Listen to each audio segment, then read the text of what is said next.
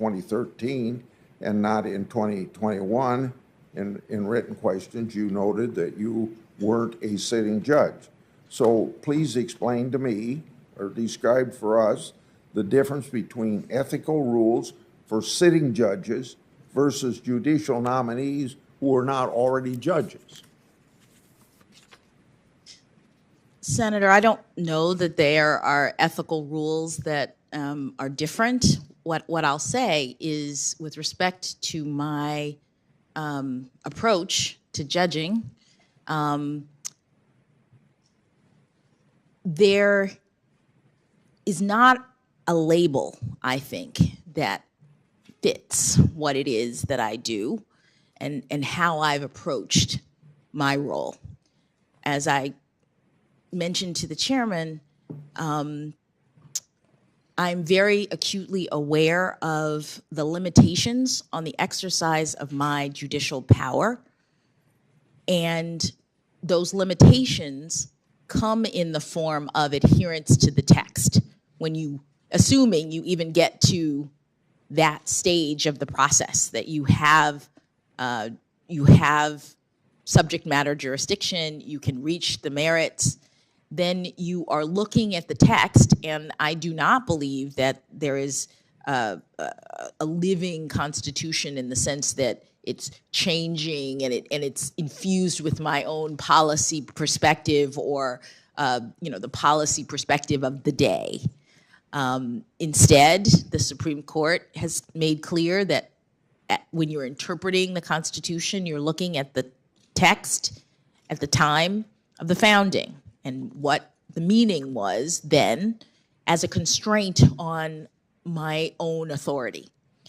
And so I apply that constraint. I look at the text to determine what it meant to those who drafted it. Okay. On this same subject, I want to point out a difference between you and a couple people that have sat on the Supreme Court. Justice Breyer said that a structural alteration of the Supreme Court motivated by a perception of political influence can only feed the perception of political influence, that's my parenthetical, further eroding that trust. Justice Ginsburg also cited court packing as being, quote unquote, a bad idea. Court packing is creating new seats for political purposes for a president to appoint more judges. Do you agree with Justice Breyer and Justice Ginsburg that court packing is a bad idea? Before you respond, I'd like to say that you say this question should be left to Congress as a policy issue. I'd reiterate that sitting Supreme Court justices have spoken on that matter, so I don't think it'd be inappropriate for you to do if other people sitting there have said that it's a bad idea. Well, respectfully, Senator, other nominees to the Supreme Court have responded as I will, which is that it is a policy question for Congress. And I am particularly mindful of not speaking to policy issues because I am so committed to staying in my lane of the system, because I'm just not willing to speak to issues that are properly in the province of this body. Okay. Then I would interpret your answer, and you don't have to respond to this, but I think you're saying Breyer and Ginsburg should not have stated their views on that issue. During his opening statement yesterday, one member of this committee suggested that the Supreme Court has been bought by dark money groups. Do you agree that the Supreme Court has been bought by dark money groups? Senator, I don't have any reason to believe that that's the case. I have only the highest esteem for the members of the Supreme Court, whom I hope to be able to join if I'm confirmed, and for all of the members of the judiciary. Thank you for that answer. I'm going to go to international law. During an ABA panel on international law last year, Justice Breyer said that as a federal judge, quote, "You can't do your job properly," end of quote, "without considering international law and," quote again, "in some cases, and it's a growing number," end of quote, and I assume a growing number of opportunities to use international law. In 2018 op-ed, Justice Breyer said that, quote, "The best way to preserve American values may well be to take account of what happens abroad," end of quote. Under what circumstances is it appropriate to consider international law when interpreting our Constitution? Thank you, Senator. I have nothing but the highest esteem and respect for my former boss, who I've spent the better part of the past couple decades calling my justice, having clerked for him. But I do think that the use of international law is very limited in our scheme and in our judging. There are certain cases in which it is relied upon where Congress directs or where the standards are such. The case involves a treaty, for example, and you have to interpret international law in order to be able to address it. But there are very, very few cases, I think, in which international law plays any role, and certainly not in interpreting the Constitution. I think you probably have answered my next two questions, but if you say you have nothing to add, I would still want to ask the questions. Do you think it's appropriate to look to international law when interpreting enumerated and unenumerated constitutional rights? No, Senator. Which specific, again, I think you've answered this, but I want to ask it anyway. Which specific constitutional clauses or rights has the Supreme Court held that can be interpreted by looking to international law? I'm not aware of any that are properly illuminated by reference to international law. Yeah. Now I want to go to a question that Senator Durbin asked. I'll probably go a little more, but I remember when this is about your judicial philosophy, and you made 3 points, 3 steps you take to go through a case and apply the law, and you say your methodology is limited power and stay within your lane. I'd like to ask you, well, you've served on the district court for several years and spent 8 months on the DC circuit. During yesterday's opening statement, we heard a lot about the importance of judicial philosophy. In your own words, you've described that, so you don't have to go through that again with me. But if Congress writes a law that does not explicitly allow private parties to sue, do you believe that the federal courts have the authority to create implied causes of action? And I'd like to have you elaborate if you say yes to that. I would say that as a general matter, no, Senator. I mean, our obligation as judges is not to create policy. And if Congress has enacted a statute that establishes a cause of action or restricts causes of action, then as a general matter, I don't think that courts can impose one. Now, you know, I'm saying generally because there may be circumstances that I'm not thinking of. I know that the Supreme Court has, in very narrow circumstances at times, discussed implied causes of action. But I think the charge of the judge is to impose the law as written. There's 115 justices that serve before you if you are approved by the Senate. Is there any of them now or in the past that has a judicial philosophy that most closely resembles your own? You know, I haven't studied the judicial philosophies of all of the prior justices. I will say that I come to this position, to this moment, as a judge who comes from practice, that I was a trial judge, and my methodology has developed in that context.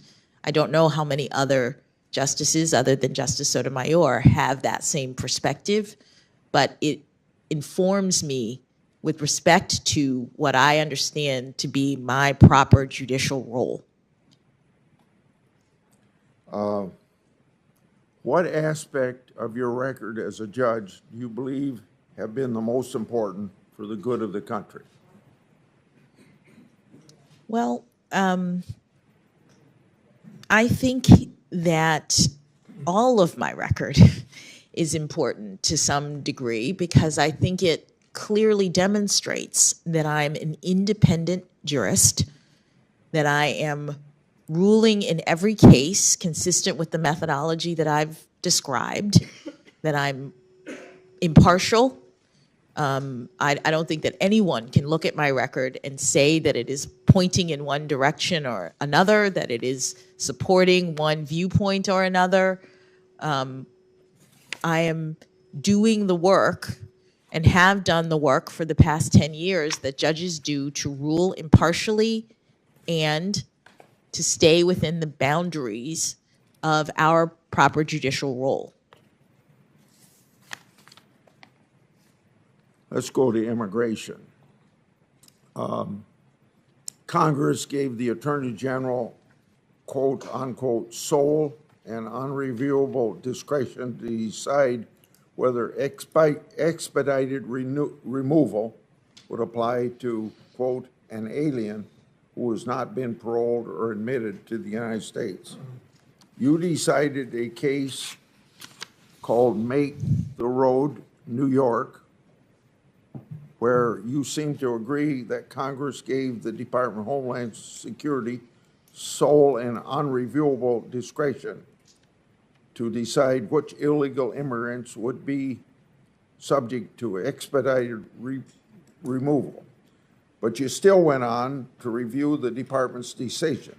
In fact, you issued a nationwide injunction blocking Department of Homeland Security from removing illegal immigrants who had been in the country for less than 2 years. In that hearing, you told us that if the text was clear, that ended the question. The law specifically says that Homeland Security, not the courts, was responsible for making the decision. Could you please explain why you believed a federal court could review something Congress called unreviewable? Thank you, Senator, for allowing me to address that opinion and my analysis with respect to it. As you said, Make the Road was a case involving a challenge to expedited removal, which was a way in which Congress had given the authority to to the Department of Homeland Security to make a decision about how to deport people who are non-citizens.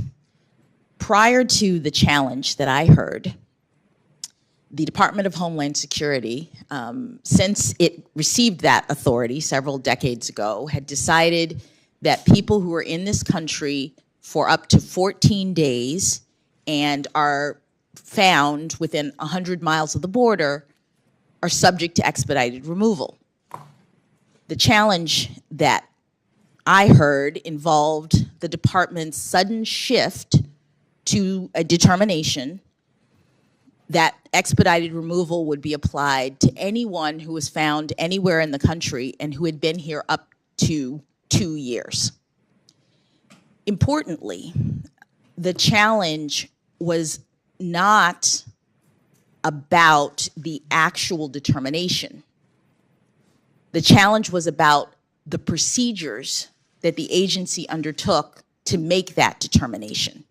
And so the statute said, as you rightly pointed out, that the agency had sole and unreviewable discretion to decide. And in interpreting that, I took into account the language of that statute and the language of another statute that Congress has enacted to direct agencies with respect to the manner in which they exercise their discretion. So I said, and I believed, that sole meant that the Department of Homeland Security was the only agency who got to make this determination as to how many months a person should be in the United States. And unreviewable meant it was final. Once the agency decided, then there was no ability to review substantively their determination. And I should say that, importantly, the statute that Congress enacted gave the agency the discretion to make this determination between 0 and 24 months. There is a limit in the statute. It says Department of Homeland Security, you get to decide where between 0 and 24 months a person who's been in this country can be subject to expedited removal. So I read the statute. DHS gets the sole ability to make that decision. DHS makes that decision and it's final.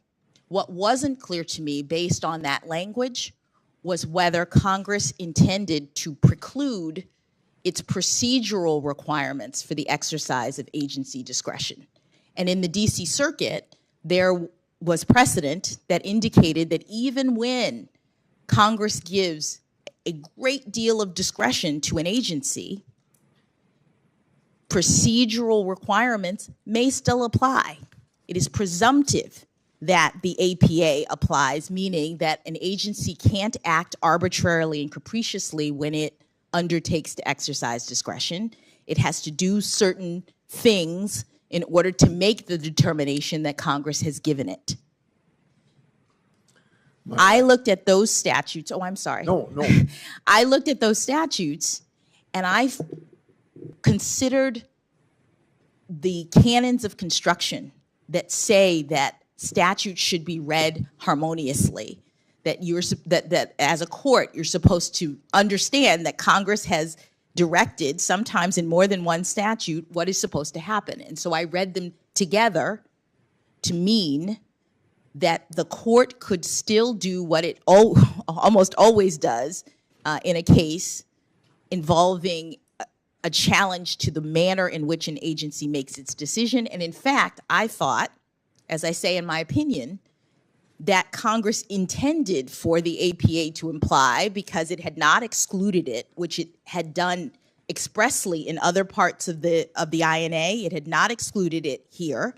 And it made sense to require the agency to use its expertise. If Congress wanted the agency to act arbitrarily in picking a number, Congress could have done that. Congress said you can do it up to 24 months. It could have randomly picked a number. But it was giving it to the agency, I thought, and reasoned, precisely because it wanted the agency to use its expertise, to do its research, and to figure out what amount of time is sufficient. And so it was important, I thought, to lay that out in the statute, and I determined that both of those statutory directives of Congress should apply. Thank you, Senator Grassley. Senator Leahy. Thank you, Chair Durbin. Judge, congratulations again on your nomination to our nation's highest court. You're an impressive jurist. I hope the broader public sees that, and I've enjoyed the opportunity to meet your family here yesterday. And I thought before I begin my questions, I was going to respond to something the junior senator from Texas said yesterday. He suggested the Democrats exacted a political agenda by opposing the nomination of then Judge Gorsuch to the Supreme Court. I kind of chuckle at that because, along with others, I Others repeatedly and clearly stated substantive concerns with Justice Gorsuch's nomination. I explained my votes on the record. There's no political agenda. I contrast that with Republicans' treatment of then Judge Merrick Garland. We're still waiting today for Republicans to explain on the record what kind of substantive concerns they had with Merrick Garland, that they blocked him for over a year and would not even allow a vote on his nomination, apparently because of a politically driven agenda. All I'm saying is let's make history this week, but let's not rewrite it. This is a historical time. Judge Jackson, one of the topics we discussed in our meeting was our respective experiences. You as a former federal public defender, myself as a prosecutor. As a federal public defender here in Washington, you were assigned to and then represented clients who couldn't otherwise afford a lawyer.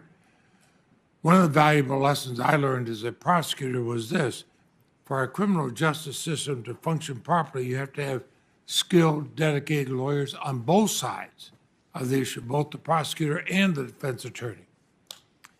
It's equally essential for judges to have a nuanced and a balanced understanding of our criminal justice if we're going to have justice done. Now, it's really concerning, it's confusing that some view your background as a federal public defender as some kind of a liability. Those of us who have spent time in courtrooms know you have to have both the skilled prosecutor and a skilled defender. I believe it's, in fact, I don't think of it as a liability. I think it's going to be a major asset to you. And I think it should be welcome on the Supreme Court. In fact, if you're confirmed to the court, as I look back over, you're going to be the first former federal public defender on the court. You're going to be the first nominee since Justice Thurgood Marshall with a significant background in criminal defense. That's pretty impressive.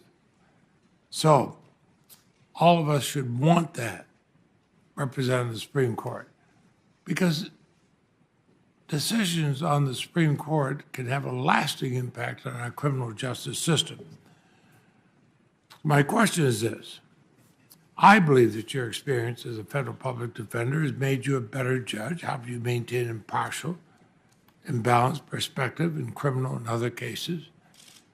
And I assume you would agree with that. Yes, Senator. I think that experience in the criminal justice system, whether, as you say, on the prosecution side or the defense side, having actual experience is an asset as a judge. You understand the way the system works, and as a defense counsel, you have interacted with defendants in a way that, as a judge, at least as a trial judge, I thought was very beneficial. One of those ways is it helped me to develop a sense of the need to communicate directly with defendants.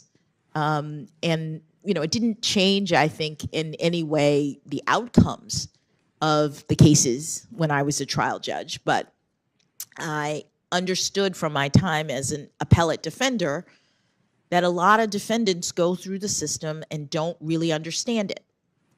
And the problem with that from our society's standpoint is that when people go through the criminal justice system and don't have a good understanding, they tend to not take responsibility for their own actions. They tend to be bitter and feel as though the justice system has wronged them. And so while they're doing their time, rather than reflecting on the fact that this is the consequence that they have to face for actually committing a crime, instead of doing the work to rehabilitate themselves. They're, focusing on how wronged they are, how victimized they feel. And so what I decided as a trial judge was that I was going to make sure that everyone who was in my courtroom, and especially the defendant, understood all of the procedures that we were going through, all of the steps.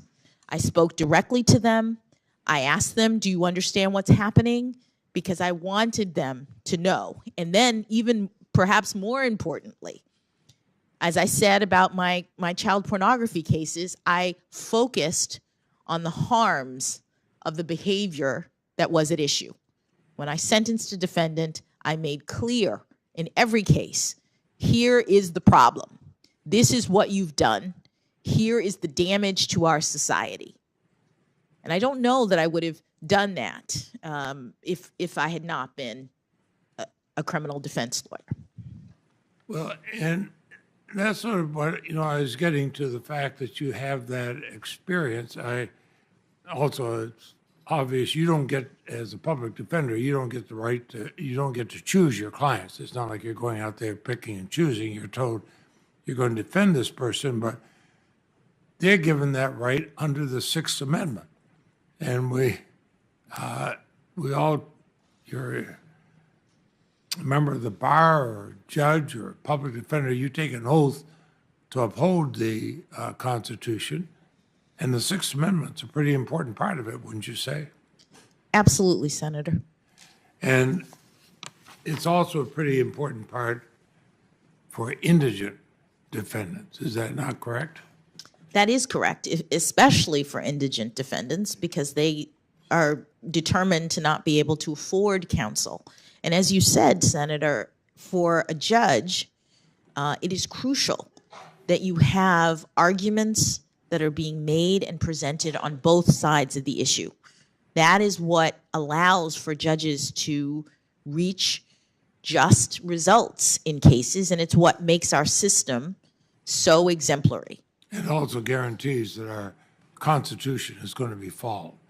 I think it's important you went around with Senator Doug Jones, who's highly respected in the Senate on both sides of the aisle, but you got to meet other senators. I was delighted you came to spend time in my office, and you noted in your public remarks at the White House when you were nominated that your parents were married for 54 years, and both public servants in their own right.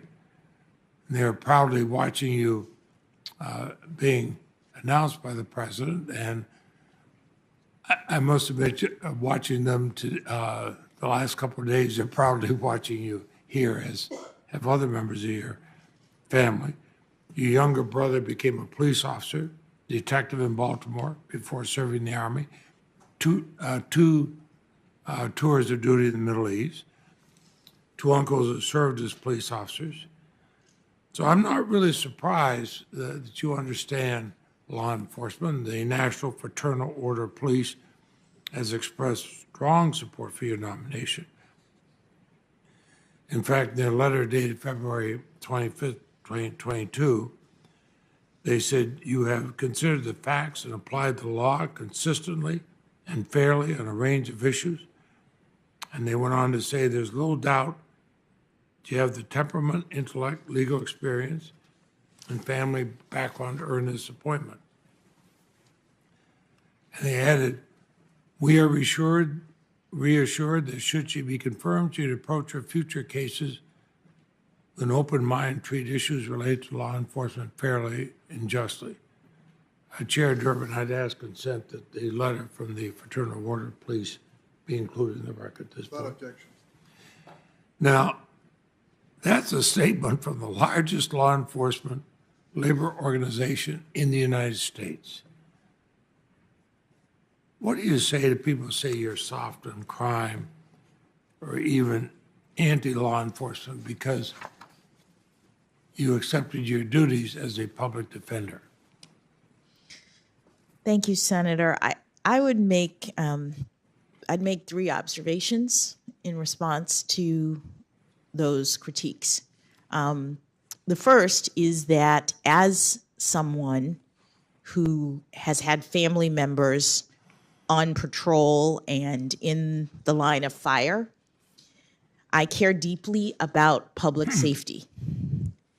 I know what it's like to have loved ones who go off to protect and to serve, and the fear of not knowing whether or not they're going to come home again because of crime in the community. As you said, my brother patrolled the streets of Baltimore, and I had 2 uncles who were career law enforcement, including one who became the chief of police of the City of Miami Police Department in the 1990s. So crime and the effects on the community and the need for law enforcement, those are not abstract concepts or political slogans to me. The second observation that I would make is that as a lawyer and as a citizen, I care deeply about our Constitution and about the rights that make us free. As you say, criminal defense lawyers perform a service, and our system is exemplary throughout the world precisely because we ensure that people who are accused of crimes are treated fairly. It's very important to me in that capacity as a lawyer and as a citizen. Oh, I'm sorry. I was just going to say the third thing I would say is as a judge. As a judge, I care deeply about the rule of law. And I know that in order for us to have a functioning society, we have to have people being held accountable for committing crimes. But we have to do so fairly under our Constitution. As a judge who has to decide how to handle these cases, I know it's important to have arguments from both sides, to have competent counsel. And it doesn't mean that lawyers condone the behavior of their clients. They're making arguments on behalf of their clients in defense of the Constitution and in service of the court. And it is a service. I know in our conversation, I'd mentioned my own experience as a prosecutor. I wanted the best defense attorney on the other side because you want to make sure that as the trial went on, everything was done properly. And let's talk about Guantanamo Bay. It's been controversial, and we've had 2 presidents, one Republican, one Democratic, who said they wish it could be closed. But the fact is, individuals were detained there. The whole world was watching this. I know I heard from people I respect throughout the world asking questions about Guantanamo. And that's precisely the situation. We want our best and our brightest lawyers to step into the fray, however politically controversial. We have to make sure that we do not become unmoored from our core commitments to the rule of law, but that also, both in our own country and outside our country, people can see that we're following that. So you were in private practice when you took on these cases, uncharted legal waters, war. What principles drove you to get involved with cases in such a difficult time in Guantanamo Bay? Well, thank you, Senator. And I do want to clarify, when I first started working on these cases, I was an assistant federal public defender. The Supreme Court in 2004 issued 2 opinions that began this group of cases and these issues. And this was in the wake of the tragic and terrible attack on this country in 9/11, and the executive's use of authority to detain enemy combatants at Guantanamo Bay. In 2004, the Supreme Court ruled that the executive did have the authority to make those detentions in one case, and then in another case, the Supreme Court ruled that anyone so detained could file a legal challenge. They had habeas rights, and as you know, habeas is in the Constitution. In 2005, I joined the Federal Public Defender's Office, and those cases started coming in.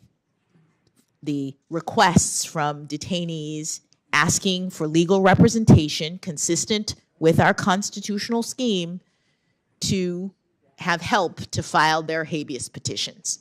This was very early in the days of these kinds of legal actions. There was a lot unknown about what these petitions could look like, what the arguments could be made and considered by the court, and perhaps most importantly, what the facts were related to any of these individuals, because almost everything was classified. So defense counsel was getting these people in with no information. I was in the appellate division of my office, and as an appellate defender, I worked on legal issues. I was paired with I was assigned by the federal public defender. I was an assistant federal public defender, and I was paired with a trial defender who attempted to do the fact gathering, who traveled to Guantanamo Bay. I never traveled there or anything like that. I worked on the law. And as you noted, the law was very uncertain. This was brand new. And people were trying to figure out what are the limits of executive authority in this context. We knew that the Constitution was not suspended, even though we had this emergency. So what did that mean with respect to these individuals? I filed as a federal public defender. I was assigned to work on 4 cases. And I filed almost identical petitions, because what you're doing, especially when you have no facts, is just preserving legal arguments for your clients. That is consistent with what lawyers do. And then you mentioned private practice. I went into private practice in, I believe it was 2007. And by that time, lots of private practices around the country had started taking on these cases, because there were lots of people who needed representation. And so pro bono practices were receiving requests, usually through nonprofits. And one of the individuals that I had represented as a defender ended up being assigned to my firm, unbeknownst to me. So I arrive at my firm, and the partners realized that this same person was someone that, according to the docket, I had previously represented, and they asked if I would review some of his materials and continue the representation.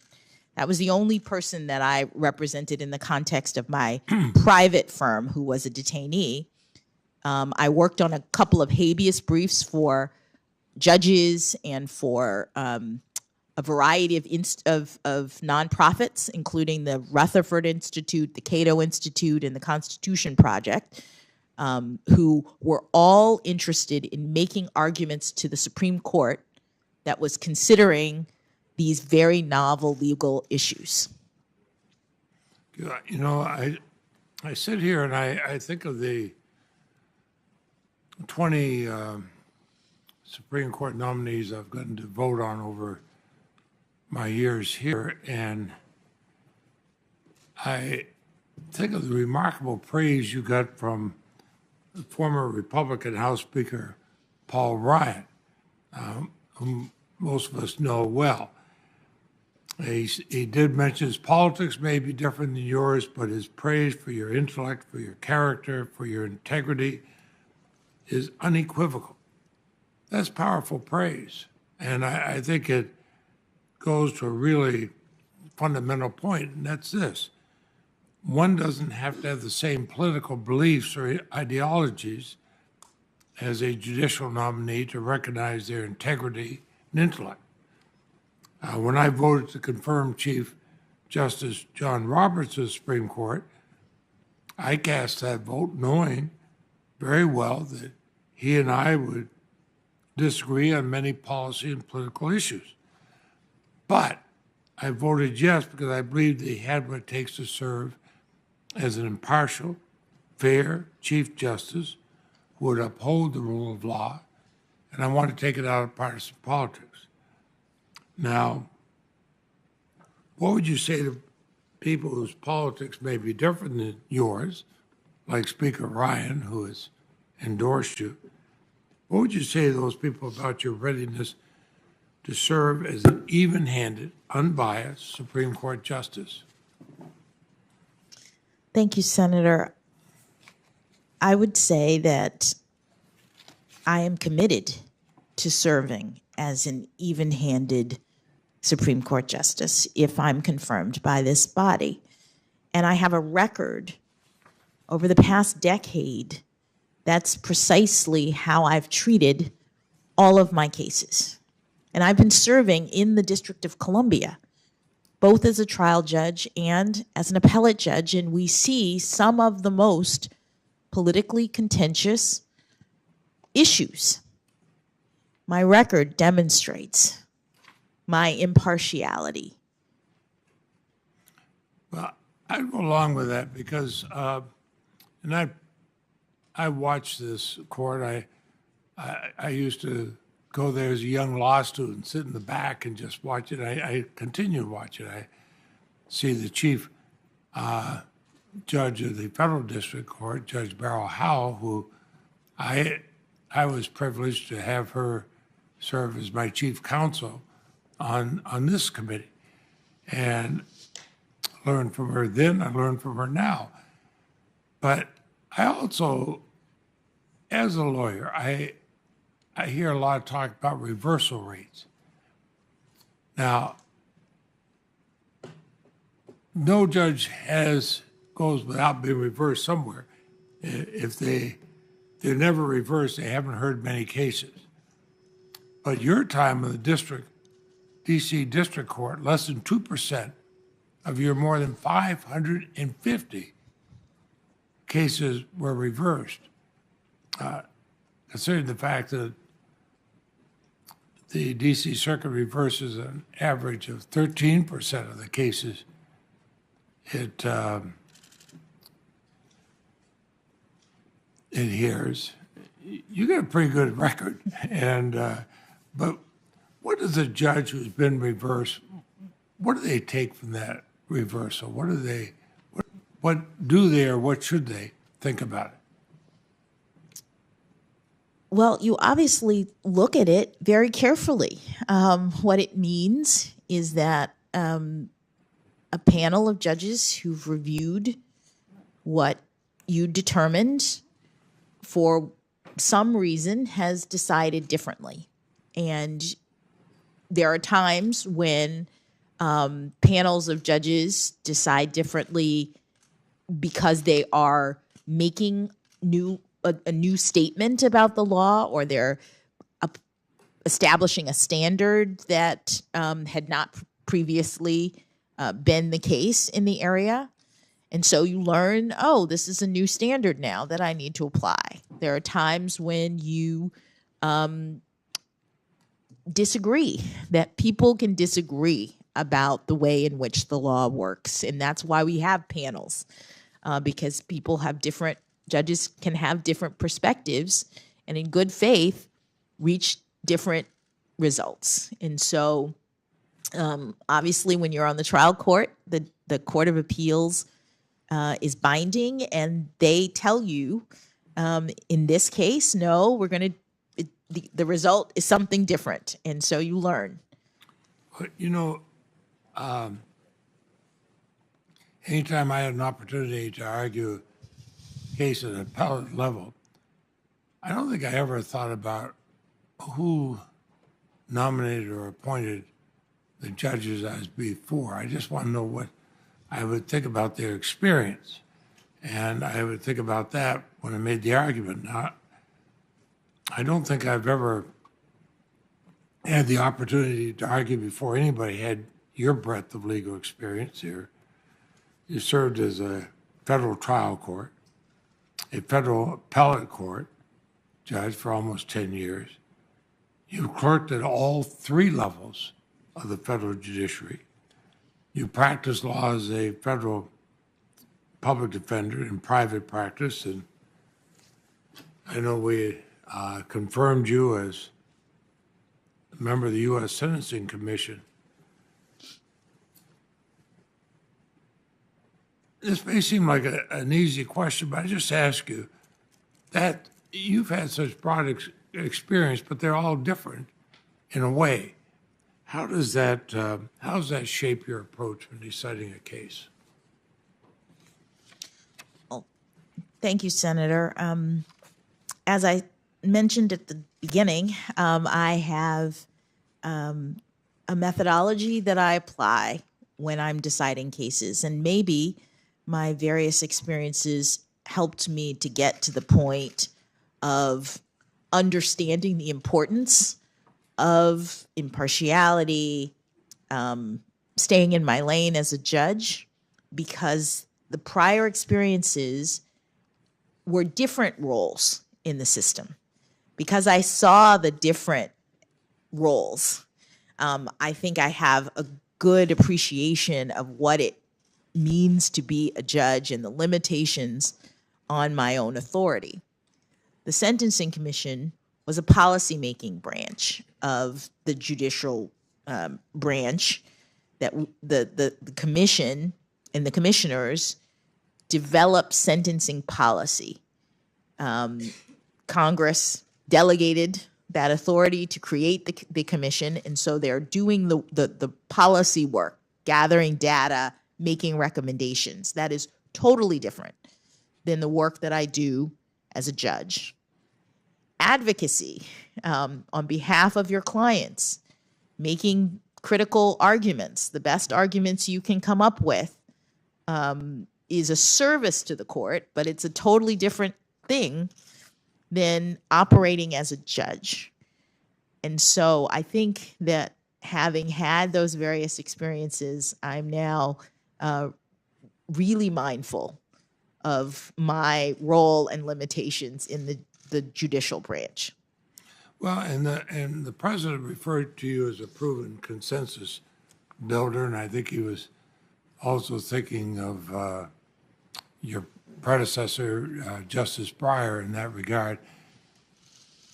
And I think over the years how important that is, even in a body like the U.S. Senate. I see Senator Tillis here. He and I have worked together on IP issues. Senator Cornyn and I on freedom of information issues. Senator Grassley and I on other issues. Senator Graham and I on various issues. And usually, in the Senate at least, if you work across the ideological spectrum, you get better results. So let me ask you, how would you describe your approach to building consensus on cases related to issues like intellectual property that are less likely to break along traditional ideological lines? Thank you. Thank you, Senator. One of the things that I was able to do when I worked on the Sentencing Commission was work with people who had very different perspectives than I did about the criminal justice system and come to consensus.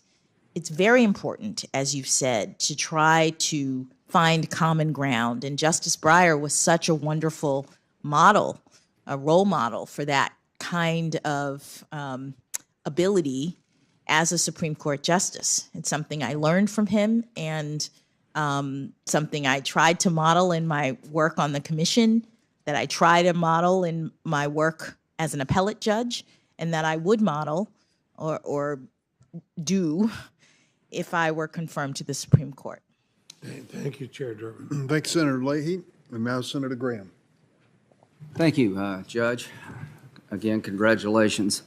I want to talk to you a little bit about family and faith because in your opening statement and the people who introduced you to the committee, there was very glowing praise of you as a person, a good friend. You have a wonderful family. You should be proud, and your faith matters to you. What faith are you, by the way? Senator, I am Protestant, Okay. non-denominational. Okay. Could you fairly judge a Catholic? Senator, I have a record of I think the fairly answer would be yes. judging everyone. I believe you can. I'm just asking this question because how important is your faith to you? Senator, personally, my faith is very important. But as you know, there's no religious test in the Constitution under Article 6, and There will be none with me. It's very important to set aside one's personal views Yeah. about things I- in the role of a I judge. couldn't agree with you more, and I believe you can. So, on a scale of 1 to 10, how faithful would you say you are in terms of religion? You know, I go to church probably 3 times a year, so that speaks poorly of me. Or do you attend church regularly? Well, Senator, I am reluctant to talk about my faith in this way just because I want to be mindful of the need for the public to have confidence in my ability to separate out my personal views. Well, how would you feel if a senator up here said, your faith, a dogma lives loudly within you, and that's of concern? How would you feel if somebody up here on our side said, you know, you attend church too much for me, or your faith is a little bit different to me, and they would suggest that it would affect your decision? Would you find that offensive? Senator, I'm I would if I were you. I found it offensive when they said it about Judge Barrett. The reason I ask these questions is I have no doubt that your faith is important to you, and I have zero doubt that you can adjudicate people's cases fairly if they're an atheist. If I had any doubt, I would say so. But the only reason I mention this, Judge, you're reluctant to talk about it because it's uncomfortable. Just imagine what would happen if people on late night television called you an effing nut, speaking in tongues because you practiced the Catholic faith in a way they couldn't relate to or found uncomfortable. So, Judge, you should be proud of your faith. I am convinced that whatever faith you have and how often you go to church, it will not affect your ability to be fair. And I just hope going in the future that we all can accept that, and that Judge Barrett, I thought, was treated very, very poorly. So I just wanted to get that out. Let's talk about family. Do you know Janice Rogers Brown? Yes, I do know her. Okay, how do you know her? She was a judge on the court that I now serve. We didn't overlap, and I'm struggling to remember whether I ever met her, but she was a judge on the circuit court. Right, and you were a district court judge, is that right? I was, but I don't know whether she had. I think you were. Retired at Are the they in the time. same building? They are in the same building. Okay. They are. In So the you same- really don't know her, I know of her. Yes. okay? What do you know of her? What's her reputation? I know that she's a very well-respected judge on my circuit. Okay. And in terms of family, she was the daughter and granddaughter of sharecroppers. She was raised in Alabama under Jim Crow. Despite this adversity, she put herself through law school as a single working mother. That's pretty impressive, isn't it? Yes, Senator. Your background is very impressive. You seem to have a great family. If family mattered, we would not have done to her what was done to her here in the United States Senate. Do you realize that she was filibustered for 2 years when she was appointed to the D.C. Circuit? I didn't know that. Did you know that Joe Biden actively filibustered Janice Rogers Brown I did not know that. Did you know that he told Face the Nation, if Bush nominates her for the Supreme Court, I can assure you that would be a very, very, very difficult fight, and she probably would be filibustered. Is that news to you, too? Yes. Okay. Now that you know that, how do you feel about it? Senator, I can't speak to something that I just learned 2 seconds ago in your Okay, fair enough. conversation with me. Fair enough. You're in the Black Law School Society, right? At The Harvard. Black Law Students Association. Okay, Black Law Student Association. Yes. You're a member at Harvard. Yes. And in sometime, the Mr. Jeffries thing, do you remember that whole dust-up? He got, Only in preparation for this, and I think I was in college at the time. It was my senior year of college. okay, so you weren't actually in the group when he was invited to speak? I don't know which group invited him to speak. I was a black student at Harvard, both in the Harvard Undergraduate Black Students Association and the Harvard Law School Black Right. Students Association. Do you remember going to a speech given by Mr. Jeffries? I think he's the uncle of Akeem Jeffries. I did not go to a speech Okay. given by Mr. Jeffries. Are you now familiar with the press reports about what Mr. Jeffries' views are? Just in preparation for this. Okay, and you do you associate yourself with those views? I do not, Senator. As a matter of fact, he's been called by many as very anti-Semitic. He called Jews skunk who stink up the place. You don't agree with that, do you? I do not, Senator. And it would be wrong for me or anybody else to hold his statement against you because he spoke at some group you're a member of, right? Senator, I don't have, yes, it, It would be. Yeah, that's right. That's the right answer. I thought that was the right answer with Judge Alito. When they made a big deal about some group he was in that had views that he didn't agree with and tried to call him basically a racist, and found out that Senator Kennedy, God rest his soul, who beat the crap out of the guy for being part of some supper club that was actually in some organization called the OWL that didn't admit women. So I guess the reason I'm bringing all this up is it gives me a chance to remind this committee in America there are two standards going on here. If you're an African-American conservative woman, you're fair game to have your life turned upside down, to be filibustered no matter how qualified you are. And if you express your faith as a conservative, all of a sudden you're a effing nut. And we're tired of it. And it's not going to happen to you. But it just appalls me that we can have such a system in America, that if a conservative woman wants to stand out and say, I love my family just as much as you love yours, and my faith means just as much to me as it does you, that all of a sudden there comes some kind of weirdo.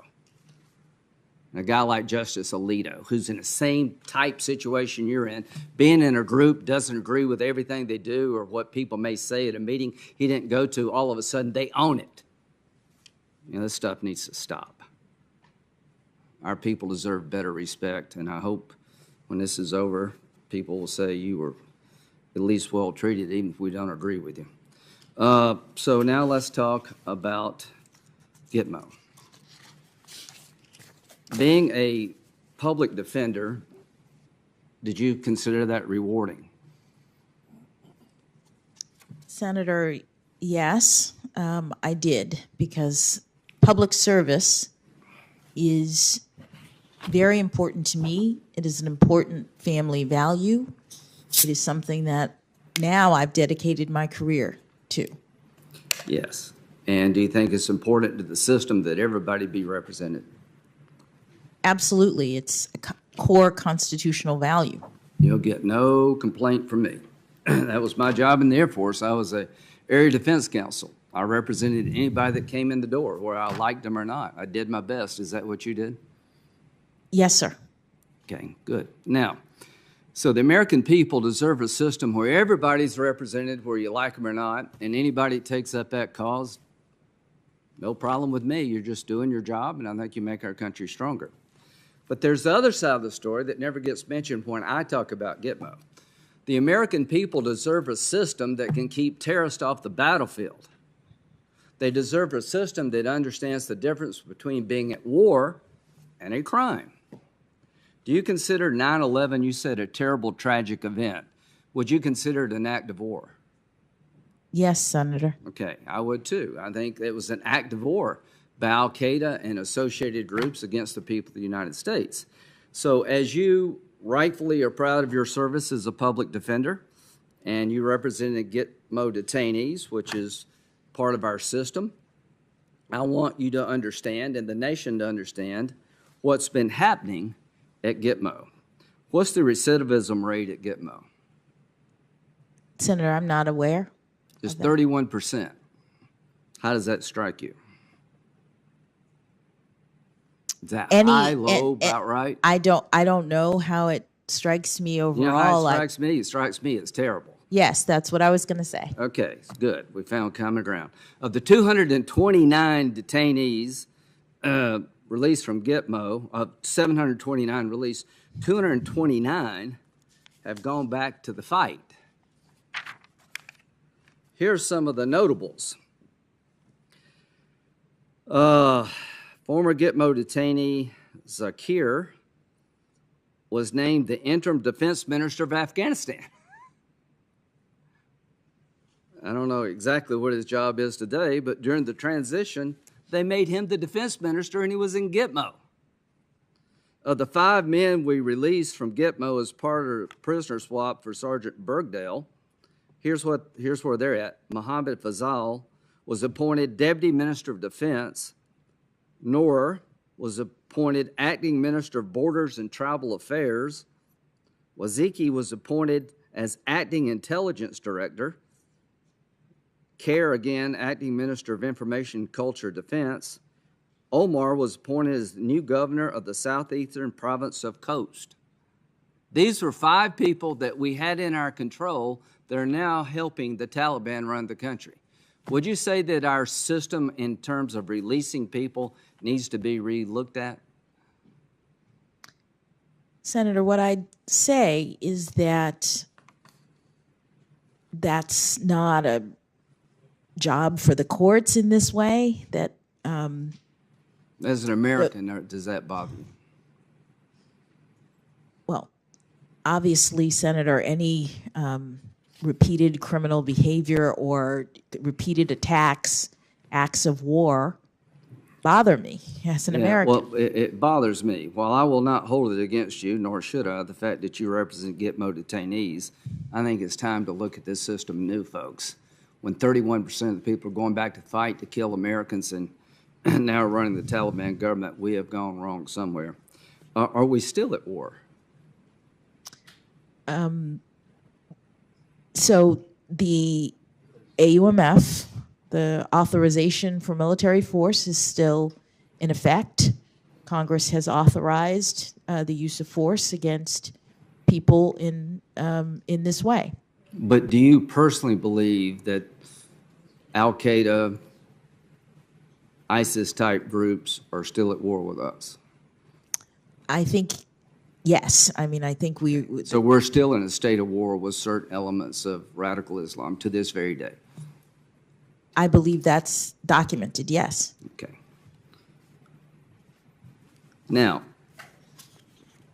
what's the process to determine whether one's an enemy combatant under our law? Well, I believe that the executive branch makes an assessment of whether or not someone is taking up arms against the United States somewhere in the world related to all of this. Okay, so it's an executive branch function to determine whether or not this person qualifies as an enemy combatant. Well, I believe that they make a Under current law. Under current law, I believe that determination is made by the executive branch, and the person is detained, and then the question becomes whether they are able to bring some sort of legal challenge to that They have a habeas determination. right. Yes. Okay, so the law is that the executive branch determines if you're an enemy combatant, and under our law, you can appeal that decision to a federal court through habeas. Is that correct? I believe that's correct. Okay. Is it your view that we can hold enemy combatants as long as they're a threat to the United States? I believe that's what the Supreme Court has determined. Okay. Did you argue that that should not be the case before in an amicus brief? I'm trying to think. I had 2 amicus briefs that I worked on, or 3 technically, but 2 different cases. Well, we'll have another visit tomorrow. So Yes. go back and check. Yes. I'm pretty sure that in your brief, you argued that the executive branch should not have the ability to hold an enemy combatant indefinitely. You need to try them through some process or release them. Yes, Senator. As you were talking, my clients, the Cato Institute, the Rutherford Institute, and the Constitution Project, made that argument and asked me to draft their brief. Yes. Well, do you agree with that argument? Senator, my responsibility was to make my clients' arguments, and as a nominee to the Supreme Court, that's the kind of issue. The Supreme Well, Court did not address that issue. They, in fact, the case became moot. Did So you organize an effort to get 20 judges to file a brief to the Supreme Court on this issue? not on that issue, no, On Senator. another issue? Yes, Senator. Okay. Did you actively go out and recruit 20 judges to help you file a brief on another issue regarding law of war detention? Not technically. What do you mean by that? What I mean is that I was at Morrison and Forster, which was my law firm, in the Supreme Court and appellate group. One of the partners at Morrison and Forster was a former federal judge who wanted to make this argument and who said, I have former federal judges who are friends of mine who would like to join with me to make this argument. So I worked with her, the partner at my firm, who was a former federal judge, to make. It was her idea to get former judges to write this, Yes. not yours? Yes. And you just helped in the implementation of that idea? So, Senator, as a member of the Supreme Court and appellate group in a law firm, that is the practice. Right. Now I'm asking you, Amicus practice, yes. It wasn't your idea, it was somebody else? Yes. Okay.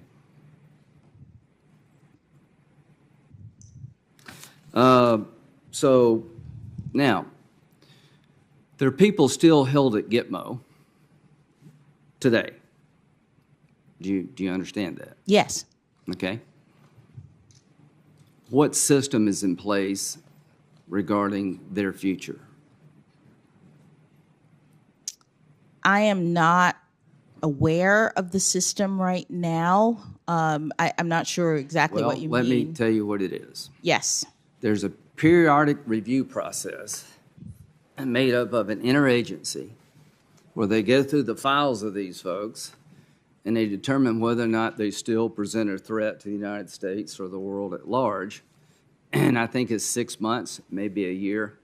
But that goes on at least on an annual basis. And if there's a determination that this person still represents a threat to the United States, they're continued to be confined. That's the way the system works. Are you okay with that? As a policy matter, Senator, I'm not speaking to my views. That's my understanding is that the periodic review system is an executive branch determination of whether or not they're going to continue to hold people that they. Does that make sense to you as a way to deal with these detainees? Senator, I'm not in a position to speak to the policy or the discretion of the executive branch regarding how they're going to handle detainees. The reason I mention it is because in one of the briefs you argued that the executive branch doesn't have that option. That if you had had your way, the executive branch could not do periodic reviews about the danger the detainee presents to the United States. They would have to make a decision of trying to see them. Is that not accurate? Respectfully, Senator, it was not my argument. I was filing an amicus brief on behalf of clients, including the Rutherford Institute, the Cato Institute, and the Constitution Project, who... When you sign on to a brief, does it not become your argument? It does not, Senator. If wow. you are an attorney and you are representing a client in amicus... Is that your position when you were in private practice? I mean, you sign on to this brief making this argument, but you say it's not your position. I mean, why would you do that if it's not your position? Why would you take a client that has a position like that? Now, this is voluntary. Nobody's making you do this. Oh, Senator, I would refer you to the same sorts of statements that Chief Justice Roberts made when he came before the committee, which is that lawyers represent clients. I get that. I'm not holding the client's views against you. The people you represent at Gitmo, they deserve representation. But this is a amicus brief where you and other people try to persuade the court to change policy. The policy I described is a periodic review. If the court had taken the position argued in the brief that you signed upon, we'd have to release these people or try them, and some of them, the evidence we can't disclose because it's classified, you're putting America in an untenable position. This is not the way you fight a war. If you tried to do this in World War II, they'd run you out of town. We hold enemy combatants as long as they're a threat. There's no magic passage of time that you got to let them go. So my question is very simple. Do you support the idea, did you support then the idea that indefinite detention of an enemy combatant is unlawful? Respectfully, Senator, when you are an attorney and you have clients who come to you, whether they pay or not, you represent their positions before the court. I'm sure everybody at Gitmo wants out. No, I got that. This is an amicus brief, and I just don't understand what you're saying, quite frankly. I'm not holding it against you because you represented a legal position I disagree with.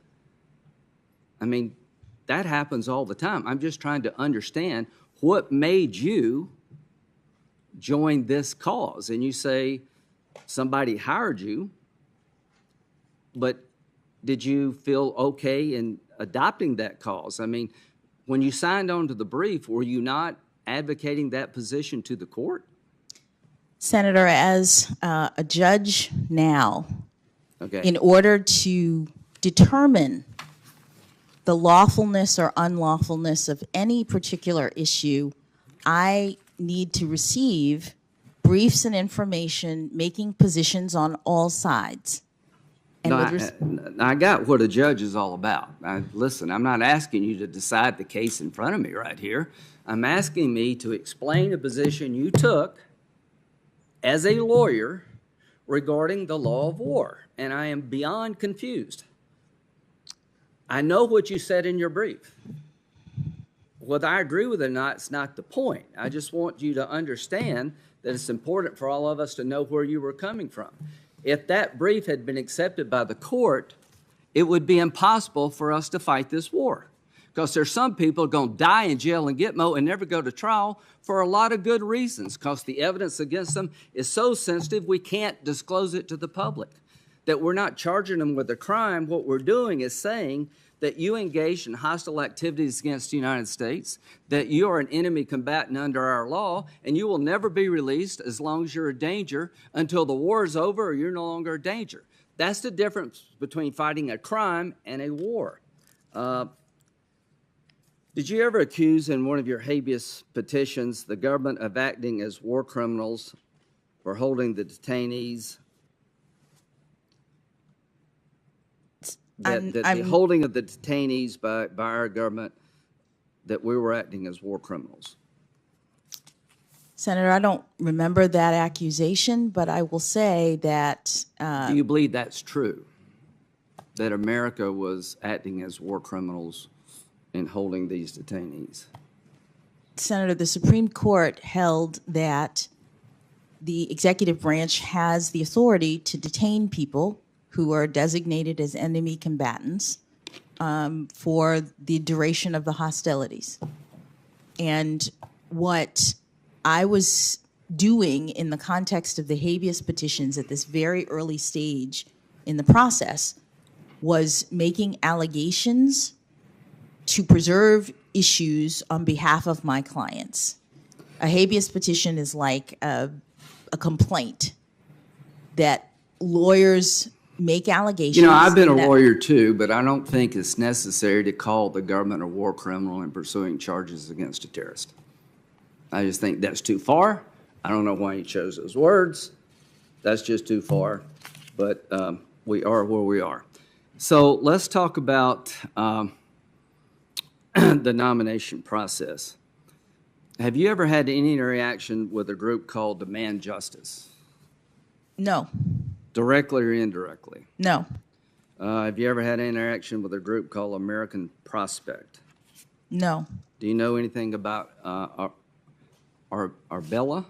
Is that the right term? Have you ever heard of a group called Arbella?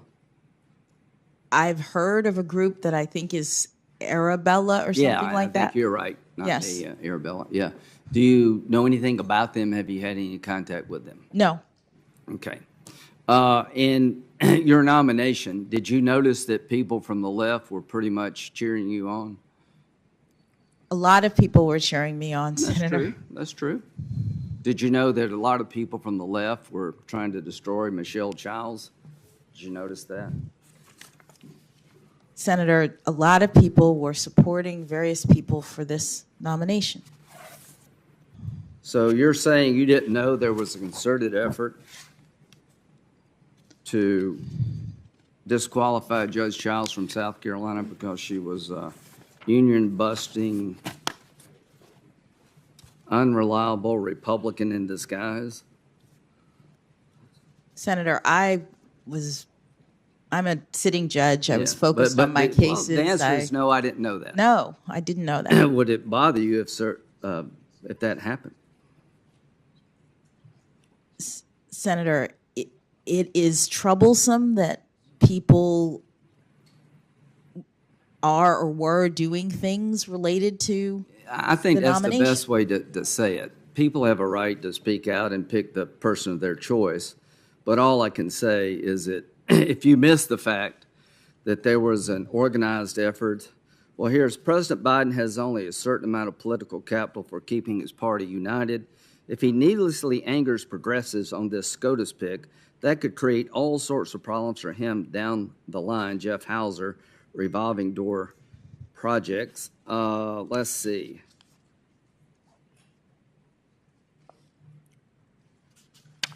I just got so many quotes. It's difficult to imagine someone with a record like Judge Childs winning votes from criminal justice advocates like Senator Cory Booker, even Dick Durbin. Childs' experience is nothing like the diversity of experience that the Biden administration has championed.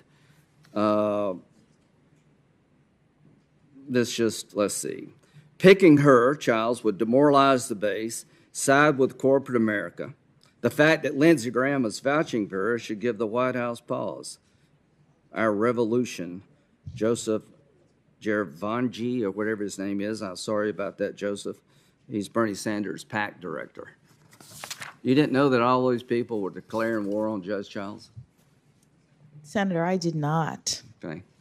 Well, no, I'm not saying you did. You said you didn't know. I'll take it at your word.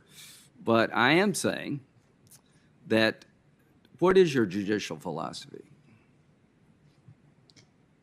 So I have a methodology that I use in my cases in order to ensure that I am ruling impartially and that... So your judicial philosophy is to rule impartially? No, my judicial philosophy is to rule impartially and to rule consistent with the limitations on my authority as a judge. And so my methodology actually helps me to do that in every case. So you wouldn't say that you're an activist judge? I would not say that. Okay. So we'll have 20 minutes more later on, but here's what I would say. that every group that wants to pack the court, that believes this court is a bunch of right-wing nuts that are going to destroy America, that consider the Constitution trash, all wanted you picked. And this is all I can say, is the fact that so many of these left-wing radical groups that would destroy the law as we know it declared war on Michelle Childs and supported you is problematic for me. Thank you. Thank you, Senator Graham. Let me mention a few points here. Congressman Jim Clyburn was a strong supporter of Michelle Childs, and now I believe he is publicly supporting your nomination. And Michelle Childs has been nominated by President Biden to be a circuit judge, and she will be considered by this committee as quickly as possible. On the issue of Guantanamo, there are currently 39 Guantanamo detainees remaining. The annual budget for Guantanamo is $540 million per year, which means each of these detainees is being held at the expense of $12 or $13 million per year. If they would be incarcerated at Florence, Colorado, the Supermax prison, federal prison, the amount would be dramatically less. Since 9/11, nearly 1,000 convicted in the United States on terrorism charges. Since 2009, with the beginning of the Obama administration, the recidivism rate of Guantanamo detainees released is 5%. Mr. Chairman, according to the Director of National Intelligence, is 31%. Somebody is wrong here. If you're going to talk about what I said, I'm going to respond to what you said. If we close Gitmo and move them to Colorado, do you support indefinite detention under the law of war for these detainees? I would just say I'm giving the facts, and The answer is no. I want to make sure that it's clear. The 31% you referred to goes back to the year 2009? 2000. What does it matter when it goes back to? We had them and they got loose and they started killing people. Well, I could just say that. If you're one of the people killed in 2005, does it matter to you when we release them? Suggest that a president of your own party released him in. I'm suggesting the Creating that system has danger. failed miserably, and advocates to change this system, like she was advocating, would destroy our ability to protect this country. We're at war. We're not fighting a crime. This is not some passage of time event. As long as they're dangerous, I hope they all die in jail if they're going to go back and kill Americans. It won't bother me one bit if 39 of them die in prison. That's a better outcome than letting them go. And if it costs $500 million to keep them in jail, keep them in jail, because they're going to go back to the fight. Look at the friggin' Afghan government. It's made up of former detainees at Gitmo. This whole thing by the left about this war ain't working. Let me also note that Larry Thompson, who served as Deputy Attorney General under President George W. Bush, Oren Kerr, Special Counsel, Viet Den, who served as Assistant Attorney General for Legal Policy in the George W. Bush administration, John Bellinger, and former D.C. Circuit Judge, Solicitor General, and Independent Counsel Ken Starr were also prominent conservative lawyers signing a letter defending attorneys who represented Guantanamo Bay detainees. I don't believe that we should associate that activity as being inconsistent with our constitutional values.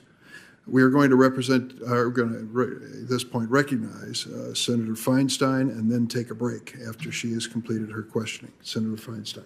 Thank you very much, Mr. Chairman, and I just would like to compliment the witness. I think you're doing very well, and as you can see, this is a bit of a tough place. So, Judge, one of the issues that I often discuss with nominees, particularly to the Supreme Court, is the issue of abortion. I've asked the three most recent Supreme Court nominees about this issue, and so I'd like to discuss it a bit with you today. In 2017, I asked Justice Gorsuch about this during his confirmation hearing. I asked him to expand on a comment he had made about his belief that precedent is important because it adds stability to the law. In response, Justice Gorsuch reiterated his belief that precedent is important because, and I quote, once a case is settled, that adds to the determinacy of the law, end quote. He also stated that Roe has been reaffirmed many times. I also spoke with Judge Kavanaugh about this issue in 2018. I asked him whether he believes that Roe was settled and if so, whether it was correctly settled. Justice Kavanaugh said that Roe, quote, is settled as a precedent of the Supreme Court, end quote. He said that Roe, quote, has been reaffirmed many times over the past 45 years, and most prominently, most importantly, reaffirmed in Planned Parenthood v. Casey, end quote. And he described Casey as having the value of a precedent on precedent, end quote. I most recently spoke about this issue with Justice Barrett in 2020. I asked her whether she agreed with Justice Scalia's view that Roe was wrongly decided.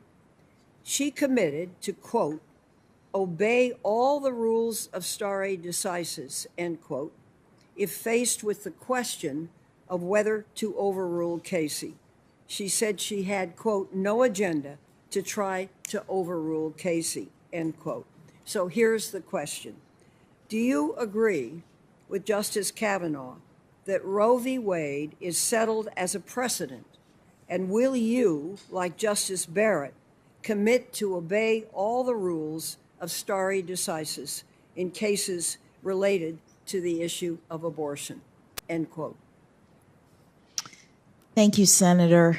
I do agree with both Justice Kavanaugh and Justice Barrett on this issue. Roe and Casey are the settled law of the Supreme Court concerning the right to terminate a woman's pregnancy. They have established a framework that the court has reaffirmed, and in order to revisit, as Justice Barrett said, the Supreme Court looks at various factors because stare decisis is a very important principle. It provides and establishes predictability, stability. It also serves as a restraint in this way on the exercise of judicial authority, because the court looks at whether or not precedents are relied upon, whether they're workable, in addition to whether or not they're wrong, and other factors as well. So I agree with both of those statements that you read. Well, let me add one to that, and then we'll move on. I'm particularly interested in the case of Roe v. Wade. Roe was decided by nearly 50 years ago, and it's been reaffirmed over a dozen times since then. So my question is this: does Roe v. Wade have the status of being a case that is a super precedent? And what other Supreme Court cases do you believe have that status? Well, Senator, all Supreme Court cases are precedential, they're binding, and their principles and their rulings have to be followed. Roe and Casey, as you say, have been reaffirmed by the court and have been relied upon. And reliance is one of the factors that the court considers when it seeks to revisit, or when it's asked to revisit a precedent. And in all cases, the precedents of the Supreme Court would have to be reviewed pursuant to those factors, because stare decisis is very important. Thank you. If you are confirmed, you would be one of only 2 justices who has also served on a federal district court, the other being Justice Sotomayor. In your 8 years as a trial judge on the D.C. District Court, you wrote nearly 600 opinions and presided over 9 jury trials and 3 bench trials. As you know from your service on the district court, it's important for appeals courts, and especially the Supreme Court, to be clear in their decisions. The clarity is necessary, as you well know, for trial judges to effectively do their job and properly apply legal precedents that are fair and consistent. As a district judge, you were responsible for applying precedent from the Supreme Court and the courts of appeal to your case. And now as a judge in the D.C. Circuit, you're drafting those precedents. Your experience as a trial judge is one of your most significant assets. And I just want to add a personal comment. This is a tough place, and you are handling it very well. And I appreciate your directness and think that's important. Here's a question. I have two related questions. How did you make sure that you were properly applying the relevant precedents as a district court judge?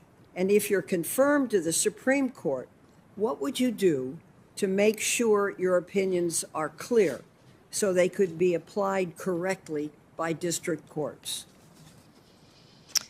Thank you, Senator. As you noted, in my time as a district court judge, I had the opportunity to apply precedents that were handed down by the Court of Appeals and the Supreme Court.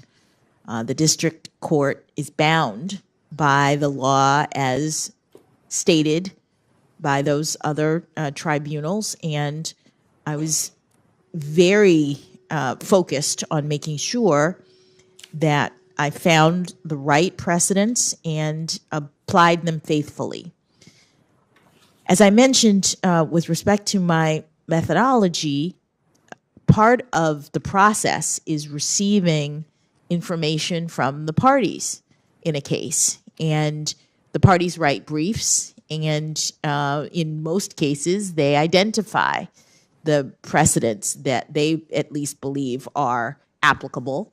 And then the court does its own legal research as well to determine whether all of the relevant cases have been identified.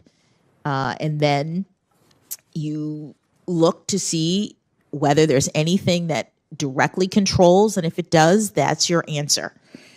In many cases, the precedents might be a little bit different in certain ways, and you are assessing the parties' arguments and determining within your proper role whether what the appellate courts have said provides the law of decision for the case.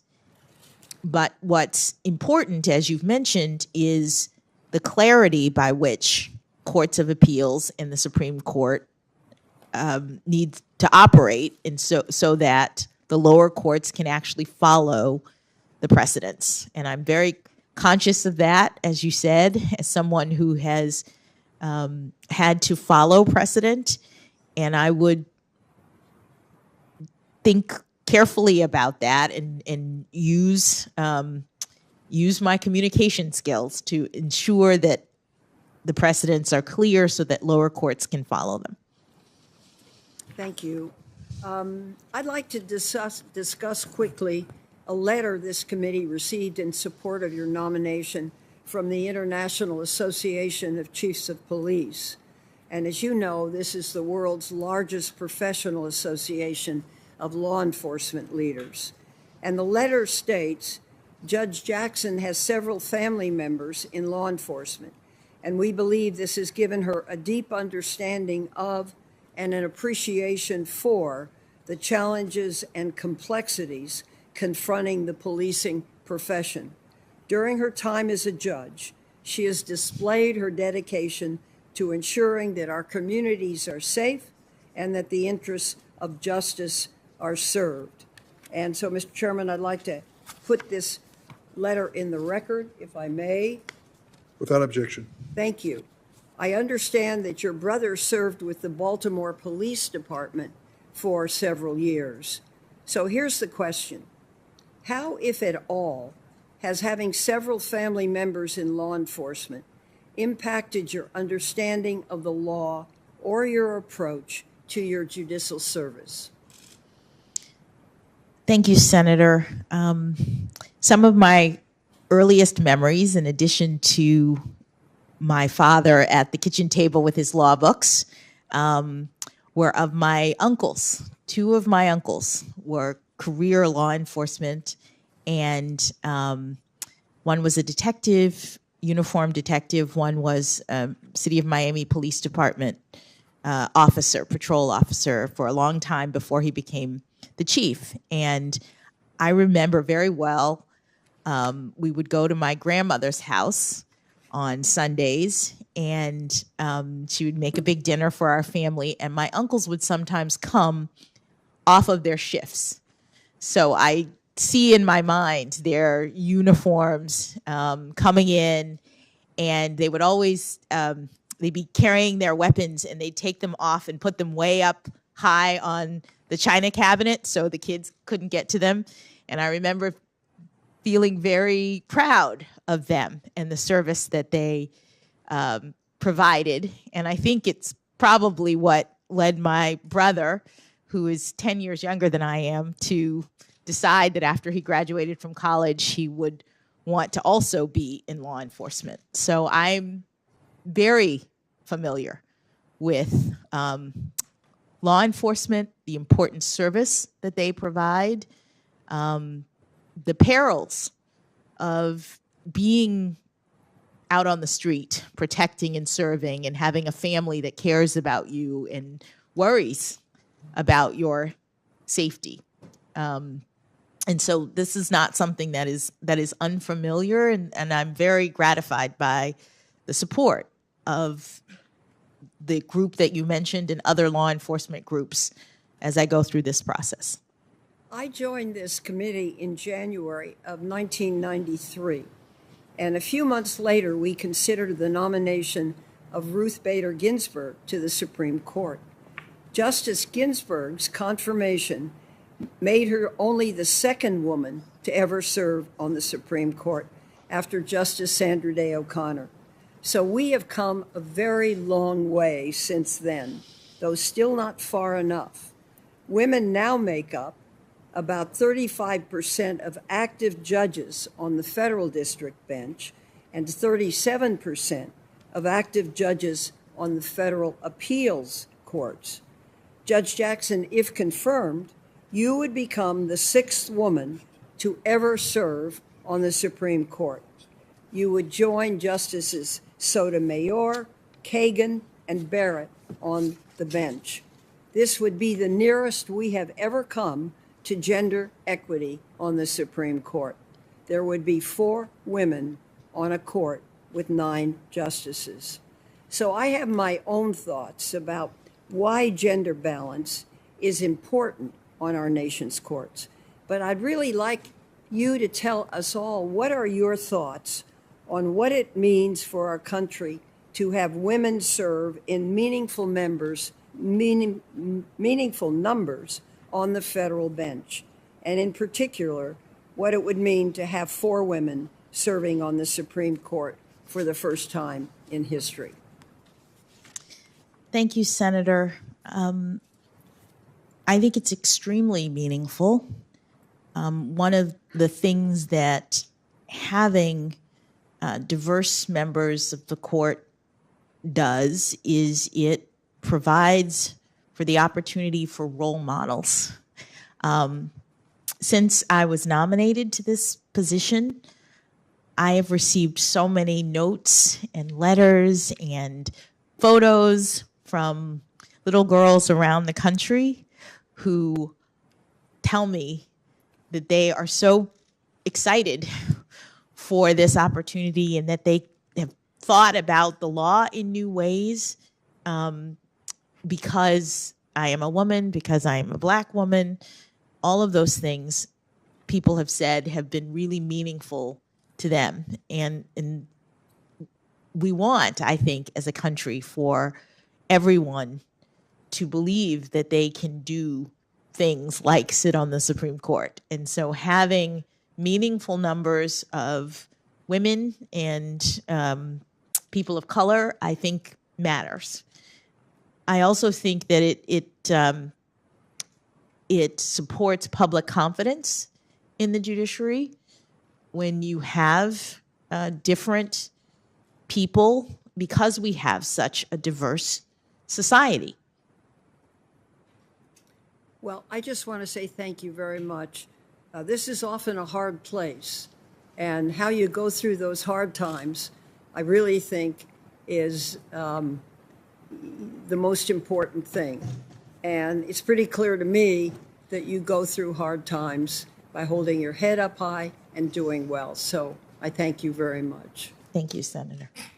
Thank you, Senator Feinstein. We're going to take a break. Let's see, let's take 15 minutes starting now, and then we'll return to more questions. We'll have a lunch break later this afternoon, in the earlier part of the afternoon.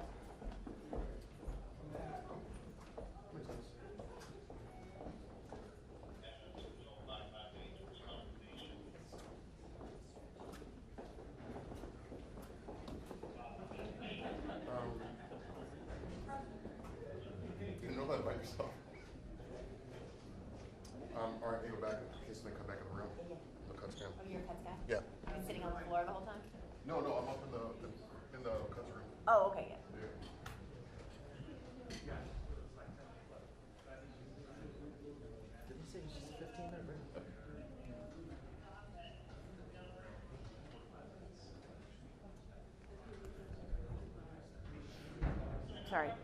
If I could just get you to take a step. Sure. So we can see Yeah, down I'm the hall. also gonna go down. Let me know if she's at the end of the hall, right? Yeah. Let Would me you know. say? So you want me to take a step forward? Stay right here? I mean, you don't think I can tackle, but I can. I'm gonna get down though. Okay. If I get a running start, you know, I might make you stumble a little bit. I'll allow it, no worries. You'll allow it? Just go.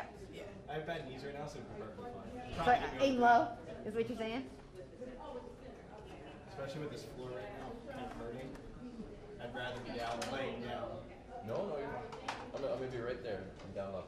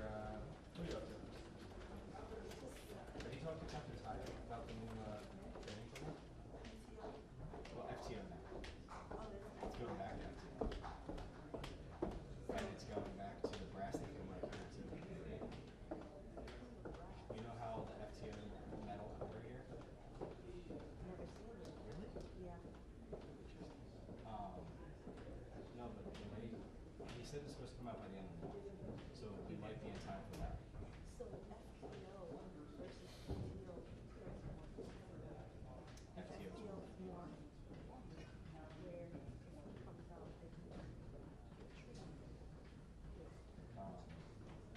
But he was saying that they're going to give us $37 of phone time, and what it is the training's not going to be 2 weeks on the college.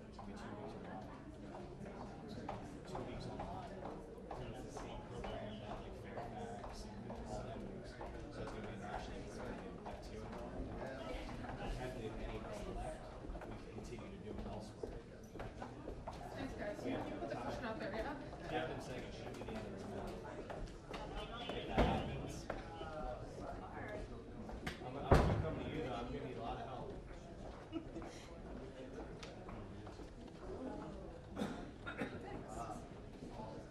I did. Today's my first day.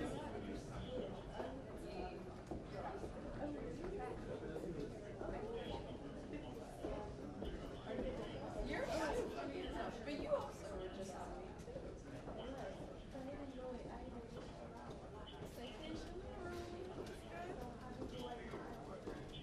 Oh, I was there like 3 weeks ago. I was somewhere else. It was good. It was good. It was a good time.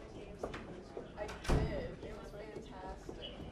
Funny enough, I got it and I ate it like a little bit. I got it before going to the airport. So I ate it while I was at the airport. It wasn't even as hot. It was still good.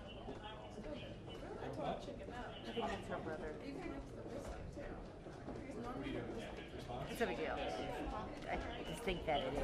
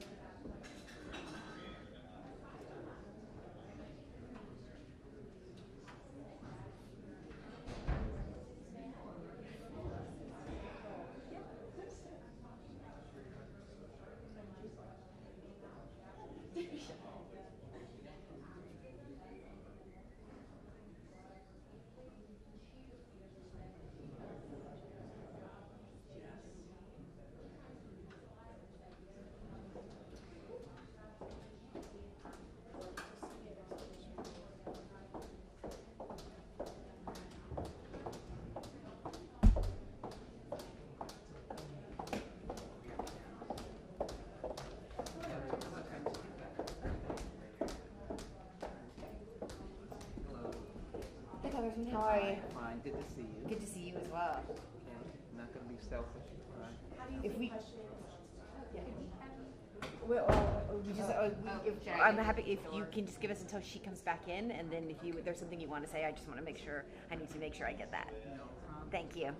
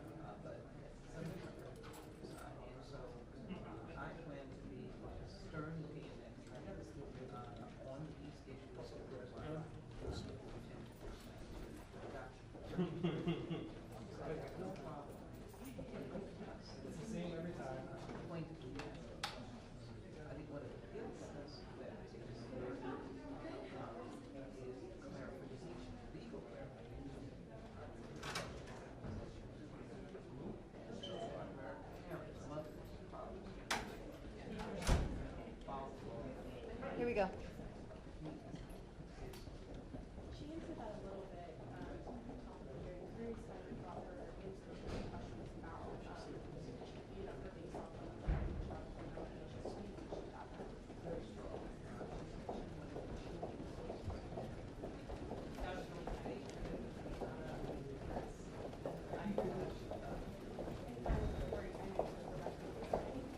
Judge Brown Jackson, how's it going so far?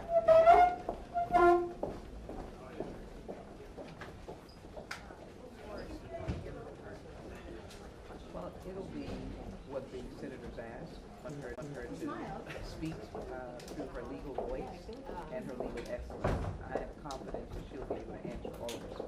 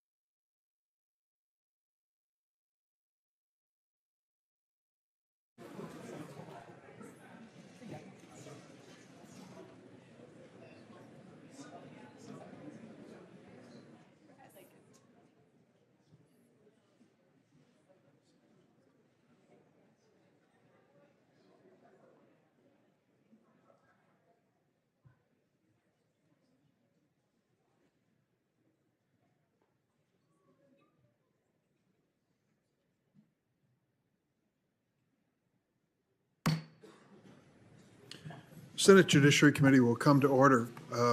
We're going to have two senators ask questions and then break for lunch somewhere around an hour from now. Senators Cornyn and Whitehouse will be recognized in succession. First, Senator Cornyn. Thank you, Mr. Chairman. Judge, I want you to do me a favor. Will you nerd out with me a little bit? I will try, Senator. And we'll start with stare decisis. Yes. And I've never figured out why lawyers speak in Latin rather than in English when describing these concepts by which judges apply precedent. But would you agree with me that even under an appropriate stare decisis analysis, that Dred Scott and Plessy versus Ferguson were appropriately overruled by the Supreme Court? Well, Senator, I've not engaged in the actual analysis, but I think it is well established now that the cases that overruled Dred Scott and Plessy were correctly decided. Yeah, I mean, there is a means by which the courts can correct their mistakes, correct? By overruling previous decisions? If the various considerations that the Supreme Court has uses to make that determination are satisfied. Have you ever heard a federal judge talk about super duper precedent or super precedent? I have not. I've never seen it either, in any opinion. I've heard it here in the Judiciary Committee on a number of occasions when somebody has a favorite case or outcome that they don't want to see the Supreme Court revisit. Let me ask a minute. Obviously, your nomination by President Biden is historic, and I congratulate you again, congratulated you previously, and I think it's been long overdue. When Clarence Thomas, the second African-American who was nominated to and confirmed by the Supreme Court, was nominated to the court, did you celebrate that as a historic event? I'm trying to remember where I was at the time. I believe I did, yes. When we're talking about staying in your lane, and I appreciate your responses to a number of the questions, even though I'd love to get your answer to the question, but where you've deferred answering, saying you want to stay in your lane and not be seen as a policymaker. Would you agree with me that one of the most important questions under our constitutional form of government and the separation of powers is who decides? In other words, some questions are appropriately decided by judges who are elected, or unelected, excuse me, serve for life, insulated from politics, and other decisions are appropriately within the left up to the legislative branch because we are accountable to the people who can vote for us, they can vote against us if they don't like the policies that we enact in legislation. Would you agree with that? Who decides is an important question in terms of determining the appropriate role for both the judiciary and the legislature? As a general matter, I agree. It rarely comes directly like that as an issue. It's usually not a jump ball between the legislature and the executive. I get it. You don't get a lot of easy questions. Well, but you, as a general proposition, you won't disagree with me. What I'd say is that the courts are properly tasked with resolving legal questions. And cases or controversies, right? Exactly, in right. every case. And Congress is not similarly constrained. We can pass broad policies, comprehensive legislation, changing policy, but the difference is, one of the differences is the voters can unelect us if they don't like what we're doing. That is true. I want to ask you, did you study under Lawrence Tribe when you were at Harvard? I did not. Well, as you know, Justice Breyer, your mentor, wrote a little book called Active Liberty. And Lawrence Tribe, who was formerly a law professor at Harvard, wrote a review of that book in the New York Times Review of Books, and the title of it is Politicians in Robes. Are you familiar with that article? I am not. Well, in the article, Professor Tribe accuses Justice Breyer of engaging in what he calls a noble lie. And he said, he talks about the morality of resorting to falsehoods and delusions to conceal, usually from the masses, but sometimes from oneself, the truths whose revelation would wreak havoc or at least do more harm than good. Professor Tribe goes on in criticizing Justice Breyer's book. He says in his stubborn avowal that the court, even with its current far-right supermajority, remains an apolitical body, he perpetuates a lie that is anything but noble. You've talked about staying in your lane, not making policy decisions, not being seen as political. Do you agree with Justice Breyer that, or with Professor Tribe? Senator, I believe that judges are not policymakers, that we have a constitutional duty to decide only cases and controversies that are presented before us, and within that framework, judges exercise their authority to interpret the law and not make the law. So you would agree with me that judges should not be politicians? Yes. Let me talk to you a little bit about some of the decisions that have been made by the Supreme Court over many years, starting perhaps with Dred Scott, that adopts the substantive due process argument to determine the constitutionality of various laws. Perhaps the most recent decision by the Supreme Court that was a dramatic departure from previous laws in the states and in the nation was the Obergefell case, which dealt with same-sex marriage. In the opinions that were written there, it was noted that here we are 234 years after the Constitution had been ratified, 135 years since the 14th Amendment had been ratified, that the Supreme Court articulated a new fundamental right, which is a right to same-sex marriage. You're familiar with that case, aren't you? I am. At the time, it was noted that 11 states, including the District of Columbia, had passed laws sanctioning same-sex marriage. But also at the same time, there were 35 states who put it on the ballot, and 32 of those states decided to maintain the traditional definition of marriage between a man and a woman. Do you agree with me that marriage is not simply a governmental institution, it's also a religious institution? Well, Senator, marriages are often performed in religious institutions. Well, you agree with me that many of the major religions that I can think of, and they're Christianity, Judaism, Islam, embrace a traditional definition of marriage, correct? I am aware that there are various religious faiths that define marriage in a traditional way.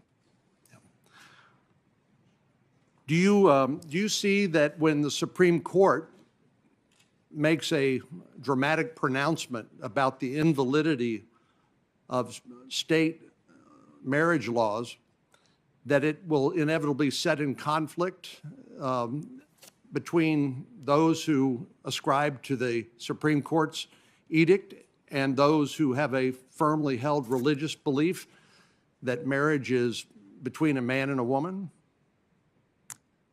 Well, Senator, these issues are being litigated, as you know, throughout the courts as people raise issues. And so I'm limited in what I can say about them. I'm aware that there are cases. No, I'm not asking you to decide a case or predict how you would decide in the future. I'm just asking, isn't it apparent that when the Supreme Court decides that something that is not even in the Constitution is a fundamental right, and no state can pass any law that conflicts with the Supreme Court's edict, particularly in an area where people have sincerely held religious beliefs, doesn't that necessarily create a conflict between what people may believe is a matter of their religious doctrine or faith and what the federal government says is the law of the land? Well, Senator, that is the nature of a right, that when there is a right, it means that there are limitations on regulation, even if people are regulating pursuant to their sincerely held religious beliefs. You agree with marriage is not mentioned in the Constitution, is it? It is not mentioned directly, no. And religious freedom and is mentioned in the First Amendment explicitly, correct? It is. Do you share my concern that when the court takes on the role of identifying an unenumerated right, in other words, it's not mentioned in the Constitution, and creates a new right, declaring that anything conflicting with that is unconstitutional, that it creates a circumstance where those who may hold traditional beliefs, like something as important as marriage, that they will be vilified as unwilling to assent to this new orthodoxy? So, Senator, I understand that concern, and because there are cases that are addressing these sorts of issues, I'm not in a position to comment about either my personal views or whether I'm not asking you to. Justice Alito in the Oberfeld case wrote, he said, "I assume those who cling to the old beliefs will be able to whisper their thoughts in the recesses of their homes. But if they repeat those views in public, they will risk being labeled as bigots and treated as such by government, employers, and schools." So the Oberfeld case, to nerd out with you again, was decided under a doctrine known as substantive due process, correct? If memory serves, yes, substantive due process, and I think there might have been equal protection concerns mentioned as well. The Supreme Court has applied that somehow fairly mysteriously by saying it's created by the confluence of the Fifth Amendment and the 14th Amendment to the United States Constitution. But historically, it's been applied in ways that seem to sanction explicit policymaking by the courts. For example, the Lochner versus New York case, which I know you talked to Senator Lee about in particular, which it was a New Deal case which set limitations on how long bakers could work in New York. The Supreme Court struck that down and said it violated the right of free contract. Now, Lochner, as you know, was overruled 30-something years later, but it's also been applied in a number of different circumstances. For example, it's been suggested that Dred Scott, which treated slaves as chattel property, was a product of substantive due process. Justice Hugo Black has criticized the doctrine of substantive due process as the arbitrary fiat of the man or men in power, or the court declaring a law invalid because it shocked the consciences of at least 5 members of the court. He went on to say this use of judicial review thus subverts the liberty of government by the people, overturning laws enacted by legislatures who are answerable to the electorate rather than a majority of the Supreme Court. Finally, he said, for the purpose of my question, he said the adoption of such a loose, flexible, uncontrolled standard for holding laws unconstitutional, if ever it is finally achieved, will amount to a great unconstitutional shift of power to the courts, which I believe, Justice Black, that is, and am constrained to say will be bad for the courts and worse for the country. Justice Jackson, why isn't substantive due process analysis just another form of judicial policymaking, which you've suggested policymaking is not in your lane, and you strive to be apolitical, something I applaud. But why isn't substantive due process just another way for judges to hide their policymaking under the guise of interpreting the Constitution? Well, Senator, the justices have interpreted the due process clause of the 14th Amendment to include a substantive provision, the rights to due process. They have interpreted that to mean not just procedural rights relative to government action, but also the protection of certain personal rights related to intimacy and autonomy. They include things like the right to rear one's children, I believe the right to travel, the right to marriage, interracial marriage, the right to an abortion, the contraception. These treating slaves as chattel property. I don't quite remember the basis for the Dred Scott opinion, but I'll trust you that that's... Well, the fact is it not, that you can use substantive due process to justify basically any result? Well, the court... Whether it's conservative or liberal, libertarian, or conservative, whatever you would like to call. It's just it's a mode of analysis by the court that allows the court to substitute its opinion for the elected representatives of the people, and would you agree? The court has identified standards for the determination of rights under the 14th Amendment substantive due process. And who gives them the right to do that? If it's not mentioned in the Constitution, where does the right of the court to substitute its views for that of the elected representatives of the people, where does that come from? Well, the court has interpreted the 14th Amendment to include this component, the unenumerated right to substantive due process, and the court has said that that the kinds of things that qualify are implicit in the concept of ordered liberty, or deeply rooted in our nation's history and tradition. Those are standards that identify a narrow set of activities.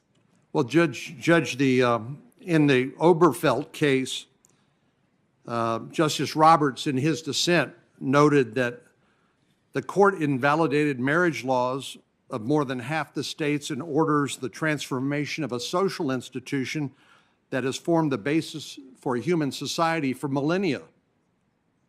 So that was the basis for the institution of marriage, is the practice for millennia and the recognition that marriage was between a man and a woman.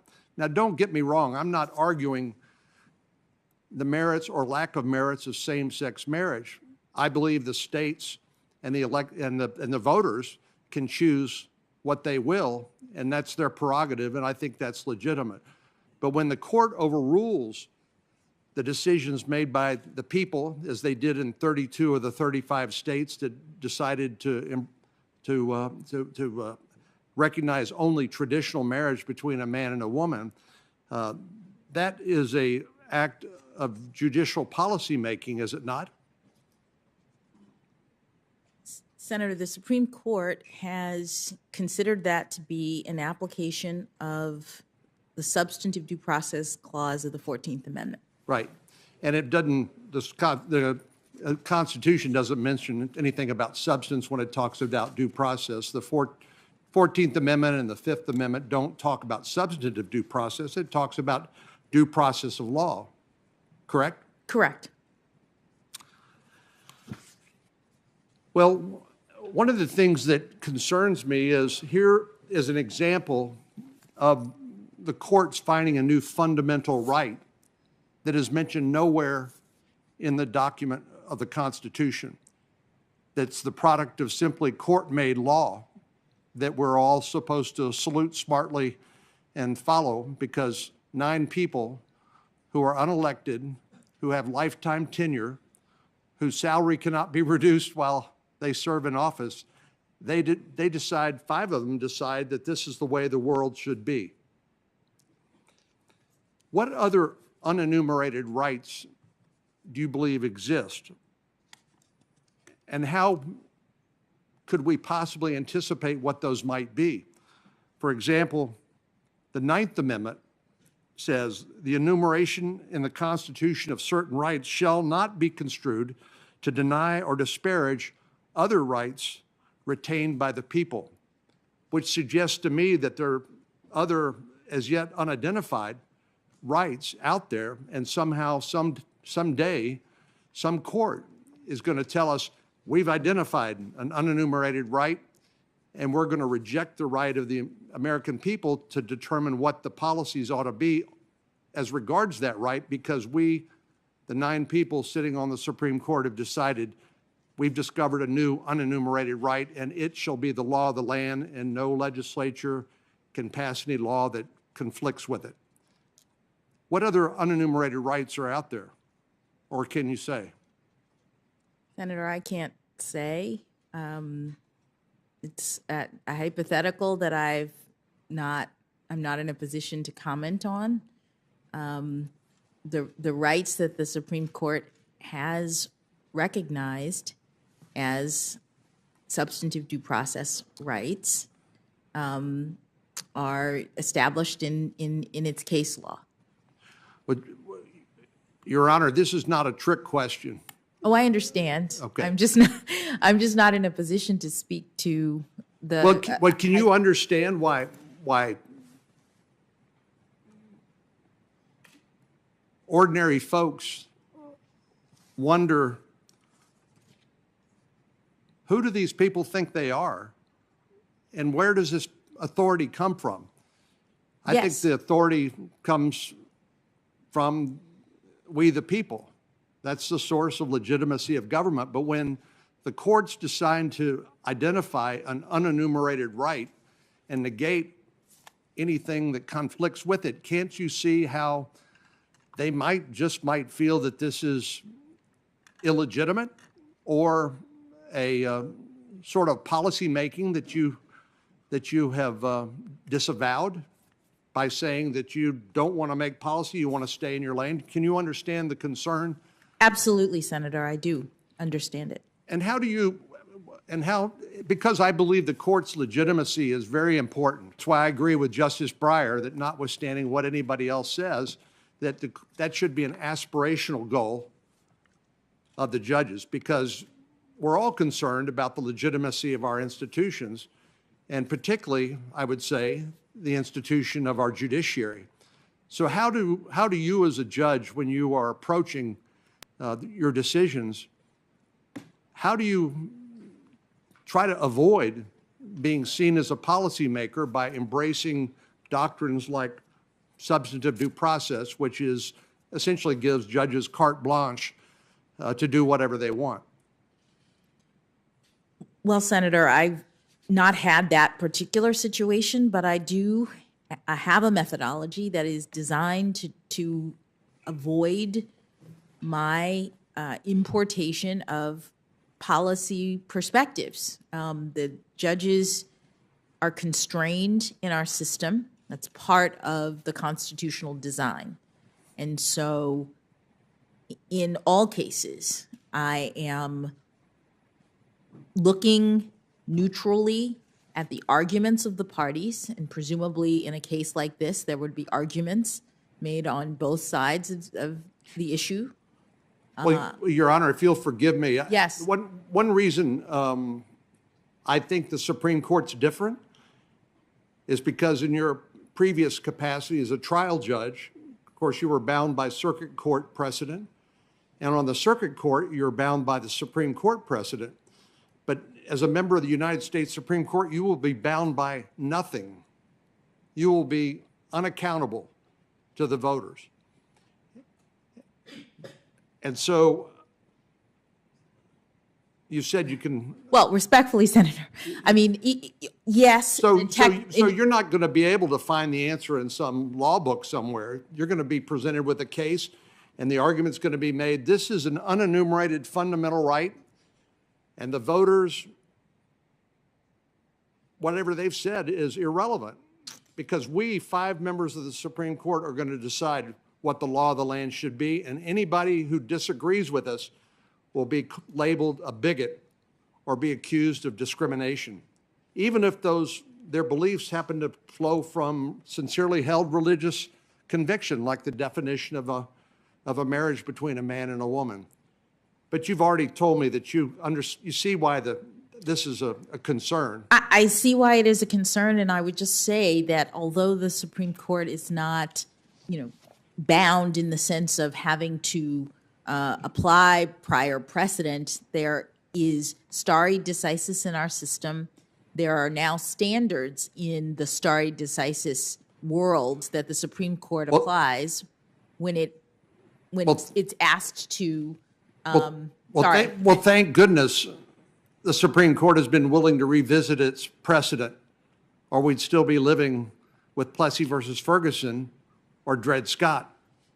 One of the things Senator Whitehouse and I agree on is he and others frequently ask nominees for the Supreme Court, do you think Brown versus Board of Education is settled law? And believe it or not, some nominees won't answer the question. I mean, it boggles the mind. I tend to think that nominees from both parties tend to be overcoached and told you can't be. If you don't answer the question, you have a better chance of being confirmed.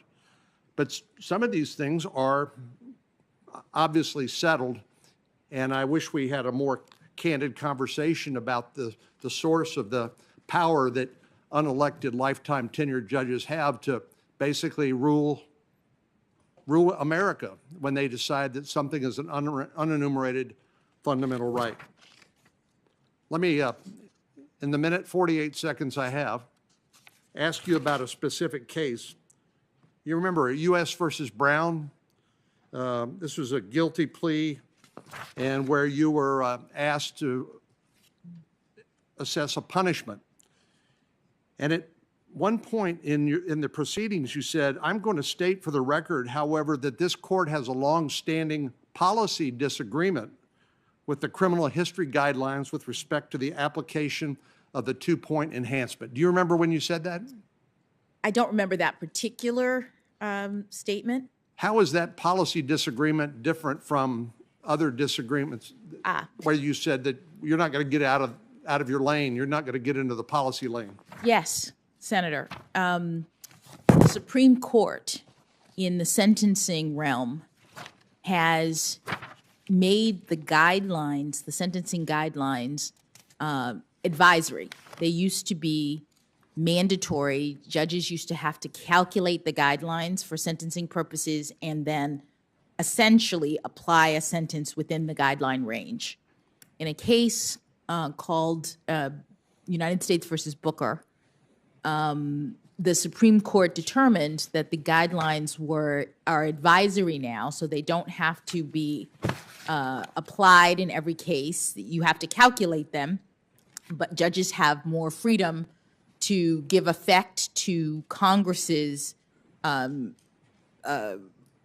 the various provisions in the statute related to sentencing. In Booker and in its progeny, the Supreme Court made clear that judges at sentencing. Judge, I only have a limited amount of time, so let me just close on one other question, and forgive me for interrupting Yes. you, but there's such a thing as a judicial filibuster too. Sorry, I was And trying to get to the point. let me just ask. I don't know you well, but I've been impressed by our interaction, and you've been gracious and charming. Why in the world would you call Secretary of Defense Rumsfeld and George W. Bush war criminals in a legal filing? It seems so out of character for you. Senator, you may have been are you talking about briefs or habeas petitions that I filed? Talking about when you were representing a member of the Taliban, and the Department of Defense identified him as an intelligence officer for the Taliban, and you referred to the Secretary of Defense and the sitting President of the United States as war criminals. Why would you do something like that? It seems so out of character. Well, Senator, I don't remember that particular reference, and I was representing my clients and making arguments. I'd have to take a look at what you meant. I did not intend to disparage the president or the Secretary of Defense. Well, being a war criminal has huge ramifications. You could be subject to the jurisdiction of the International Criminal Court and hauled before that international tribunal and tried for war crimes. So it's not a casual comment, I would suggest. Thank you. Thank you, Senator Cornyn. Senator Whitehouse. Thank you, Chairman. Judge Jackson, good to be with you again. Great to be with you. I know that a great many people are extremely proud that you are here today. I don't know that there are a great many who are prouder than Bruce Selya. And so, with your permission, I'll take a moment and offer into the record some of his comments about you, and then maybe give you a chance to reciprocate with a word about him. But yesterday in my opening remarks, I mentioned the Boston Globe article in which Judge Selya said that about you, she has absolutely everything you would want in a Supreme Court justice. She has all the tickets in terms of her intelligence, her education, her work experience, and her demonstrated judicial temperament. I see some of the same qualities in her that I saw in Ruth Bader Ginsburg: humility, the ability to inspire others in a quiet way, not at the top of her voice. Some people have the capacity to inspire by example and the force of their reason. Intellectually, she is very smart, very well informed, and she is very hardworking and focused. She gets the big picture. May I ask unanimous consent that the Globe article be admitted into the record? Without objection. But he didn't stop there, Your Honor. He went on to WPRI, a local station in Rhode Island, and said about you, she's worked hard. She deserves it. And I literally don't think that the president could have made a better choice. I think she'll be a terrific addition to the Supreme Court. She listens to what other people have to say, but makes up her own mind.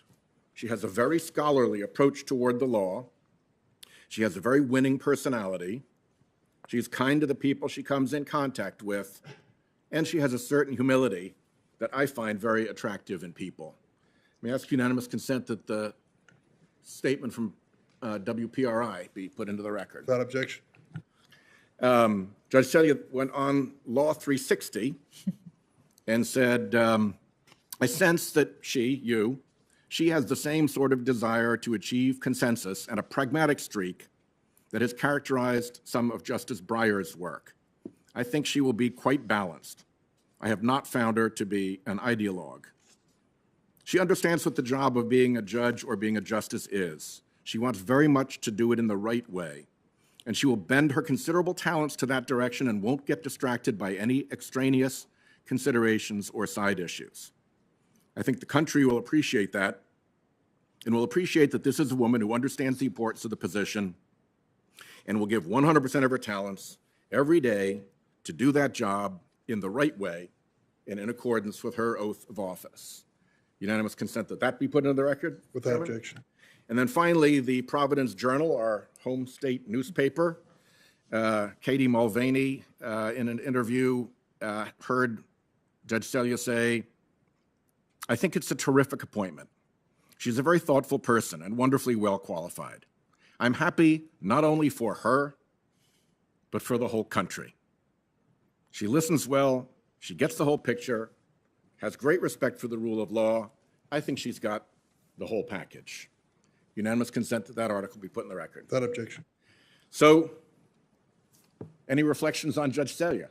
Oh, well, that was very moving. Thank you, Senator, for reading his lovely remarks.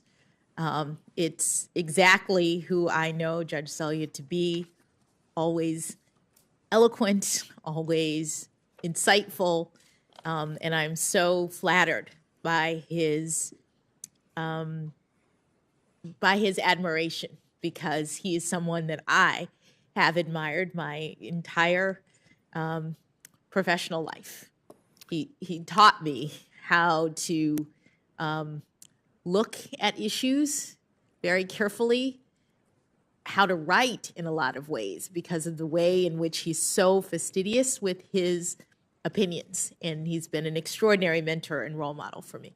Well, we are very proud of him in Rhode Island. As you know, he's on senior status, and when he went on senior status, we were able to recommend the Rosary Thompson to succeed him, of whom I think Rhode Islanders are equally proud, and she has now gone on senior status. And Mr. Chairman, I hope we'll be considering shortly an equally impressive Biden nominee for her position.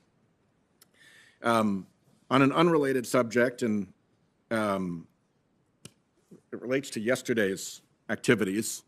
You can relax a moment, Your Honor. This will not be a question for you, but a lot was said in this room yesterday about dark money by our Republican friends, to the point where one of the headlines about yesterday read, "Republicans hammer dark money groups." And I'll be the first to concede that there is dark money on both sides, and I hope very much we can get rid of it on both sides shortly by legislation. But there is a difference, I believe, between a dark money interest rooting for someone and right-wing dark money interests having a role in actually picking the last 3 Supreme Court justices. Now, how do we know that they had a role in doing that? Well, we know because everybody involved said so. It was pretty straightforward stuff. President Trump said we're going to have great judges, conservative, all picked by the Federalist Society. That's pretty plain. Senator Orrin Hatch, the former chairman, was asked, some have accused President Trump of outsourcing his judicial selection process to the Federalist Society. I say, damn right. The co-founder of the Federalist Society said that the administration is relying on the Federalist Society to come up with qualified nominees. And then Don McGahn, who ran the operation for Trump in the White House, said, "I've been a member of the Federalist Society since law school, still am, so frankly, it seems like that role has been insourced." So there's pretty clear and pretty broad agreement that that selection process took place out of the public eye, and it appears to have been informed heavily by dark money interests. They were not alone in saying this. Here's Laura Ingraham on Fox News, concerned about abortion cases coming up before the court. "We have 6 Republican appointees on this court. After all the money that's been raised, the Federalist Society, all these big fat cat dinners, if this court with 6 justices cannot do the right thing, then I think it's time to circumscribe the jurisdiction of this court. That's the way to change things finally." So we have people who are in a position to know what was going on behind the scenes describing the 6 Republican appointees on the court who got there after all the money that has been raised, the Federalist Society, and all these big fat cat dinners and threatening that if they don't do what she considers to be the right thing, they'll be punished by circumscribing the jurisdiction of the court. That's pretty big talk, but it's backed up by pretty big dollars. If you go back to before this enterprise got underway, the money that came into the Federalist Society from what's called Donors Trust, which has been described as the dark money ATM of the right, a Koch brothers affiliated operation. Back, say, in 2002, it got $5,000. No big deal. By 2019, when this operation was in full swing, it got $7 million. We don't know who the real donor was because that's the job of Donors Trust, is to de-identify the donor, to launder the identity off the donation so you can't connect the dots any longer. But $7 million, I think, is quite a lot of money. And unfortunately, the Federalist Society was not alone. Right down the hallway is something called the Judicial Crisis Network. Its office is on the same hallway as the Federalist Society in the downtown Washington building, although JCN's website and tax filings list a mailing address at a different location, an address shared by multiple companies. And right down that hallway at that Judicial Crisis Network, there's even more money pouring. And here's how much poured into the last 3 nominations via the Judicial Crisis Network. $21 million related in time to the Gorsuch nomination, $17 million to the Kavanaugh nomination, $14 million to that nomination. And of course, we don't know who the actual donor is. Could be the same donor, who knows?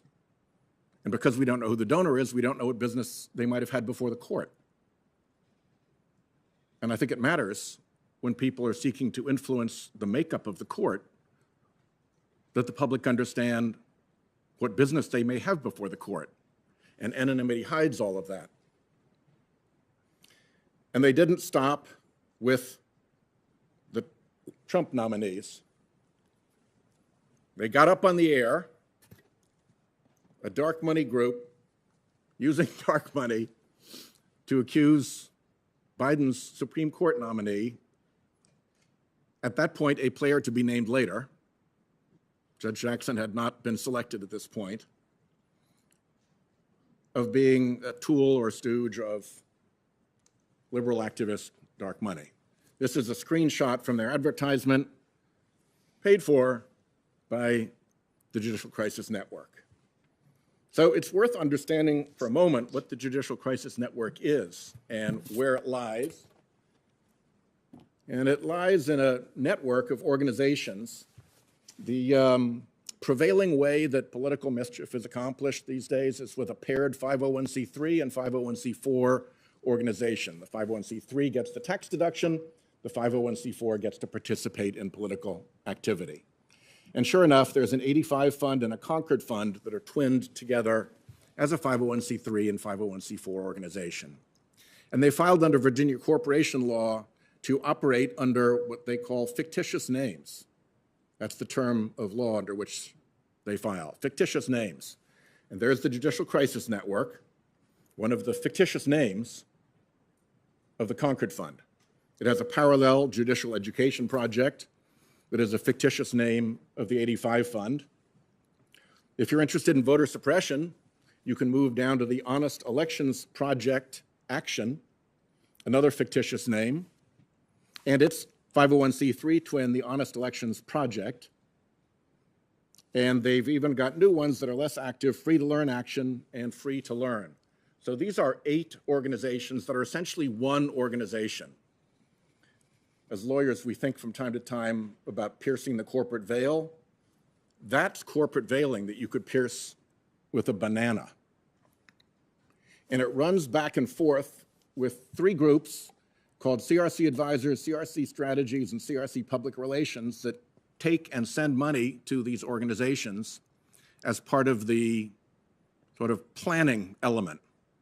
You might say that CRC Advisors, CRC Strategies, and CRC Public Relations, this trio, is the command center, and this is the operational torso of the creature. So I show this all because it shows considerable effort when somebody goes to that much trouble to create that many organizations to hide how much money they've spent to control the nomination process to the court. And it's no small amount of money. In the original Washington Post research, they pegged it at $250 million. Further research led to testimony in my court subcommittee that the number was actually $400 million. And we have a recent report that we haven't fact-checked that the number is actually even higher than that. So I may amend this number upward once we're done with our fact-checking. $400 million funding conservative activists' behind-the-scenes campaign to remake the nation's courts. That operation is a very different thing than a group rooting for somebody. And I want to make sure that that difference is clear, since our friends on the Republican side have made dark money such a big focus of their attention already.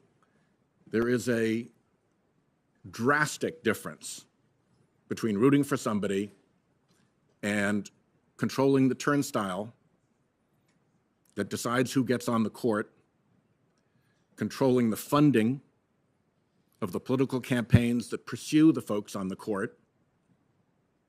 And actually, once you get on the court, we're working now with the judiciary itself to try to clean up the mess of that same anonymous money appearing before the court through phony front groups that file amicus briefs in little flotillas, or if it's an important enough case, in a full armada of dark money funded front groups.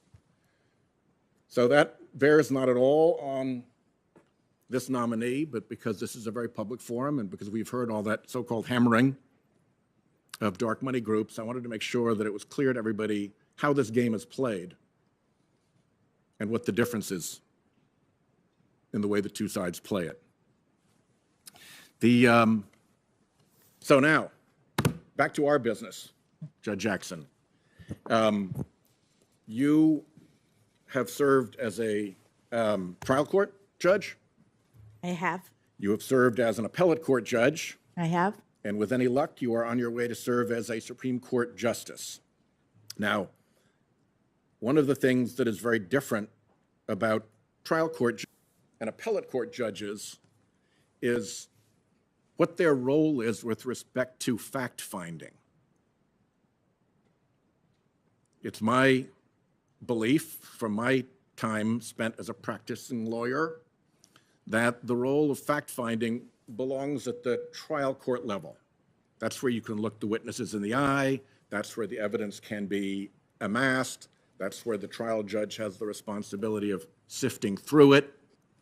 If there's a jury, then the jury, of course, is the ultimate fact finder. But if you're in a non-jury trial, the trial judge is the fact finder. Then the case goes up on appeal, and it comes up with a record of fact in the case. And in my view, that record of fact that comes up to the appellate court is actually a constraint on the power of the appellate court to go wandering off. The court is obliged to consider the appeal based on the factual record that was adduced in the district court. So you, having lived in both of those houses, the trial court house and the appellate court house, tell me a little bit about what that change meant to you as you went from being a trial judge to an appellate judge. Thank you, Senator. It is a really big difference. As you mentioned, at the trial court, you are on the ground level. Parties have filed the case. You have all of the issues usually at the trial level because you'll have the complaint if it's a civil case, and there'll be a lot of litigation about the development of the facts in the case. In civil cases, you have a period of discovery in many cases that is really about the development of what actually happened in this case. Sometimes there's even a trial, and that too is a part of the development of the facts in the case, because a jury will be charged with the responsibility of determining what happened, who's guilty, for example, if it's a criminal case, or who's liable, if any, if it's a civil case. And sometimes there are even questions presented to the jury that they have to determine the facts. At the appellate level, as you said, there is already a record, and the court is looking primarily at the law, the legal principles that guided the decision below based on the factual record. And importantly, at the appellate level, there are standards of review that the Court of Appeals applies when it decides how to review whether or not to reverse or affirm the judgment of the lower court. And I've been very mindful, especially as a trial judge, of the standards of review. When I was prepping lawyers for oral argument before appellate courts, I would often say, please don't quarrel with the facts unless you have a knockdown case, because if you want to get the appellate court to relitigate the facts, you're up against the harshest standard of review available, the clearly erroneousness test. And clear error is no small thing. Outside of that narrow finding by an appellate court that somehow the district court got it wrong, filtered through that clear error standard, are there other circumstances in which it's proper for appellate courts to do their own independent fact-finding outside of the record of the case that they're reviewing? I am not aware of any. There may be, but in my experience, the fact-finding is done at the trial level. The Court of Appeals only looks at facts under standards like clear error.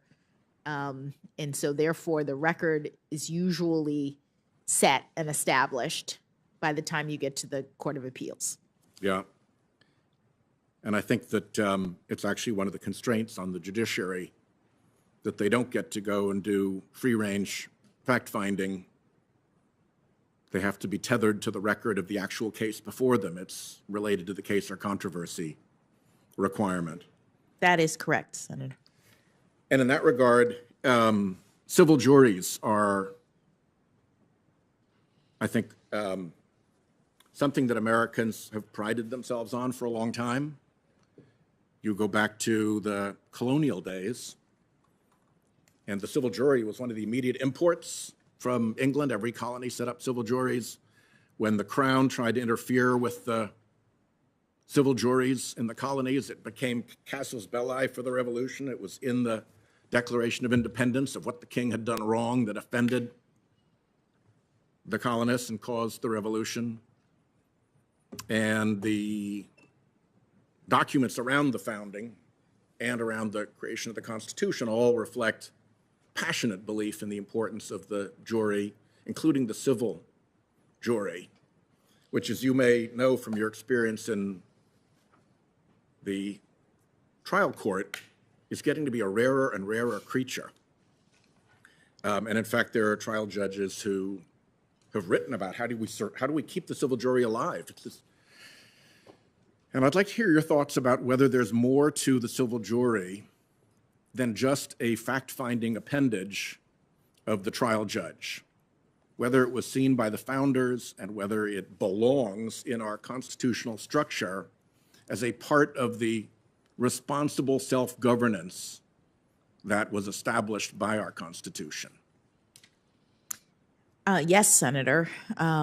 It is part of our ordered liberty. It is a mechanism by which citizens can participate in governance. They can be called upon by the court to sit in judgment of other people in the community. And it was something that was a part of the democratic vision of the founders from the very beginning. Blackstone was one of the legal experts who the early lawyers of the United States relied on. I suppose there were lawyers who had nothing but Blackstone's commentaries in the Bible on their shelf.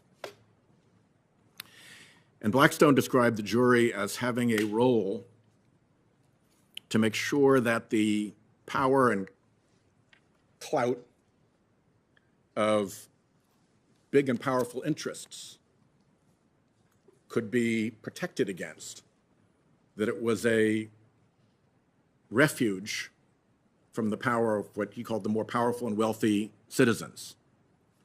There was long experience in government of corruption, whether it was getting to a chief executive and getting them to do things your way for improper reasons, or whether it was controlling a legislature, a legislative body.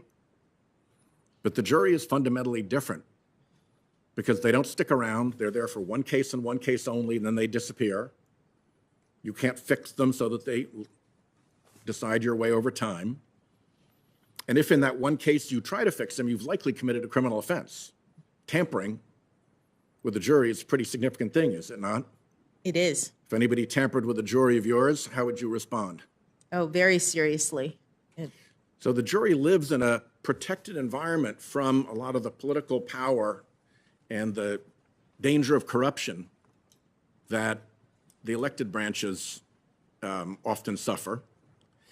And do you have thoughts about the importance of the civil jury in that regard as the bastion where people can go, where they'll get a square deal from regular citizens and can stand toe-to-toe with the lawyers for however big or mighty an opponent they may have with almost no danger, let's put it that way, little danger, lessened danger of the fix being put in? Well, certainly the jury system is designed in that manner, that citizens are brought in from the community.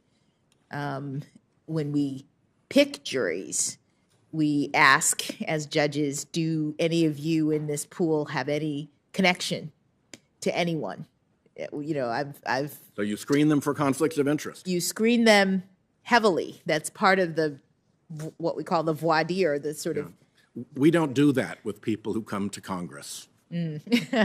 Well, in the court They system, come with their conflicts of interest, often right on their lapels, sometimes hidden in their back pockets. But juries, not so, correct? Not so. And in fact, that would be a reason to exclude someone from the jury. And we even ask, do any of you as judges, we say, do any of you know me? And if you do, you'll have to let me know and be removed. Because the idea, as you've indicated, is to get people from the community who have no connection to the case and can hear the evidence that's presented in the courtroom and the arguments of the lawyers and make a decision that is unconnected to any sort of personal interest they might have. Protecting the jury against the dangers of bias or corruption, giving the parties before it a clean and fair shot. Yes, Senator.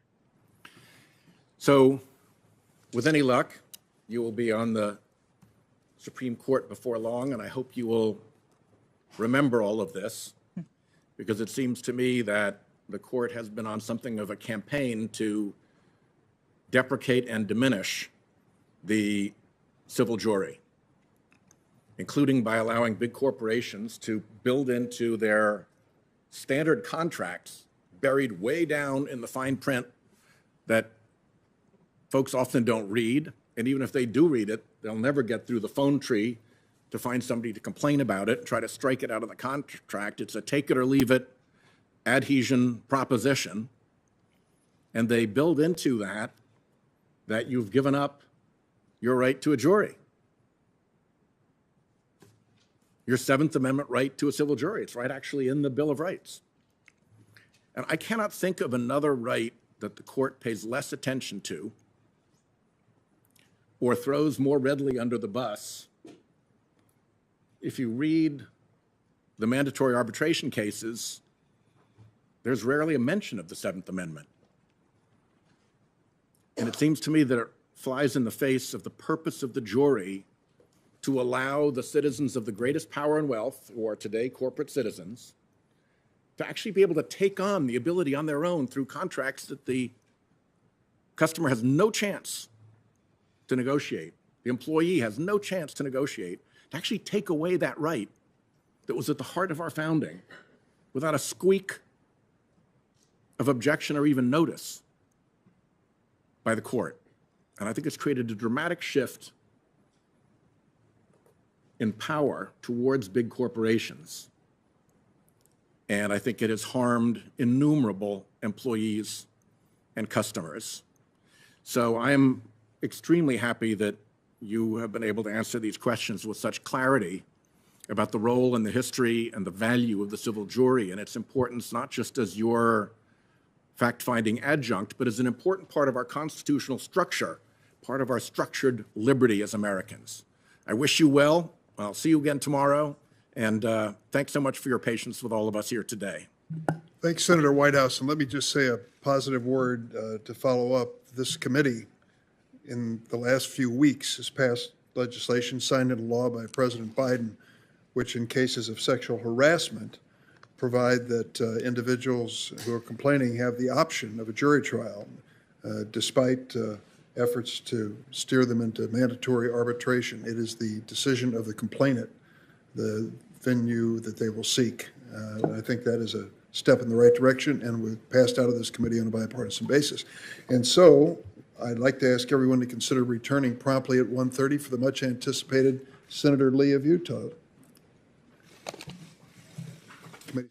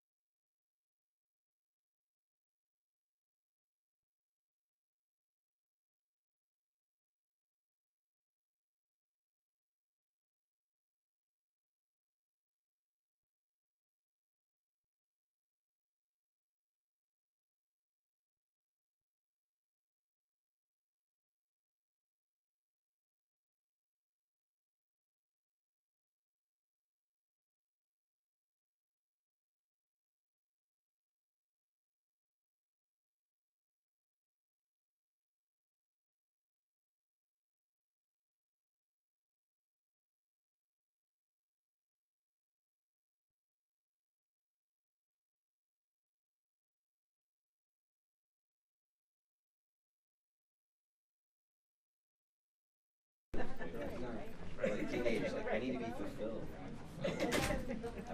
Man, don't get me started. I'm like, I wasn't fulfilling. Like, it was a job. Right, pretty much. I think that's a huge. So I'm doing like, Just want to get you want money, right? Yeah, I was like, don't you want to like Have some independence. Like, my kids like, I'll just wear you down. I remember you. Moment in history, Or right? like my son. My son, he's no interest in driving. I thought he'd get a job to get a license and save up for a car. That was my whole existence when I was a teenager. Yeah, exactly. And he's like, I don't really want to drive. I'm like, what? Yeah, when I got my first, I mean, of course it was a beater. It was awful. It was terrible. But just the fact, right, exactly. You worked for it. Mm-hmm. Literally that 8 on the side from school. And these sports over. And they have all my car. Yep. And so is this police considered the one break or what is this? Yeah, the one break. Yeah. You want to get out? Yeah. Like, then go where? I'm gonna open with something about those charts. Yeah. Yeah, I just.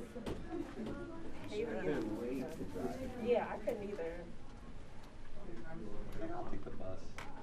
Like my stepdaughter, she lives in Jersey full time, so apparently they can't get their license until they're 17.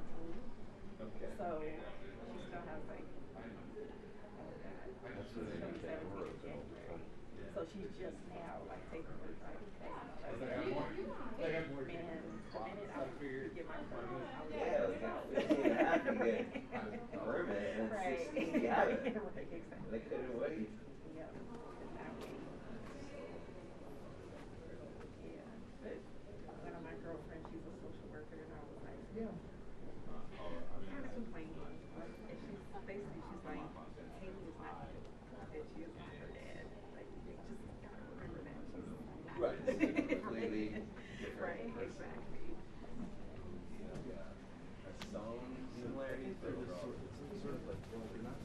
got her. Right. And then you freak, just like my parents were about.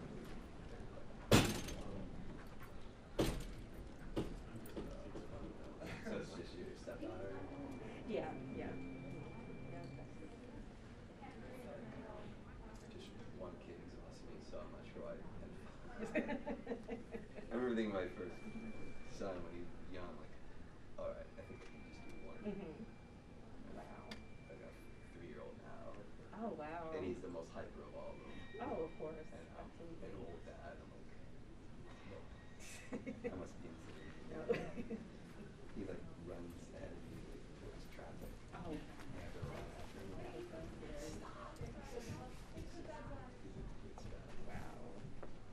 You can't do that. What are you doing?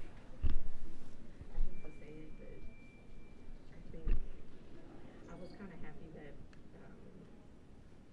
you know, to have a stepchild, like ready-made kid.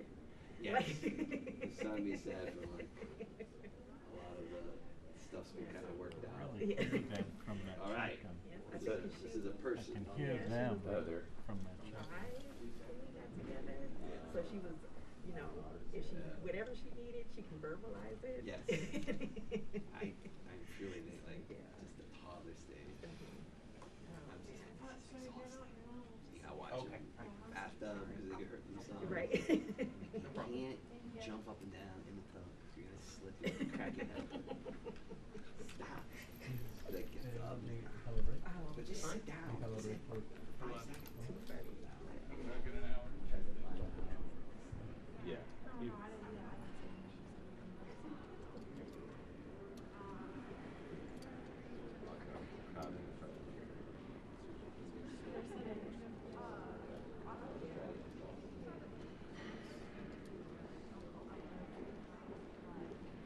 Tell some people they can't say it, not everybody can say it.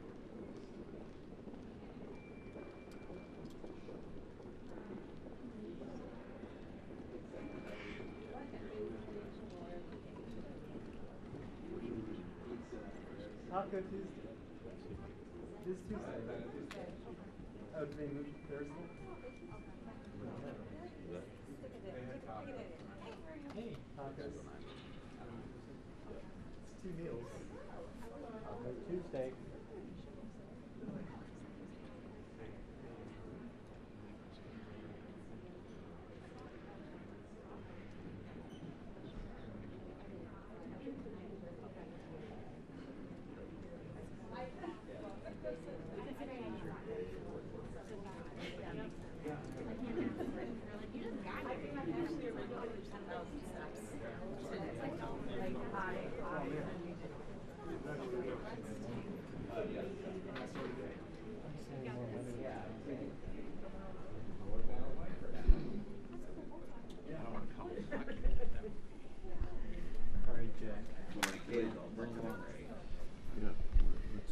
Unless you want to go, you want to take turns to go down? Yeah. Or you want to wait till they're back in? I don't know what they're doing. Yeah, I mean, I think we need to wait until they're back probably. Right.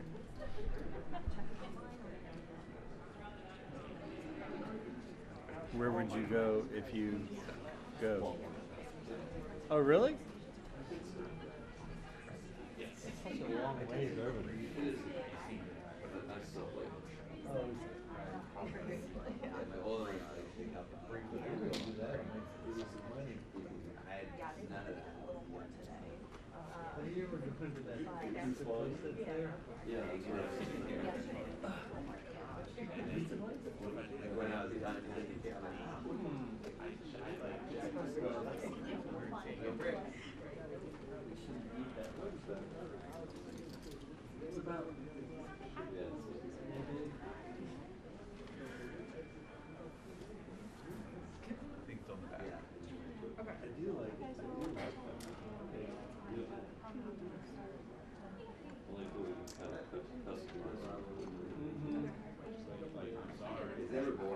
Just okay.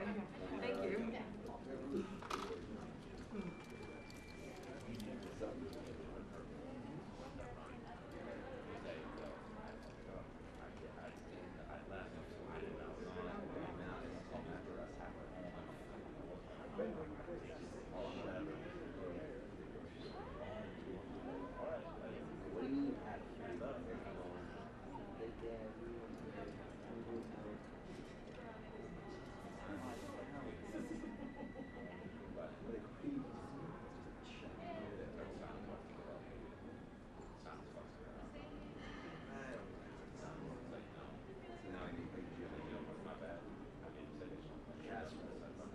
Remember my mom doing that.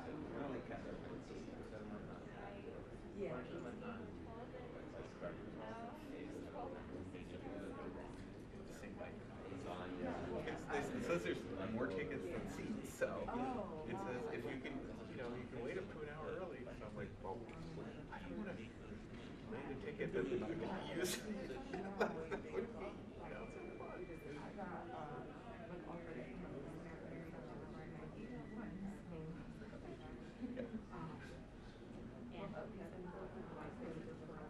Yeah.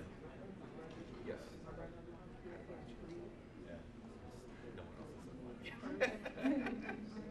I'm sure they have at least 10 seats in the visitors.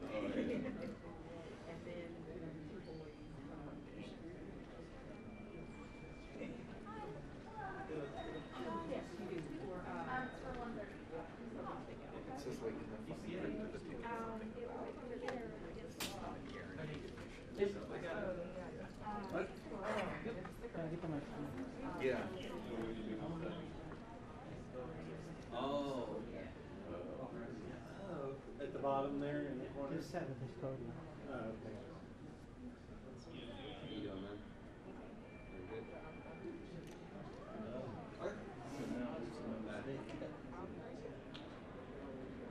Maybe we'll get that one for him. Oh, that's right.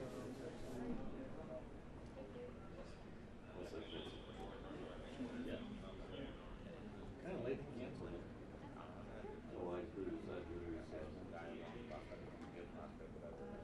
Do you have travel insurance? Yeah, but I think travel insurance, don't you have to have pre-release? Yeah.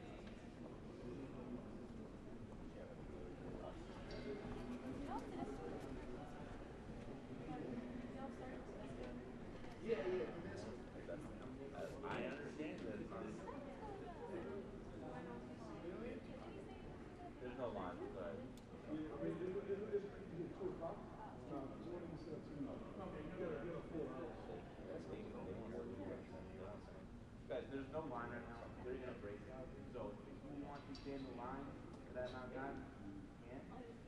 But I would say you don't need to. I don't know if you want to stay with your staff member and go back there. We're still waiting. There hasn't been much of a line. It's pretty. You guys, you think that two come back at 2:30 or 1:30? 1:45. You'll have no problem. Yeah. Your symposium. Yeah. Anyways, what's up? They're on break till 1:30. I think we'll be back.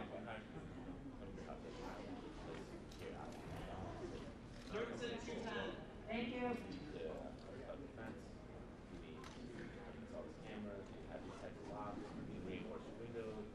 No, look.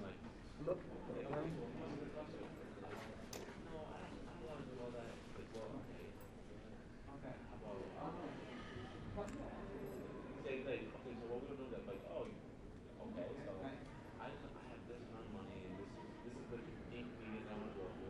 Okay, and we say, well then, I want.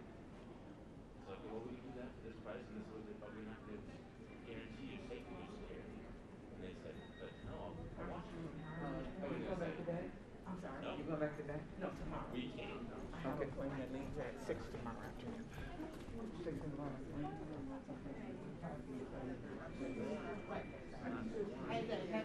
Yeah. Right. And then we'll be through. Yes. Because you've got your whole thing. I've got the town hall and the tech.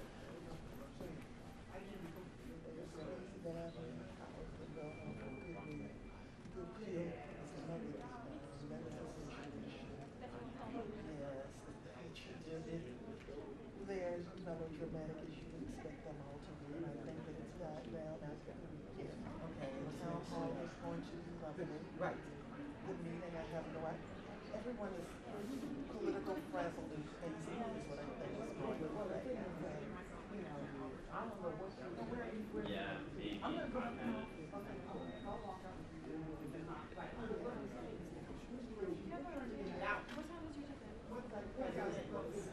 Good. Durbin and Corona on the other side. Okay. Food should be here shortly, so I could. The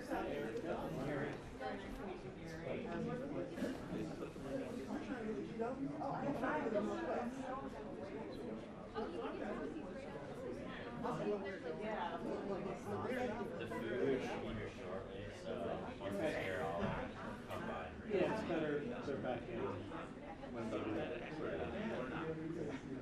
Where he is, you hire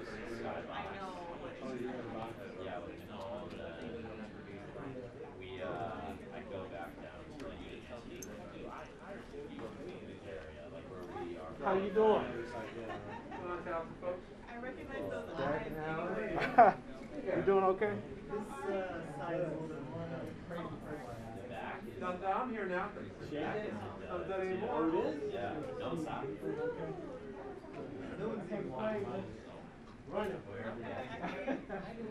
You going to NABJ? It's just done and nobody's walking by as I walk by. Proving that it can't be done and then somebody's walking by. I'm taking it a little personally. Hurtful.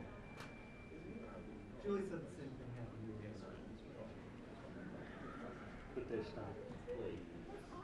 They had compressing. But tonight, I feel like they'll just want to go home. Yeah, dude, that's kind of marathon. It's at 9 o'clock, yeah.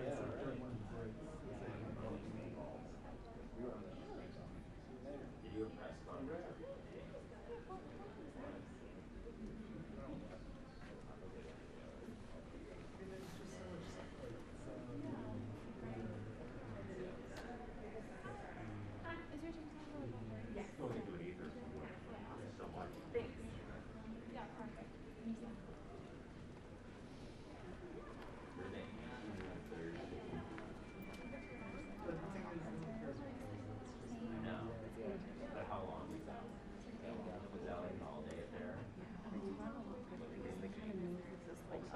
Nobody's eligible for you, me, and the ADA. Yeah. Does, a bunch of duds. Thanks for coming. I was sad Dad didn't come. Was he busy? Food's in Russell. I'm gonna go get it. I already got to eat here. Always think about I'll be here for a while. Make sure my food's Go later. Well, I was gonna say, I could bring your food here. Best thing I've all day. I think it's hot though. I'll take one of anything. It's not moving, I'll eat it. I just think it's wrong. I'll make sure there's a lot of onions on it too. Please, for everybody else is good. People did it yesterday. I was like, I can't believe this. I was at the courthouse for a trial. Someone came in. Yesterday, I was like, I don't. Guilty on one, not guilty on the other. And then still crazy man spoke to the courthouse. Been on there for an hour and a half to the press conference with his activist media and following him everywhere. But I got a bunch of this later. I know. I don't know what happened this morning. I still don't think right? No. It's probably everything's done. There's not chances left on it. It's done now. The ADA, more questions.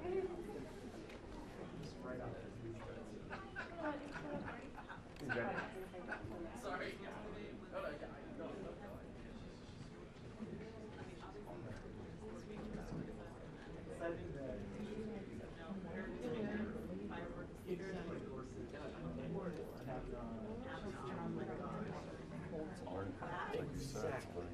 Exactly. She's not malicious. She's a yeah.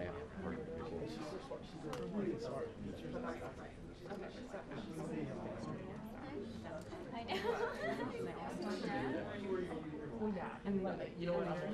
The question.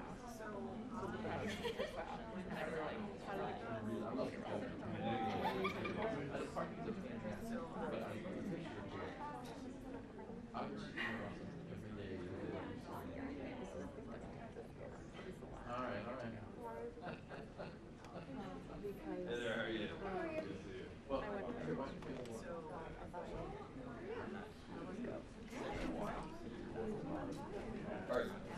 Oh,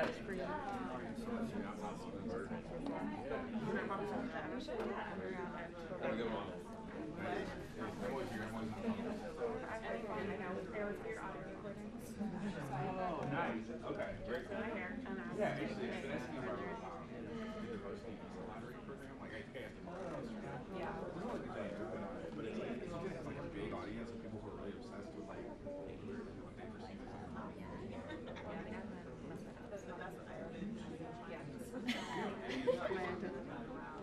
maybe we should talk about some people. Yeah. No, I don't.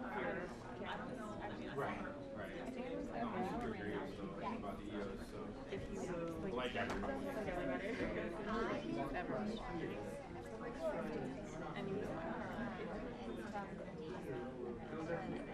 She'll stop you talk. If you don't stop her, though, right?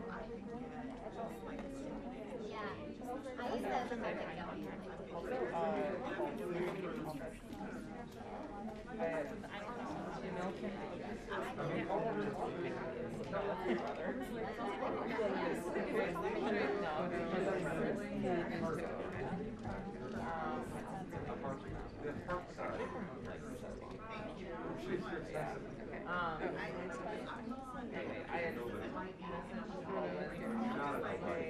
Everybody's nobody's Alan. You gotta help.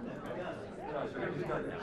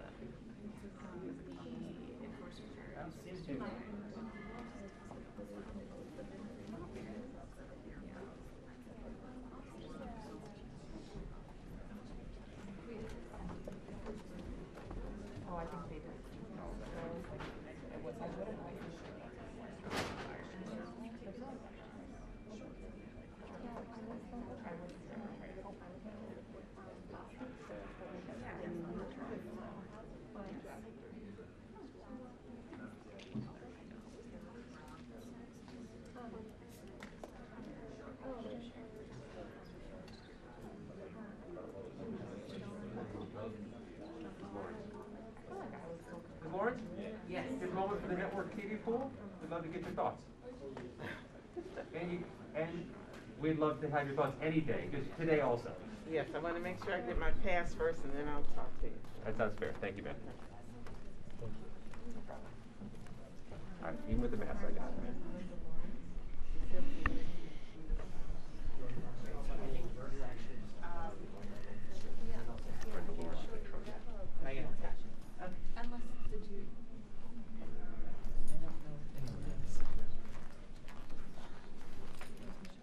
Thank you, Ms. Lawrence. You get your pass? You got your, okay, good enough. I'm going to, as soon as you let me go. We're only a fraction of the way through this day. What do you think so far? Well, I think her brilliance, her experience is on public display. She has gone through this process multiple times, so you can see her comfort level in answering questions sometimes that are leading questions in a negative way. But I'm very, very confident that we will move forward and elect her as our Supreme Court Justice. Your constituents in Michigan, they talk about this? I know you don't have a vote, but I'm wondering what the interest level is among the constituents in Southeast Michigan. I am hearing from women around the country, from my state, and African American women and men who say it's time that we break this barrier that we've seen throughout the history of our country, and it's so exciting. And then to see her brilliance and to see her comfort level in diving into laws and rules and canons is refreshing. Lastly, Yes. the way this hearing is proceeding, any sense this is any different than prior confirmation hearings? If there's going to be accusations that it's asymmetrical with how this party handled this or that party handled that. As an observer, does this seem any different? What's going to be different is that we'll have the first black woman ever serving on the Supreme Court of the United States of America. Thank you, Ms. Lawrence. Thank you. Congresswoman, very quickly, I'm sorry. Can we bring you back to the podium? Okay. I have to go, right? Yeah, it's on your schedule, so whatever you want to do. Last question. Last question, very Yes. briefly. Congresswoman, you said that women in your state say that this is long overdue. Just looking ahead to midterms, do you think that this is something that can galvanize black women voters, particularly, to get to the polls and turn out in the numbers that they did in 2020? Promises made, promises kept. In the black community, when you give your word, when you say that you're going to take actions and we put our trust in you, when you deliver, it return on our investment. So I see this as being checking one of the boxes of the promises made. Thank you. Thank you. Thanks, Ms. Lawrence. Thank you.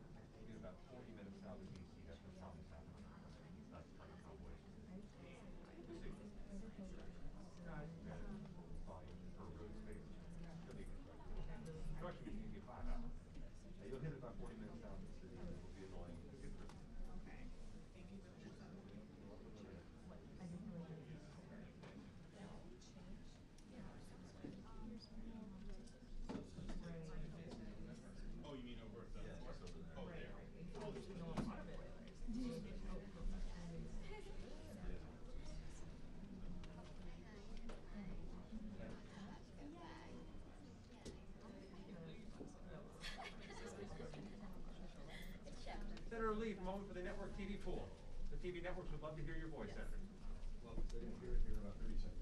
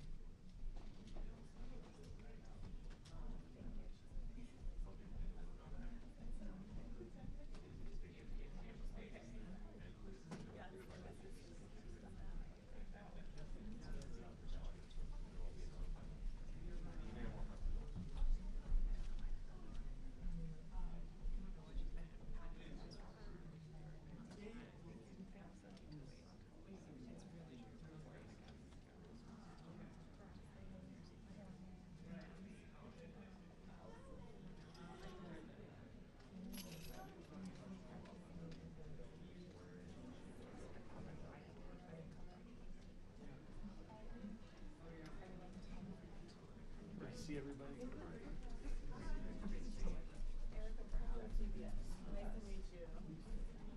Thanks for helping out. Oh, yeah, definitely, man. So, simple answer for us. Okay, thank you.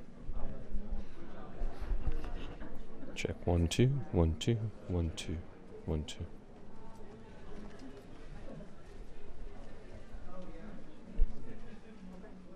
Standing in the press row. Yes.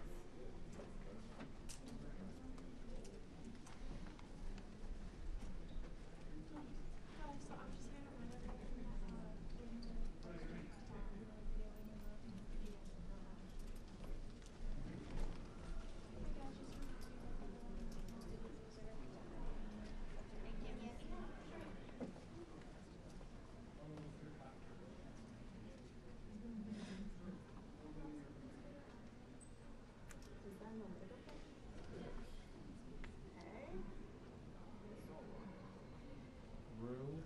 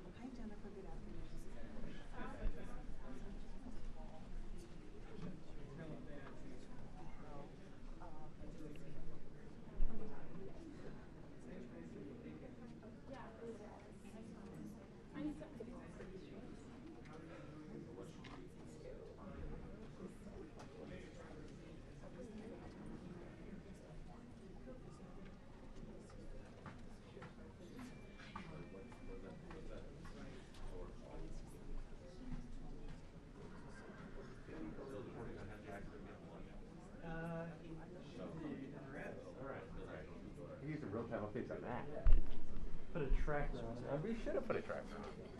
No, you just close. I think we have the technology. You're right? Use it. Oh, find my friend.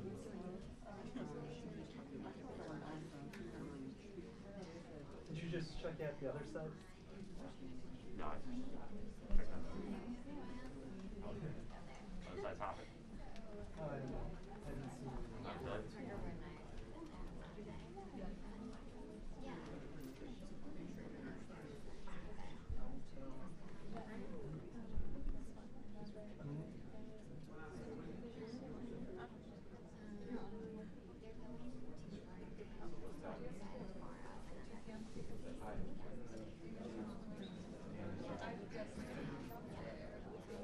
And then if you want their tickets coming forward,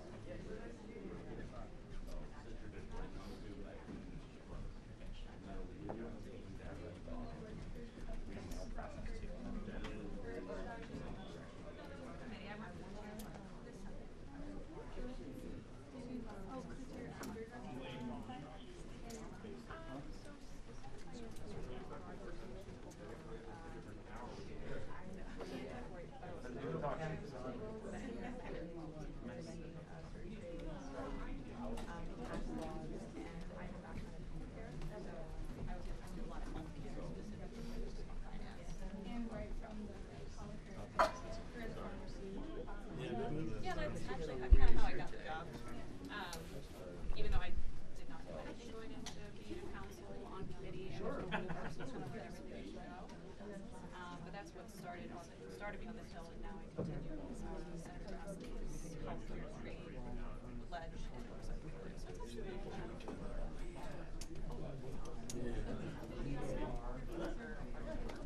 oh my god, I just dropped my days. He loves me. Oh wait, there's other couples, so you would know. But yeah, Professor Brady is dope. Love him so much. Yeah. Sam? Sean? He's on the health side still? Yeah. His father is super nice. He was my professor. Returning your call. Yeah, I think Sean and I actually got coffee many, many moons ago when I was thinking about coming to the hill. Yeah, I don't keep track of this. No, but you can tell him that it's far class. By far one of my favorites.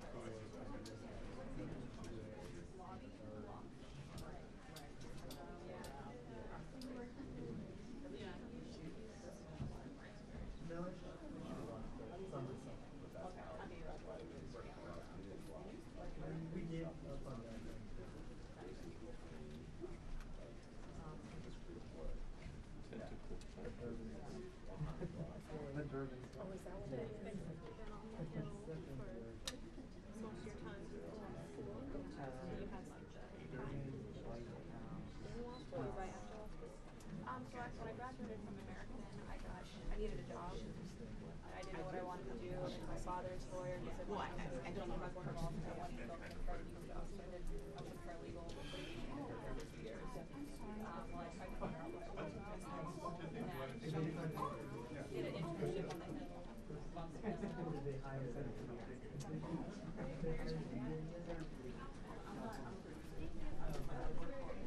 Senator Herrera, just a moment for the network TV crews. We'd love to speak with you before you go in. Thank you, ma'am.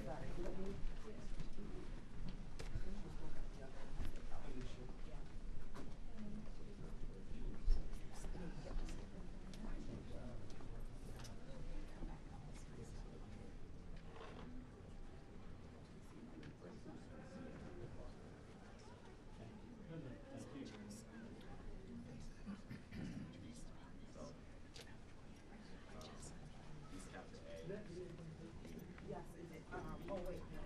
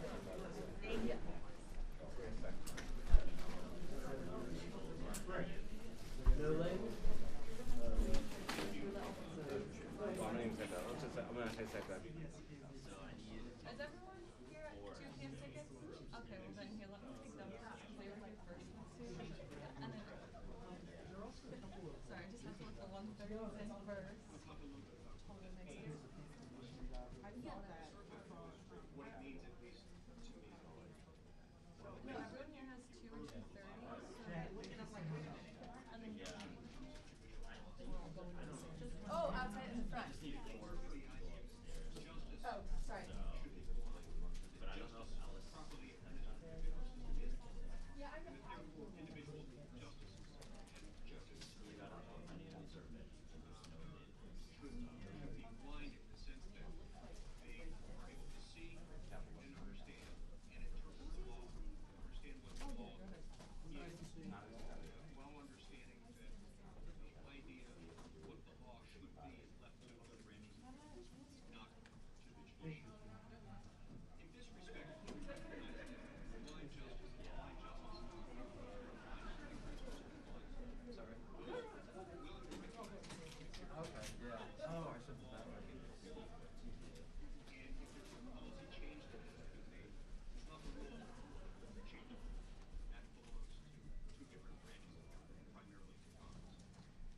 This, of course, requires judicial restraint, requires judicial humility, and it gets back to what I was describing yesterday. It requires a Justice Barrett drawing on the analogy of the Odyssey.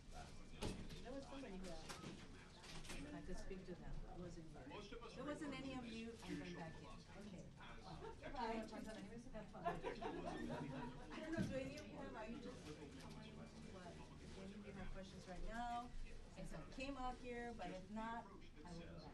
Okay. Well, I doubt there are any members of this committee who disagree with the idea that justice should be policy changes need to be made by the political branches of government, primarily by the legislative branch, not by the courts. We did hear some statements that I think are just a little bit out of line with that concept of justice. One of my colleagues mentioned that you should interpret the Constitution in a way that fair enough. Jurist is to look at the text and figure out what the text means, to ascertain the original public meaning of the text in question. While I doubt there are any members of this committee who would disagree with the idea that justice should be blind in this respect and that policy changes need to be made by the political branches of government, primarily by the legislative branch and not by the courts, you did hear some statements that I think are at least a little bit at odds with that concept of justice. One of my colleagues mentioned that you should interpret the Constitution in a way that works for the people of today. Fair enough. We certainly don't want to interpret the Constitution in a way that doesn't work. But again, that's not the objective. The objective is not to ascertain good policy. The objective is to ascertain what the law requires. You were urged to consider the effects of the court's actions on people's lives. There again, insofar as this relates to policy, it's not really the job of the courts. You were admonished that you must, quote, be able to see the real people at the other end of the court's rulings, like Americans who are one Supreme Court decision away from losing their health insurance, or one court decision away from the ability to make their own health care choices. And the list goes on and on. Now, that type of judicial philosophy would have you step into the role of policymaker and decide what the law should be rather than what the law is. You also heard quoted a couple of times yesterday, quoted or paraphrased or otherwise referenced, Federalist 78, in which Alexander Hamilton refers to the difference between between will and judgment. Will, as expressed by Hamilton, refers to what the law should be. Judgment pertains to what the law is. The judicial branch has the latter power, but not the former. The legislative branch has the former, but not the latter. Judge Jackson, I'd love to get your thoughts on this discussion about what it means, what blind justice is, why that's important. Let's start with this formulation of it, though. Does the law determine the outcome of a case, or does the outcome of the case determine the law? Thank you, Senator. The law determines the outcome of case. And so anytime you're looking at a case and you're looking at the outcomes for ordinary Americans, for day-to-day Americans, if you're looking beyond the scope of deciding that case, and if you're looking even within that case beyond what the law says, you would be stepping into a province of a different branch. Is that right? I believe so. The law and the facts of the case determine the outcome of cases. I think that's an accurate statement. It's important to emphasize this. This is also something that Hamilton describes in Federalist 78, where he goes on to say anytime you start to see the courts start to exercise will instead of judgment, the result is supplanting the will of the people as expressed through their elected representatives through the courts. And that tends to undermine the whole system. You see, there's a reason, of course, why we give life tenure to Article III judges and justices. And that is because we want to make sure that they have the power, the authority, the discretion, and the confidence to issue a decision that they might not be comfortable with. In fact, a judge who always agrees with and is always comfortable with his or her own opinions is, as Justice Scalia used to say, not a very good judge. So we wanted them, you, all, to have confidence in being able to make the right decision, even knowing that you and the public at large might be uncomfortable with the result it produces. Congress makes laws that you won't always agree with.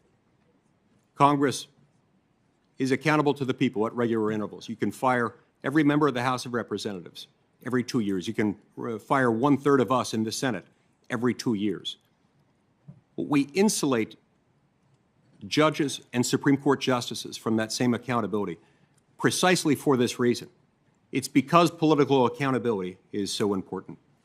This is borne out in the judicial oath, one of the oaths that you'll take if confirmed to this position as an associate justice, in which you'll swear or affirm that you'll administer justice without respect to persons and that you'll do it faithfully and impartially.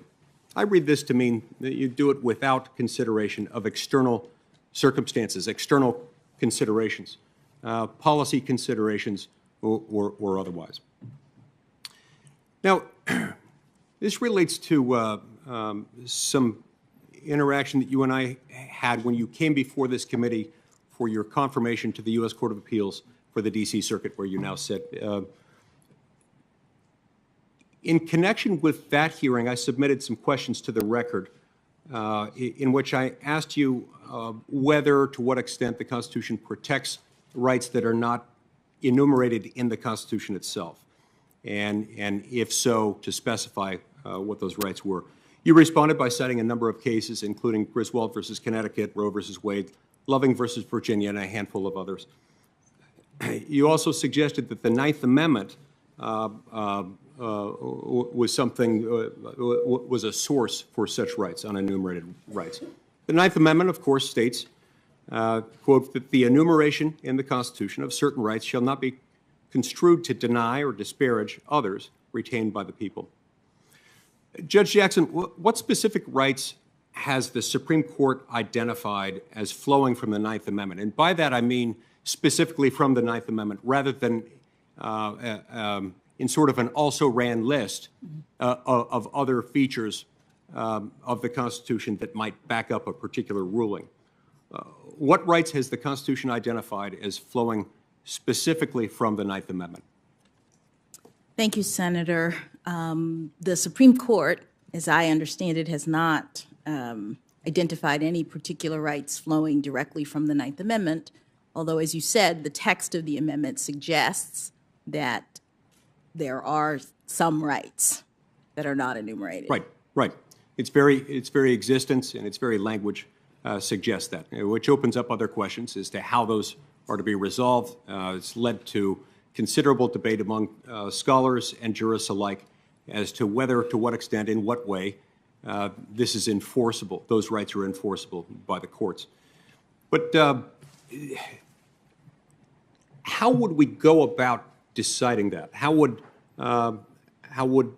jurists go about deciding this question appropriately? In other words, would it be more appropriate to say we will ascertain the existence of rights protected by the Ninth Amendment based on contemporaneous understanding at the time of the ratification of the Ninth Amendment? Or would it be more open-ended to protect rights that we think are important today? Thank you, Senator. The Supreme Court now very clearly has determined that in order to interpret provisions of the Constitution, we look to the time of the founding, and we ascertain based on what the original public meaning of the words of the Constitution were at the time. Sometimes that yields a particular answer. Other times you may have to look to practices historically from that time.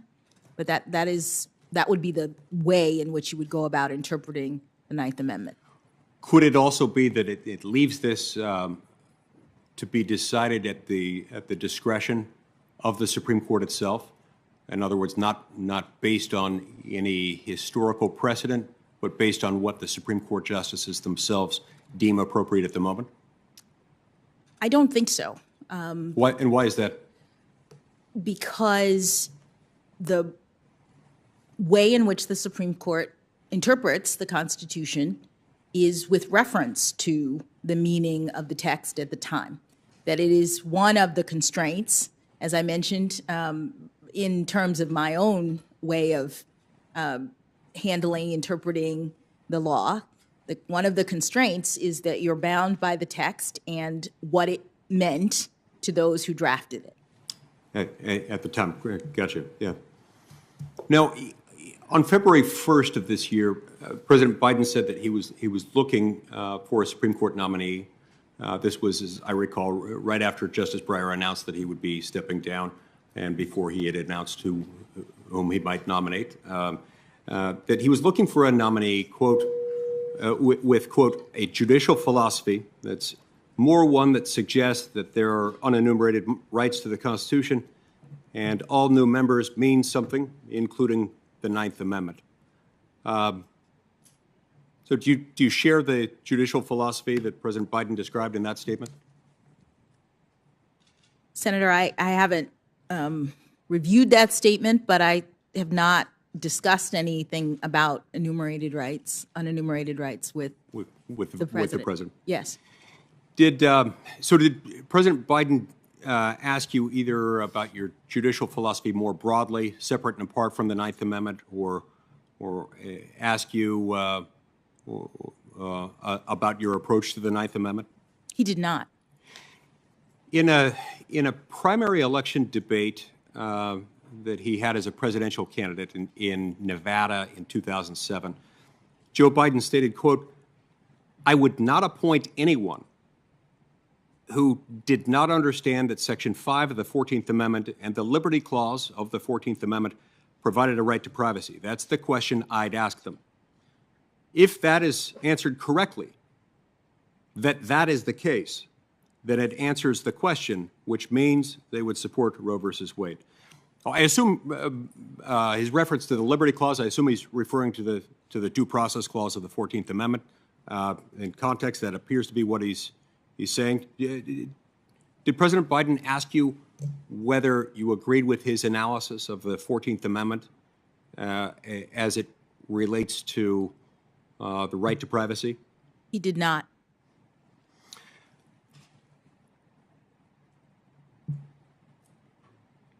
Tell me this. When we look at any provision of the Constitution, one of the many reasons it's helpful to look at the original understanding, in addition to the fundamental reason that you described, it can help us understand what motivated it, and it can help us understand the actions of those who voted within Congress to propose text to be amended to the Constitution, and those who voted to ratify it. We've got a number of amendments, including the amendment that he referred to in that last quote I read, that had an understanding, at least an understanding that included certain thou shalt nots for government. The Equal Protection Clause, I think, is a provision of the 14th Amendment that people understood. Among anything else it might do, restricts government's ability to treat people differently on the basis of race. Consistent with the Equal Protection Clause of the 14th Amendment, when is it permissible for government to treat a person differently on the basis of race? Thank you, Senator. The Supreme Court has interpreted the Equal Protection Clause, as you say, to generally prohibit classifications on the basis of race. And it says that those classifications are to be rigorously scrutinized. They are strict scrutiny, which is a standard that applies, that looks at the purposes of the government and the means by which the government seeks to achieve any end related to such classification. The government would have to have a compelling interest in making that classification, and the means that it selects would have to be narrowly tailored to achieve that interest. And so those compelling interests can't be for light or transient reasons. They can't just be something like we feel like it, in other words. Correct. And the reason for this is because, well, number one, it's bad. It's bad for anyone to treat another person differently on the basis of race. It's especially bad when government does it, because there's not exactly equal bargaining power when you're dealing with the relationship an individual has with government. By definition, it's a particularly unfair form of discrimination when it's government doing it. Governments have enforcement officers, they have armies, they have the means of enforcing their will and their laws, and that's one of the reasons why it's so important. What about under statute? Consistent with Title VII of the Civil Rights Act of 1964, when is it permissible for an employer to treat an employee or a prospective employee differently on the basis of his or her race? By statute, under Title VII, it is generally impermissible. And permissible only in very narrow circumstances?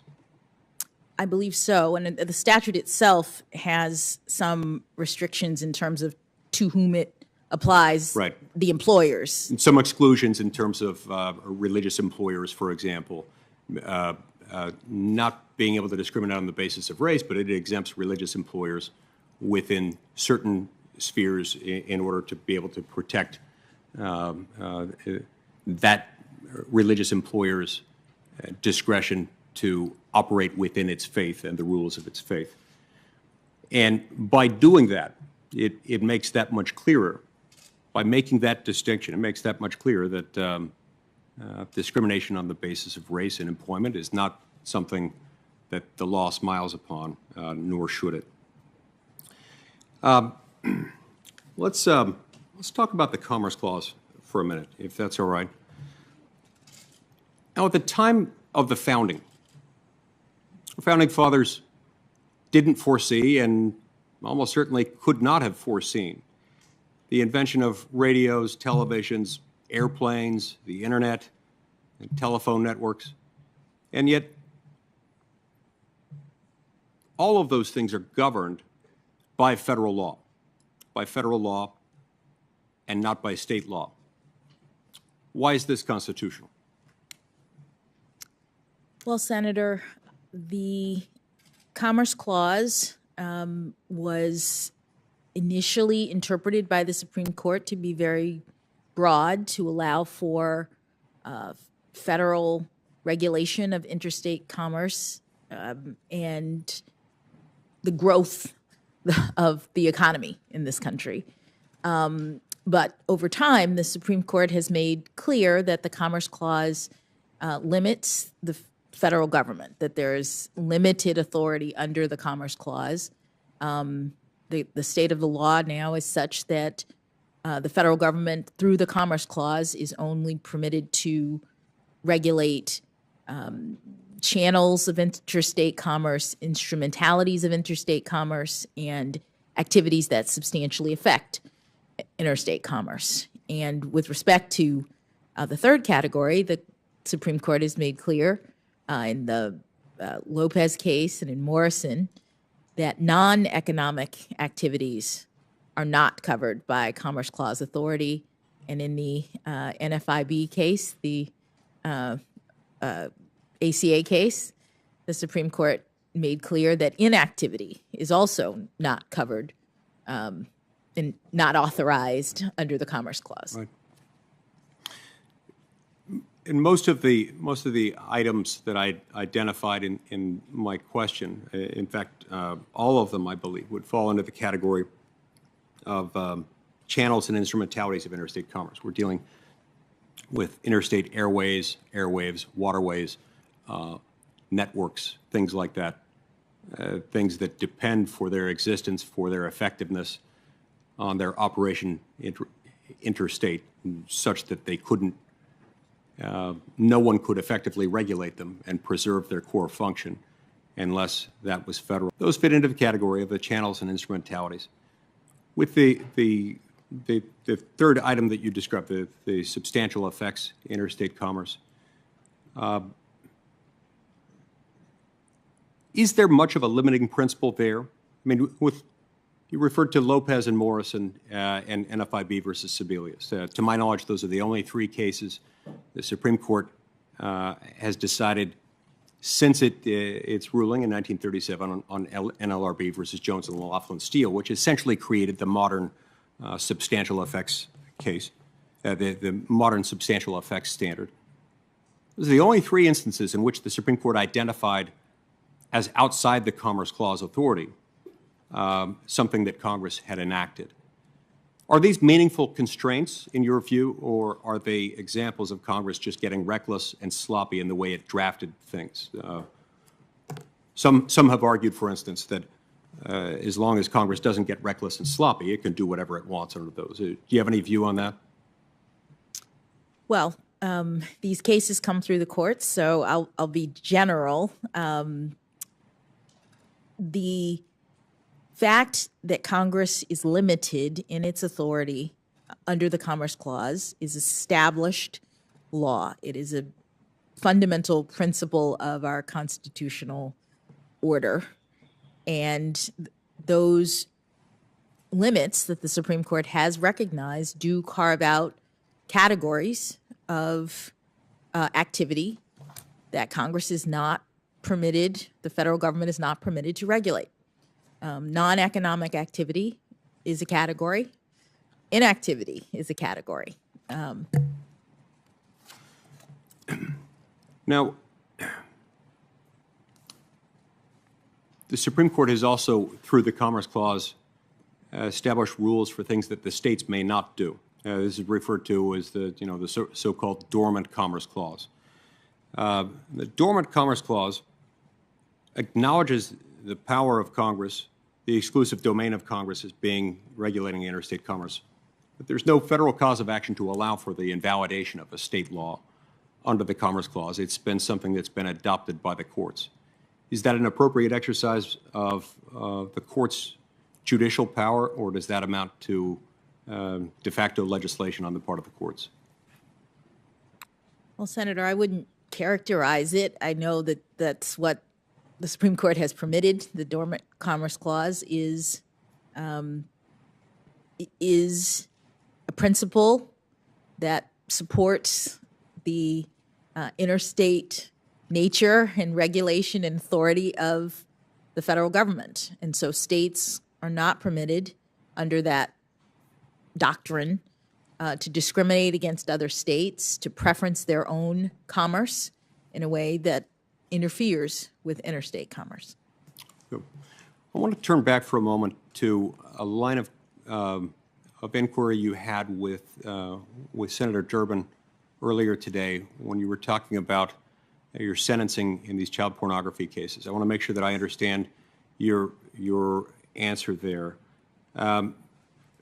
If I understand it, you were making the argument that your concern was that the laws in this area didn't adequately take into account the transfer materials by electronic means to be transmitted, received, and stored through computers. Is that, am I understanding that correctly? Well, Senator, the point that I was making was that the Sentencing Commission, back when I was part of it and even since, tasked with the responsibility to evaluate and make recommendations and look at the data and information about cases, has looked at the operation of the child pornography guideline. Not so much the statute, but the guidelines, which the Congress has tasked the Sentencing Commission with developing. And there are aspects of the child pornography guideline that Congress in legislation has required. It required certain enhancements to be included in the guideline. And some of those enhancements, the data is now revealing, don't take into account the change in the way that that this horrible offense is now committed. But the fact that it's easier to commit the offense shouldn't diminish the severity of the punishment, should it? I mean, any more than the more widespread availability of certain drugs, the more widespread availability of certain weapons might, I mean, surely you wouldn't argue for a lower sentence when certain things become easier in other criminal contexts. So why is this one different? Well, the sentencing enhancements that are in the guidelines are designed to help courts differentiate between different levels of culpability. Congress will say this is an offense, whatever it is, and the maximum penalty is X. And in most cases, the range is between 0 and something like 20 years that Congress gives when it establishes a penalty. The point of the guidelines is to help judges figure out where in that range between 0 and 20 years a particular defendant should be sentenced. And the guidelines have gradations in them that relate to various aspects of the commission of the crime. Go ahead. Sorry. So the commission does data data gathering and research to figure out how crimes are committed and what gradations should matter in terms of the range of culpability. Because the problem of not doing that or of getting it wrong is that you are not able to adequately assess and determine the differences among offenders on the scale. I understand that. And so, but in these cases, as I understand it, all 10 of the cases that we've reviewed on record where you've sentenced someone for a child pornography conviction, in all 10 of those cases, you departed from the guidelines and departed downward.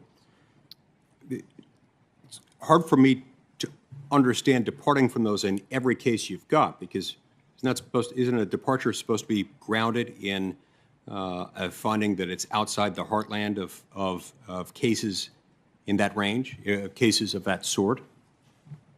Yes, Senator, and as I said before, these are horrible cases that involve terrible crimes, and the court is looking at all of the evidence consistent with Congress's factors for sentencing.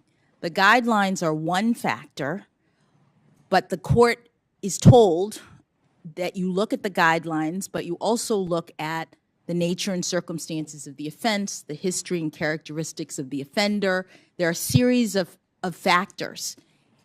In the cases, you are also getting recommendations. And in most of the cases, I haven't pinned it all down, but in most of the cases, if not all of the cases, the government is asking for a sentence below the guidelines because this guideline system is not doing the work in this particular case. Understood.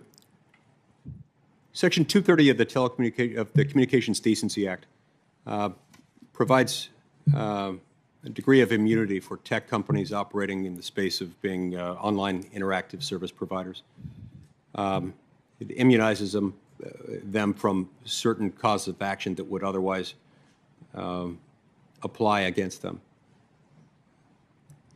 Would it be within Congress's authority to condition the receipt and availability of Section 230 immunity on those online interactive service providers operating as a public forum that is not discriminating on the basis of viewpoint or the viewpoint of those posting on them? Would that be within our authority? Senator, I can't comment on a particular issue about whether or not it is constitutional or not, but the criteria that you identify, it would be relevant, I think, as to whether or not the government is seeking to regulate along viewpoint lines under the First Amendment. That is something that is generally impermissible. Thank you, Mr. Chairman. Thank you very much, Senator Lee. Senator Klobuchar. Thank you very much, Chairman and Senator Grassley. Welcome again, Judge, your wonderful family. They all seem to be awake throughout this entire hearing. I just wanted to, before I start, get at something Senator Lee was talking about. It's not the Dormant Commerce Clause, but I really appreciated early on how you talked about these child pornography cases. A former prosecutor could totally see where you were coming from when you talked about looking at these cases as a mom and a judge. And would it surprise you at all that other judges, including a number of them that were supported by our colleagues on the other side of the aisle, have given out similar sentences in child pornography cases? No, Senator, it would not surprise me because these cases are horrific, and there's a lot of disparity because of the way that guidelines are operating in this particular area. But in every case that I handled involving these terrible crimes, I looked at the law and the facts. I made sure that the victims, the children's perspectives were represented. And I also imposed prison terms and significant supervision and other restrictions on these defendants. Well, thank you. And I just also want to note, and I know others have brought this up, the letter of support from the Fraternal Order of Police, in which they said, from our analysis of Judge Jackson's record and some of her cases, we believe she has considered the facts and applied the law consistently and fairly on a range of issues. There is little doubt that she has the temperament, intellect, legal experience, and family background to have earned this appointment. We are reassured that should she be confirmed, she would approach her future cases with an open mind and treat issues related to law enforcement fairly and justly, and that matters a lot to many of us. Now, I want to go back to something I was talking about yesterday, and that is why today's hearing is so monumental, including that it is occurring at a time when we as Americans have been reminded again due to the courage of Ukrainians thousands of miles away, that we can never take our democracy, or for that matter, our courts for granted. It is also happening at a time when we are seeing each other for the first time after a 2-year pandemic, connecting to each other again. And I hope this moment will be a moment where we see a renewed interest in our democracy, that we respect each other's rights and views, and that we see that we are not a nation of 300+ million silos. Instead, we are a nation committed to this idea that what unites us as Americans is much bigger than what divides us. And so in that context, you come before us with this incredible strength, legal acumen, grace under pressure that you have demonstrated today. And you also come before us, as we've noted, as the first Black woman to be nominated following 115 justices who have been confirmed. And I will note, of the 115 justices, 110 have been men. And I actually once reminded a late-night show Trevor Noah of similar issues in the U.S. Senate. In fact, in the history of the U.S. Senate, of the nearly 2,000 people who have served, only 58 have been women. And he responded that if a nightclub had numbers that bad, they'd shut it down. But today, Judge, we're not shutting anything down, not the court, not the Senate, and you are opening things up. And I think one of the things your nomination presents is an opportunity to address a decline in the public's confidence in our court. Increasingly many, if you see public opinion polls, see the court as over-politicized or out of touch. At the same time, we've seen an alarming rise in threats targeting members of our judiciary for just doing their jobs. How do you think we can work to maintain the public's confidence in the court? What do you see your role in that? Thank you, Senator. Public confidence in the court is crucial. As has been said here earlier, the court doesn't have anything else, that is the key to our legitimacy in our democratic system. And I am honored to accept the president's nomination, in part because I know it means so much to so many people. It means a lot to me.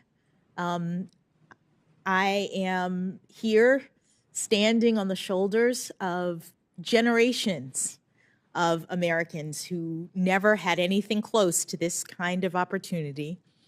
From my grandparents, who had just a grade school education, but instilled in my parents the importance of learning. And my parents, who I've mentioned here many times already, who were the first in their families to get to go to college. So this nomination, against that backdrop, is significant to a lot of people. And I hope that it will bring confidence. It will help inspire people to understand that our courts are like them, that our judges are like them, doing the work, being a part of our government. I think it's very important. Very good. I think along those lines, your wonderful mentor, Justice Breyer, I quoted him about how he said, we can help maintain public acceptance of the court, and these are his words. We can do it best by helping ensure that the Constitution remains workable in a broad sense of the term. Specifically, the court can and should interpret the Constitution in a way that works for the people of the day. Like, as you know, it's, I think, Article 2, Section 2 doesn't refer to the Air Force because we didn't have an Air Force back then. So are there things about the Constitution that, of course, as we've gone along, have been interpreted to meet the moments of our time? What do you think Justice Breyer means when he says the Constitution should be interpreted in a way that works for the people of today? And do you think a justice can be both pragmatic and objective and respect history?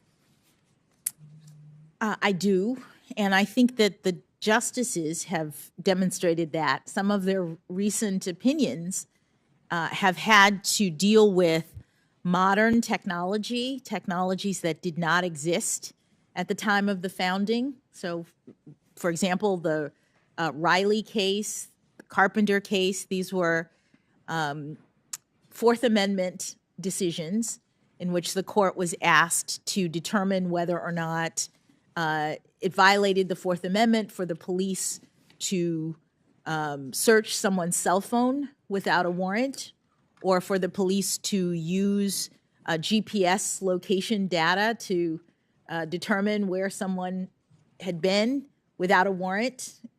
And obviously those technologies did not exist. But what the court did was it looked back at the time of the founding and determined what the reasonable expectations of privacy were related to the term unreasonable searches and seizures, which appears in the Constitution. And having assessed what that meant back then, they could use those principles to decide whether or not a cell phone is like someone's home these days, with all of the information and all of the things that are stored there. And the court determined that it was a violation of the Fourth Amendment, that the police officers needed a warrant, and they did so with reference to what the Constitution meant in history. Mm-hmm. Very good. You were viewed as a judge, and you talked about this a bit yesterday, that writes lengthy opinions, that believes you should spell things out, and believes in being transparent. Is that a fair characterization? That is. Okay, good. I'm sure your clerks know that. I want to talk about something to me that's a bit the opposite, and that's something that some have termed the shadow docket. And that includes decisions that the court makes on an expedited basis that are usually unsigned and issued without oral argument or full briefing. In the last few years, we've seen the court increasingly deciding cases in this way, often over the dissent of maybe 3 or 4 of the justices. Last term, the court granted 20 requests for emergency relief, a historically high number. 10 years ago, in the October term of 2011, the court granted only 6 requests in an entire year. When do you think it's appropriate for the Supreme Court to grant emergency relief, use this docket? When are the circumstances that warrant this? And I think these decisions have a profound effect on people's lives. I'll just use one example. Last fall, in a 1-paragraph decision, a majority of the court refused to stop the enforcement of a Texas law that severely restricts a woman's access to abortion. In that case, even Chief Justice Roberts objected to the court's decision to let the law take effect, calling the statutory scheme not only unusual but unprecedented. As someone who believes in transparency, could you talk in general about when you think this shadow docket should be used, when emergency relief should be given, and how, if it's overused, it could undermine public confidence in the court? Thank you, Senator. Well, there's a balance that the court has to consider, and that it, insofar as, on the one hand, it has always had an emergency docket, the need for flexibility, the ability to get answers to the parties at issue is something that's important in our system. On the other hand, the court has also considered the interest in allowing issues to percolate, allowing other courts to rule on things before they come to the court. And I am not privy at the moment to the justices' views and why and how they're using the emergency docket in these cases. If I was fortunate enough to be confirmed, I would look at those issues. But it's an interesting and important set of issues. Okay. I think just another example of this, by the way, is the day before Wisconsin's primary election on April 6, 2020, right as the first beginnings of some of the health orders that came out with the beginning of the pandemic. The court issued a 5-4 decision halting a district court's order allowing voters extra time to cast their absentee ballots so that they could avoid waiting in line to vote. And back then, people literally got COVID with election workers and the like because of this. And again, I'm not going to belabor this point, but I think some of this is these decisions that are made that don't reflect some of the careful consideration that you have made in many of your decisions as a judge. But speaking of voting, I'll ask you one question on that front. Since the Supreme Court gutted the Section 5 preclearance regime of the Voting Rights Act in its decision in Shelby County, the D.C. Circuit has not seen many voting rights cases. However, as you know, Justice Ginsburg dissented in that case, describing the right to vote as the most fundamental right in our democratic system. Do you agree that the right to vote is fundamental? Senator, the Supreme Court has said that the right to vote is the basis of our democracy, that it is the right upon which all other rights are essentially founded, because in a democracy there is one person, one vote, and there are constitutional amendments that relate directly to the right to vote. So it is a fundamental right in our democracy. Yes, I know that's how Justice Barrett answered that question as well in her recent hearing. I'm going to turn to an area that Senator Lee and I, we both chair the subcommittee on antitrust, and so it's near and dear to my heart. So I thought I'd spend a little time. It usually gets relegated to the second round, but I'm putting it up on the docket here. U.S. antitrust law has been described as a comprehensive charter of economic liberty, and I agree. And effective antitrust enforcement plays a critical role, as you know, in protecting consumers and workers, promoting innovation, ensuring new businesses have an opportunity to compete. It actually, from really early on in our country's history, has been a very important part of assuring that capitalism works. And in January, for the first time since the dawn of the internet, the Senate passed a tech competition bill committee. It's a bill that Senator Grassley and I lead. Many of the members of this committee supported the bill, 16-6 vote. It's called the American Innovation and Choice Online Act. It's now headed to the Senate floor. I'm not going to ask you about that bill, obviously, but I want to put this in some context. While tech monopolies have seized from 50 to 90% market share in major parts of their business lines, it is clear to me when you look at the plain language of the Sherman Act, Clayton Act, laws that are in place, that these monopolies are not okay. However, court rulings for decades in antitrust have created some major obstacles to taking on these cases. And it's not just court rulings. It is on us with, as I said, the dawn of the internet, decades having passed. It is on us, this Senate and the House, to update our laws this year to give enforcers the resources to do their jobs, something you, if confirmed, would not have a role in. But the role of the courts is also very critical. You have been nominated to replace Justice Breyer, who came to the court with a strong background in antitrust law. I know you handled a case. You and I discussed it in my office. I think it got decided the merger was abandoned, so you didn't have to rule on the merits of it. It was back in 2017, a FTC challenge. But I'll just quote something that Justice Breyer once said. He told this committee, if you're going to have a free enterprise economy, then you must have a strong and effective antitrust law. Do you agree with Justice Breyer's statement, and how would you characterize the goals of our antitrust laws? Well, Thank you, Senator. The antitrust laws protect competition and, as you said, therefore protect consumers and competitors and the economy as a whole.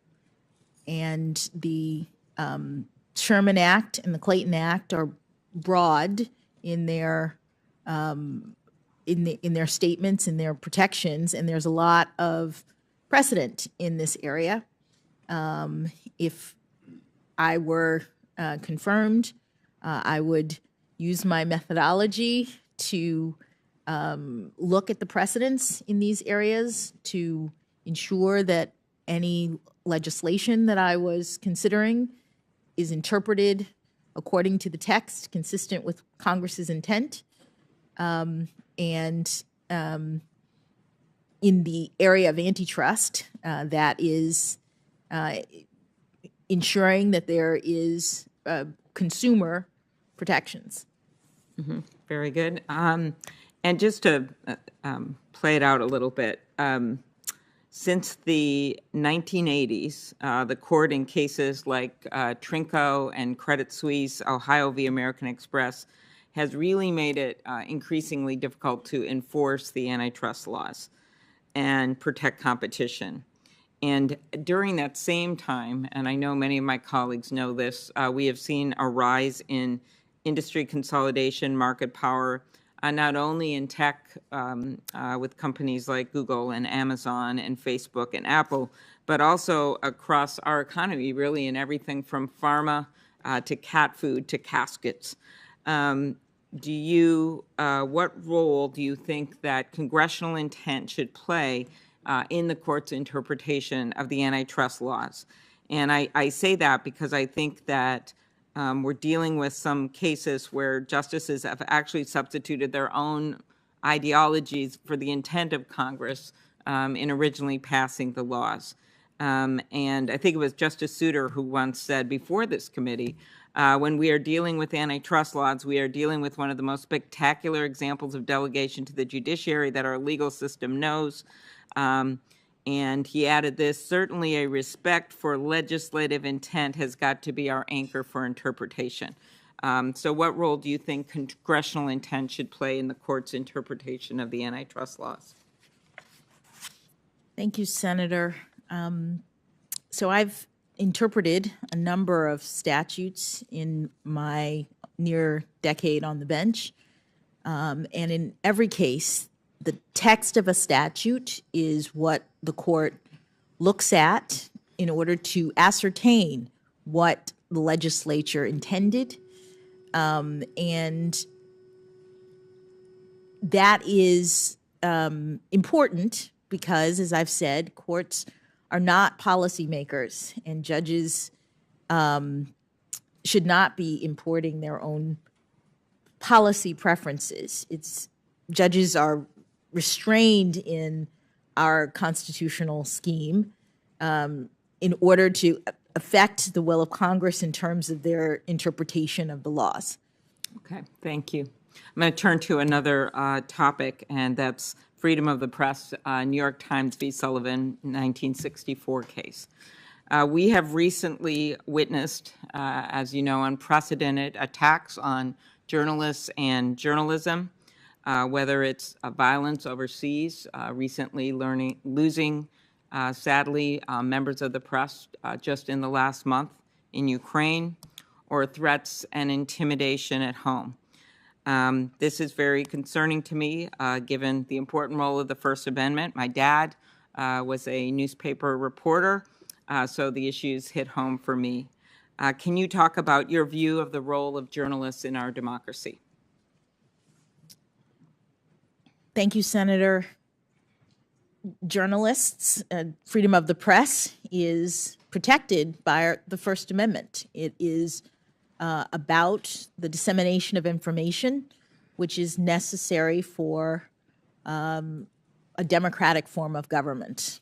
The Supreme Court has held as much, and that was the basis for the court's determinations in protecting the press from liability in New York Times versus Sullivan and its progeny.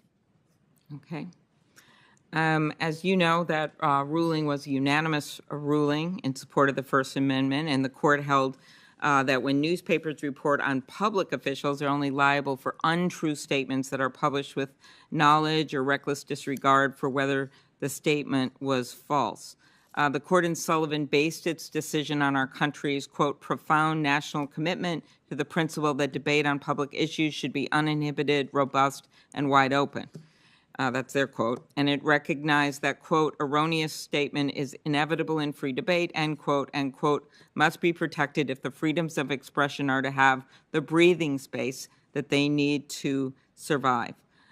Do you agree that those principles are just as relevant today as they were when the Supreme Court first decided New York Times v. Sullivan?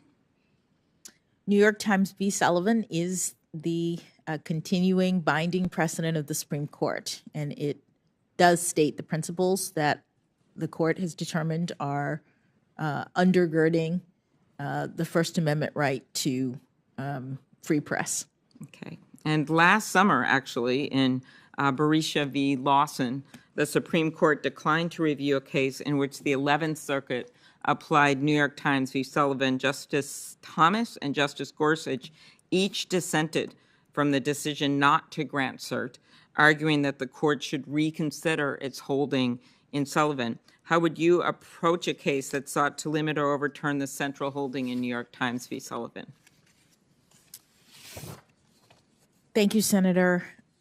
Anytime the court is asked to revisit a precedent, there are criteria that the court uses to decide whether or not to overrule a precedent. New York Times versus Sullivan is a precedent, and stare decisis is very important. The principle that the Supreme Court should maintain its precedents for predictability and stability in the law.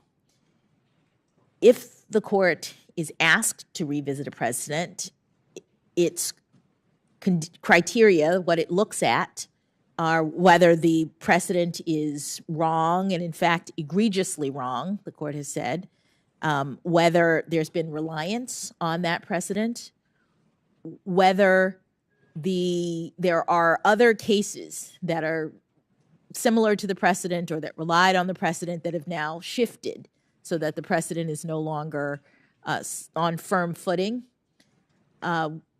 Whether or not the precedent is workable. Sometimes the Supreme Court will issue a ruling and determine later that it's not actually doing what the court intended, and whether or not there are new facts or a new understanding of the facts. Those various criteria are what the court looks at to decide whether or not to overturn a precedent, and they would be what I would look at if I were confirmed to the Supreme Court. Thank you. I was recalling as you spoke about stare decisis at one of your first nominations hearing for the district court, and you actually, in response to one of my questions, stare decisis is a bedrock legal principle that ensures consistency and impartiality of judgments. And I think, as you know, by how you've talked more broadly about this, moving off of the First Amendment questions, throughout the court's history, stare decisis has been so key, and the court has relied on it to maintain stability in the law, reaffirm its impartiality. As a former justice, I know Senator Durbin just read a very famous book about him, Minnesotan, Justice Harry Blackmun, who actually Justice Breyer succeeded on the court, said in his concurrence in Planned Parenthood v. Casey about the court's decision to uphold Roe v. Wade, he said, "What has happened today should serve as a model for future justices and a warning to all who have tried to turn this court into yet another political branch." What role do you think that stare decisis plays in protecting the independence of the judiciary and avoiding the perception that the court is acting as another, quote, political branch? I think it plays a very important role as a doctrine that keeps shifts from happening in the court. that as I previously mentioned, it's very important to have stability in the law for rule of law purposes so that people can order themselves and predict their lives given what the Supreme Court has already said. And if there were massive shifts every time a new justice came on or every time new circumstances arose, there would be a concern that public confidence would be eroded. And so stare decisis is a very important doctrine that the Supreme Court has established, and it's one that furthers the rule of law in this country. Thank you very much. Well, that's a good way to end, Judge Jackson. And I do see Senator Cruz waiting in the wing. So by coincidence, and it looks like he has things he's putting up of charts. By coincidence, I was going to put on the record, and since he's here, it makes a lot of sense from the judge that you clerked for, Senator Cruz, Judge Ludwig, who's now retired, and I know you were very close to him. And he actually submitted a letter on your behalf, Judge Jackson, and said in this letter, and he's an appointee of George H.W. Bush, similar to Judge Griffith, who introduced you yesterday, and I've been very impressed by the support you've had from retired judges, obviously not appropriate for current judges, but retired judges appointed by both Democratic and Republican presidents, as well as the bipartisan votes that you have gotten through the U.S. Senate for your other positions. But in this letter, the former Judge Ludwig says that you are eminently qualified to serve on the Supreme Court of the United States. And then he actually says Republicans and Democrats alike should give their studied advice and then their consent to the president's nomination. And he adds Republicans in particular should vote to confirm Judge Jackson. So I thought that might be a good segue, Senator Cruz, to your question. So I ask Chairman that the letter of support from former Judge Ludwig, who employed Senator Cruz as a trusted law clerk, be admitted to the record. Without objection. Thank you very much, Judge Jackson. Thank you. Senator Klobuchar finds a Minnesota connection to almost everything. Very proud of the fact, but Justice Blackmun was born in Nashville, Illinois. Okay, he was a lawyer at the Mayo Clinic, as we know, and spent a lot of time. I'm going to lose this battle. A lawyer in Minnesota when he was chosen to the Supreme Court, but thank you for pointing that out. And now to the great state of Texas, Senator Cruz. Thank you, Mr. Chairman. Judge Jackson, welcome. Thank you. Congratulations. Thank you. You and I have known each other a long time. We have. We went to law school together. We were on the law review together. We were a year apart. Happily so, I hope, Senator. We were not particularly close, but we were always friendly and cordial. We were. And you and I had a very positive and productive meeting in my office where we discussed a number of things, including you were there with former Senator Doug Jones. And we discussed how he and I and a number of other senators had, for 2 different years, participated in reading aloud on the Senate floor Dr. Martin Luther King Jr.'s letter from a Birmingham jail, which is one of the truly great advocacies for civil rights our nation has seen. And you and I talked together about our shared admiration for Dr. King. When Senator Grassley questioned you earlier, he asked in particular about Dr. King's speech on the steps of the Lincoln Memorial, where he said most critically, "I have a dream that my 4 little children will one day live in a nation where they will not be judged by the color of their skin, but by the content of their character." Do you agree with what Dr. King said in that speech there? I do, Senator. As we were discussing it, you referenced in my office a speech that you gave in January of 2020 at the University of Michigan School of Law. And after our discussion, I pulled a copy of your speech and read the speech in its entirety. And there were elements of the speech that I thought were really powerful. And let me say, your opening remarks yesterday were powerful and inspirational as well. And I think you and your family, the journey you have taken to becoming a federal judge, to becoming a federal Court of Appeals judge, I think demonstrates the incredible promise and the incredible opportunity this nation offers all of us. As I read your speech at the University of Michigan Law School, however, there was a portion that surprised me.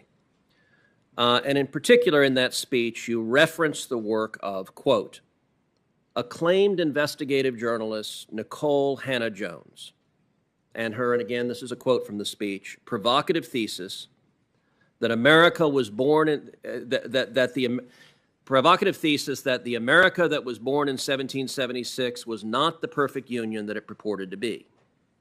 And indeed, Ms. Hannah-Jones, in her 1619 projects, describes the central thesis of the 1619 Project, which the New York Times laid out as a revisionist look of history, revising American history. And Ms. Hannah-Jones described her central thesis as, quote, one of the primary reasons the colonists decided to declare independence was because they wanted to protect the institution of slavery. Now, that claim is a highly contested historical claim.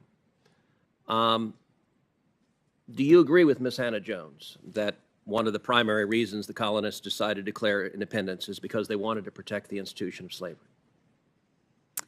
Thank you, Senator. When I gave that speech at the University of Michigan, I was asked to speak on Martin Luther King Day. And every year they have a Martin Luther King Day speaker. And I gave a speech about Black women in the civil rights movement.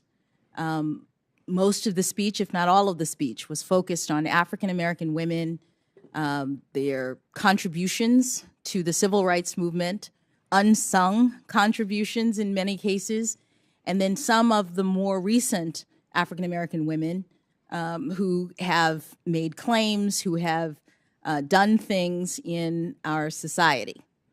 One slide was of Ms. A journalist, as you say, who made that statement, and I called it provocative. It is not something that I've studied. It doesn't come up in my work. I was mentioning it because it was, at least at that time, something that was talked about and well known to the students that I was speaking to at the law school. So are you aware that since the 1619 Project came out, that it has been roundly refuted by very respected historians, including Gordon Wood of Brown University, including James McPherson of Princeton University. McPherson called it a, quote, very unbalanced, one-sided account which lacks content and perspective. And indeed, it was so thoroughly refuted that the New York Times quietly altered the digital version to remove references to 1619 as the year of America's true founding and the moment America began. Were you aware of that? I was not. So let me ask you, related to the 1619 Project, which I believe is deeply inaccurate and misleading. 1619 Project is closely intertwined with a movement that is called critical race theory. Critical race theory, as you know, originated at your and my alma mater at the Harvard Law School. In your understanding, what does critical race theory mean? What is it? Senator, my understanding is that critical race theory is it is an academic theory that is about the ways in which race interacts with various institutions. It doesn't come up in my work as a judge. It's never something that I've studied or relied on, and it wouldn't be something that I would rely on if I was on the Supreme Court. So critical race theory, as you know, has its origins in the critical legal studies movement, which also came from Harvard Law School, from a number of critical legal studies professors, crits as they were known when we were in law school, who are explicitly Marxists. And they find their origins in Marxism, although critical legal studies frames society as a fundamental battle between socioeconomic classes, critical race theory frames all of society as a fundamental and intractable battle between the races. It views every conflict as a racial conflict. Do you think that's an accurate way of viewing society in the world we live in?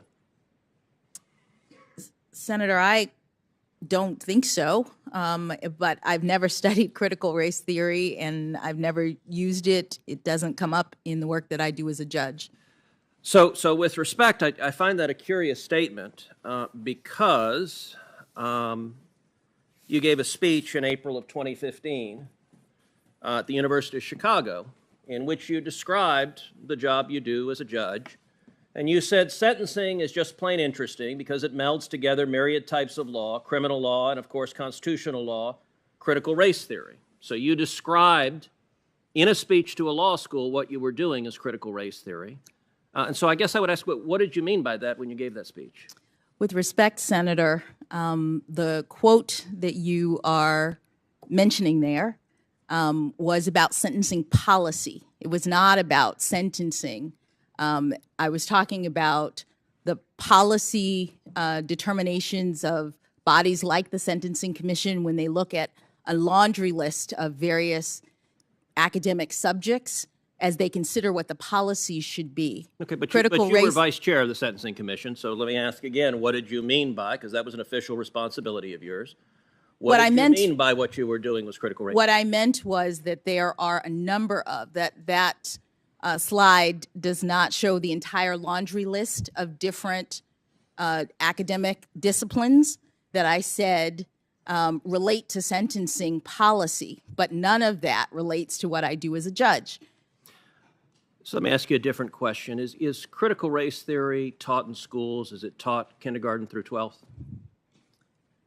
Senator, I don't know. I don't think so. I believe it's an academic theory that's at the law school level.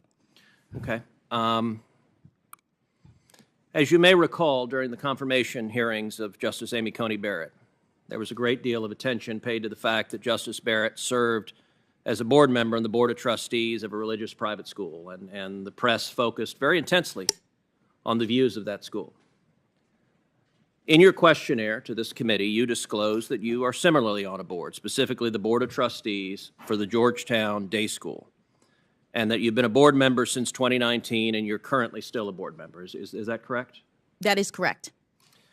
In regard to the Georgetown Day School, you've publicly said, quote, "Since becoming a member of the GDS community 7 years ago, Patrick and I have witnessed the transformative power of a rigorous progressive education that is dedicated to fostering critical thinking, interdependence, and social justice." When you refer to social justice and the school's mission on social justice, what did you mean by that? Thank you, Senator, for allowing me to address this issue. Georgetown Day School has a special history that I think is important to understand when you consider my service on that board.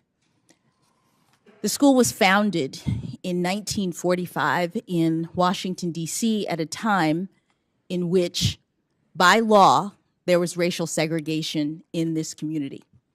Black students were not allowed in the public schools to go to school with white students. Georgetown Day School is a private school that was created when 3 white families, Jewish families, got together with 3 black families and said that despite the fact that the law requires us to separate, despite the fact that the law is set up to make sure that black children are not treated the same as everyone else, we are going to form a private school so that our children can go to school together. The idea of equality, justice, is at the core of the Georgetown Day School mission, and it's a private school such that every parent who joins the community does so willingly with an understanding that they are joining a community that is designed to make sure that every child is valued, every child is treated as having inherent worth, and none are discriminated against because of race. So, Judge Jackson, all of us will agree that no one should be discriminated against because of race. When you just testified a minute ago that you didn't know if critical race theory was taught in K through 12, I will confess I find that statement a little hard to reconcile with the public record, because if you look at the Georgetown Day School's curriculum, it is filled and overflowing with critical race theory. That among the books that are either assigned or recommended, they include Critical Race Theory, an introduction.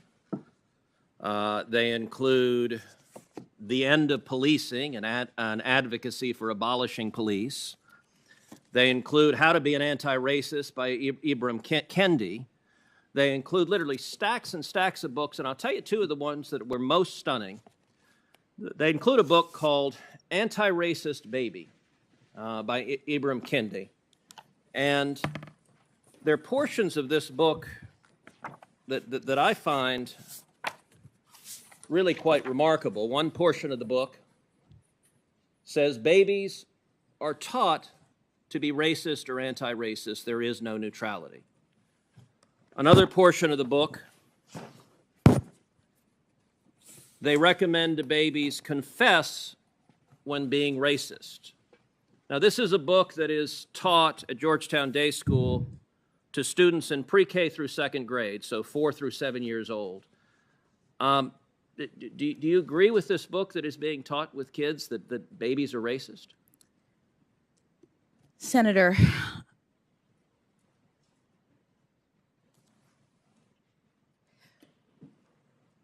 I do not believe that any child should be made to feel as though they are racist, or though they are not valued, or though they are less than, that they are victims, that they are oppressors. I don't believe in any of that. But what I will say is that when you asked me whether or not this was taught in schools, critical race theory, my understanding is that critical race theory as an academic theory is taught in law schools, and to the extent that you were asking the question, I understood you to be addressing public schools.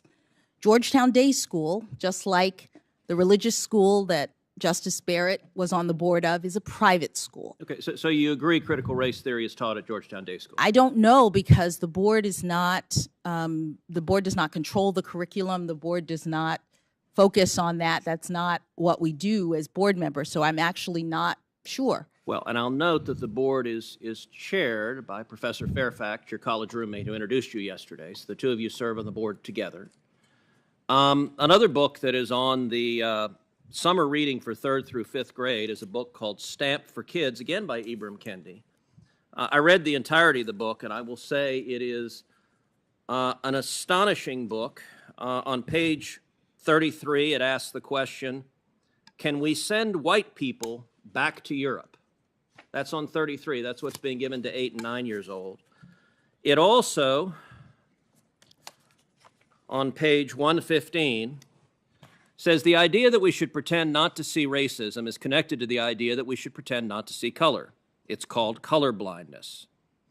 Skipping ahead, here's what's wrong with this. It's ridiculous. Skin color is something we all absolutely see.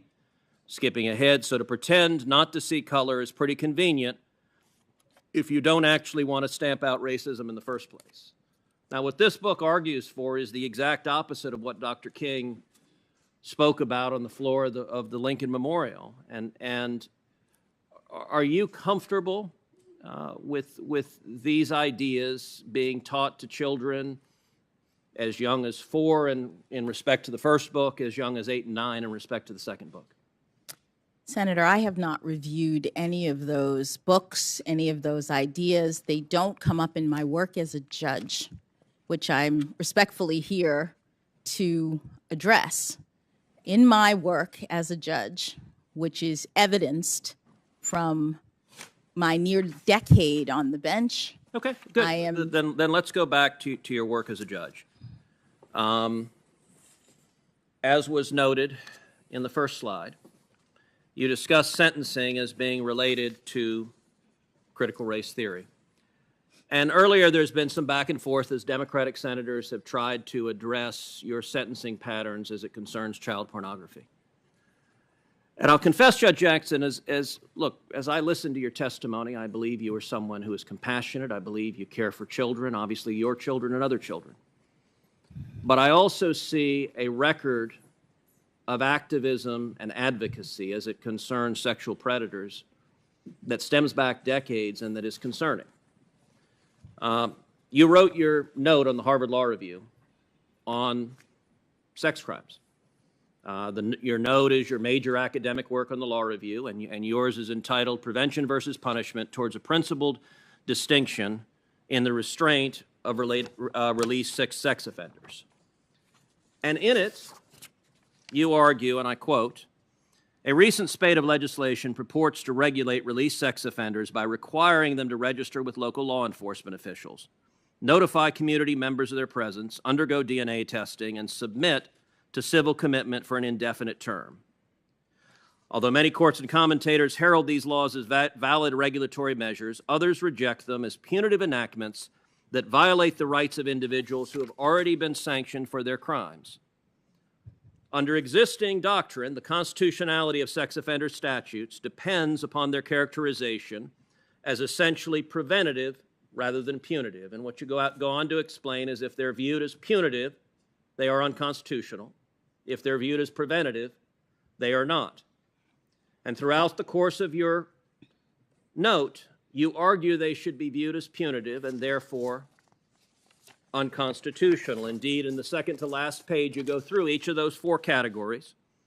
You say requirements that sex offenders register may or may not be unconstitutional, depending upon whether, quote, in which sex offenders have no privacy right in registration information or blood samples. So you suggest that may or may not be constitutional, although you raise doubts about it. And then you raise very significant doubts about community notification, and you heavily suggest that civil commitment for sexual predators is unconstitutional. Do you still agree with the sentiments you expressed in your law school note? Respectfully, Senator, those are not the sentiments that I expressed in my law school note.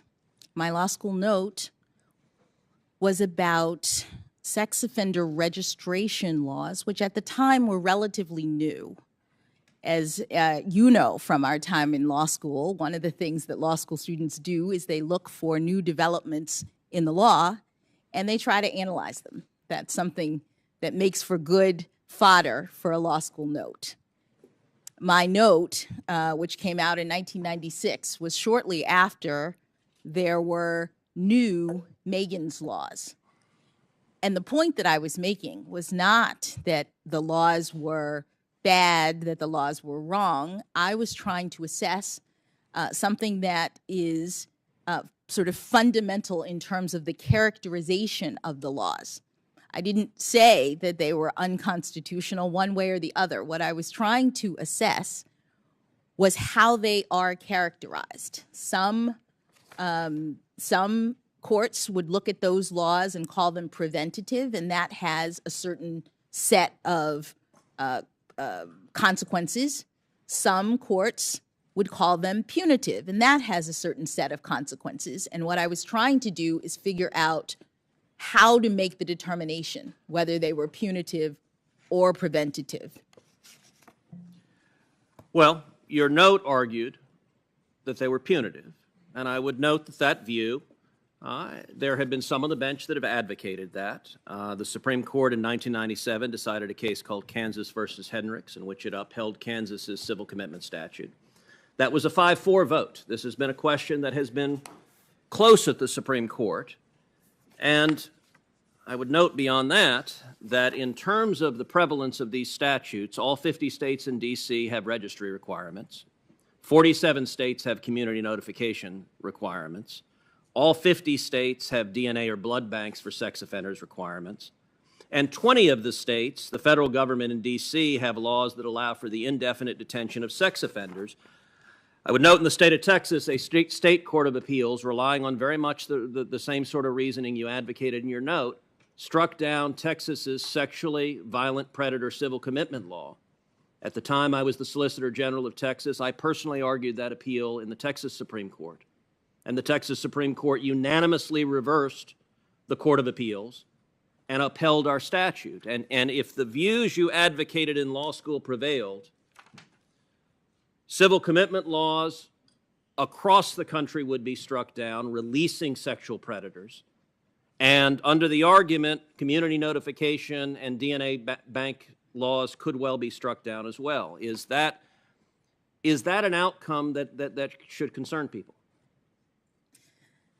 Senator, my note wasn't advocating for the striking down of those laws. My note was trying to identify criteria that I thought could be applied consistently to determine whether the laws were punitive or preventative. But with respect to Jackson, you argued that they were punitive, and you further say in the note, if they're punitive, they're unconstitutional. I was looking at 4 different kinds of laws, and not all of them, did I say, were punitive. Okay, so let's take civil commitments laws. If you look at civil commitment laws right now, the UCLA School of Law, Williams Institute, estimates more than 6,300 sex offenders are currently detained in civil commitment programs. If the view you advocated prevailed, presumably those 6,300 sex offenders would be released to the public. Is that an outcome that should be concerning? Senator, in law school, when I was writing a note, I was looking at a brand new set of laws that had not previously been enacted in any jurisdiction. They were new. And I was assessing at the time, as law school students do, what criteria I thought might be used by courts to make a determination in the future as to whether or not they should be treated as punitive and therefore not unconstitutional, but as therefore ones that carry with them certain rights versus preventative. Judge Jackson, so you've pointed that these were views in law school, and listen, I will recognize that all of us, when we are students, may have views that as time and maturity passes on, we may change. But what troubles me is this was not just a law school view, it's one that has continued. So when you were vice chairman of the Sentencing Commission, you expressed significant concerns that the White House has argued that your quotes were taken out of context. So I want to provide the full context of your quote, because you said, yes, I want to ask you about the means by which we can distinguish more or less serious offenders. I know that all of you sort of touched on that. Mr. Futrell, you talked about going from singular to one-on-one to group experience. I'm just wondering if there's some sort of inevitable and natural progression from one stage to the other, such that you could say that the least serious offenders are in the singular experience stage. And I guess my thought is, in looking at some of the testimony that other people will have later in the day, I was surprised at some of the testimony with respect to the motivation of offenders, and we're talking about child pornography offenders, and that there are people who get involved with this kind of activity who may not be pedophiles and who may not be necessarily interested really in the child pornography, but have other motivations with respect to the use of technology and being in the group. And here are lots of reasons perhaps why people might engage in this. And so I'm wondering whether you could say that there could be a less serious child pornography offender who is engaging in the type of conduct in the group experience level because their motivation is the challenge or to use the technology. They're very sophisticated technologically, but they aren't necessarily that interested in the child pornography piece of it. Now I find that a pretty remarkable argument, that people in possession of child pornography are not actually interested in the child porn, they're not pedophiles, they're just interested in technology. Is that, and I wanted to provide the whole quote because the White House said that portions of this were used out of context, so this is your entire quote. Do you agree with that sentiment, that there is some meaningful population of people who have child pornography but are not, in fact, pedophiles or getting satisfaction from it? Thank you, Senator, for allowing me to address what appears to be a question that I was asking in the context of a hearing on child pornography. You've provided the entire quote, and it looks as though I was asking that of someone, not taking that position. And the position that I've taken in all of my sentencings involving child pornography offenders is to ensure that despite the attitude and view of many of the offenders who came before me when I was a trial judge, that they were just lookers, that they weren't really harming anyone, that they were curating their collections and they never touched a child, I made sure that they understood that notwithstanding their collecting behavior, that they were causing significant harm. So Judge Jackson, all right, you raise your actual sentencing, and I think that's very productive. Let's take a look at your actual sentencing. And you've had 10 different cases involving child pornography. These are the cases. There are two, U.S. versus Buttry and U.S. versus Can, for which the government did not make a recommendation. And you said earlier, when Chairman Durbin was trying to preempt this line of attack, you said it's a sickening and egregious crime, which I very much agree with. And you said the guidelines lead to extreme departures. Okay. Let's look at what the prosecutors are asking for. And I would note that this was in the District of Columbia, where prosecutors are far more liberal than many of the prosecutors in this country. And in every case in which, so United States versus Hess, there was a mandatory statutory minimum of 60 months, and you imposed 60 months because you had no discretion. In United States versus Nickerson, there was a mutual agreement of the parties to 120 months, and that's what you imposed. In every other case, United States versus Chazen, the prosecutor asked for 78 to 97 months. You imposed 28 months. 28 months is a 64% reduction. In United States versus Cooper, the prosecutor asked for 72 months. You imposed 60 months. That was a 17% reduction. In United States versus Downs, the prosecutor asked for 70 months. You imposed 60. That was a 14% reduction. In United States versus Hawkins, the prosecutor asked for 24 months. You imposed 3 months. That was an 88% reduction. In United States versus Savage, the prosecutor asked for 49 months. You imposed 37. That was a 24% reduction. In United States versus Stewart, the prosecutor asked for 97 months. You imposed 57.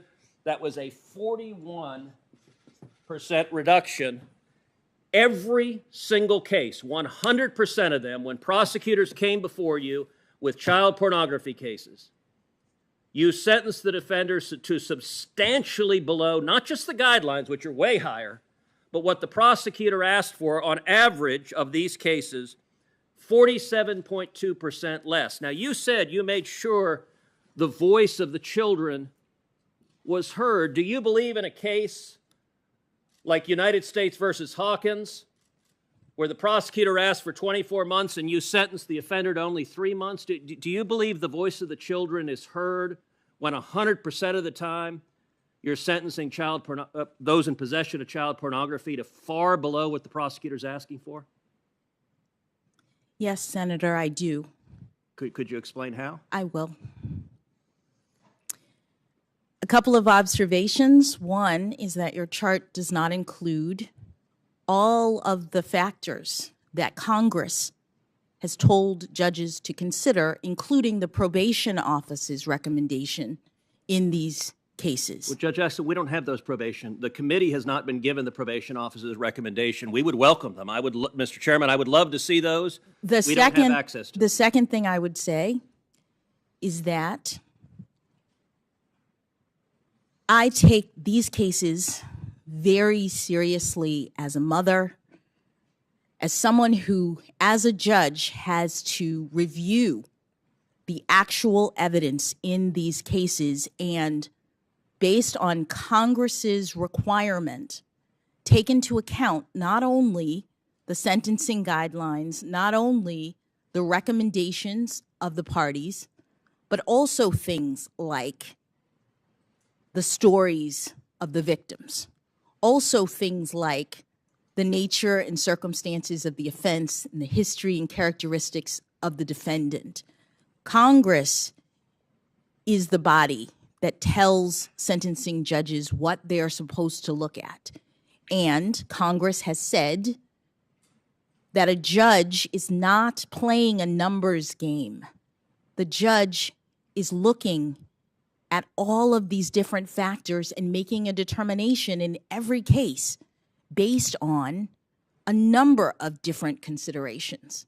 And in every case, I did my duty to hold the defendants accountable in light of the evidence and the information that was presented to me. In 100% of the cases, was the evidence less than the prosecutors asked for? Senator, the evidence in these cases are egregious.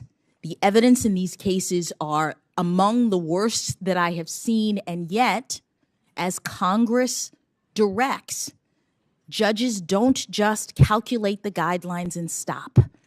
Judges have to take into account the personal circumstances of the defendant because that's a requirement of Congress. Judges have to consider things like the victims, and when I was talking about making sure that victims' circumstances are heard, it was about my sentencing practices. Well, that I show victims being heard with respect. Thank you, Mr. Chairman. In 2012, the Sentencing Commission, on a unanimous bipartisan basis, issued a report recommending changes to sentencing for non-production child pornography, which is the subject at hand. Offenses because of widespread concern among judges and other stakeholders. For example, 70% of surveyed judges said the guideline ranges for possession and receipt offenses were too high. 71% said the mandatory minimums were too high. Notably, the report was supported by every member of the commission. I believe the question which Senator from Texas was referring to was part of the proceedings that led to that commission report, unanimous convention, bipartisan basis commission report. Mr. Chairman, very briefly, I would ask unanimous consent that the books I referenced be entered into the record. Without objection. Senator Coons. Thank you, Chairman Durbin, Ranking Member Grassley. Judge Jackson. Good to be with you. Good to be with you, Senator. I'd like to take a few minutes, if I could, and just give you a chance to address some of the issues just raised. My colleague suggested that you've never sentenced a defendant in a child pornography case consistent with what the government requested, what the prosecution requested. But according to my staff's research, that's just not true. So let me briefly ask you about three specific sentencing cases. Do you remember U.S. v. Nickerson? You sentenced Charles Nickerson Jr. to 10 years in prison, exactly what the government requested. I do, Senator. Do you remember U.S. v. Fife? You sentenced him to 20 years in prison, exactly what the government requested. I do, Senator. And do you recall U.S. v. Nguyen? You sentenced him to 37 months in prison, exactly what the prosecution requested. I do, Senator. So in these three cases, it's also true that the government, the prosecution, requested below guidelines sentences. Would that seem surprising to you at all? It would not. And is that because overwhelmingly, nationwide, in 70% of cases, and in your district, 80% of cases, downward departures from the guidelines are the norm? That is correct, Senator. So to the extent there seems to be some concerted effort to try and characterize you as being soft on crime or somehow unconcerned about child safety, I just wanted to take another moment and give you a chance to respond to that. As a parent, as the member of a family that's had several members who've served your brother, your uncles in law enforcement, could you share a bit about how having loved ones who serve as law enforcement officers, in one case a detective on a sex crimes unit, has had an impact on your sense of the balance of justice and mercy in the case of ensuring that we hold to account those who commit crimes against children? Thank you, Senator. As a mother, these cases involving crimes against children are harrowing. What I think is important to understand is that trial judges who have to deal with these cases are presented with the evidence or descriptions, graphic descriptions. These are the cases that wake you up at night because you're seeing the worst of humanity. When there are victim statements that are presented, when people talk about how their lives have been destroyed as children, how the people who they trusted to take care of them were abusing them in this way, and then putting the pictures on the internet for everyone to see. I sometimes still have nightmares about the main witness, the woman I mentioned earlier who cannot leave her house because of this kind of fear, the vulnerability, the isolation. These crimes are horrible. And so I take them very seriously, just as I did all of the crimes, but especially crimes against children. So, Your Honor, if I could, the characterization that was just presented in a recent column in the National Review, a conservative publication, has characterized that view of you as a smear that appears meritless to the point of demagoguery and characterizes your approach in sentencing in these cases as mainstream and correct. And I'll just remind my colleagues and those watching that two of the largest, most substantial law enforcement advocacy organizations in our country, the National Fraternal Order of Police and the International Association of Chiefs of Police, have spoken up in support of your qualifications and your capabilities. The FOP letter says there's little doubt you have the temperament, intellect, legal experience, and family background to have earned this appointment. That sentiment was echoed by the IACP. In their letter, they said, you believe you have a deep understanding of and appreciation for the challenges and complexities confronting the policing profession, and you have, during your time as a judge, displayed your dedication to ensuring our communities are safe and that the interests of justice are served.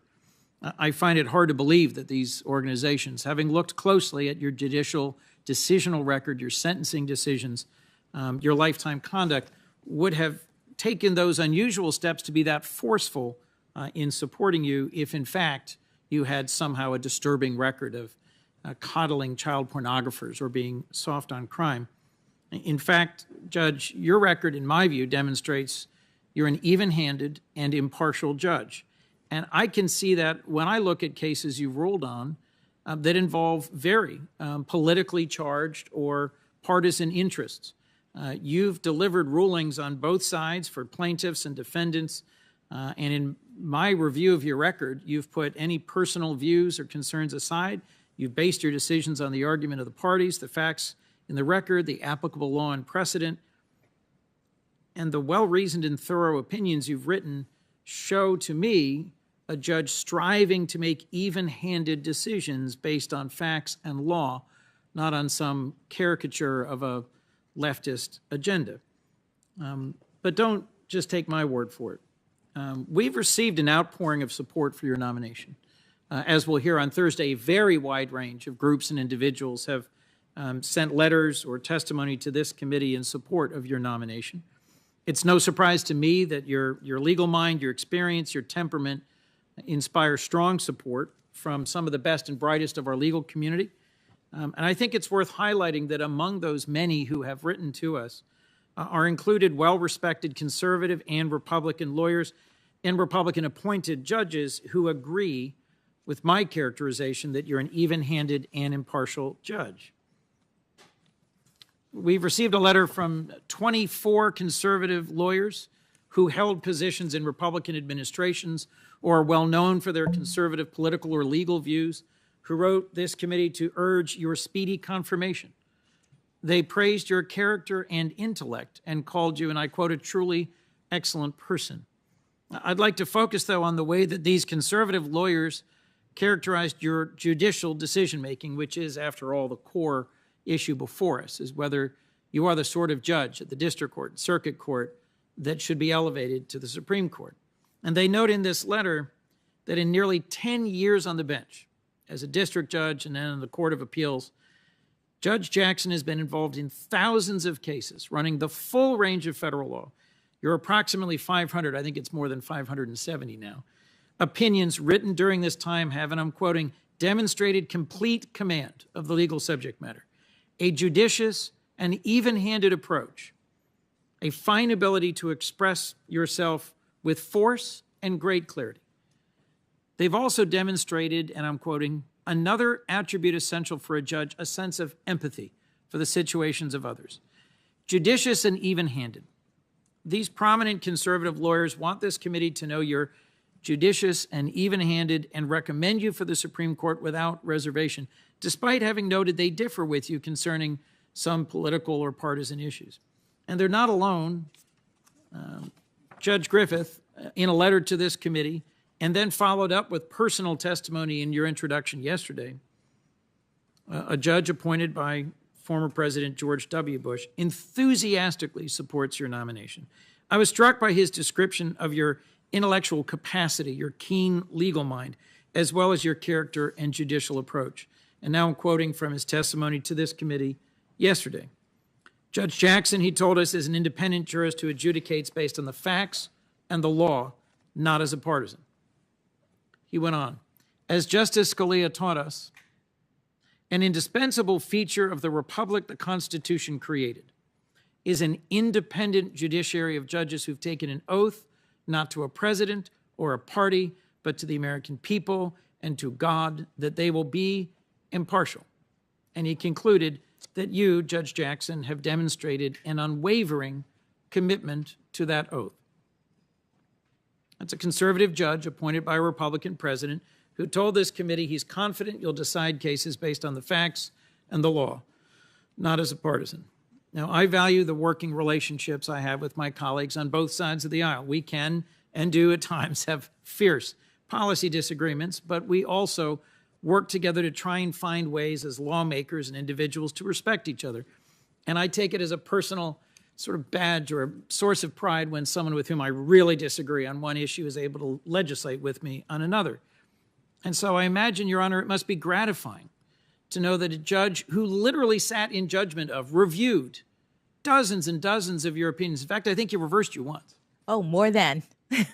More than. Here is someone who closely read and reviewed your decisions, and as a circuit judge sat in review of your work over years as a district, hundreds of opinions as a district court judge, and has such unequivocal praise for the even-handed, impartial, thorough, and nonpartisan way you've approached judicial decision-making. Could you just briefly share with me what it means to you to hear that someone like Judge Griffith has such confidence you would make an excellent member of our highest court? Thank you, Senator. It means the world to me to have the support of Judge Griffith. His coming here yesterday and testifying on my behalf was so gratifying. I have tried in every respect to follow my methodology that enables me to rule impartially in every case and to understand the limits of my own judicial authority and thereby reach decisions without fear or favor.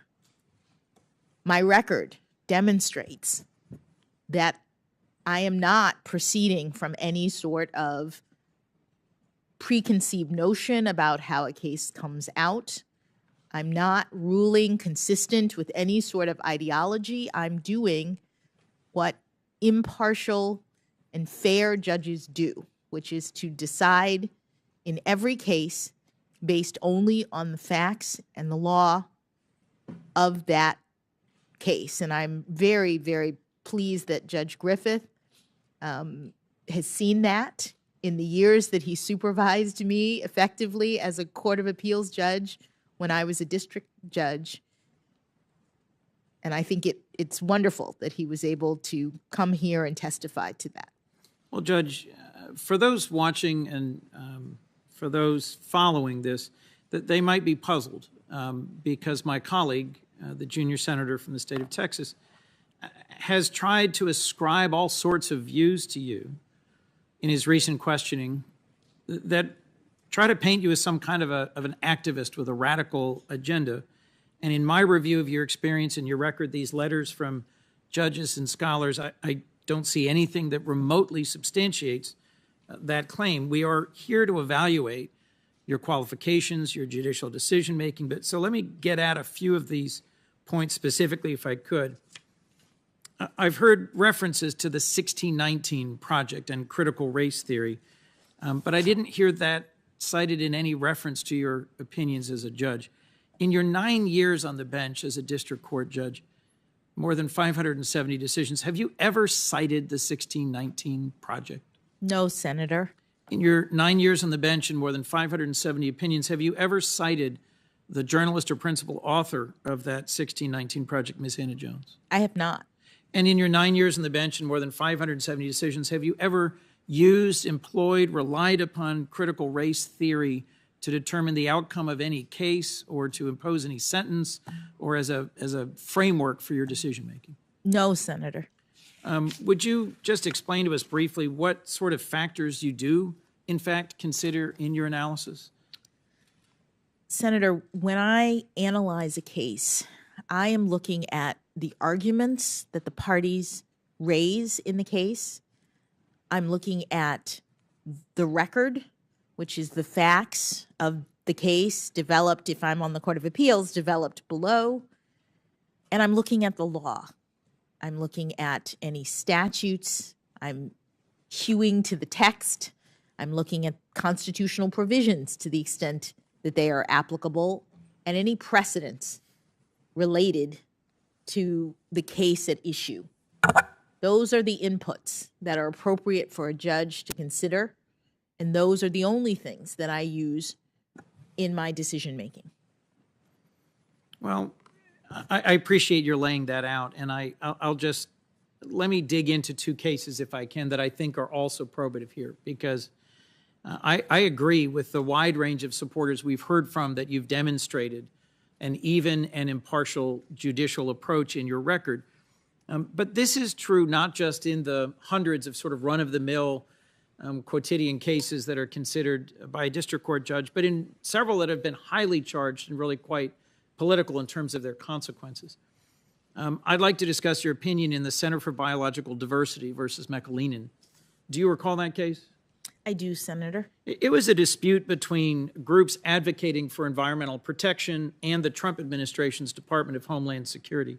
The dispute was about President Trump's efforts to quickly construct a physical border wall between the United States and Mexico. I'm sure I don't need to remind you or anyone here that at the time, Democrats were just about unanimous in thinking that physically building a wall from coast to coast was not the wisest use of resources to secure the border. There were other ways to do it, and with Republicans pretty much unanimously willing to defend it. So it was a policy matter with some sharp divisions and some political consequences.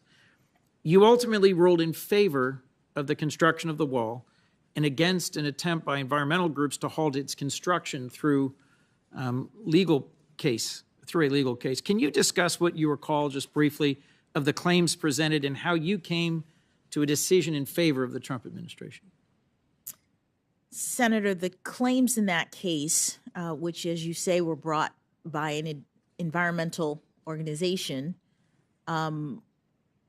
related to the Administrative Procedures Act, which is something that we often see in the District of Columbia, and whether or not the agency could waive certain environmental laws pertaining to the construction of the wall, whether or not the agency's determination to do so was lawful. And I looked at the relevant circumstances, and I ended up, I believe, dismissing that case on threshold grounds before getting to that point in the analysis, but consistent with what you said, I was guided by my understanding of the law and what it required, and not by anything else. I could spend a lot of time on the details of this case, but let me try and summarize it this way. You analyzed the statute. You concluded Congress had clearly blocked the courts from hearing non-constitutional challenges. There was no jurisdictional bar to the constitutional claims. To decide them, you considered whether the plaintiff's claims were viable. You looked for precedent. You found one. While not controlling, you thought it was legally sound and persuasive. But there was no controlling circuit court or Supreme Court precedent that stopped you. If you were in fact an activist judge, a motivated partisan determined to let these plaintiff environmental groups proceed, you certainly could have. There was no clear precedent that barred that from happening. You analyzed the statute. You applied the best precedent you could find, and you reached a result without regard to the political consequences. That is correct, Senator. So in my view, I wanted to talk about this case because there's really nothing unusual or special about it from your perspective. That is correct. For those of us up here, there was a lot special and important about it. It was a highly charged partisan and political issue, but you looked at the statute, you found persuasive precedent, you applied it, you went on to the next case. Well, let me ask about another decision. In a case addressing another very politically charged issue, and specifically this involves the emails of former Secretary of State Hillary Clinton. Now, the Republican National Committee, or the RNC, is opposing your nomination, publicly accusing you of being a partisan Democrat. And they argue you could not possibly be an impartial justice. But ironically, back in 2016, you presided over a case brought by the RNC against USAID related to then presidential candidate Clinton, and you ruled in favor of the RNC. Both the substance and the timing of the case are really quite striking. I did. The RNC made Freedom of Information Act requests for certain emails involving the former secretary. And despite what the RNC would have us now believe, in this case, you reinforced your deserved reputation for following the law, not a partisan agenda, because you ordered USAID to produce thousands of pages of documents related to Secretary Clinton. Do you recall when you issued that decision, that order? I actually don't. Well, I'll tell you, it was just before the presidential conventions. So if there was a moment when the RNC had a political objective, it was right before the convention, and you actually issued a ruling that they were entitled to email production from the USAID on the basis of legal arguments presented to you, the statute at issue, and the evidence. Is that correct? That is correct.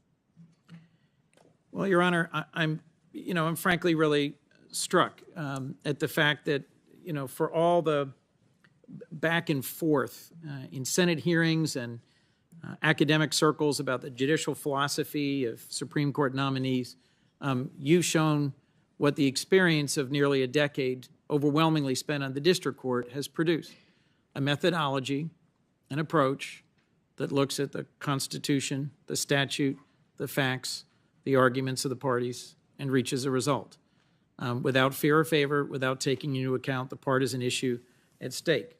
I don't believe that a judicial philosophy is always all that meaningful. The judge for whom I clerked on the Third Circuit had spent years as a district court judge, and when I asked her, what's your judicial philosophy, she looked at me and said, I just call balls and strikes. I'm a judge who rules on the case before me in exactly the same frame that you offered. A judicial philosophy does not in and of itself constrain a judge. What constrains a judge is a judge who is willing to be constrained, who understands that the role of the federal judiciary is a limited one. And so the real question I think a president should consider when they make a nomination, the question that we as senators need the answer to in order to perform our function of advice and consent, and the question that I think resonates best with the American people who are concerned about this hearing and this nomination and how it will impact the country and their lives is sort of, what kind of justice will you be? We want to know if you'll be fair. We want to know if you'll be faithful to the Constitution and to the rule of law. You've been a judge almost 10 years, and you've written more than 570 opinions. I'd say your record as a judge is the best answer to the question what kind of justice you will be. How would you say, Your Honor, that your approach to judging on the district court relates to the way you are now judging on the circuit court? And what approach do you think you will bring with you if confirmed to the Supreme Court? Thank you, Senator. My approach all the way through is one that I believe is required by my duties, by my oath as a judge. We rule without fear or favor.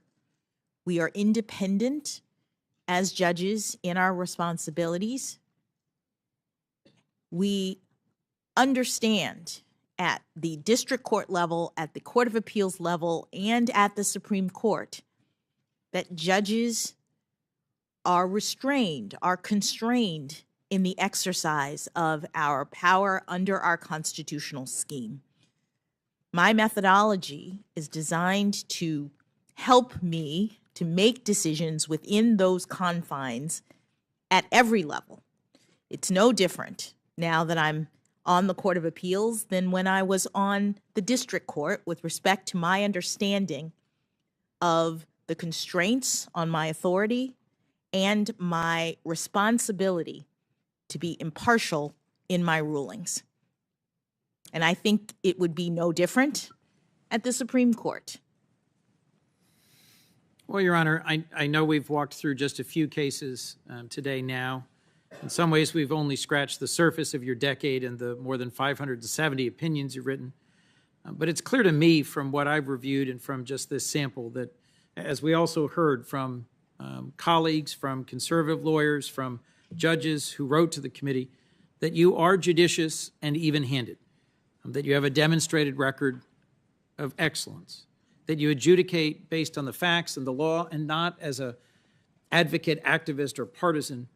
And I encourage my colleagues who want to know what kind of a justice you'll be to take a fair and even-handed look at your record, at your impartiality, and at your methodology.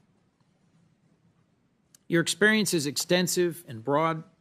Your commitment to follow the law impartially and without the influence of politics is evident in your record.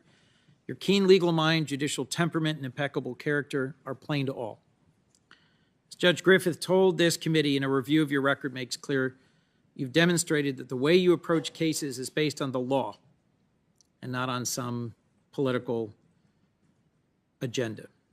You understand the reason why the robes of our federal judges are black, not red or blue. The American justice system, as many have said, is rooted in the impartiality, the independence, and the reliability of our federal judicial system. It is one of the most critical bulwarks of our system of ordered liberty. No wonder that when you came before this body to be confirmed for the district court, then the circuit court, you earned and received bipartisan support. I know President Biden counts nominating a Supreme Court justice among the most significant decisions of his presidency, and our role here in the Senate in confirming a justice to our highest court is among our most solemn obligations and greatest privileges. So in nominating you, I believe our president has met his mission, and it will be my honor to join, I hope, the overwhelming majority of my colleagues in supporting your confirmation as an Associate Justice of the United States Supreme Court. Thank you, Your Honor. Thank you, Senator Coons. Last week, the committee received a letter, Judge, from the National Coalition Against Domestic Violence, representing survivors of domestic violence, urging the Senate to swiftly confirm you to the Supreme Court. The committee also received a letter about your nomination from 9 separate organizations representing both survivors of domestic violence and sexual assault. The letter said, and I quote, Judge Jackson is highly qualified for the position as her career and record demonstrate. Her historic confirmation as Supreme Court's first black woman and the 6th woman overall will represent monumental progress toward a nation it is charged to serve, and that values all of its citizens equally. The organizations also noted, quote, Judge Jackson's rulings reflect the judicial consensus. I move to enter these letters into the record. Without objection, they will be. Senator Sass, you're next up, but we're on the cusp of a vote. So I want to be fair to you. We're going to take a break at this point. I'm going to hope. thought we were taking a break and going to go vote, but if you want me to go first, I'm good. No, I think we ought to go over there and Okay. pray that it comes along and we can return quickly. So why don't we declare this break time for 20 minutes, 4:05, back in the room.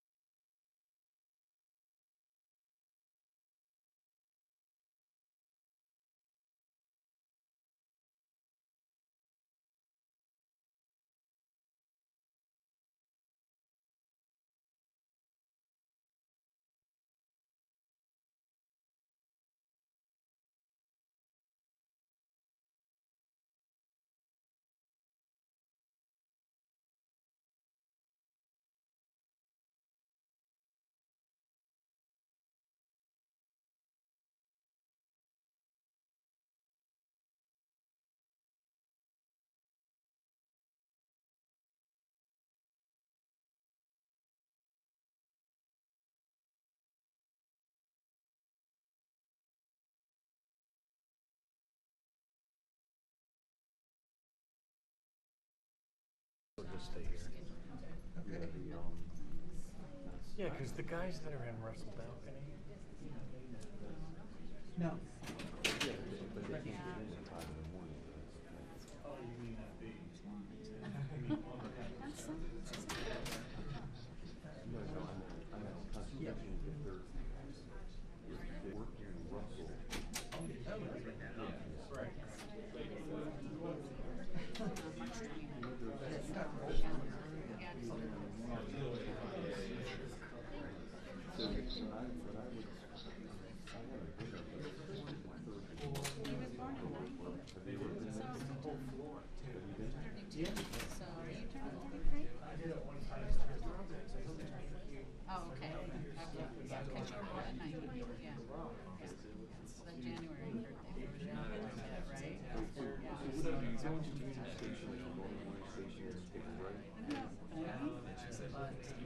Are you good? You go in the same entrance, but then you move right down, like kind of down, and then go down, and then park, and it's right there. You know, like you turn right, and then when you park, that's where you get mad. So you're just at that Come back up the elevator, and you end up in an atrium. Is that the only way you can't just go out? Well, on the first time I let it, I just nagged it. I said, listen, I'm going out of the building. I'm not even going in the building. So they let me go. So she graduated from college when she was young. She seems really young too. She's sweet.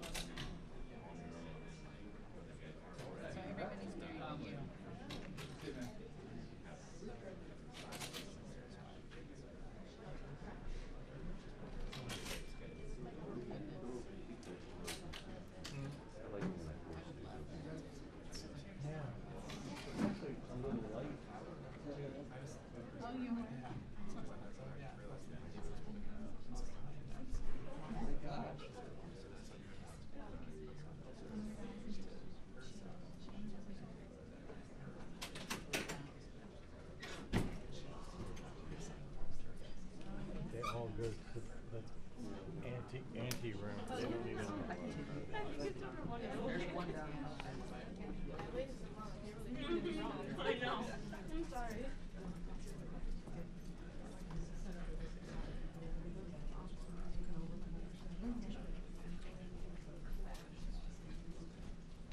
You returned? You were asking about you. Yeah. Yes, I did.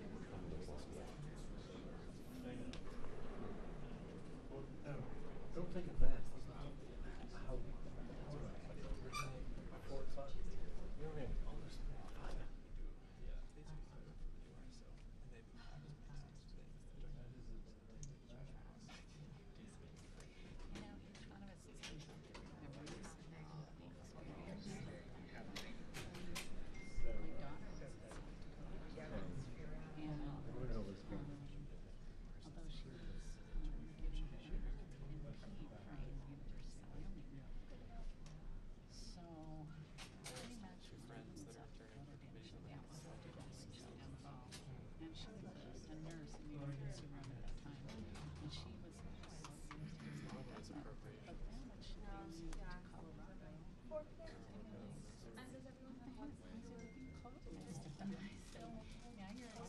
What some people did early on, but she wouldn't. They wouldn't allow them to do some clinicals at the end of her program. The hospitals would accept students. But then all of a sudden they wanted students to help because they were, overwhelmed with enough. She missed out on a whole semester. On being that clinic, which wasn't a big deal. She was wrapped in the ER. But I just thought that was so funny. They needed practitioners. But they wouldn't allow them to do that.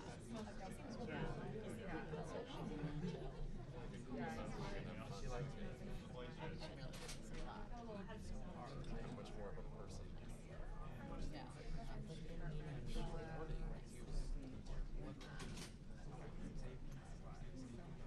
It's stressful.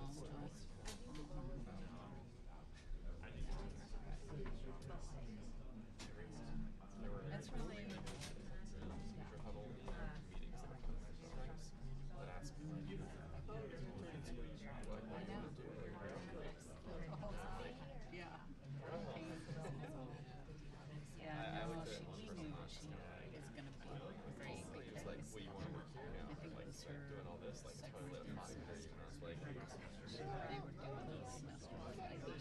I don't want to say that. I hate this. Oh my gosh, I gotta do 30 IPs today. I'm so people. And I'm like, yeah, you're in the right profession. Although it's changed her.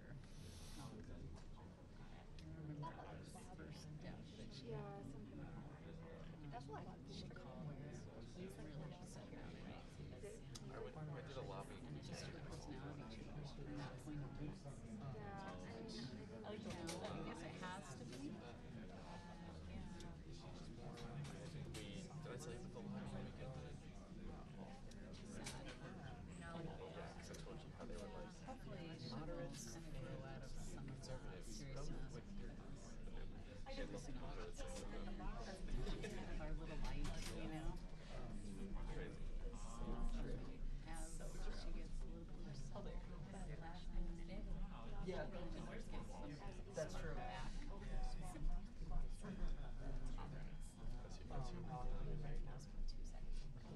What's that?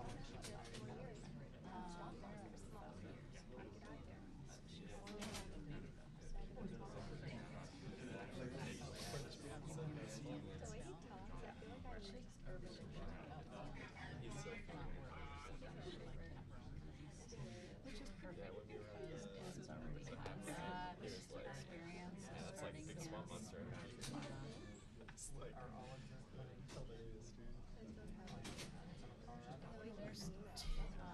There's two in Colorado. We there's the one clinic.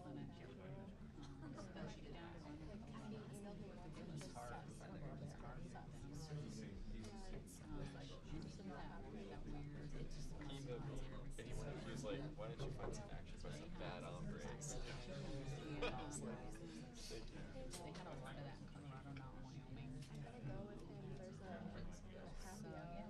I'll just Tuesday. They have 5. Yeah, that's the one. But they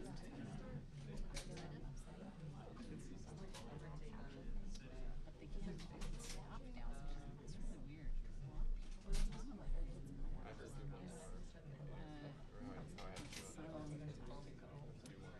she's Like right next to mine. Wyoming. It can be anyone. It's literally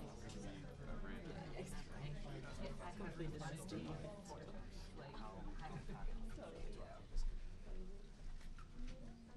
And you're at CUA? Yeah. With Joe. Where'd you go to school? I'm from California. Santa Clara University. From where, California? It's in the Bay Area. I was in Monterey for a year. Oh, okay. Oh, okay. So my dad was at Naval Postgraduate School. Yep, of course. Yeah. I tried to go in there one time. Oh, really? They're like, we're doing it. Like, oh, sorry. Oh, the public. It's like, what's your ID? Yeah, right. So did we come out with dimension? Yeah. Or you're saying it isn't pretty much? Yeah, Monterey's beautiful. I was there for a year. So, I don't think his advisory is covered. So, those would be. I'm just weird. It's very good for the kid.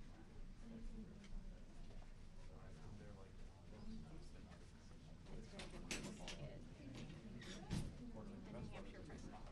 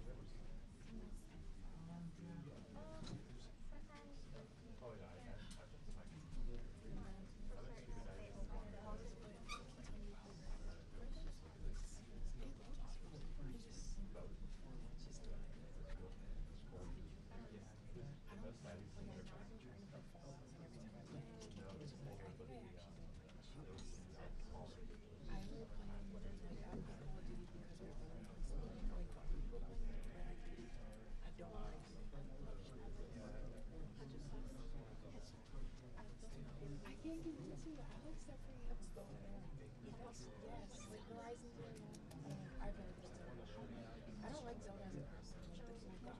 No, his name's Lane. I don't really want. I saw it. My brother had one for Nintendo 64. So when I was playing, it was like that was the I just want to show you. I don't even know if it's on the right. I'm so glad he does because I don't know where he doesn't talk. Okay,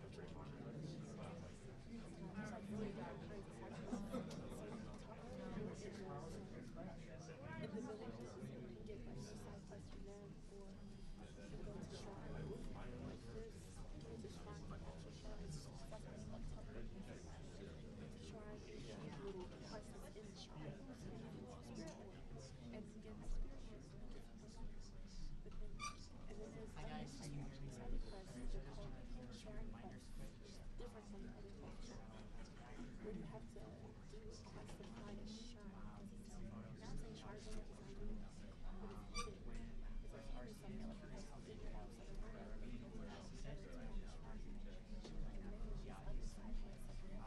you are seated, we request that you guys remain seated, so don't seats or anything like that. No, I A staff member, a police officer. this one is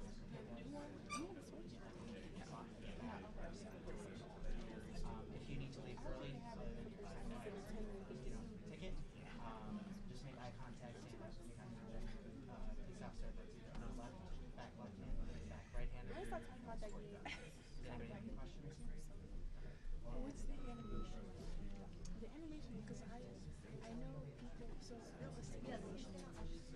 And it's not a full movie. It's that they have like that cartoonish, you know, like that.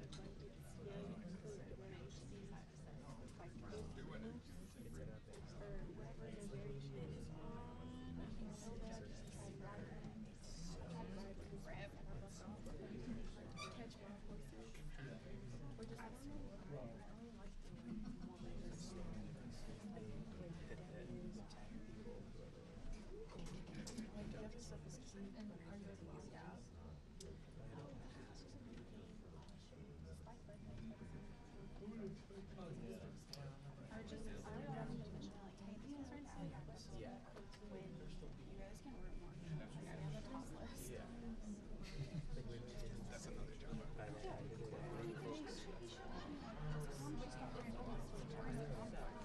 I would just ask him.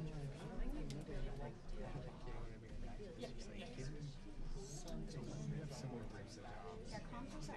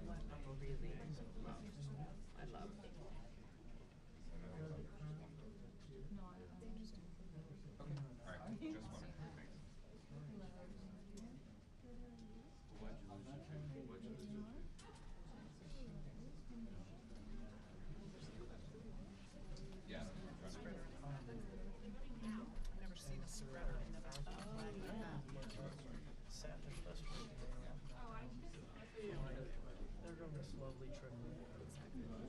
Oh, I see. Okay, sorry. All right. Yeah. And like SAS is supposed to speak. That's who we get to see. Oh, that's cool. I know people are. Yeah, but it's SAS. I don't know who's after him. Okay, that one's nice.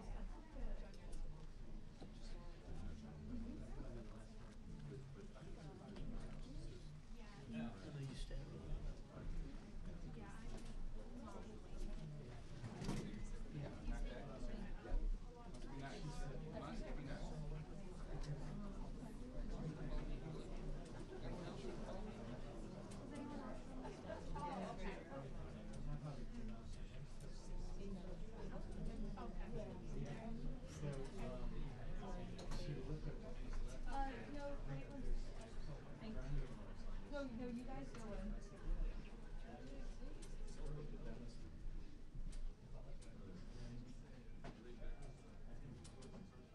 Do you know how long down the street is?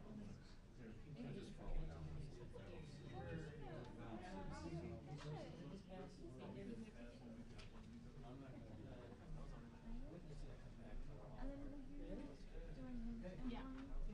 Yes. Yeah, I would appreciate that. I know. Yeah, I mean, I don't expect you to.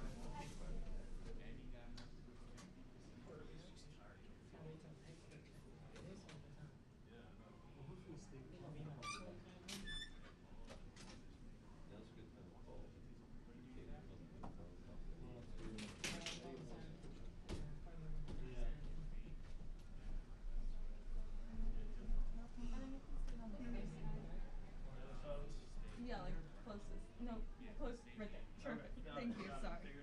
Bad directions on my part. Thank you.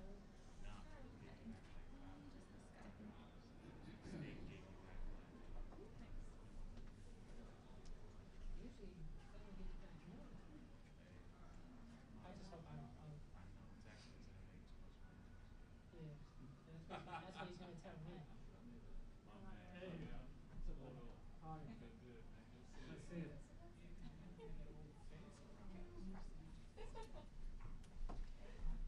Eventually, I'm saying like, I'm all like, new people, but I'm also like, how are we gonna get all of that stuff is now my stuff. The other senior stuff is just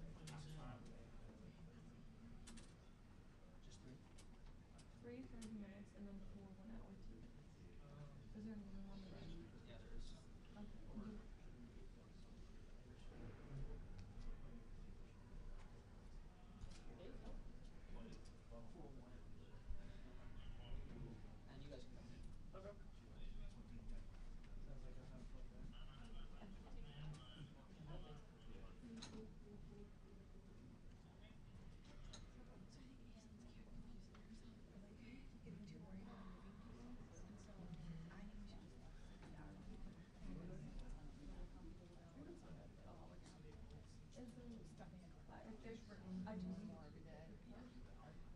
You guys all have 2 tickets, right?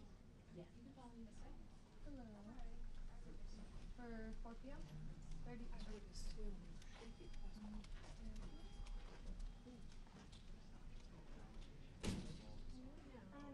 Wait. 4 p.m. Yep. Here on the other side. Sorry. Oh, no, see, now you gotta tell me. Can't say the candy.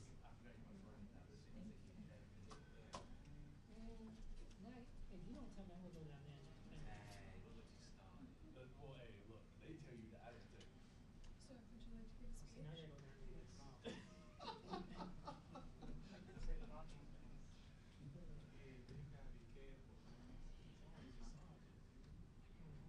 See, now I gotta go down there and get small. No, I was just read my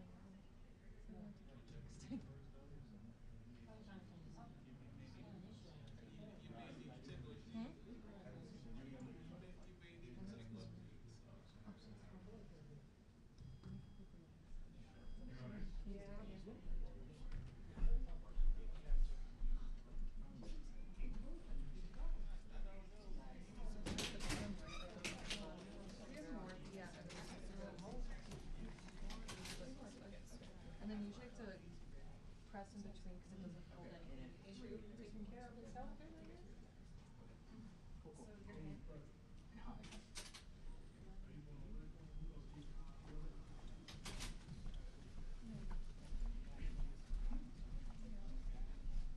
Hey there, what time is your ticket?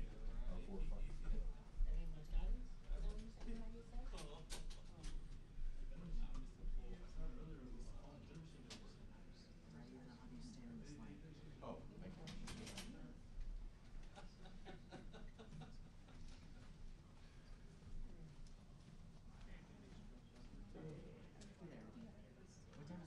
4:30.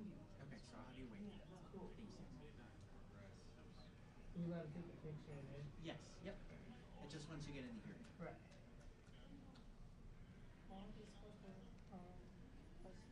You guys have 4 p.m. tickets, correct? It's supposed to be short, 10 minutes, 15 minutes. But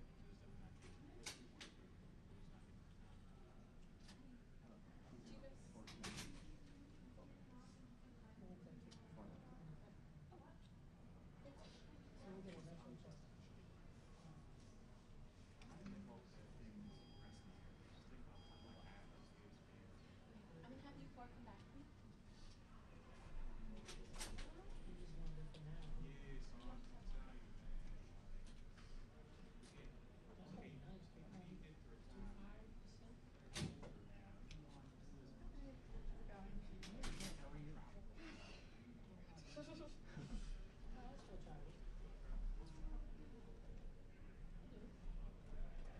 This is like the best shortcut side.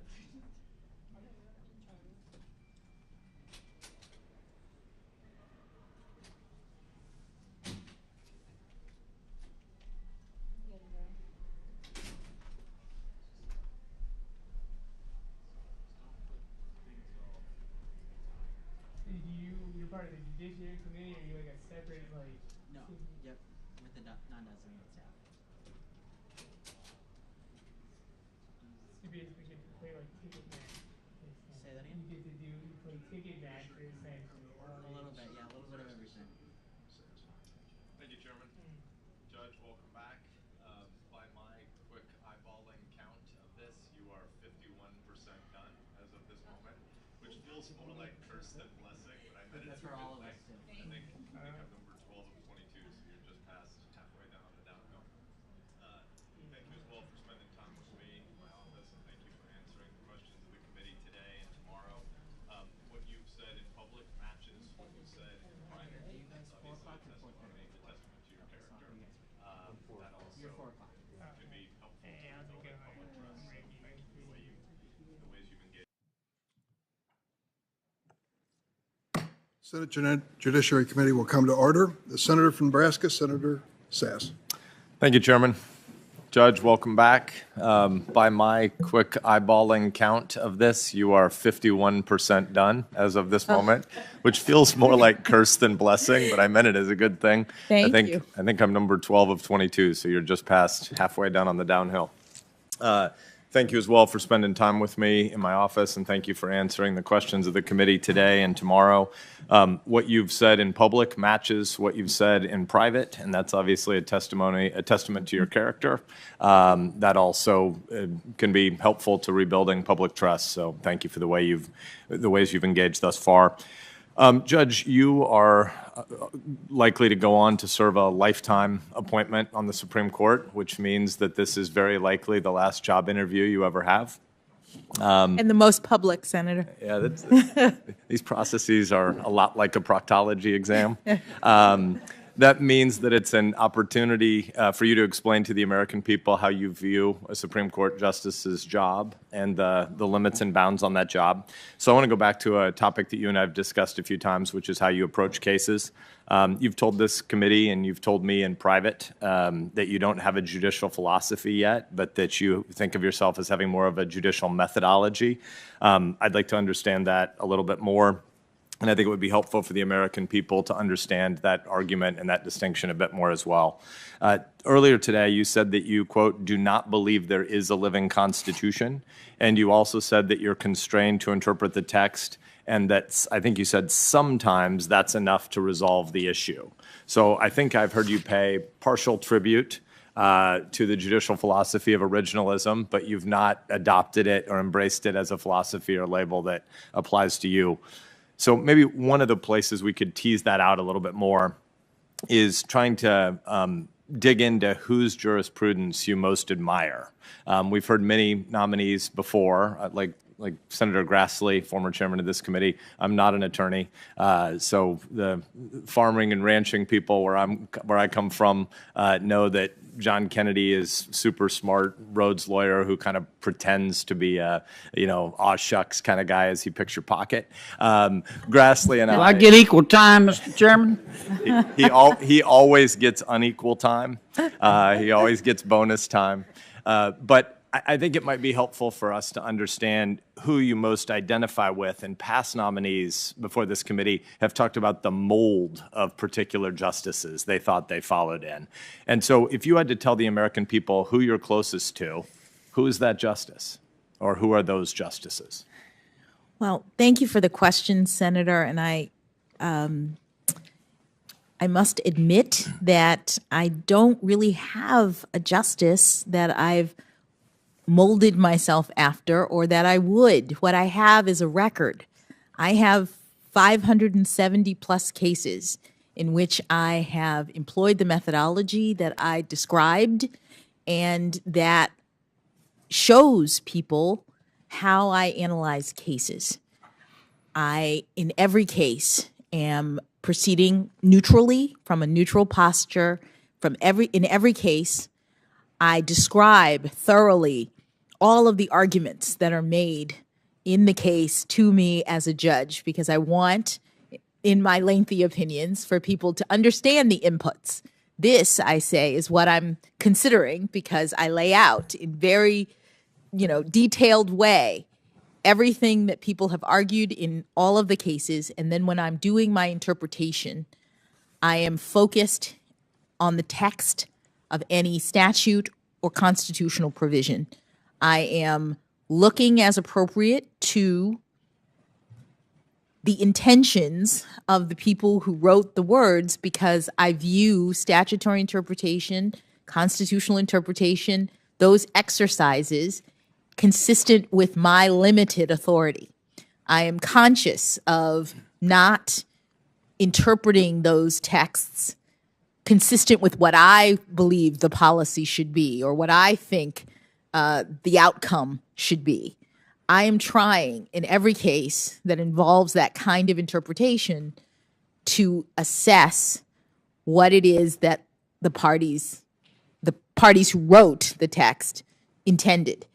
And as a result, because my methodology involves these various pieces and because of the way in which I do things, I'm reluctant to establish or to adopt a particular label, because the idea of how you interpret is just one part of the entirety of a judge's responsibility. As I mentioned, I'm looking at the facts in a case, and my experience as a trial judge helps me to assess the facts from all of the different perspectives of the parties, because I'm able to do that, I think, having heard from parties in all sorts of cases directly as they present their arguments. That's a part of the judging responsibility that isn't really captured by something like originalism or living Constitution. And I believe that the Constitution is fixed in its meaning. I believe that it's appropriate to look at the original intent, original public meaning of the words when one is trying to assess, because again, that's a limitation on my authority to import my own policy views. But there are times when the meaning, unreasonable searches and seizures, due process, looking at those words are not enough to tell you what they actually mean. You look at them in the context of history, you look at the structure of the Constitution, you look at the circumstances that you're dealing with in comparison to what those words meant at the time that they were adopted, and you look at precedents that are related to this topic. All of those tools judges use, and I have used, is if you look at my cases. But when you say that you look at the intent of the authors of a statute, sometimes courts have to say the people who wrote this statute, whether they meant to or not, have done something that we, the judiciary, decides, speaking in the voice of you, is unconstitutional.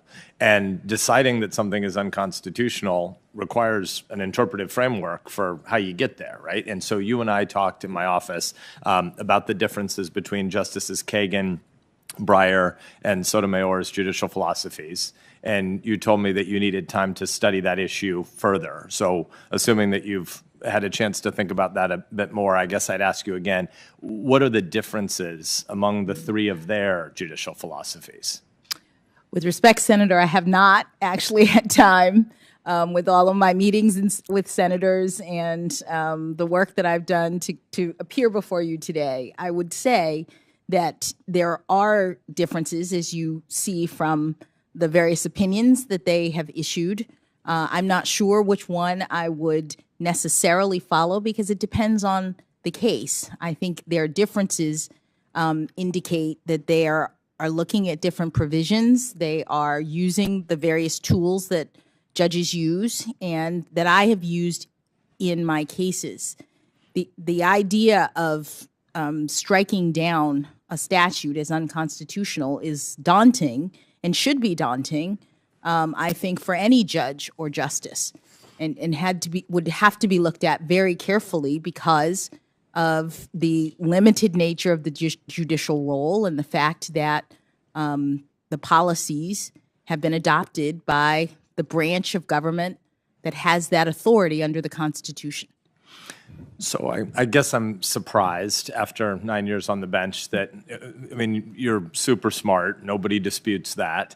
And having worked for Justice Breyer and knowing of some of the fights, some of the philosophical arguments he and Justice Kagan had, it just seems surprising that you wouldn't be able to at least not speculate, but reflect a little bit on the nature of those disagreements. Because to say it depends on the particular case, that's fine, but they have different philosophical and hermeneutic approaches to the text. So maybe another way to get at it. I think Justice Breyer, again, for whom you clerked, and Justice Scalia used to travel together and have lively debate circuit conversations. Can you tell the American people a little bit about what Breyer-Scalia roadshow looked like? What were they arguing about? Well, my understanding is they were arguing, or at least presenting, two different viewpoints as to how the Constitution should be interpreted. And I would say, just as an aside before talking about their positions, that while I have been on the bench for 9+ years, the issue of constitutional interpretation in that sense doesn't come up very often. It comes up to the Supreme Court for sure, but it doesn't come up very often in the lower courts. What Justice Scalia and Justice Breyer, I believe, were debating was Justice Scalia's notion of originalism, meaning that the words of the Constitution should be interpreted as they were written by the founders in the founding era, and that they should not be considered to essentially to establish principles that modern justices could now apply based on their own view of the needs of society. And that Justice Breyer's position was more toward that latter view, that the idea of the Constitution needing to be interpreted in a way that is consistent with modern sensibilities about the principles that the document reflects. And I would just say that it appears now that the Supreme Court has taken Justice Scalia's view that the prevailing interpretive frame for interpreting the Constitution is now very clearly looking back through history. So we see that even in the Heller case, where the justices, even the justices in dissent, were all analyzing the issues in the Second Amendment through a historical lens, what was meant at the time of the founding. So that is now the way in which constitutional interpretation is done. But do you identify with that position? I identify with the position insofar as that's how the text is interpreted of the Constitution. That I am a strong believer, as I said, in precedent, in stare decisis, in predictability, in the rule of law, and the way that the law now interprets the Constitution is through this historical frame. I'm grateful for your last couple of minutes, because I think that it's in the American civic interest for us to understand these different schools. Again, non-lawyer here, but my simple way of summarizing some of what I think I heard you just say is that Scalia argues hard that the Constitution has a fixed meaning and justices aren't really free to depart from it without a constitutional amendment passed by the political branches, so that the voters get to hire and fire the people, or have a role at the state level in the ratification of a constitutional amendment. And Breyer's position seems to me, and I won't get it precise enough in technical legal terms, jurisprudential terms probably to satisfy him, but that the Constitution is speaking to more abstract principles, and therefore there's a lot more play in the joints of what a justice's job is. And I think the way you summarized their debate was pretty fair. And I also think it's fair for us to want to understand what your position is about it, because you're obviously, as I've said, incredibly smart and incredibly likable and winsome, and on the stage for a lot of Americans to look up to. I'm at the rah-rah, hear side of that debate. At the level of what is a Supreme Court justice's job, I think that's why a lot of us are still trying to tease out the philosophical distinction, which I think is more than just a methodology, but want to thank you for that answer. you've also brought up the Fourth Amendment a number of times in our conversation, and I would like to talk a little bit more about the Constitution and whether its meaning changes. And so I'd like to go back to the Fourth Amendment topic you brought up in my office. You said, I think, that and correct me if I'm missummarizing your position, you said that originalism wouldn't have much to say about the Fourth Amendment because the Founding Fathers never conceived of a tool, a piece of telecommunications equipment like this. And so I think during our conversation, you said that the original meaning of the Fourth Amendment won't tell you much about what to do with a new technology. My guess is that originalists, and Scalia in particular, would disagree. So what do you do if the text of the Fourth Amendment doesn't answer a question? Where do you go next? Well, Senator, just to clarify what I intended to say, and I may well have misspoken, there is an originalist take, I think, on the question of what happens with a cell phone. As the Supreme Court held in the Riley case, there was a way in which you assess principles of the Constitution, the text of the Constitution, and apply it to modern technology. And you have to, because there's no question that cell phones didn't exist at the time of the founding. So if the originalist principle is we look only at the Constitution as it relates to things that existed at the time of the founding, there would be no answer to what to do about a cell phone. And so what the Supreme Court has said and done is to determine that the principle of the Fourth Amendment with respect to searches is to determine whether there is a reasonable expectation of privacy.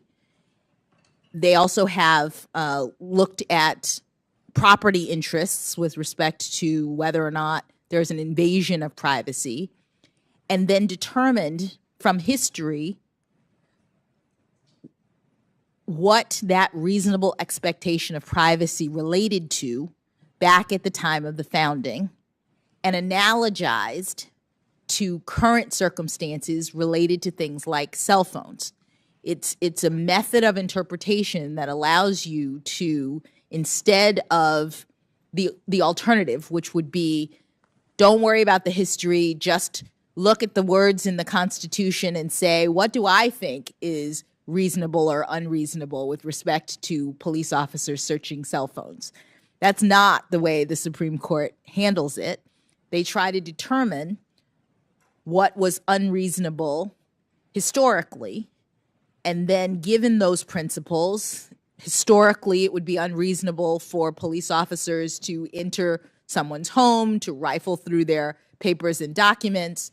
They then analogize to current circumstances and the fact that a cell phone is like your personal file cabinet. And they say, okay, given what we understood the framers to have intended about the need for a warrant or the need for protection against unreasonable searches, we're going to apply that to modern circumstances. It's still an originalist way of analyzing the current dispute. So are there non-originalist ways to wrestle through that same question? And what would they be? One could imagine that rather than referencing history at all, that the court would look at the Constitution. It says no unreasonable searches and seizures, and would just ask in light of modern sensibilities, in light of what we would think would be reasonable today, or what the court itself would think would be reasonable today, we'd apply that modern understanding to the cell phone situation. And the danger, I think Justice Scalia would say, is that that's a kind of framing that permits judges to make a determination based on their own views rather than hewing themselves, as Senator Lee said before, that Justice Barrett pointed out, hewing themselves to the text of the Constitution. And does Breyer have a different view? I haven't, I'm I'm just trying to think. My understanding of the living constitutional principle is that it's closer to looking at the needs of modern society. But I'm not well versed in it, in part because the Supreme Court has now so clearly taken the historical perspective, the originalist perspective in its interpretations. You brought up the cell phone example with me, but I know you have others. What are some other areas of life where the original meaning seems to be 2.5 centuries removed? What are places that the Constitution seems to not speak to? Well, Senator, I'm reluctant to spell out different circumstances. What I will say is that when you look at the language in the Constitution, there are some provisions that are completely clear on their face without any question of what was intended. The age of the required age of senators, the required age of the minimum age of the president, these kinds of provisions, all you need is the text, and there you are. But there are provisions of the Constitution that are broader than that, and therefore some interpretive frame is necessary. And to the extent, every question the Supreme Court gets that involves new technology, for example, that relates to constitutional provisions will require some kind of analogy, I think. But, I can't speak to anything more than that. You have described Justice Breyer's constitutional approach as pragmatic. What does that mean? I understand it to be, and his approach to be about ensuring that the rules that follow from the Supreme Court's determinations are ones that make sense and are workable. He said recently, explaining his approach to interpreting a statute, you're not going to go outside the words, but it often doesn't give you the answer. And you look at the history, and you look at its purposes, and you'll look at the consequences too, and you'll try to evaluate them from that, the point of view of what a reasonable legislature writing this statute have thought that these words were there to achieve. Do you align yourself with that position? In the broad sense that what it is that the court is tasked with when statutory interpretation is being undertaken is to achieve the purposes of the legislature. The text is the primary, and in most cases, sole indication of what the legislature intended, as opposed to the court saying, I see this statute, but I'm, uncomfortable with how it's going to turn out or what it's going to mean, and so I'm going to import my own policy perspective. Instead, the court is constrained to say, regardless of what I think the right policy objective should be in this, with respect to this law, my purpose, my requirement is to determine what Congress intended.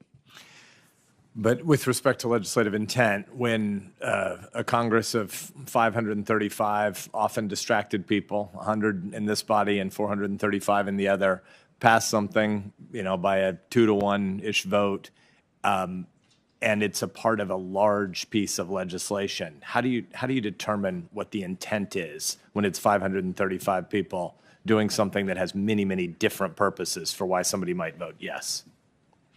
Well, you look at the text. The way in which statutes are interpreted is based on what the legislature says. There are times in which there are statutes in which Congress includes a purpose statement, for example, in the actual text of the statute. You look at the text of the provision. If that isn't clear, you look at the structure of the statute. There are canons of interpretation that courts use to evaluate and interpret statutes. Things like a word that appears in the section that you are interpreting should be defined the same way it is in another section. The same word being used, Congress probably intended for it to have the same meaning.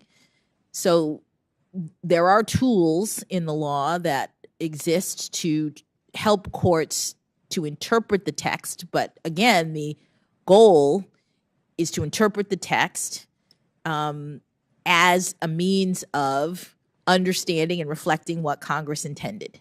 And of course, in statutory interpretation, if Congress decides that the court has gotten it wrong, then, as has happened many times, Congress comes back and clarifies and tells the court, no, this is what the statute means. I want to go back to an exchange you had with Senator Cornyn. Substantive due process is a doctrine that often allows courts to create new fundamental rights. What's the test for determining a new fundamental right? The Supreme Court has said in the Glucksberg case that the fundamental rights that are recognized or that are included in substantive due process are those that are deeply rooted in the nation's history and tradition. In a case prior to that, the court had defined it as the rights that are implicit in the ordered concept of liberty or the concept of ordered liberty. So there are standards for the courts to use to identify these types of rights. So did the Supreme Court use this test in Roe or Casey? In Roe and Casey, I don't know that the court used that formulation. I know that after Casey, the court has determined not so much that the right to terminate a woman's pregnancy is fundamental. The right exists, and it's subject to the framework in Casey that allows for regulation so long as there's not an undue burden on the exercise of the right pre-viability. I think some of what we're wrestling with here is the question of, and I think what Senator Cornyn was driving at, is how particular the concept of deeply rooted goes and how that really is a bound on what the judiciary can do. But I want to thank you. We're nearly at time. I want to thank you for engaging in the back and forth. I want to think more about what you've said and look forward to further discussion tomorrow. It still appears to me that there's a very basic difference between a judicial philosophy and a judicial methodology and how you go about applying that when you're interpreting a law and making a determination about constitutionality or non. And I know that you haven't claimed a judicial philosophy at all, but a judicial philosophy of originalism here. But I do think the fact that you've at least nodded to it in the committee hearing today is in and of itself a pretty great testimony to how much of Scalia and Bork's work has moved the legal field. So I'm grateful for the time you're taking with us. I'll look forward to listening tonight and talking with you again tomorrow. Thank you. Thank you, Senator Sass. Senator Blumenthal. Thanks, Mr. Chairman. Thank you, Judge, for your patience and your perseverance. I want to begin just by thanking you also for an extraordinary moment in our history. I think we all, as Americans, feel excitement and pride in really making history here. And the old saying, a picture's worth 1,000 words, as I look at your parents and your husband and your daughters, what I see is America and the best of America. So I think we should all feel that excitement and pride in this moment and the extraordinary journey that has brought you here. You will make the court look more like America, but also think more like America. in the obstacles and challenges that you've overcome to be here. We don't know all of them, but you will provide a very important perspective, indeed a unique perspective that the court needs more than ever at this moment in its history. There are a lot of people who are book smart. There are not as many people who are person smart, and you are both. That kind of emotional intelligence is what our courts need, not just our Supreme Court. So I want to really begin by asking you, as a role model for others, to talk a little bit to the young women and girls of America, particularly Black young women and girls, about those challenges and obstacles that you've had to overcome to be here and what's helped you do it. Thank you, Senator. I am humbled and honored to have the opportunity to serve in this capacity and to be the first and only Black woman to serve on the United States Supreme Court.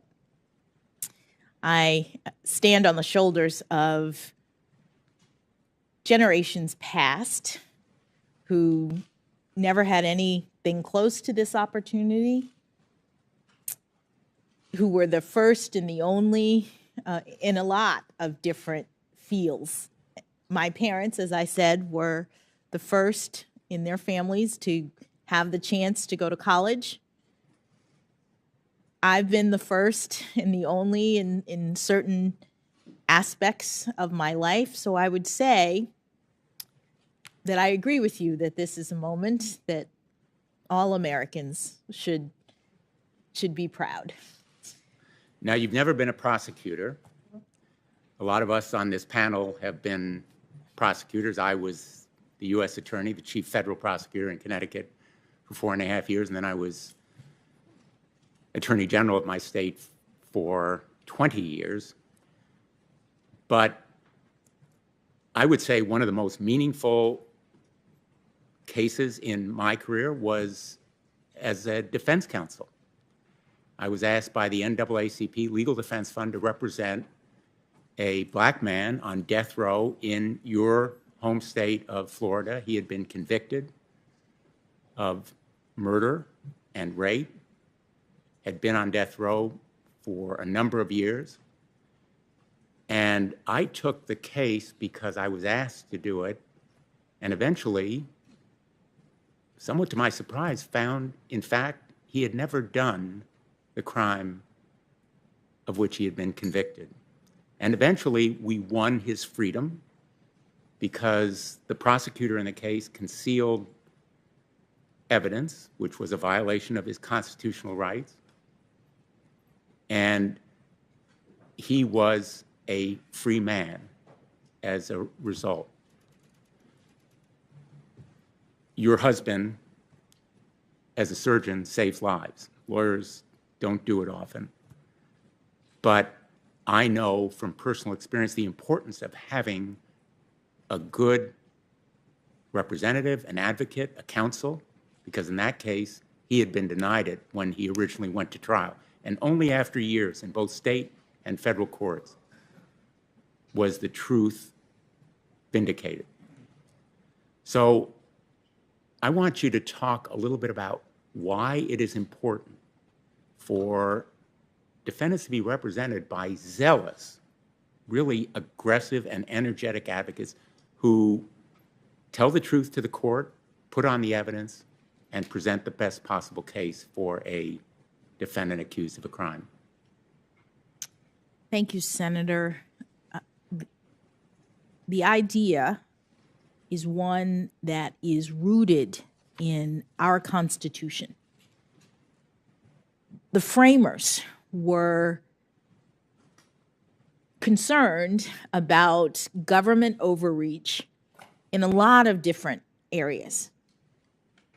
The provisions of our Constitution are protecting individual liberty from government overreach. This is why we have provisions about limited government. And there are many provisions in the Constitution that are limiting government action when it comes to the deprivation of liberty, because the framers understood how important liberty is to our society. And so there's the Fourth Amendment, there's the Fifth Amendment, there's the Sixth Amendment, there's the Eighth Amendment. These provisions are crucial, and it is zealous defense counsel that ensures that the government is protecting these rights, that ensures that these rights are protected and that people are getting due process in the criminal justice system. And that's to all of our benefit. That helps everyone in America when we ensure that liberty cannot be denied without due process. It's defense counsel, as I said, who are making arguments, and they're not condoning the criminal behavior. They're making arguments on behalf of clients in defense of the Constitution and these constitutional values. And as a judge, I now see how important it is for me to be able to make my decisions after hearing from both sides. That's crucial. We have an adversarial system, which means that judges are presented with arguments from both the prosecution and the defense. And only when I'm able to hear from both sides can I make a just, fair determination. And fairness is the hallmark of our constitutional scheme, and it's what makes us the best criminal justice system in the world. And it's not only the reality of fairness, but also the perception of fairness, the public's understanding of how courts work, that is essential to the credibility that courts have, correct? That is correct. And so I feel very strongly, I know that a number of us on the committee agree, that more transparency, more visibility is important for the public to understand what goes on in the courtroom. I know you feel transparency is a good thing. You've been asked about cameras in the courtroom. I'm a supporter of Senator Grassley's Sunshine in the Courtroom Act, as well as Senator Durbin's Cameras in the Courtroom Act.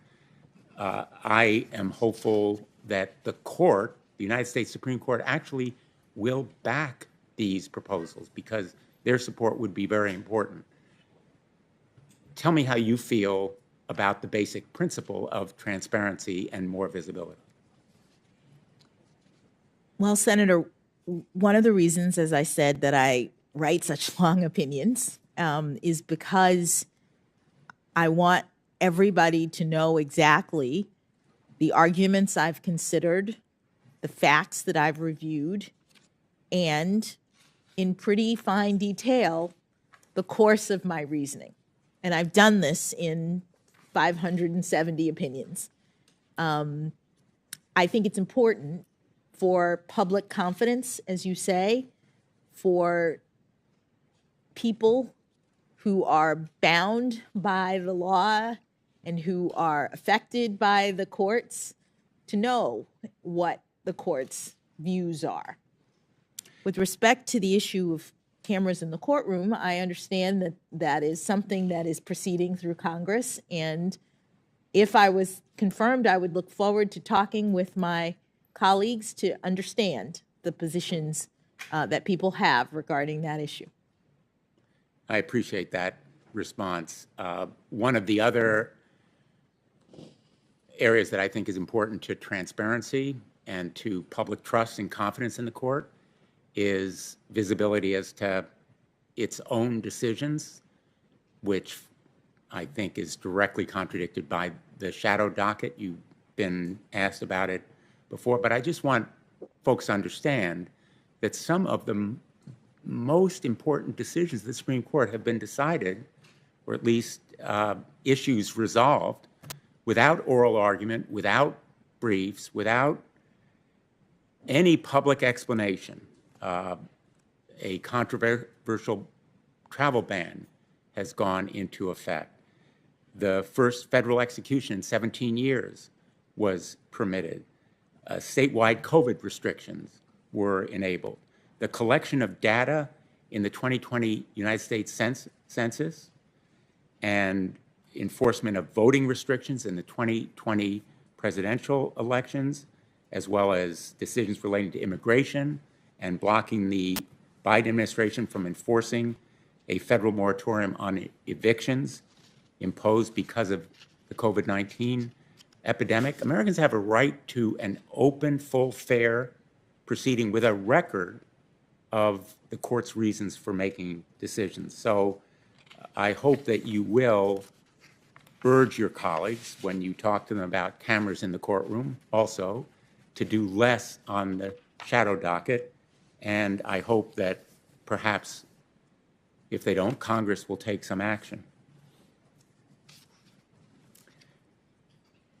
I finally want to ask, so far as this issue of transparency is concerned, about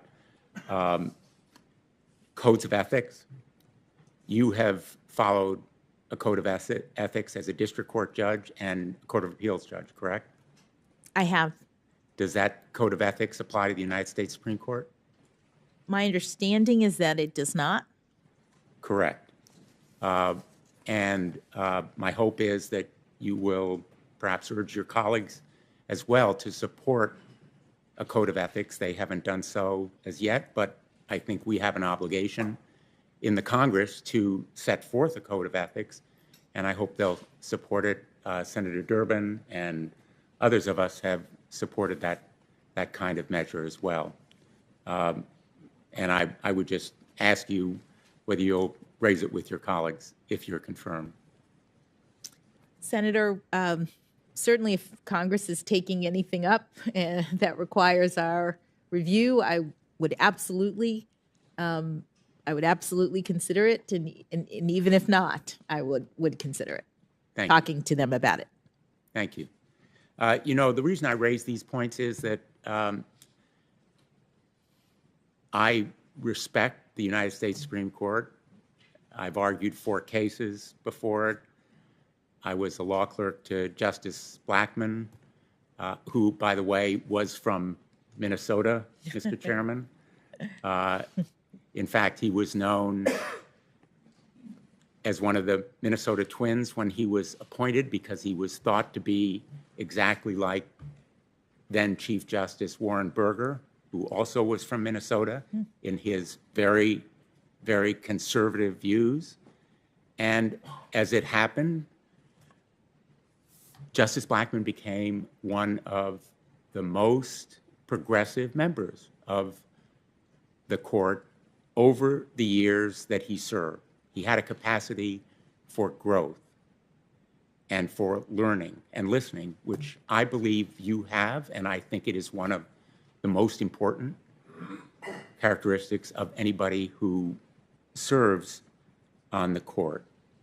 But I do think the court's crisis of legitimacy is the result of divisions within the court, the polarization and politicization that has drawn lines, the process that has happened in recent years in confirmation proceedings. And so I really think that consensus building bridges with your colleagues, will be immensely important. I think that's one of the reasons that the president chose you, having talked to him about it, that you have that kind of persuasive and forceful intellect, but also the personal charm and warmth and depth that will enable you to do it. Maybe you can tell this committee about how you worked on the Sentencing Commission, for example, or in your previous experiences on that kind of consensus building. Thank you, Senator. Consensus building was one of the things that Justice Breyer was particularly good at in terms of his personality. In the time that I clerked for him, I witnessed the way in which he continually reaches out to colleagues, continually seeks common ground. And it's something that I would hope to be able to emulate if I were to be confirmed.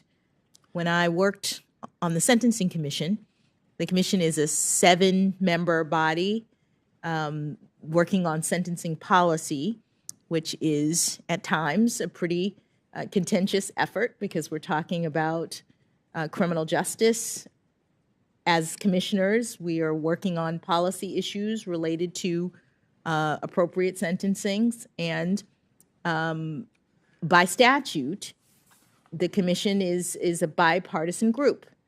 And during my 4 years as a commissioner, I was able to work well with other members of the commission to find common ground, to work on issues, to come together. And the vast majority, I heard a statistic that something like 95 or 97% of the votes that the commission took were unanimous. And that happened because of a lot of effort and intention on the parties, on the part of all involved, to see if we could work together.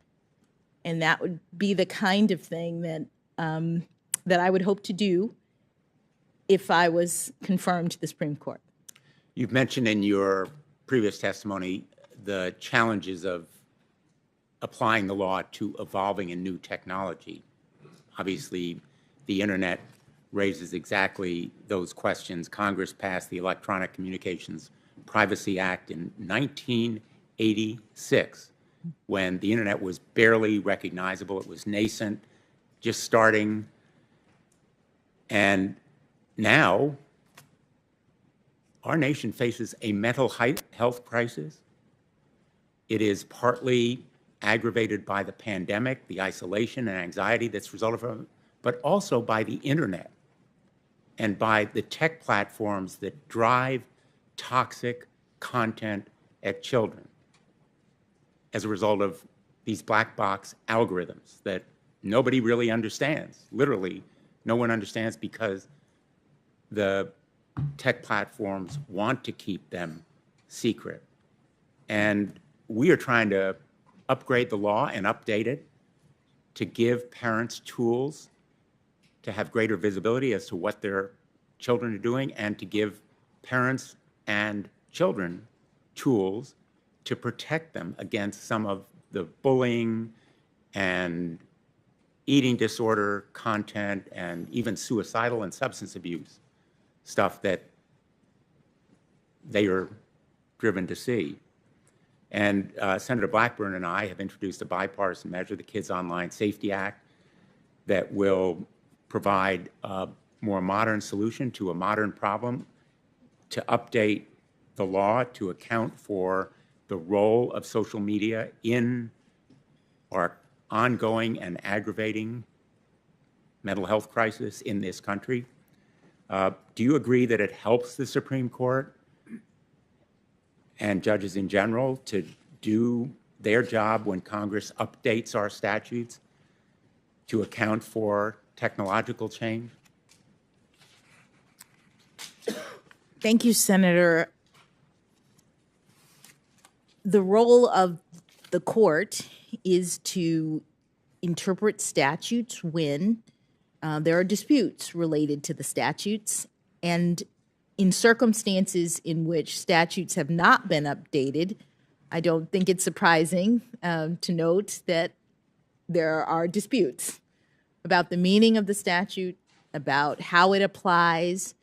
And so to the extent that Congress undertakes to make amendments and make the changes, I think it helps courts. Maybe there'll be fewer disputes or easier disputes to resolve.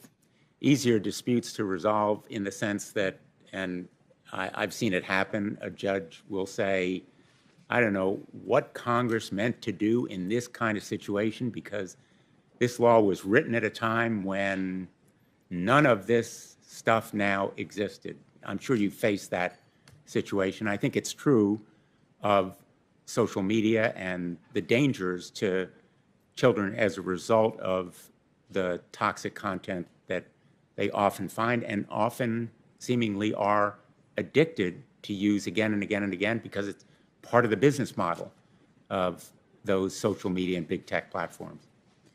Yes, I have faced this situation. One of my cases, the Alliance of Artists and Recording Companies versus General Motors, is a case that I ended up writing a couple of opinions about. It involved a statute of Congress related to digital recording audio devices and whether or not royalties were required for the purchase of those kinds of devices. And it was enacted at a time in which recording technology was at a different stage than it is now. And disputes arose that came before me regarding whether or not to apply the royalty requirement in that statute to modern recording devices, and in particular, the recording devices that are now in automobiles. When you take your CD and you put it in your own car and record onto the hard drive of your car, is that the same thing as putting your CD in one of those machines that records from CD to CD, and you give the second recording to all of your friends? That was what the statute was originally meant to cover. And the question was whether recording to your own car's hard drive counted. And it was a very interesting interpretive exercise. But again, it was the kind of thing in which I was focused on trying to ascertain what, based on the text of the statute and the definitions in the statute, what Congress intended this statute to cover. And cars, other devices, appliances at home, collect huge amounts of data, don't they? And as consumers, we feel we own that data. It's ours. But it can be bought and sold, exchanged, and mined in a way that right now consumers have no consent over. And it enhances the dominance of just a few of those tech companies, just a few of the corporations. Corporate power is emboldened and enabled in many respects by the amount of data they collect. It's also enabled by forced arbitration. We've had a reference to it already today with respect to complaints about sexual harassment, which fortunately we have addressed. I've been proud to work on the Ending Forced Arbitration of Sexual Assault and Sexual Harassment Act, which President Biden signed after we passed it just a few weeks ago. I've heard harrowing stories from survivors of sexual assault and victims of workplace harassment who were silenced and denied justice by forced arbitration. But forced arbitration applies as well to everybody who has a cell phone. You have a forced arbitration agreement. Many workers have forced arbitration agreements. Nursing homes have forced arbitration agreements. The point is that you have dedicated your life to access to the courts, the right of a trial, the right to a jury, the right to a judge. None of it is possible where there is a forced arbitration agreement. That's why I've worked on a measure called the FAIR Act that would make any forced pre-dispute arbitration agreement invalid and unenforceable. If both sides want arbitration, that's fine, but access to the courts should be available to everyone. I know that you're limited as to what you can say about measures that are before us and policy issues, but I hope that you will consider the trend that the court has adopted in support of forced arbitration and denial of rights like class action, and review whether they are appropriate. Let me just finish with a couple of quick points. First of all, on the Harvard Law School, Harvard Law Review article on registration of sex offenders, convicted sex offenders. I must say, I read this article several times. In my view, it is analysis. Would you agree? Absolutely, Senator. As a law school student, I was trying to do what law school students do, which is analyze a new set of legal provisions. These laws were new, and I was trying to assess what criteria courts could use to look at them. I was not making an argument about them at all. Exactly. And by the way, one of those statutes was in Connecticut. It was challenged on constitutional grounds, double jeopardy. It went to the United States Supreme Court. I defended it there. It was upheld 9-0. I don't know whether your article was cited, but I would put this law review article very much in the category of analysis, the distinction between prevention and punishment. I would call it protection, not punishment or prevention. That's the argument that I made to the Supreme Court. I ask that this article be put in the record, Mr. Chairman. Without objection. By the way, it took me 2 or 3 times to get through it, so no disrespect to you or the Harvard Law Review. The issue of child pornography, you mentioned, I think, that in your decisions on these sentencing cases involving child sexual abuse material, which, by the way, I agree is absolutely horrific, abhorrent. It's the reason that Senator Graham and I have actually sponsored a measure called the Earn It Act that addresses it. But you said that you imposed a sentence that matched the recommendation by either the prosecution or the probation office in most of the cases where you did that sentencing. Is that right? Do I have that in mind? Yes, Senators. In looking back at the records concerning my cases, it looks as though I had 14 cases that involved either child pornography, interstate travel to meet up with a child for sex, the sex crimes related to children. And in 10 of those 14 cases, I imposed a sentence that was consistent with or greater than what either the government or the prosecution requested. The probation office. Excuse me, sorry, the government or the probation office. And let me just ask you, the probation office is an independent arm of the court that investigates the defendant, looks at the crime, the defendant's background, his family situation, all of the relevant factors involved in sentencing, including the sentencing guidelines, and then independently and impartially makes a recommendation, presumably to serve the interests of justice in that particular case based on the individual facts there. Is that roughly a correct description? That is correct, Senator. The probation office works within the court system. They are independent of the parties, and they investigate and make recommendations in cases concerning what the probation office thinks is an appropriate sentence. Thank you. Let me just finish by saying much of America is watching these proceedings on a split screen.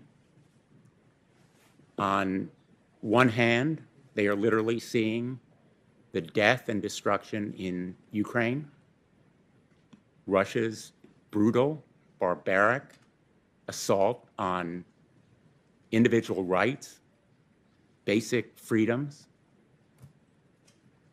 that we often take for granted here. And we are exercising those rights right here. You are a teaching lesson. This proceeding is a teaching lesson about the importance of democracy. The people of Ukraine are fighting for it. They are dying in their neighborhoods and streets. and their homes. They are huddled in basements.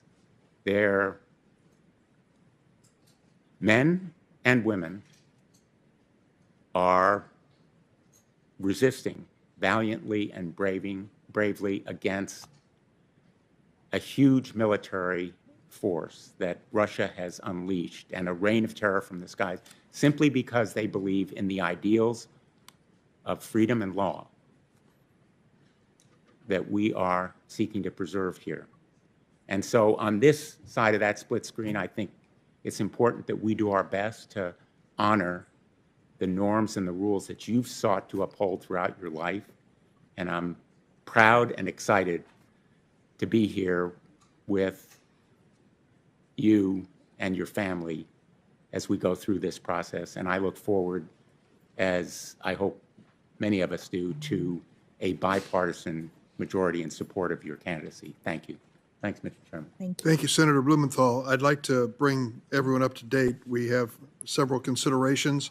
The remaining senators for questions, the endurance of our witness, Judge Jackson, votes on the floor, requests for compassionate release by a number of people in the audience.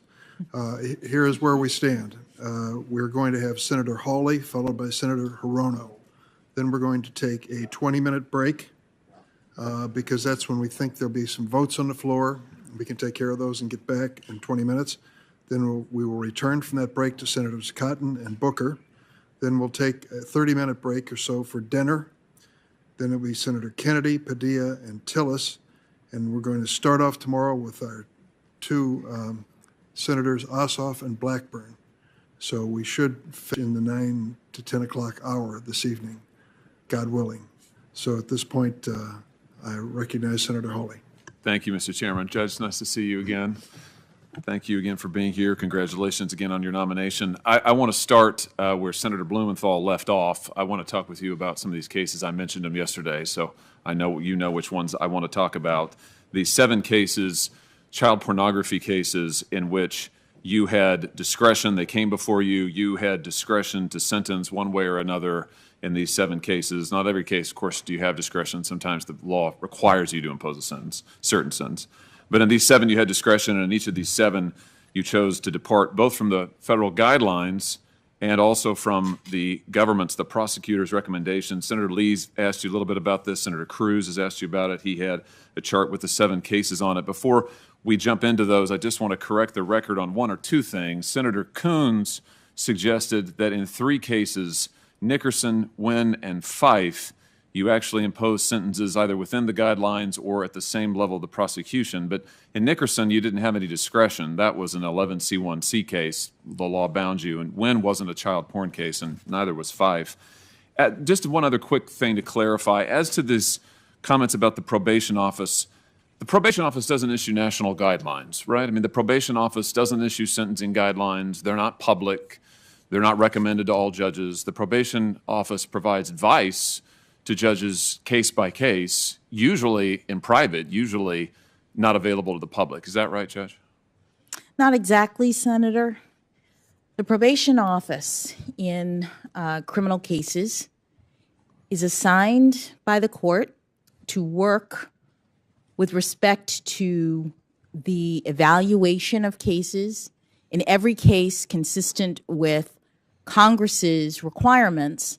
The probation office prepares a pre-sentence report in which they review all of the statutory factors concerning sentencing.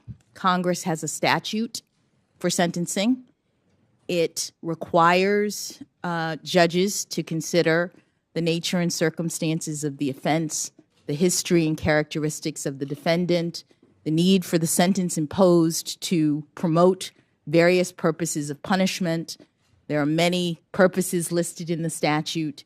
And the probation office is the arm of the court that does factual investigations in every criminal case, unless there are certain cases in which you can waive it, but the background is the probation office's assessment of the facts related to a particular sentence and a particular crime. And the probation office's report when a court sentences actually, in most cases, becomes the findings of fact of the court. And so the probation office appears just like the prosecution and the defense. The probation office has written a report and they make a recommendation to the court based on their independent analysis related to the facts of a particular crime and defendant and sentence. Understood. So they give the court counsel, understood.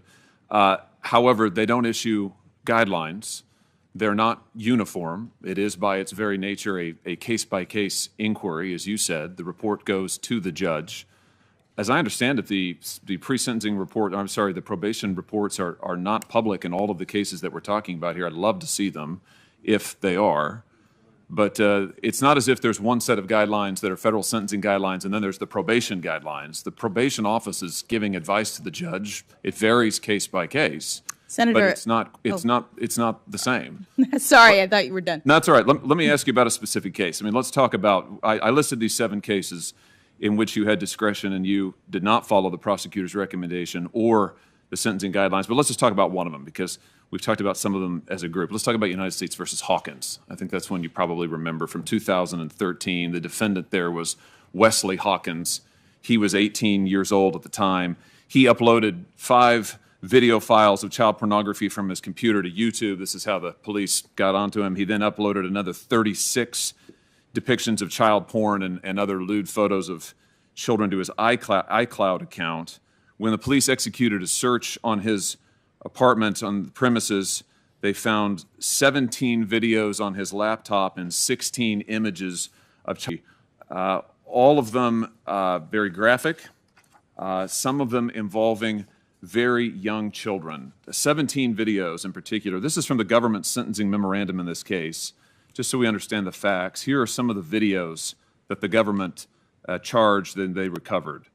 There was a 24-minute, 6-second video depicting a 12-year-old male committing a sexual act. I'm not going to read exactly what it was. There was a 1-minute and 57-second video depicting an 8-year-old committing a sexual act. There was an 11-minute and 47-second video depicting an 11-year-old committing a sexual act and being raped by an adult male. There was a 15-minute and 19-second video depicting 2 11-year-olds committing sexual acts. There was a 7-minute and 51-second video depicting a 12-year-old committing a sexual act. So, as the government said in this case, and I'm quoting now from the transcript of the sentencing hearing, 17 videos is a lot. And some of the videos, including the ones that are described in the statement of the offense, and I've just related some of them, are very lengthy and include numerous images, numerous views, sometimes collages, sometimes multiple victims. You see the act in progress. The government goes on to describe some of these as sadomasochistic images. So this is a tough case. This is one of those tough cases you were referencing earlier. You talked about it this morning. You said these cases are terrible. This is one of them. This is terrible stuff. This is not a good guy who's doing this stuff. Guidelines recommendation in the case was 97 to 121 months. So if I'm doing my math right, that's up to 10 years.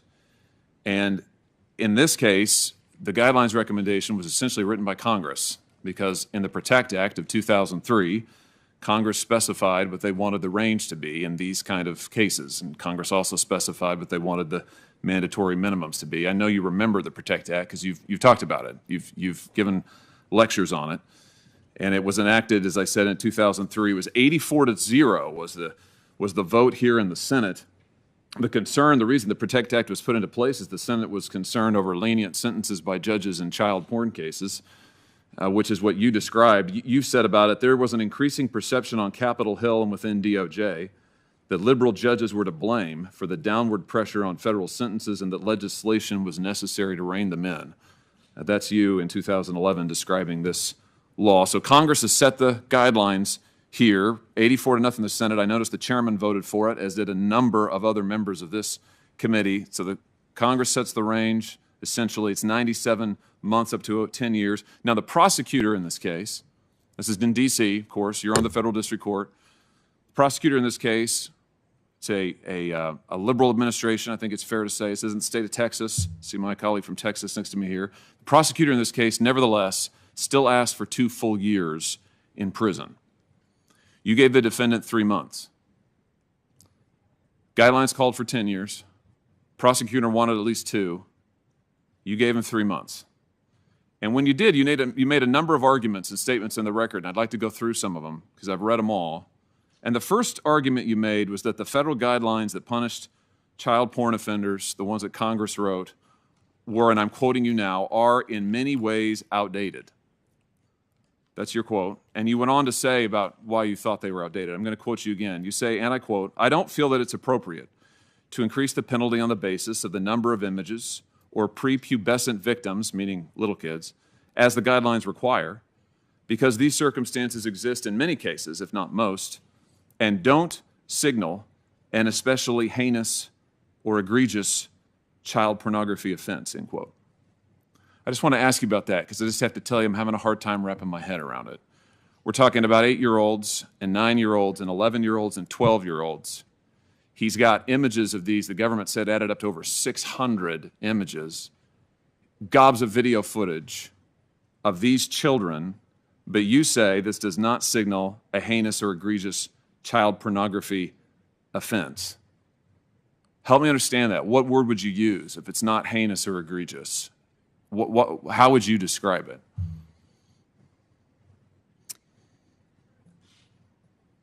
Thank you, Senator, for letting me address the concern that you've put forward based on the record that you've reviewed.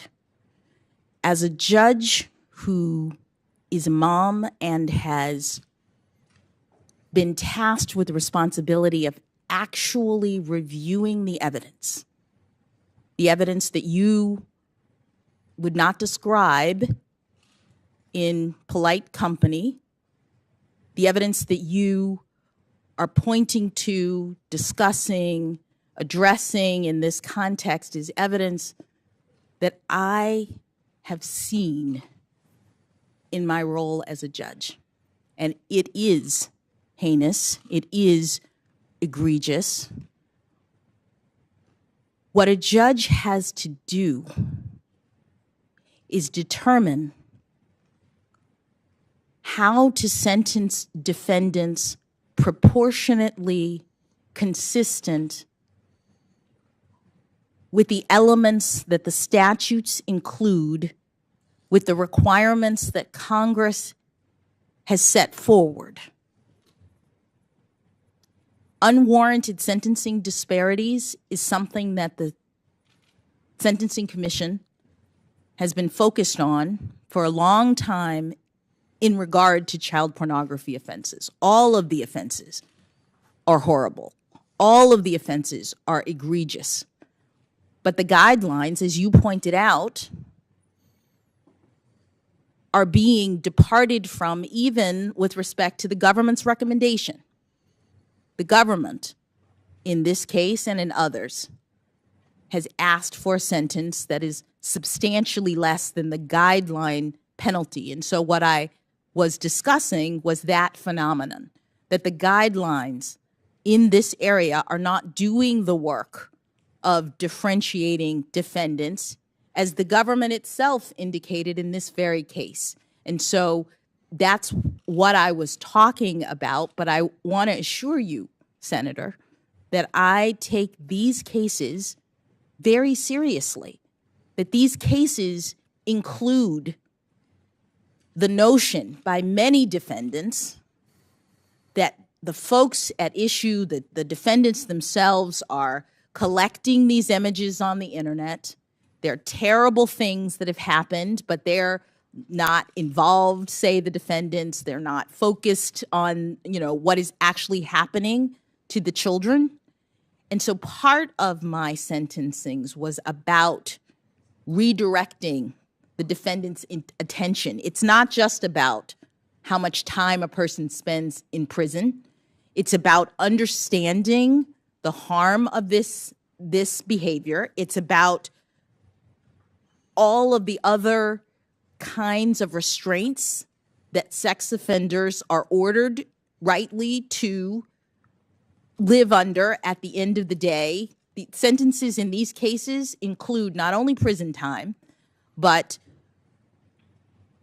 restraints on computer use, sometimes for decades, restraints on ability to go near children, sometimes for decades. All of these things judges consider in order to affect what Congress has required, which is a sentence that is sufficient but not greater than necessary to promote the purposes of punishment. Yeah, well, let me just ask you about that last point, because you've said this a couple of times now, the sentences that Congress require. Congress wanted the guidelines to be mandatory. Congress wrote the guidelines in this case. They wanted them to be mandatory. They gave the courts factors to consider to choose between the sentencing range. Congress wanted you to choose between 97 and 121 months. That's what Congress wanted. The Supreme Court in Booker said that the sentencing guidelines would be discretionary, so the Supreme Court gave you the discretion. But if we're talking about what Congress has wanted, Congress wanted them to be mandatory. My only point in raising that is just to say that you had discretion in these cases, and you used your discretion to choose the sentences that you did. Let me ask you about some of the things, though, that you said, because you said this morning, and I appreciated it, how you want to direct the defendants. You want to get them to own up to what they've done in these cases. And I thought that was powerful, and I thought it was right. But let me just ask you about what you said to this defendant. You said to this defendant, for whom you sentenced to only 3 months in prison, that your collection, I'm quoting you, your collection at the time that you were caught was not actually as large as it seems. The government felt the need to respond to you on the record. They said the government doesn't believe that it's appropriate to just disregard the number of images, that the number of images can be appropriate. And indeed, in this case, the defendant has amassed an extremely large collection of child pornography. But you disregarded that. You also told the defendant, you said this seems to be a case where you were fascinated by sexual images involving what were essentially your peers. And then you went on to say the defendant was merely trying to satisfy his curiosity. Curiosity is your word. One more thing on this, same idea. You said you were viewing, this is you to the defendant, you were viewing sex acts between children who were not much younger than you. And this whole discussion is about why you're only giving him 3 months. Judge, he was 18. These kids are 8. I don't see in what sense they're peers. I've got a 9-year-old, a 7-year-old, and a 16-month-old at home. And I live in fear that they will be exposed to, let alone exploited, in this kind of material. I don't understand you saying to him that they're peers and that therefore you were viewing sex acts between children who are not much younger than you, and that's somehow a reason to only give him 3 months. Help me understand this. Senator, I don't have the record of that entire case in front of me. What I recall with respect to that case is that unlike the many other child pornography offenders that I had seen as a judge and that I was aware of in my work on the Sentencing Commission, this particular defendant had just graduated from high school. And some of, perhaps not all when you were looking at the records, but some of the materials that he was looking at were older teenagers, were older victims. And the point, Senator, is that you said before the probation office is making recommendations and they do so on a case-by-case basis. That is what Congress requires. This is not done at the level of. But you had discretion, Judge. You admit that, right? I just want to be clear. Senator, sentencing is a discretionary act of a judge, but it's not a numbers game. It's not. I understand that Congress wanted the guidelines to be mandatory. The Supreme Court in 2005 determined that they couldn't be, in an opinion by Justice Scalia, determined that they couldn't be, and Congress since then has not come back to amend them or to change them or to make them mandatory again. And so there is discretion at sentencing, and when you look at the sentencing statutes, Congress has given the judges not only the discretion to make the decision, but require judges to do so on an individualized basis, taking into account not only the guidelines, but also various factors, including the age of the defendant, the circumstances of the defendant, the terrible nature of the crime, the harm to the victims. All of these factors are taken into account, and the probation office assists the court in determining what sentence is sufficient but not greater than necessary. And I appreciate, Senator, that you have looked at these from the standpoint of statistics, that you're questioning whether or not I take them seriously or I have some reason to handle them in either a different way than my peers or a different way than other cases. And I assure you that I do not. That if you were to look at the greater body of not only my more than 100 sentences, but also the sentences of other judges in my district and nationwide, you would see a very similar exercise of attempting to do what it is that judges do, attempting to take into account all of the relevant factors and do justice individually in each case. Well, let's keep talking about this case. You also said to this individual who is an adult, tried as an adult, 18 years old, you also said to him, besides saying that you thought his victims were his peers, you also said there's no reason to think that you are a pedophile. And then you went on to say, again, that's another reason why you weren't going to give him, you're only going to give him 3 months because you had judged that he wasn't a pedophile. And then you said, and this is something I really need your help understanding, then you apologized to him. And I just have to tell you, I can't quite figure this out. You said to him, this is a truly difficult situation. I appreciate that your family's in the audience. I feel so sorry for them and for you and for the anguish this has caused all of you. I feel terrible about the collateral consequences of this conviction. And then you go on to say, sex offenders are truly shunned in our society. I'm just trying to figure out, Judge, is he the victim here or the victims the victims? You're saying that you're apologizing to him. You're saying you're sorry for the anguish this has caused him. There was a victim impact statement in this case. It didn't get read into the record, but it was there. I've described the videos that we have. You say earlier in the case, you talk about how heinous these crimes are, and you describe them to your credit. You describe how heinous it is to your credit, and yet here you are giving him 3 months and apologizing to him and saying you feel sorry for the anguish it's caused him, and also saying you think that sex offenders are truly shunned in our society. So just talk about that. Help me understand. I mean, is he a victim? Is that your view here? Is that why you said this? Is that what you meant by it? Senator, I again don't have the entire record. I remember in that particular case, I considered it to be unusual, in part for the reasons that I described. I remember in that case that defense counsel was arguing for probation, in part because he argued that here we had a very young man, just graduated from high school.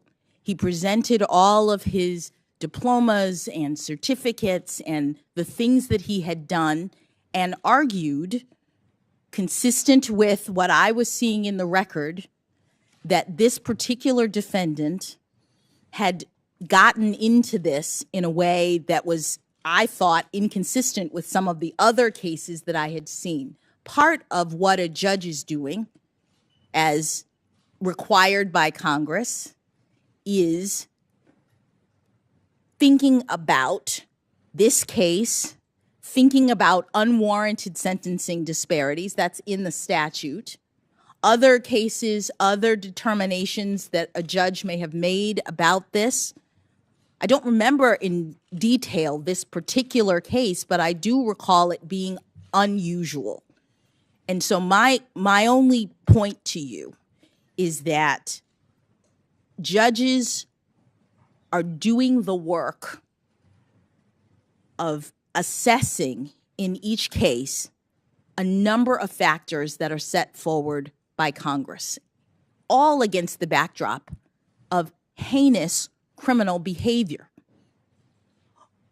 But the guidelines are no longer mandatory. Congress has not corrected, as you would say, the Supreme Court's determination about that. Justice Scalia's decision that the guidelines are not mandatory. Congress has not said that. And Congress has given judges factors to consider. This, in my view, was an unusual case that had a number of factors that the defendant was pointing out, that the government was pointing out, that the probation office was pointing out. And I sent this 18-year-old to 3 months in federal prison under circumstances that were presented in this case because I wanted him to understand that what he had done was harmful, that what he had done was unlawful, that what he had done violated the law and needed to be punished, not only by prison, but also by all of the other things that the law requires of a judge who is sentencing in this area. But Judge, with all due respect, and I'm telling you what, I'll be direct with you. I am questioning your discretion, your judgment. That's exactly what I'm doing. I'm not questioning you as a person. I'm not questioning your excellence as a judge, frankly. But you said it. You had discretion, and that's exactly what I'm doing. I'm questioning how you used your discretion in these cases. And to me, to take a guy who's 18 years old, who has what the government says is an extremely large collection of prepubescent pornography, 8-year-olds, 10-year-olds, 11-year-olds, we're talking about, I mean, gobs of hours of time here that he has. And you say to him, what? That you say that, well, you know, it was just a collection. I mean, he was just viewing it, and it was, you know, essentially they were his peers. You say to him that he's not a pedophile. I don't know how you know that. I don't know why that's relevant to the guidelines, but maybe it is. You say he's not a pedophile. You say that you're very sorry for him and what he suffered, and then you give him 3 months when, frankly, a liberal prosecutor is asking for 2 full years. I mean, it does seem like an extraordinary case to me. It would bother me no matter what. It really bothers me when in every case, child porn case you've had discretion, you've sentenced below the guidelines and below the government's recommendation. And saying that sex offenders are truly shunned in our society, as you said to him, it reminds me, it echoes what you said as early as law school on that Harvard Law Review article Senator Blumenthal was just talking about. There you say, and I'm quoting you now, in the current climate of fear, hatred, and revenge associated with the release of convicted sex criminals, courts must be especially attentive to legislative enactments regarding these sex criminals. I guess like this, the enactment here, the PROTECT Act that Congress enacted. So I want to try to understand here, is it your view that society is too hard on sex offenders? You say they truly are shunned in society. You wrote that many of these laws are products of a climate of fear, hatred, and revenge. So just is that still your view? I mean, do you think that these laws are too tough, that we're too tough on sex offenders? Explain what you meant in this case in 2013, and it seems to be the same thing you said many years ago.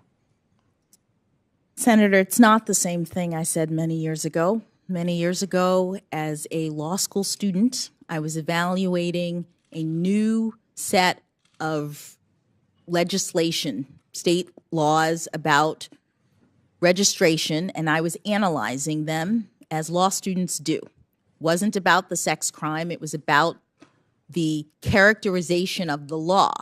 Is it a punitive law? Is it a prescriptive law? And how would a court go about determining that? That was the frame that I used then. It could have been about anything. It was about the characterization of legislation. But I'm sorry, I don't mean to interrupt you. I've only got 2.5 minutes left, but I just want to make sure I understand this. I'm quoting from your conclusion now. This is on page 1728 of the Harvard Law Review. This is your conclusion. In the current climate of fear, hatred and revenge associated with the release of convicted sex criminals, courts need to be especially attentive to legislative enactments. So that's a conclusory statement. You're saying that there is a climate of fear, hatred, and revenge that are informing these laws. And you described some of the laws earlier, I think, Megan's Law and others. Senator Cruz asked you about some of those. I'm trying to understand what you meant by that, because you're saying something similar in the Hawkins case. You're saying that society truly shuns our sex offenders. Senator, with all due respect, my article is now in the record. People can read it, and they can see that I was evaluating these laws not to determine their constitutionality, not to say that they shouldn't be enacted, but to talk about the ways in which courts make determinations about the character of the law and all of the consequences that follow from them. In law school, I had not had any experience in terms of the criminal justice system, and I was doing what law students do, which is seeking to analyze in a creative way new legislation. With respect to Mr. Hawkins, I was doing what judges do, which is look at the statute, 18 U.S.C. 3553A, exercise discretion as Congress has required us to do, take into account all of the various aspects of a particular case, and make a determination consistent with my authority, my judgment, and understanding fully the egregious nature of the crime. As you said, even the prosecutors in these cases are not recommending guideline sentences.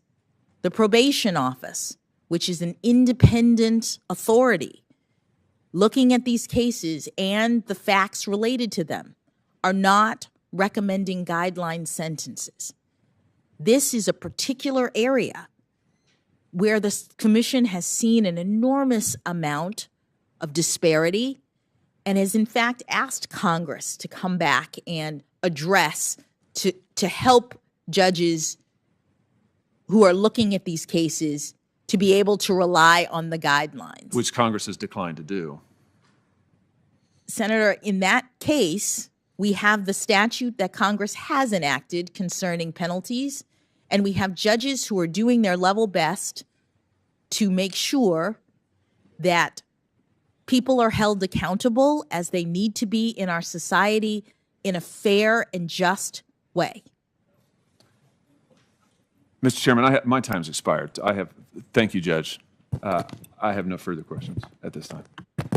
Just checking with my staff. So the original statute was passed in 2003, the Scalia decision 2005, the Booker decision? So the original statute that I'm talking about, I'm just thinking, I felt like it was in the 80s.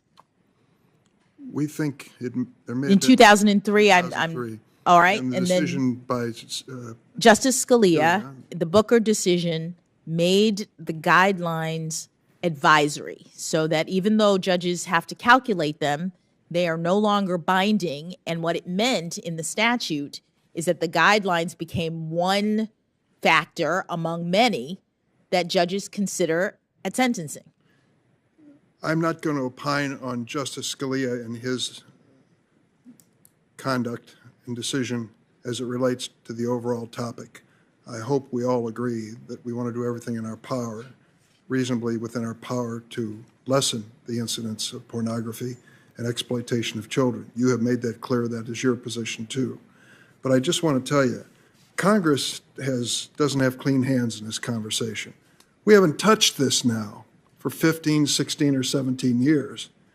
And you aren't the only one who faced this kind of a challenge with the cases before you. I said this morning, and it bears repeating, in United States versus Klotz, Trump appointed Judge Sarah Pitlick, Senator Hawley's choice for the Eastern District of Missouri, sentenced an individual convicted of possession of child pornography to only 60 months, well below the 135 to 168-month sentence recommended by the guidelines. Mr. Chairman, you've mentioned Let this me now. finish. I'll finish, and then of course I'll recognize you. Senator Hawley, you've said some very powerful things in support of this judge, but clearly she faced a situation where she decided she would not follow the guidelines and took a sentence of less than half of what they recommended. We have created a situation because of our inattention and unwillingness to tackle an extremely controversial area in Congress and left it to the judges. And I think we have to accept some responsibility for that, Senator. I just wanted to say, Chairman Durbin, since you mentioned Judge Pitlick in the Klotz case, she followed the prosecutor's recommendation in that case. As I've said over and over, part of my concern with Judge Jackson is that she has not followed the prosecutor's sentences. She didn't in the Hawkins case we were just talking about, or the guidelines. And I'm happy we can have a policy debate about whether or not the guidelines are too lenient. I would argue in this era of exploding child pornography, they're not too lenient at all. I think you were right the first time when you voted in 2003 to make them tougher. I will just say that I don't know if you sponsored a bill to change this. I'll be looking for it. But I will tell you that there isn't a long line of people waiting to co-sponsor this controversial issue. If we're going to tackle it, we should, but we should concede in the meantime that we've left judges in the lurch in many of these situations. There is no clarity in this situation, and I think to hold this judge responsible for the overall situation is to ignore our nonfeasance, malfeasance, whatever it might be, and lack of responsibility in dealing with this. Senator Hirono. Thank you, Mr. Chairman.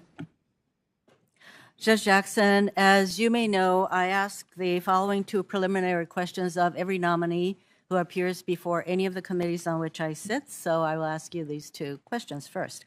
Since you became a legal adult, have you ever made unwanted requests for sexual favors or committed any verbal or physical harassment or assault of a sexual nature? I have not. Have you ever faced discipline or entered into a settlement related to this kind of conduct? I have not. Judge Jackson, my colleague from Missouri seems to think that it's appropriate for federal judges to sentence individuals below the sentencing guidelines in these kinds of cases, horrific cases. And so I think it's important to offer a couple of clarifications for the record. Judge Jackson, when the U.S. Sentencing Commission first addressed the issue of sentencing in this area in 2012, do you remember that only 40% of convicted offenders in this category were receiving sentences within the guidelines? Senator, I don't remember exactly the number, but I do know that there was a great deal of variance from the guidelines. 40%. Would you be surprised to learn that the Department of Justice, which prosecutes these cases, sent a letter to the U.S. Sentencing Commission in 2013 stating that the existing sentencing guidelines for child pornography offenses do not accurately reflect the current landscape of child pornography offense conduct?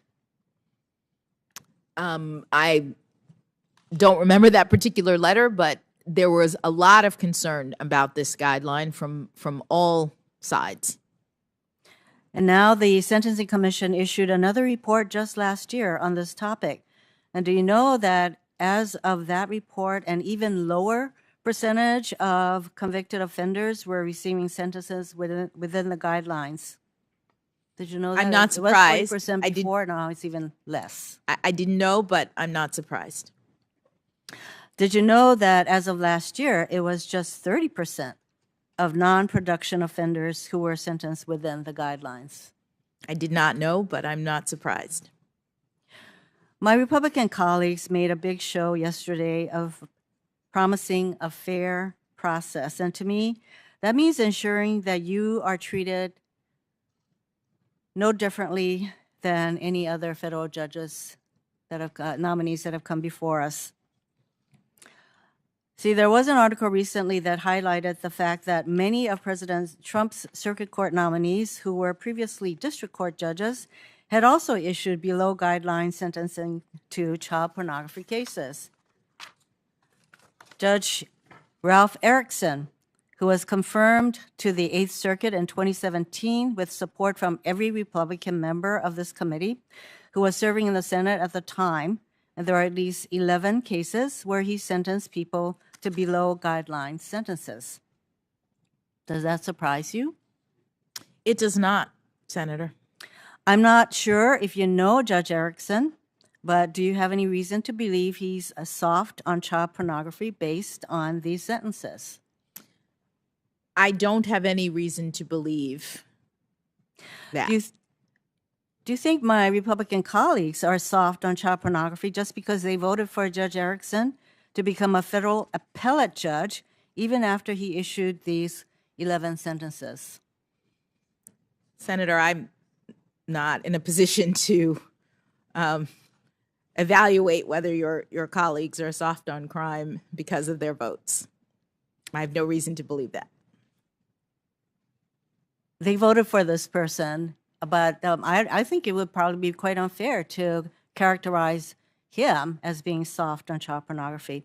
I would also like to talk to you about Judge Joseph Bianco, who was confirmed to the Second Circuit in 2019 with support from every Republican member of this committee who was serving in the Senate at the time, including Senator Hawley.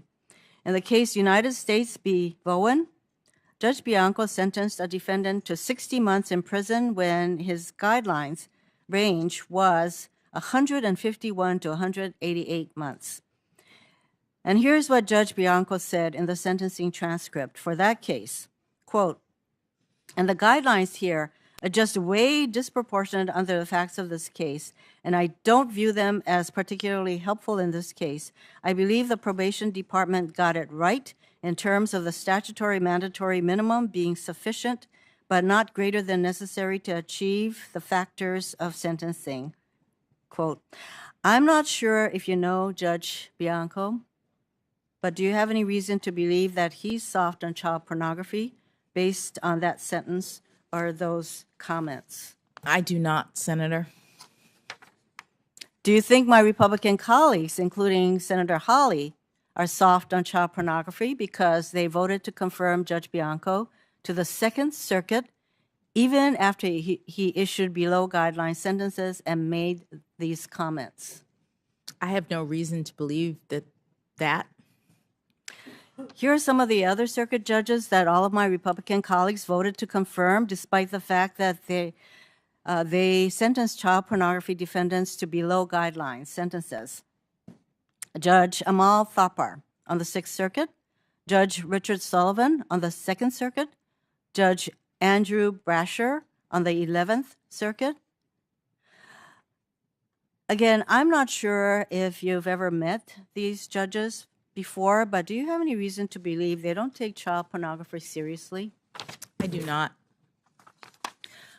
I would like to note that Senator Cruz referred to a chart that listed 8 cases and the government recommendations and the sentencing guidelines, and that you did not adhere to those sentencing guidelines. What was not included in the chart was what the probation recommendations were. And if you add those probation recommendations, in 5 of the 8 cases, you followed the probation recommendations. In one instance, you were lower, and one instance, you were higher than the probation recommendations. Mr. Chairman, I would like to introduce the complete chart for the record. Without objection. You've been asked to answer a lot of questions about your judicial philosophy. Some of my colleagues, particularly on the other side, seem dead set on finding out if you are an originalist, a textualist, if you believe in a living constitution, or various other labels. I don't find these labels particularly useful. Take originalism. Proponents claim you just have to dig deeply enough into the historical record and you'll somehow find the one true meaning of a constitutional provision. The fallacy of this approach is illustrated in District of Columbia versus Heller. There, Justice Scalia's majority opinion and Justice Stevenson's dissenting opinion each applied originalism. Justice Stevens more effectively, in my opinion. and reach completely different conclusions about the scope of the Second Amendment. Take textualism. In Bostock, Judge Gorsuch applied textualism to find that Title VII of the Civil Rights Act protected employees from discrimination based on sexual orientation and gender identity. In dissent, Justice Alito mocked Justice Gorsuch's application of textualism, and he wrote the following, Justice Alito, quote, "The court attempts to pass off its decision as the inevitable product of the textualist school of statutory interpretation, championed by our late colleague, Justice Scalia. But no one should be fooled. The court's opinion is like a pirate ship. It sails under a textualist flag, but what it actually represents is a theory of statutory interpretation that Justice Scalia excoriated, the theory that courts should update old statutes so that they better reflect the current values of society," end quote. And these are two justices who are usually in agreement. So much for labels. So instead of trying to fix some label on you, I'd rather focus on the fact that you are fair and objective in your approach, that you are even-handed in your application of law to the facts, and that you are independent. During your last confirmation hearing, you spoke about judicial independence, about what you learned during the 3 clerkships and your then 8 years on the bench. You said, and I quote, "I know very well what my obligations are, what my duties are, not to rule with partisan advantage in mind, not to tailor or craft my decisions in order to gain influence or anything of the sort," end quote. Well said. So my question is the following. What do you do to ensure that you maintain independence free of partisanship when you handle a case? Thank you, Senator. What I do and what I've done in all of my 570 some odd opinions is to apply a methodology that is designed to ensure my impartiality and to respect the limits of my judicial role. What it means is that I am receiving the cases, and at the outset, I am setting aside any personal views that I might have about the parties, about the issues. As I also said in my DC Circuit confirmation, it doesn't matter to me whether the argument is being made by the President of the United States or a death row inmate. What I'm doing is looking at the argument, I'm looking at the facts, I am applying the law in as neutral and consistent a manner as I can, because that is the duty and requirement of the judicial oath.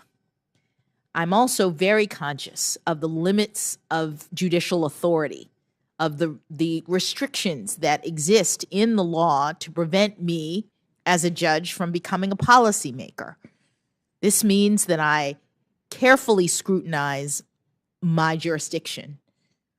It means that I look at the text and focus on the text and the intentions of the legislatures that drafted that provision, or the intentions of the framers that put forward that constitutional principle.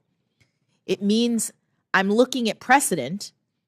If I was fortunate enough to be confirmed to the Supreme Court, I would be upholding the principles of stare decisis as I consider the precedents and making sure that the court is putting forward consistent and predictable rulings as is important to maintain the rule of law.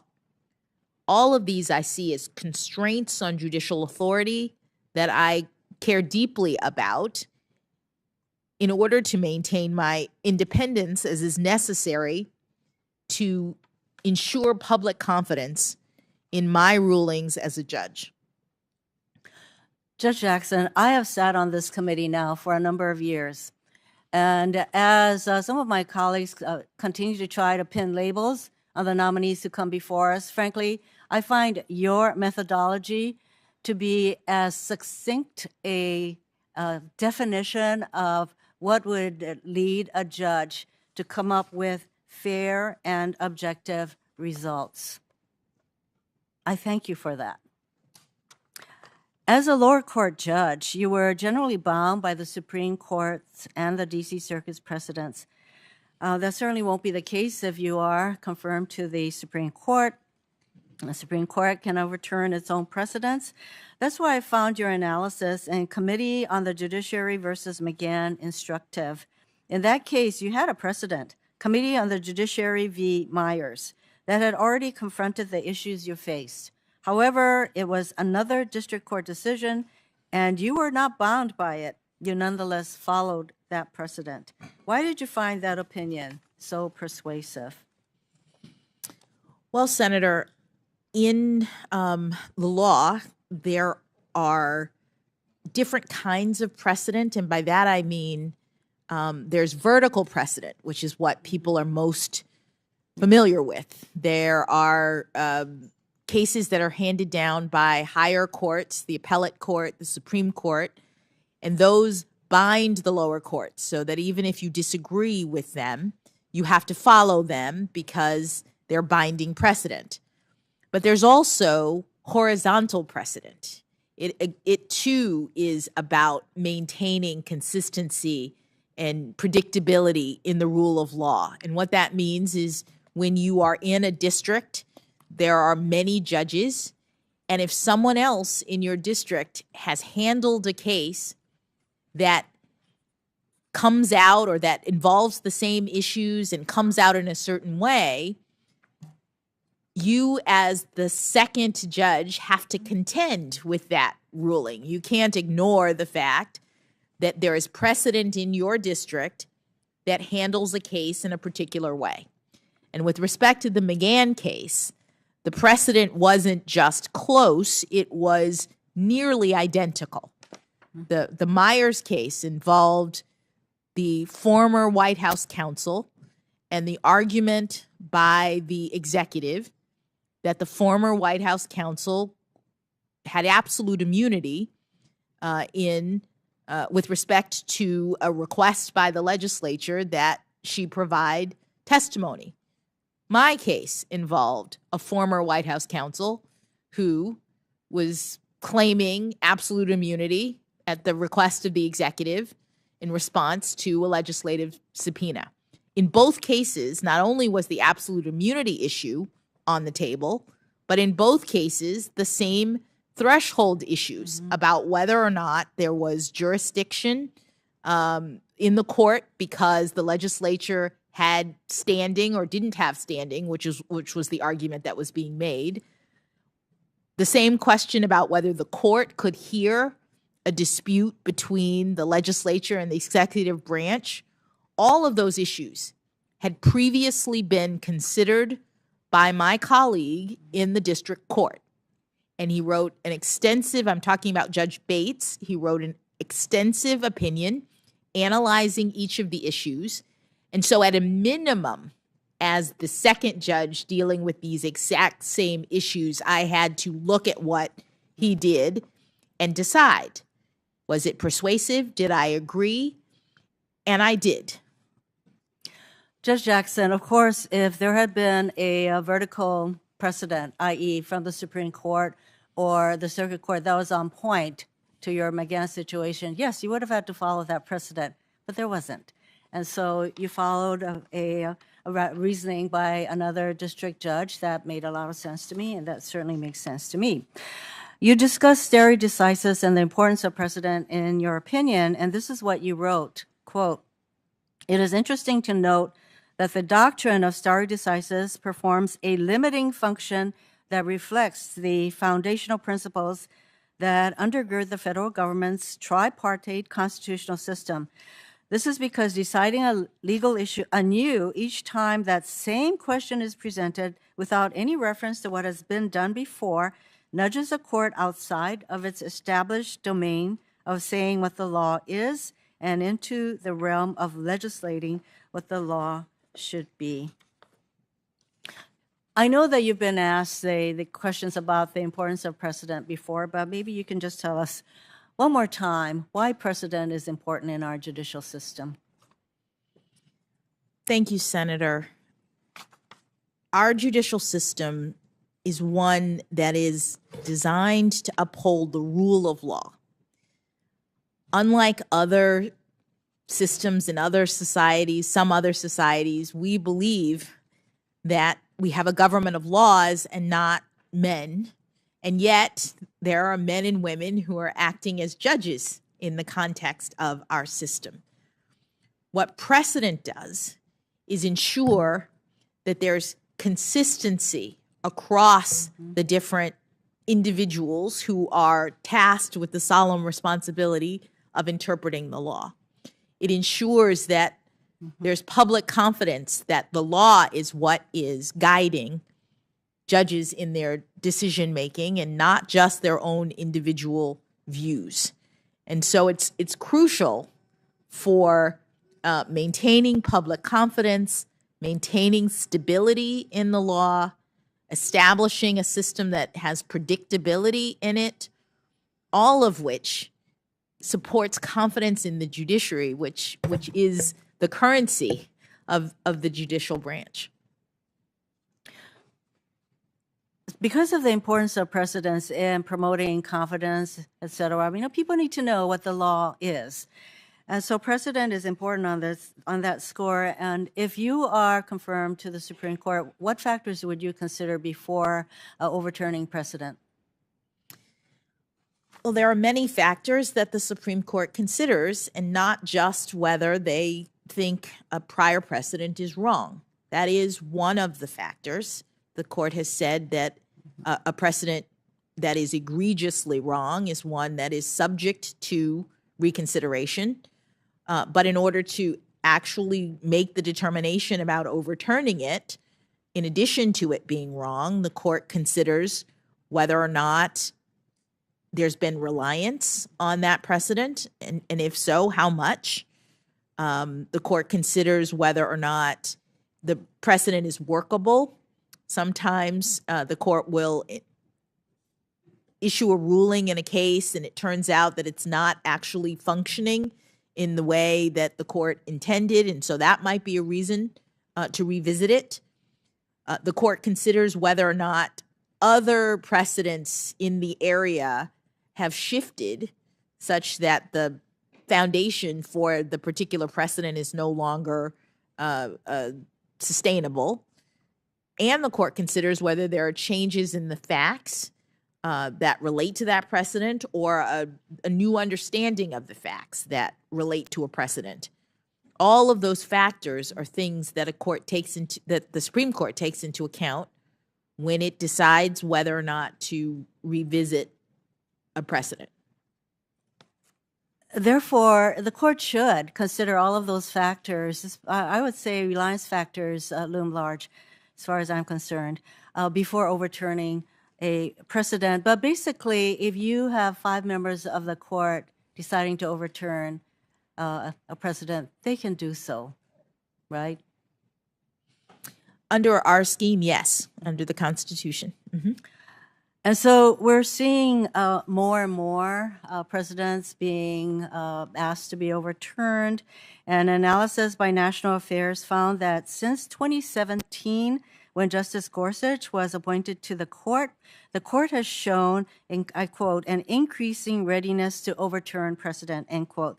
This is true for both longstanding precedents and those that are just a few years old. For example, in 2018, Janus decision, the court overturned a 41-year-old precedent called Abood. That decision weakened public sector unions. Justice Alito first signaled that he wanted conservative anti-union groups to challenge Abood in his 2012 decision in Knox versus SEIU. This is called signaling. And Justice Alito definitely signaled his desire to revisit the Abood decision. So yes, these groups, they got the message. They brought case after case to meet the criteria that Justice Alito laid out. And although they came close in 2016, Justice Scalia's death left the court stuck in a 4-4 decision in a case called Fredericks v. California Teachers Association. Basically, the minute Justice Gorsuch was confirmed, the court finally had a conservative 5-4 majority to overturn Abood, and the result was Janus. I followed these lines of cases very closely.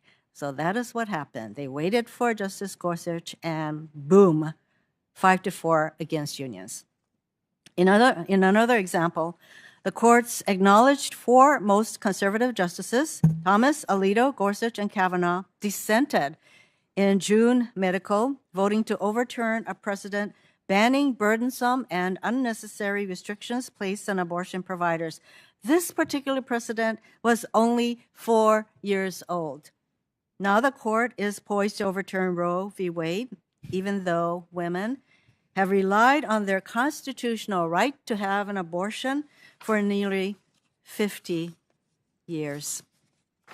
Of course, I'm not suggesting that Supreme Court decision or precedents are sacrosanct, because I'm thankful the court can and did revisit precedents like Plessy v. Ferguson that were wrong the day they were decided. But justices should not be seen to be advancing their individual political or ideological agendas at the expense of individual rights and precedents that people have relied on. One result of the court's new approach is that people's view of the court is changing for the worst. A recent Pew poll found that 44% of Americans now disapprove of the Supreme Court. This is up 15 points from August 2020, shortly before the late Justice Ruth Bader Ginsburg died and Amy Coney Barrett was appointed to fill her seat. I think court watchers acknowledge there is an ideological split in this current Supreme Court when we are seeing more cases decided on ideological bases, not on the facts and the law. I think it leads to the American people questioning whether the court is a fair and objective arbiter of cases in controversy.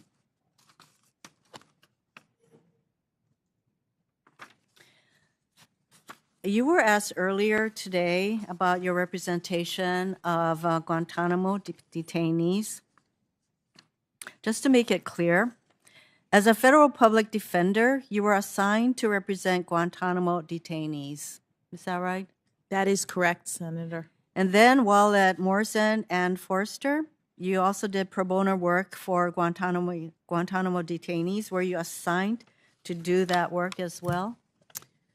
So there was one detainee who I had represented as a federal public defender who was brought into my firm's practice unbeknownst to me. And when I arrived at the firm, the attorneys who were working on that case recognized that I had previously been a lawyer who had represented this particular detainee and asked if I would help with his habeas petition at that stage. I think you clarified that earlier today. And you served as counsel of record on amicus briefs related to detention. I think that was brought out today. Yes. Were you working on behalf of detainees at that point, or were you working on behalf of other groups or individuals? I was working on behalf of other groups or individuals in with respect. Were they retired judges? Yes, there were 3 briefs in total, 2 different cases, and one of the briefs that I filed was on behalf of 20 retired federal judges, including one who was a partner at my firm at the time, and who wanted to make a particular argument to the court concerning the detention process. And these were judges that were nominated by various presidents, so it must have been a diverse group, and they asked you to do the brief. And they did, yes. So as part of your work at the law firm, a responsibility of your employment, you were assigned to work with this diverse group of retired judges and to represent conservative or libertarian organizations such as the Cato Institute and the Rutherford Institute to advocate their views. Yes, the other two briefs that I filed were at the cert stage and then at the merit stage of a case that was eventually mooted. But my clients in those cases were a diverse group of organizations, including the Cato Institute, the Rutherford Institute, and the Constitution Project. Members of this committee know full well that lawyers are, we have to follow the codes of professional conduct, which says that we have to zealously represent our clients, and that's what you are doing with regard to the detainees. And I would just want to note that some of the very senators who are openly questioning you for representing defendants or detainees have in the past made the argument that judicial nominees should not be opposed for the arguments they make in the course of representing clients. I'm going to quote one of my colleagues. I've been a military lawyer for almost 30 years. I represented people as a defense attorney in the military that were charged with some pretty horrific acts, and I gave them my all. The system of justice that we're so proud of in America requires the unpopular to have an adequate and an advocate. And every time a defense lawyer fights to make the government do their job, that defense lawyer has made us all safer. Do you agree with that? I do, Senator. In 2012, prominent conservative lawyers signed a letter defending attorneys who have represented Guantanamo detainees. In part, the letter said, quote, "The American tradition of zealous representation of unpopular clients is at least as old as John Adams's representation of the British soldiers charged in the Boston Massacre. Good defense counsel is key to ensuring that military commissions, federal juries, and federal judges have access to the best arguments and most rigorous factual presentation before making crucial decisions that affect both national security and paramount liberty interests," end quote.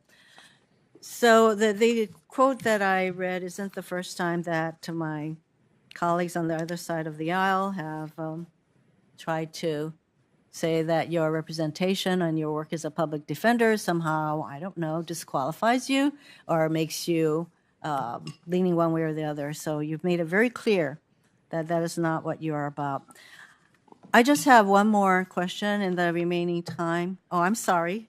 I'm over. Senator, I'm sorry, we're on a roll call. I'm on such a roll. You're on a roll and we're on a roll call. Yes, thank you. I apologize. Mr. Chairman. Mr. Chairman, before we break, if I could ask one question of the chairman. Sure. Senator Hirono just made reference to the recommendations of the probation office in 5 of these cases. To the best of my knowledge, those probation recommendations are not in the record. I haven't seen them. My staff hasn't seen them. And that raises 2 questions. Number one, whether the White House is providing differential material on this nominee's background to Democratic members than Republican members. Because I don't know where Senator Hirono would get access to them other than from the White House. But secondly, regardless of whether it's differential, would the chairman agree that there is considerable focus on these cases and the committee, both sides, should have access to the pre-sentence reports and to see the underlying facts? Judge Jackson has said she was following the facts and the factors in those cases. Senator, you know we've completed discovery before we started this hearing. Mr. Chairman, how did Senator Hirono get those information that Republicans have not been given? I'm not going to entertain this. We've been through discovery. Do you have access to them? I don't know that I do. I really don't. Can we ask Senator Hirono how she got access to them? I'm sorry to interrupt you, Senator, but I want to make an announcement. We're going to have a 10-minute break. Members are going to head to the floor. So you're going to keep differential access to this information? I'm not sure what differential access is. I'll look it up. We have a vote on the floor to take about 10 minutes, so 10 to 15 minutes, relax. And then we're going to come back, and we have 2 senators, Cotton and Booker, who will be recognized and then take a break for dinner. And then we're going to try to still finish tonight with 2 remaining senators, Senator Ossoff and Tillis, who are going to be first thing in the morning. So we stand in recess.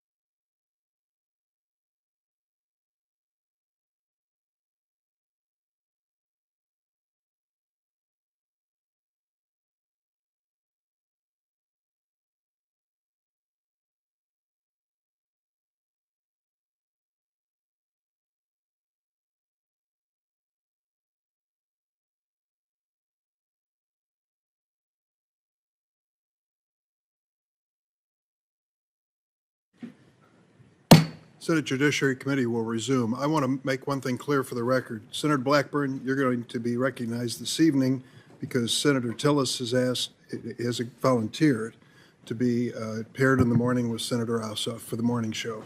Yes, Mr. Chairman, I just felt like we should, it's on. My voice is just soft. I felt like we should finish tonight. We're trying And I know. Senator, there are a lot of people involved in this decision. I I'm doing fully my best. appreciate that. And you asked to be on the program tonight, and we're going to put you on the And program. I appreciate How about that. Thank you. Okay, good. Senator Cotton. Mr. Chairman, before we start this questioning, right before the break, I asked the chairman about Senator Hirono had referenced 5 probation reports that were not in the record. I asked the chairman whether the Democrats had access to information about Judge Jackson's judicial record that Republicans did not. You did not answer me at the time, but as we returned... I can give you an answer. Okay, well, hold on. Let me finish my question. When we returned and when we walked in, each of the Republicans was handed this piece of paper, which is the first time any of us have ever seen, which is a chart of probation recommendations. We were just told that the White House gave it to Democrats earlier today. I don't know if that's true or not. And what I would ask you is there anything else that Democrats have access to in this case that they're not sharing with Republicans on this committee? And Mr. Chairman, how would you have reacted if, say, during the Kavanaugh confirmation, the White House shared judicial materials with Republicans and did not share it with Democrats? I'm pretty confident you would have expressed extraordinary displeasure at that. If I recall, there was some discovery issues in the Kavanaugh case involving several years of his performance in the White House, which your own counsel decided we couldn't. But sure, that's disclosure to the whole committee. Yes, that's and, right. and in this case, is there anything else that Democrats have access to of Judge Jackson's record that you have not shared with Republicans on this committee? And in particular, the pre-sentence reports. No, I suspect if they were helpful, you would have made them public. So the fact that you haven't raises an inference that they're not helpful to the case you're making. Senator, you will always draw your own inferences, and I know where most of them head. I will just tell you that the information that we received from the White House, I'm told everyone had access to if they wanted it. And now you have it, just a matter of hours after we've received it. Exactly. So is there anything else Democrats have that Republicans do not from Judge Jackson's my knowledge. record? Mr. Chairman, can I ask a question about this? I want to be sure I understand. The handout that I just saw, the White House gave to some of us earlier today, but not all of us? It was available, I'm told. The information was available to anyone who requested it. The White House. So you had to be clairvoyant and know they had it? No, not clairvoyance. I think it's pretty obvious, Senator. How would you know to request it? You would know it after Senator Hawley launched his attack on the judge. At that point, all of this information became relevant to countering. So I would be expected to say, geez, after Senator Hawley asked questions, I better call the White House and see if they can help me research this? That's not realistic. That's not the point. The point I'm getting to is, and you know as a good lawyer, what you do during discovery. I wasn't aware of the fact that this was available. The White House requested it, received it. We asked for a copy, and within an hour or two, you received the same copy. When did y'all get, let me finish. When did y'all get your copy? Sometime today. Sometime today. That covers a lot of ground, Richard. I don't have any personal knowledge of this. I'll be honest with you. You don't have any personal what? Knowledge. Does your staff? Does your staff know? I haven't. They're standing behind you. I've talked to them earlier. And Mr. Chairman, I'm so sorry. I just don't want to make this a partisan issue if it doesn't have to be. My staff just says we just got it 10 minutes ago as well, so I'm very upset. I joined Ted Cruz. Good. Mr. Chairman. That's an alliance that's well known. Yes. Mr. Chairman, I do think it's significant. We've had now referenced some pre-sentence reports, and we've got this material that references recommendations made by the Office of Adult Probation and Parole. Pre-sentence reports. Well, okay, but we've got critical information that is contained within them. The recommendation made by the Office of Adult Probation and Parole in these cases is something that's drawn from the pre-sentence report. It seems to me that if we're going to have a jot-for-jot selective incorporation of information in there, we ought to have access to the whole report. So I respectfully request that we be given access to these reports. They've been made now by a member of the committee in reliance on information that we haven't had access to, and I think we need to be given those. You can't. Senator, I'd like to draw this to a conclusion. I can tell you what I know. And Well, so would I. And here's the point. Most of this information was published in the Washington Post 5 days ago, all right? This is not confidential information. When the Hawley attack on the judge started, we requested more information, the White House did, and then shared it with us within the day, and you now have the same copy that we have. End of story. Is it fair for you to characterize Senator Hawley's questions or the questions raised by any of us as an attack? It's not a yes, personal attack. This is let me just tell you, we've our raised difference a of legitimate opinion- question regarding Our difference sentencing, of regarding the opinion- most heinous crimes imaginable. Oh, come on. So these are legitimate questions, Mr. Chairman. Don't call them attacks. Well, I can just tell you, I have characterized them as attacks and other things as well. I think it's pretty clear what's going on here, and now you have all the information we have. So, Is Mr. that Chairman, enough? for example, in the questioning about the Hawkins case, Judge Jackson said she relied on the factors, relied on probation's recommendation. We just found out, in what you just handed us, that in the Hawkins case, the probation office recommended 18 months, and Judge Jackson only sentenced him to 3 months. That's you can get more than that almost for a speeding ticket. And Senator, this committee, given that she raised it as the basis for her sentence, it is highly relevant to the committee's analysis to see what the pre-sentence report says. Why did the probation office recommend 18 months and she only sentenced to 3 months? March 19th, Washington Post. In the case of U.S. versus Hawkins, a sex offender had multiple images of child porn over 18. Sentencing guidelines called for sentence up to 10 years. Judge Jackson sentenced the perpetrator to only 3 months in prison. Printed. Those facts we knew. It's the Yeah. probation recommendation. We don't dispute that the guidelines said 10 years and she sentenced him to 3 months. Sorry, I didn't finish reading it. The government and probation both recommended sentences well below the guidelines. The government recommended 24 months, probation recommended 18 months, and defense recommended 1 day. I'm telling you, it was published in a newspaper. Now, Well, I can't help what is leaked to the newspaper or not. This committee, you keep referencing discovery. This is not litigation. This is a committee of the United States Senate where both sides of the aisle have a right to access to the record, and we're carrying out our constitutional duty of advice and I will consent. tell you this, for some reason your side didn't request the information. But how would we know to request? So I'm hereby requesting all other information you magically have that you haven't told us you have and you're not sharing with So the other noted. side. So noted, for the record. We'll continue with the questioning now. And we're Senator requesting Cotton. the pre-sentence reports in particular, which are highly relevant to the issues before Senator this Cotton, committee. please proceed. We don't have any pre-sentence reports. Judge, I'd like to talk about crime. In 2019, there were about 16,000 murders in America. In 2020, there were more than 20,000. It's a 25% increase in 1 year. 2021 data isn't complete, but we know many cities have reached record levels of murder, including Philadelphia, Atlanta, and Milwaukee. At the same time, the prison population has decreased by about 14%, in part from pandemic policies, but also from fewer prosecutions and weaker sentencings. I think it's safe to say that there's a surge in crime, especially violent crime and murder across America. You have noted that some members of your family have law enforcement backgrounds, and I honor them and thank them for their service.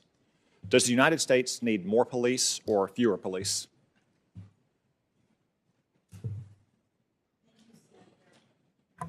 Thank you, Senator.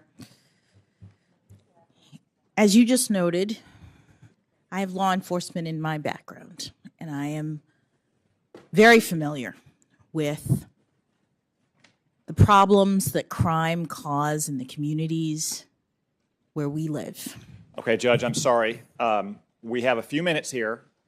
You have a lifetime appointment if you're confirmed.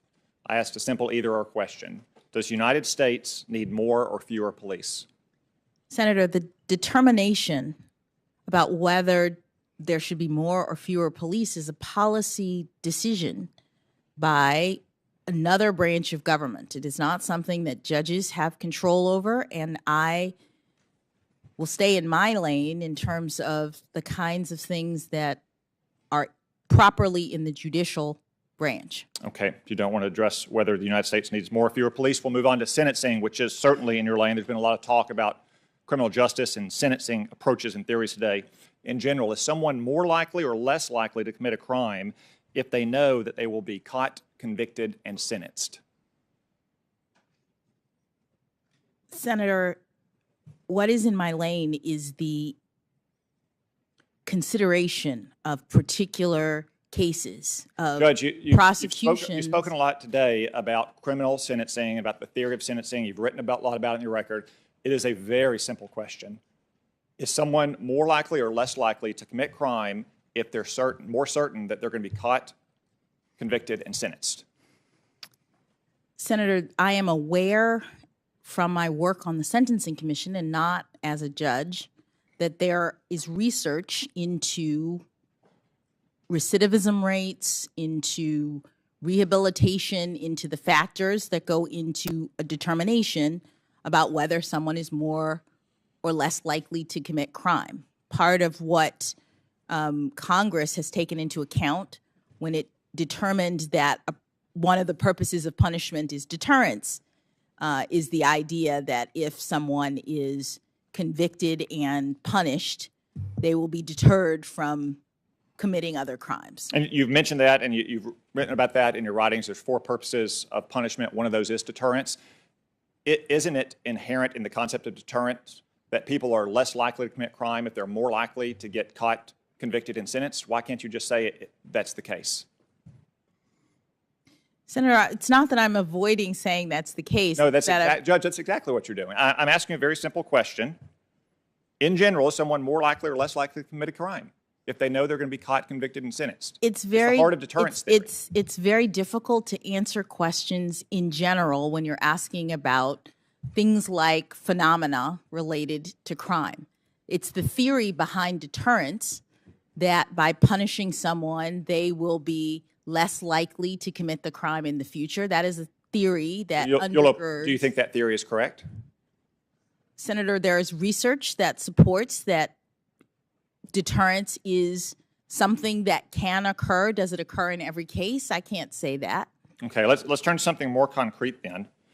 Do you know how long the average inmate convicted for a murder serves in prison in America? No, I don't. The answer is 17 years on average. Is 17 years too long or not long enough for a criminal to spend in prison for murder? Senator, these are policy questions, whether they're in the province of the Sentencing Commission in terms of recommendations, whether they are in Congress. They're not the kinds of things that I can opine about. So you don't want to opine on whether 17 years is too long or too short a sentence for murder?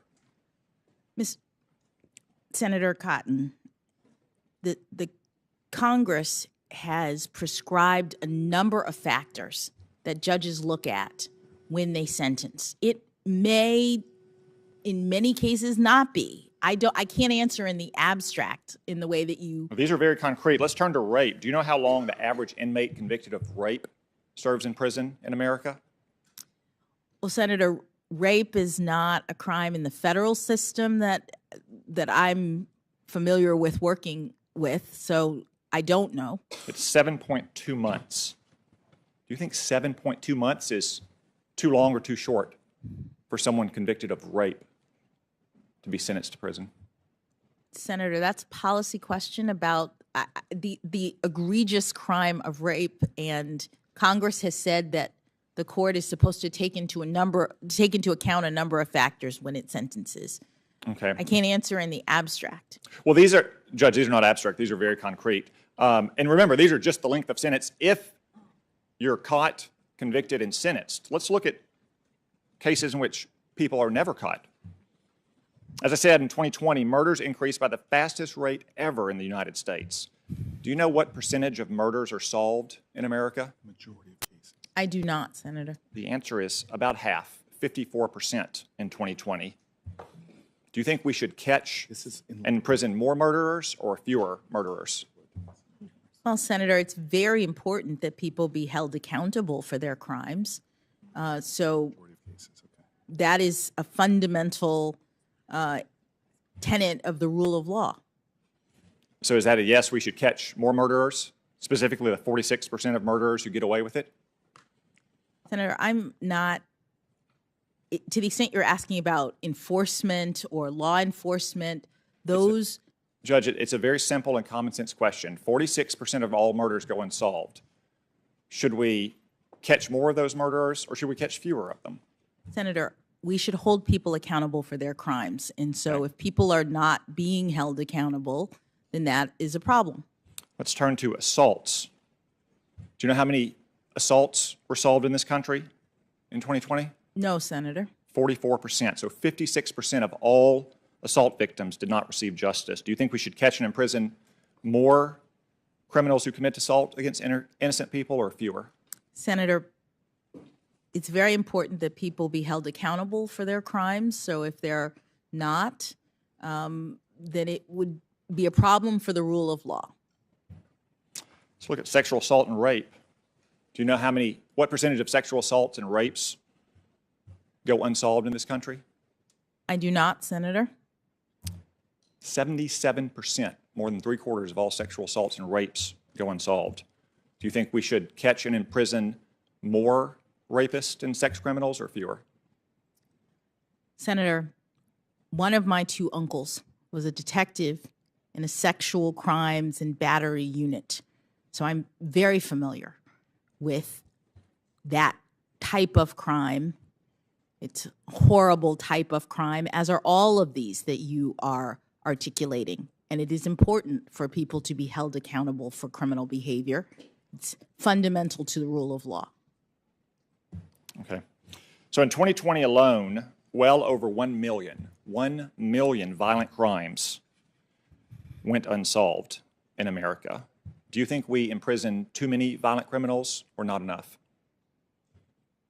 Senator, it's important for our rule of law to ensure that people are held accountable who are breaking the law in the ways that you mentioned and otherwise.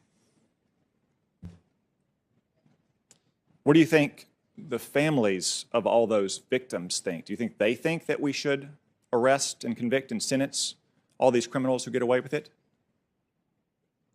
Senator, I know what the families of law enforcement officers think because I'm one of them. I know what crime does to our society. I care deeply about public safety. And as a judge, it's been my duty when I was at the trial level, I'm no longer there, but when I was at the trial level, to ensure that people are held accountable for their crimes. Okay. Let's turn to the crime of child pornography. I know there's been a lot of talk about it today. I don't want to spend much time on it. A lot of people have tried to explain the various differences in these cases and the pre-sentencing reports and the sentences that they got. So let me just ask you a simple question about it. Should the United States strengthen or weaken sentences for child pornographers? Senator, that's not a simple question. And the reason is because what this country does in terms of penalties is in Congress's province. You all decide. You all decide what the penalties are. You decide what the factors are that judges use to sentence. If you determine that any set of penalties is insufficient, then it is in your purview to make that determination. There are many crimes that Congress has determined warrant mandatory minimum penalties, warrant other kinds of penalties, and that is in your purview to determine. I have to say, Judge, I think whether or not we should strengthen or weaken sentences for child pornographers is a pretty simple question, but I'll move on. I think the difference we've heard today gets to this simple fact that a bunch of elite lawyers, whether they're judges or federal prosecutors or public defenders or law professors, think that sentences for child pornography are too harsh. I don't, and I bet a lot of normal Americans don't either. You have said repeatedly that sentencing is a discretionary act, and I understand that and I agree with it. But you always seem to use your discretion in these child pornography cases to reduce the sentences. I have to say, if I had that discretion, I'd probably throw the book at child pornographers. Maybe that's just me. But let's turn to drug crime. Last year, more than 100,000 Americans died from drug overdose. Drug overdose deaths and gang crime have both skyrocketed in recent years. At the same time that a lot of soft-on-crime laws and lower sentences have been advocated, including, on occasions, Judge, by yourself. In general, do you think the United States should weaken or strengthen sentences for fentanyl traffickers? Traffickers, not users. Senator, whether or not Congress chooses to strengthen or weaken penalties for any crime is a determination of this body, which is ordinarily made after study and review, determination. That is in the province of Congress. Well, Judge, you've said before that sentencing is a discretionary act, so that is literally the job of the judge in many of these cases, to determine whether to have a shorter or a longer sentence. Respectfully, Senator, the judge makes that determination not based on one data point in general, which is what you asked me. In general, should we lower or heighten sentences? A judge is making a determination in a particular case, looking at all of the factors. It's discretionary for sure, but we do so within the bounds of a sentencing range that Congress prescribes. And at times in which Congress decides that a penalty needs to be heightened, they impose a mandatory minimum. Then our range is shorter. And when we're looking at the crime, we're not looking as a policy matter across all fentanyl crimes and determining whether the penalty should be increased. As a judge, we are asked in the context of a single prosecution regarding a particular person who has committed a horrible crime, but also, says Congress, is a person who has a life, who has a job, who has all of the other factors that Congress has told judges they have to look at when they decide what penalty to impose in that particular case between the range that Congress sets. So it's not a situation in which I can, in my role as a judge, tell you as a general matter whether penalties should be increased or decreased. I have to say, I think that not many Americans, especially not the 100,000 Americans who's lost someone to drug overdose, think these are tough questions. But let's move on. Let's talk about retroactivity. When you were on the Sentencing Commission, you repeatedly advocated for retroactively reducing drug trafficking sentences.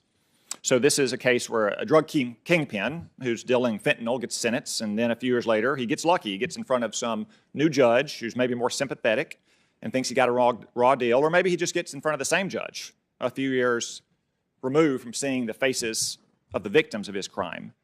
Do you believe that resentencing years after a conviction tends to reduce sentence lengths?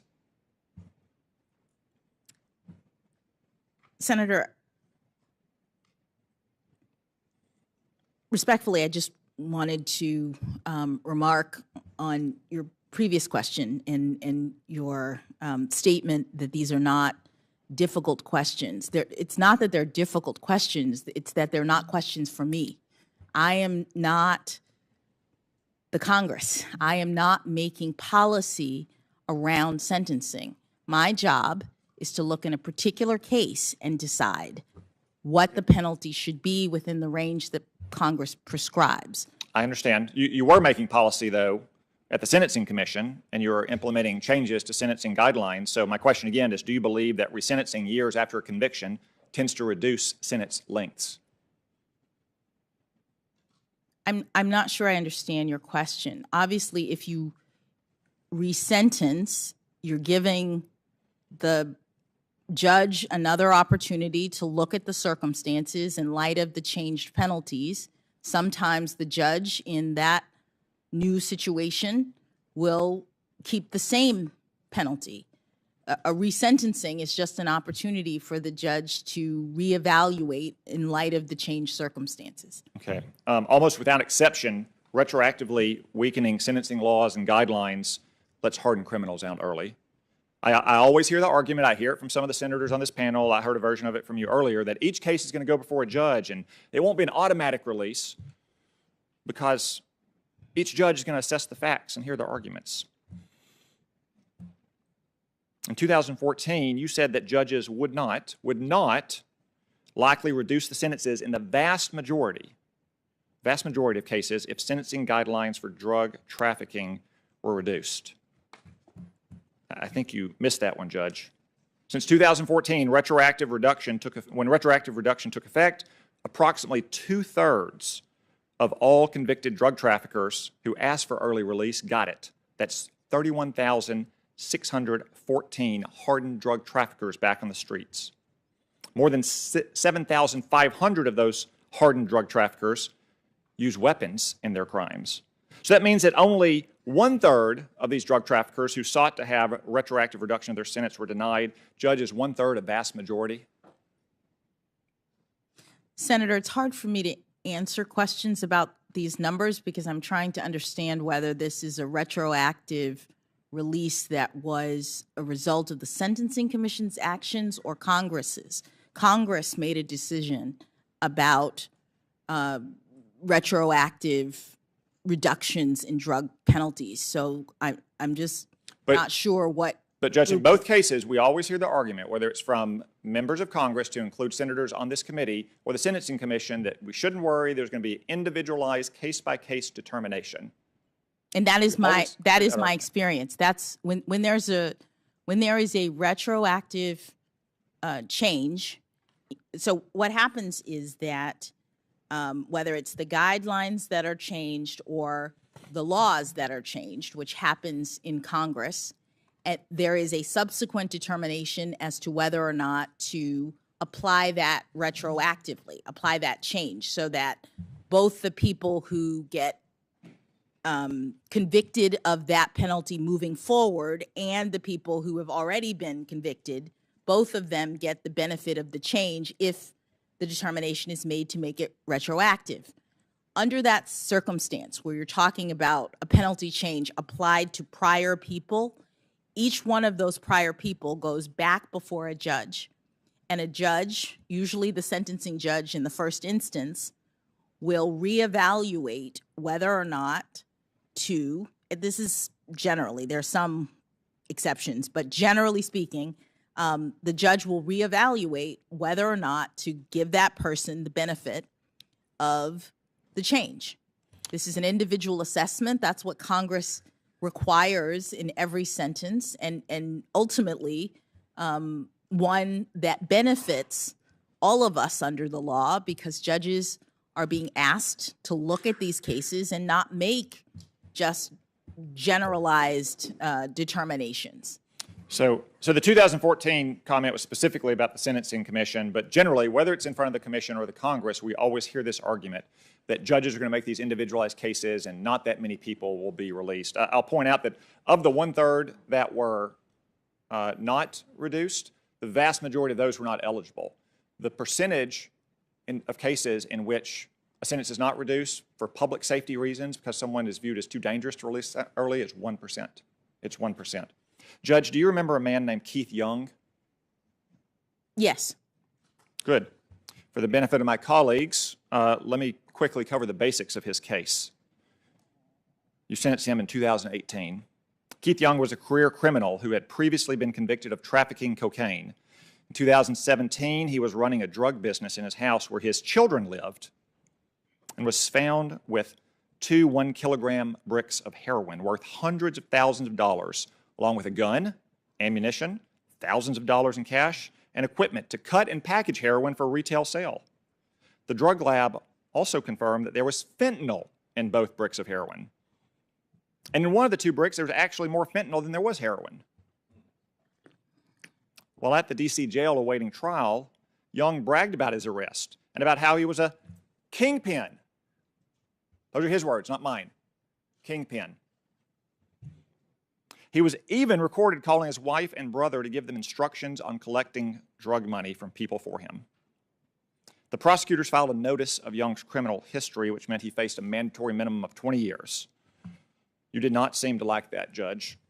In fact, at his sentencing, you said, this is a quote, that you shared his frustration, that you couldn't give him a lighter sentence. I was shocked to see this in the transcript. I was also shocked that you apologized to this drug kingpin for having to follow the law. You literally said that you didn't think 20 years was fair. This is the quote, "And for this, I am sorry, mostly because I believe in second chances." You apologized to this career criminal, a drug kingpin, in his own words. He was not some low-level, first-time drug offender who made a bad choice. That was in 2018. But in 2020, you got a second chance. After Young's sentence, Congress passed something called the First Step Act, which reduced sentences for serious drug traffickers with lengthy criminal records. During the pandemic, lots of criminals like Keith Young tried to twist the First Step Act's compassionate release provision, which was intended for terminally ill elderly inmates, to get early release and blame it on COVID. You had none of that, and that's good.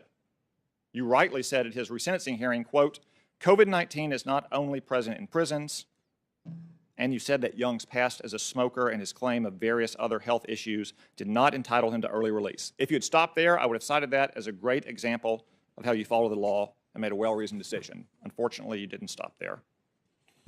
You said in the resentencing that, quote, Congress did not make their changes under the First Step Act retroactive, but that if they had, then you could have given him a reduced sentence. But then you said, no matter what the law says, and this is a quote, Judge, the court feels as though in this moment, per Mr. Young's compassionate release motion, the court is being called upon to evaluate the length of his sentence under the revised section of the law in the First Step Act, and so it is almost as if I am sentencing him today. And if I were to do so, he would face a sentence that would be well below the 240 months that Mr. Young received. And so for that reason, I will grant Mr. Young's motion. Judge Jackson, before you granted this fentanyl kingpin's motion to reduce his sentence, did you contact any of the victims from his case? Senator, thank you for allowing me to address Mr. Young's situation. I asked a simple question. Did you contact the victims in his case or not? Senator, Mr. Young was not released. His sentence was reduced, and I did not contact the victims in his case because there were no victims. He committed a crime, a drug crime. There were no identifiable victims in his case. Drug crime is not a victimless crime. 100,000 Americans were killed by overdoses. Understood, Senator, but there was no one to contact because there were no identifiable. Judge, you just acknowledged that you did not release him. You're right, you didn't release him. He filed a motion for compassionate release. You denied that rightly. But you reduced his sentence. He didn't file a motion to reduce his sentence. He wasn't eligible for a reduced sentence under the First Step Act because it wasn't retroactive towards him. You took a motion for compassionate release to get out of prison and turned it into a motion to reduce a sentence. So he's going to be released 7.5 years earlier, years from now. Last week, Judge, when we talked in our office, you talked about a lot about judicial restraint. Is transforming his motion for compassionate release into a motion to reduce a sentence for this drug trafficking kingpin an example of judicial restraint, Judge? Yes, Senator, it is, and I will explain how. Mr. Young, as you say, was facing originally a sentence of 20 years in prison, which I imposed. I tried Mr. Young, who went to trial, primarily because he was facing such a long penalty. I looked at the evidence in his case. He was absolutely the kingpin that you're talking about. But the way that our laws work, the 20-year sentence that he received for the amount of heroin that he had was increased based on a sentence that he received, I think it was 10 or 15 years before. He had no criminal history between the old sentence, and forgive me, I can't remember exactly what it is, and I'm sure people will look it up. But 10, 15 years before, he had some minor sentence. Then he had this really obviously serious, terrible sentence. And the government filed what is called an 851, which is an enhancement based on his really, really old prior criminal history. I followed the law, which said that he had to go to jail for 20 years. It would have been more like 10 years if the government hadn't taken into account his very old criminal history. But I said, fine, this is the law. I'm following it. You're going to jail for 20 years. In the interim, COVID happens. We get lots of compassionate release motions, and there's a statute that Congress has enacted, which allows defendants to seek compassionate release, to seek reduction of their sentence, not just release, reduction, release, some adjustment to their penalty under the law if there are extraordinary and compelling reasons to do so. That's the quote from the statute, extraordinary and compelling reasons. Doesn't say anything more narrow than that, although you do have to look at the guidelines related to compassionate release, all of which I did related to his motion. And he argued several things. He argued his smoking, his asthma. These were reasons, he said, for compassionate release, and I disagreed. What I did find extraordinary and compelling is the fact that between the 20-year sentence that I gave him originally and the compassionate release motion that he filed, Congress changed the law. Congress decided that the old penalty, the old crime, was no longer eligible for the increased, so that a person who was convicted at the time of his compassionate release motion for doing exactly what Mr. Young had done would not get a 20-year sentence. That would not be lawful for a person at that moment. And one of the things that Congress says to the judges is care about unwarranted sentencing disparity. Care about the fact that the person you're sentencing is being treated differently than someone else who committed exactly the same crime. And I understand it wasn't retroactive in the sense that everybody, absent a compassionate release motion, wouldn't have been eligible for resentencing.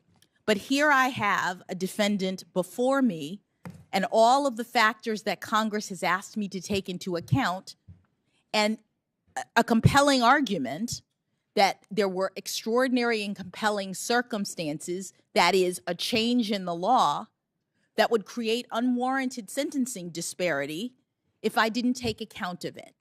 And so what I determined under those circumstances is that I would resentence Mr. Young to the penalty that Congress had decided was the appropriate penalty for the conduct that he committed as of the time of his motion. Judge, Congress did change the law after his sentencing in the First Step Act. That was a terrible mistake. Congress specifically did not make that change retroactively. And you saw that, and you thought it was extraordinary and compelling, even though Congress specifically did not make it retroactive.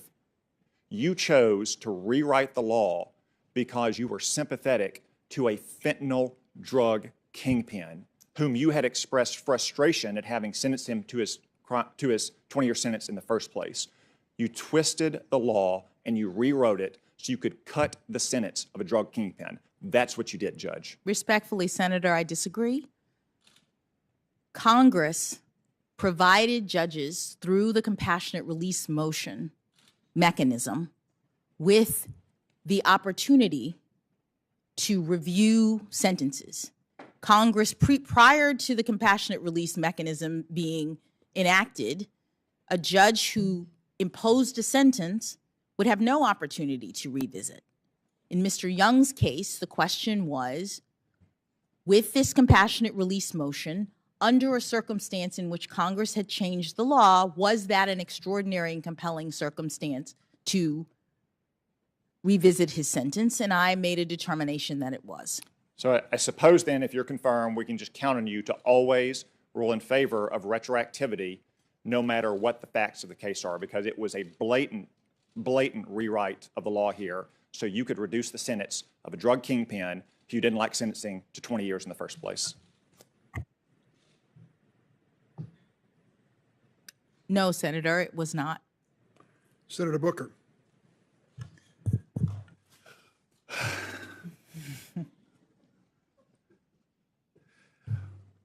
Approaching 11 hours now of a long day. And forgive me, I want to go back to one of my early senators, Lindsey Graham. I think he asked you something, and I'd like to just put it this way. On a scale from 1 to 10, how deep is your faith? That I want to ask that question. You're asking me, or No, I'm you won't ask me? I'm just joking. Okay. I won't ask you that, but I do want to go through some of the things that some of my colleagues did on Top Line. And forgive me, I don't want to dwell too much, but some of it I found today just to me really didn't hold water. And I want to start with my friend and colleague, Ted Cruz, who is my friend. He's a Texan. One of my favorite Texans is Brene Brown's, who says it's hard to hate up close, so pull people in. And a lot of times in this culture of tribal politics, the reality is we know each other, we get to know each other over years, and I've had the privilege of working with Ted on a lot of really good policy. So I went back to my office and re-listened to his questioning of you about critical race theory, and he referenced your speech, which I hadn't read. You Harvard folks are so well focused on these things, but I read your speech. And I was very surprised. Ted had a very big chart. I think he needs to give Senator Whitehouse some advice on charts. Senator Whitehouse's was very small. It was almost as if they were proportionate to their state sizes. Easy there, New Jersey. Mr. Chairman, I would request that my colleagues in the Democratic Party would stop interrupting me. But he talked about your speech, and when I read your speech, there's a couple things that jumped out. First of all, he acknowledged it was a very powerful speech, very moving speech about extraordinary black women. I have a criticism. Your mother was not in it, but I will leave that alone. But there's some things he honed in on don't hold merit to me. We have a saying in New Jersey. I felt it was all hat and no cattle, and so he said that. You called the woman who wrote the 1619 Project, that you called her provocative. That's not a compliment necessarily if you call someone provocative, is it? No. No, I mean, I think Ted Cruz is very provocative. And that doesn't mean I agree with what he's saying, his philosophy. It doesn't mean I agree with his statements. But he pointed out you also called the author acclaimed. She won a Pulitzer Prize, correct? She did. In journalism. So she is acclaimed. She is. But in nowhere are you heralding her as this is reflective of your philosophy. That's true, right? Correct. Yeah. So I don't understand that at all. Part of his chart also was a lot of ellipses, skipping out things. But you mentioned critical race theory when you're talking about policies in general. I actually went back to that talk too. And I saw you threw everything in there. You were talking about psychology, economics, all different types of disciplines as touching upon the law. I think there was everything in there, I seem to be, except for astrology. But you understand that you were just listing a list of things that people could say touch the law. They weren't your philosophies at all. Correct, Senator. And that speech was not related to what I do as a judge. That was talking about sentencing policy and all of the different academic disciplines that might relate to it. Yeah, and then finally, we're entering an age that is surprising to me in American society where lots of books are being banned and lots of talks about books being read. You're on the board of a private school and you have no supervision or authority over what books the children read in a private school, correct? Correct. I really do appreciate that. Jumping really quickly to a lot of talk today about these child exploitation cases. And Senator Durbin, I think that actually Josh Hawley used the word attack when describing his own. So I don't understand what that point of sensitivity was. But I individual cases, and we've now heard about two. You've presided over as a judge more than 10, 15 cases? I've presided over 14 cases that involve child sex crimes, but over my career as a trial judge, I've presided over more than 100. Right. And cases are heavily fact specific, right? That is true. Did you remember all the facts of the case that Senator Hawley was? I did not. You did not, right. And the facts matter, right? They do. And as a judge, you're looking at all of the facts of the case, not just what might be talked about later or what people are honing in. You have to take everything into account and make a decision, correct? Yes, that's what Congress has required judges to do. Right. And just to clarify that Congress thing, because again, you went to this elite law school. I went to a gritty inner city law school, Yale. So you know this better than me, but it was actually 1984 that the sentencing laws, the sentencing standards were passed down, correct? I believe so, yes. Yeah, it was 1984. And then later in 2002 or 3, things were updated. But that 1984 was before the internet completely. And I just want to clarify also the Booker decision. Yes. Could you just clarify for the record, because my mom might be watching, no relation to me whatsoever, correct? So the Booker decision, which earlier I mentioned that I thought Justice Scalia wrote was it. In not fact, it was Justice Stevens. Yes. But Justice Scalia concurred, so he had a separate opinion, and he had written a previous decision that was very similar. Yes. The Booker decision made the guidelines, the sentencing guidelines, advisory. Why? Why would the Supreme Court, joined by some of the most conservative members, why would they do that? Well, they determined that, in essence, the Booker, that if the guidelines were mandatory, that it would violate the right to a jury trial to have jurors decide every aspect of your sentencing. Yeah, So, it's a sort of the separation of powers, Sixth Amendment. Yes. This is really important. yes, And so that gave judges latitude. yes. Now, if you were falling out of the norm, and this is where, you know, I've now read conservative periodicals looking at this line of attack that's not a negative pejorative. Again, my colleague himself used it, but this line of attack on you, I've seen conservative papers, liberal papers, mainstream papers, all say this doesn't hold water. And the reason is, and again, unlike White House and Cruz, I don't have a chart. I'm uncharted. But I would like to hold this up for you. You are well within the norm nationally for going below the sentencing guidelines because of this problem where you have this incongruency that judges on both sides of that have been pointed by people of both sides of the aisle have seen. I just want to make that very clear. You are well within the norm in the United States of America. I'm a former mayor, and one of my favorite mayor friends used to always say, "In God we trust, but everybody else bring me data." and so the data kind of shows that you're not some outlier. And forgive me, because you're not allowed to do this, but I kind of sat here and was a little insulted about the accusation that somehow this mother of two, confirmed 3 times by the United States Senate, who has victim advocacy groups writing letters for you, who has child victims advocacy groups supporting you, who has presided over fact-specific cases of the most heinous crimes, that somehow the implication that you are somehow out of the norm of other federal judges that we have confirmed where these issues have never come up, who, again, I held up this chart, but the majority of the decisions, a percentage of sentences below guideline range in non-production child pornography cases, in D.C., 80% of them are under the guidelines. In Missouri, 77%. In Iowa, 62%. In North Carolina, 77%. In Nebraska, 81%. And so on and so on and so forth, down to Utah, alphabetical order, 71%. And so this implication that somehow your thoughtfulness on these very dense, fact-specific cases is somehow out of the norm, to me, does not hold up, doesn't head water. And then you add that to the endorsements that you have gotten from folks that deal with victim advocacy groups. It is, to me, just a line of attack that it does not hold in no way for me. I'm sorry.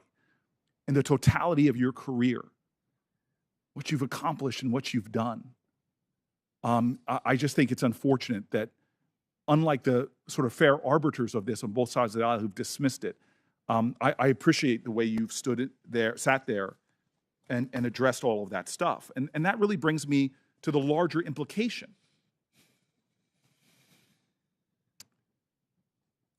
You talked a lot about your uncles. One of them served in Baltimore, is that right? As a police officer? My brother was a police officer in Baltimore. The gentleman over there? Yes. Who volunteered to serve in the United States military? Yes. And you have talked about that police work, right? Yes. I live in Newark. I love my city. If you cut me, I bleed bricks. And I would go with the nickname of our city is Brick City. Your brother and I probably understand something.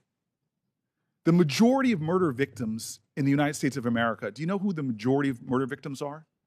I don't. They're black men. I imagine in your conversations with your brother and your two uncles, you who patrolled some of these streets, I imagine you feel in a different way about the anguish of what many communities of color struggle with when it comes to crime. Am I right there? You are right, Senator. It is very anguishing, and it is something that I know all too well.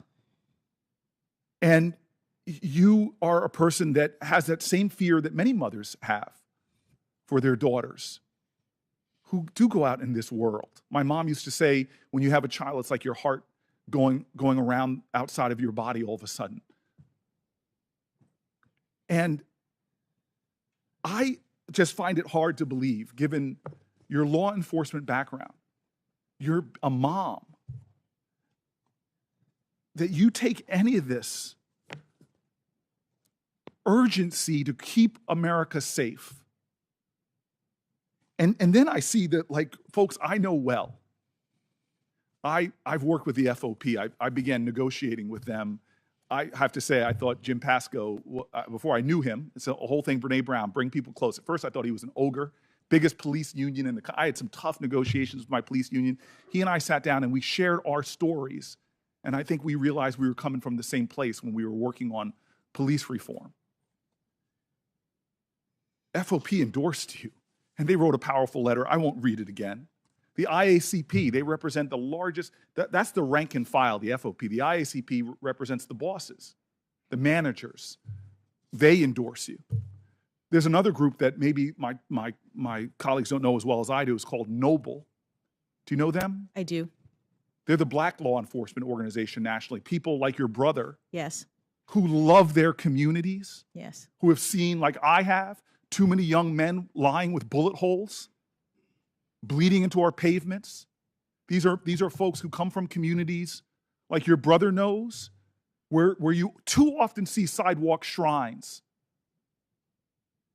to murdered youth. I've talked to the women and men of Noble so many times. Anybody ever accuse them of being soft on crime? But they understand the complicated factors of crime in our country. And what they have to say to you about you, I won't read it, is just beautiful. Law enforcement family, mother of two, law enforcement organization after law enforcement organization, victims advocacy organizations after victims advocacy organizations, Republican appointed judges, Democratic appointed judges. That's who's in your corner. We're politicians. We have a sworn oath right now. I've just watched you with dignity and grace field what I can only imagine is behind those questions, is this doubt that is being sown. I just want America to know that when it comes to my family's safety, when it comes to Newark, New Jersey, or my state, God, I trust you. I trust you. Now, I brought in your mother, and I have to go back there. My mom has a saying that is awfully embarrassing when she talks about me. She says, she'll introduce me, and she'll say, behind every successful child is an astonished parent. But there's something about your mother, looking at her, is that she doesn't seem all too astonished. She seems like almost just very slyly she knew that a day like this might come. And so I just want to share with you that I have done a lot of hiring. Before I was in a legislative body, I ran New Jersey's largest city. And I could write a book about all the management mistakes I made in my first year and how it made me a really good manager. And the first mistake I made was I was just looking for the most talented, credentialed, skillful, smart people to help me run things. And I soon learned it wasn't enough. I made some mistakes in hiring. And I began to see that those skills, which you have a tremendous amount of. It's been said so many times. If stacking you up against other Supreme Court justices, you have more qualifications, more credentials than many of them. But I learned that you should hire first. That's necessary credentials, but not sufficient. That you should hire for character. That's what made me hire a great team in Newark eventually, and we operated so well. And so I believe I've gotten to know your character over these weeks, but I want America to know a little bit more about your character right now. And so I know my values. Booker T. Washington said it. James Baldwin said it. Children are never good at listening to their elders, but they never fail to imitate them. If I want to know your character, you haven't let me do this yet, but I want to hang out with your parents a little bit. And so let's draw them into this conversation. We won't swear them under oath, but just could you share with me what are their bedrock values that are most a part of your values now that you hope and pray are your grandchildren's, unborn grandchildren's values? What are those most important values you inherited from those two folk over there? Thank you, Senator. I inherited a number of bedrock values, as you say, from my extraordinary parents. As I mentioned, my parents grew up in a time in this country in which Black children and white children were not allowed to go to school together. They persevered. They were the first in their families to go to college, to have that chance. They each went to historically Black universities, and they taught me hard work. They taught me perseverance. They taught me that anything is possible in this great country. And I think it came, as I said in my introduction, from the sea change that we had in this country from the 1960s when Congress passed 2 Civil Rights Acts and African Americans finally had the chance to become a part of the dream, become a part of the fabric of this wonderful nation. My parents moved to Washington, D.C. because this is where it all started for them in terms of having new freedoms. And I was born here on that hope and dream. I was born here with an African name that my parents gave me to demonstrate their pride in who they were and their pride and hope in what I could be. And it seems to me, as a guy whose parents came here and you and I both were born here months apart, I would hear my parents' tough stories at the dinner table about facing bigotry. Here in the city, my father told me stories about his early jobs, but I never noticed a hint of bitterness or that hate he saw never generated hate with him. In fact, he just loved people, all people. That is correct, Senator. And I would say that my wonderful parents went on to become extraordinary public servants.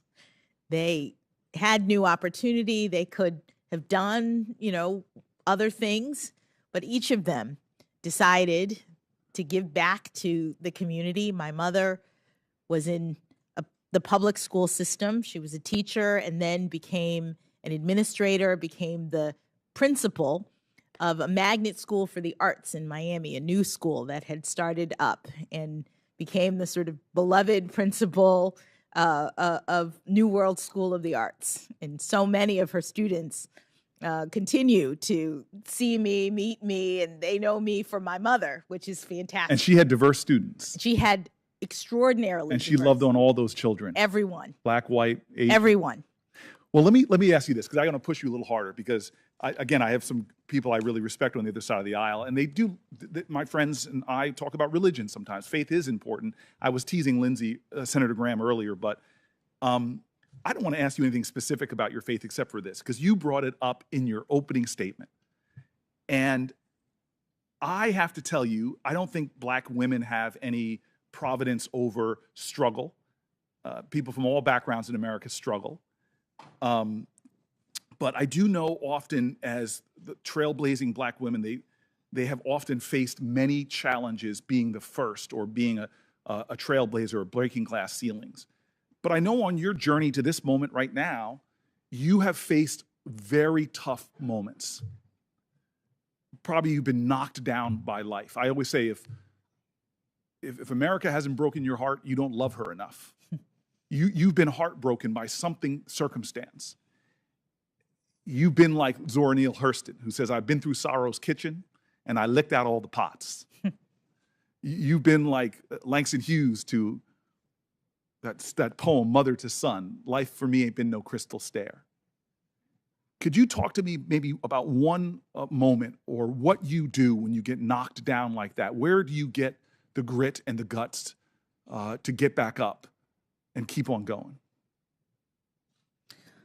Well, Senator, I think that too is something that I learned from my grandparents, who, as I said, didn't have it easy.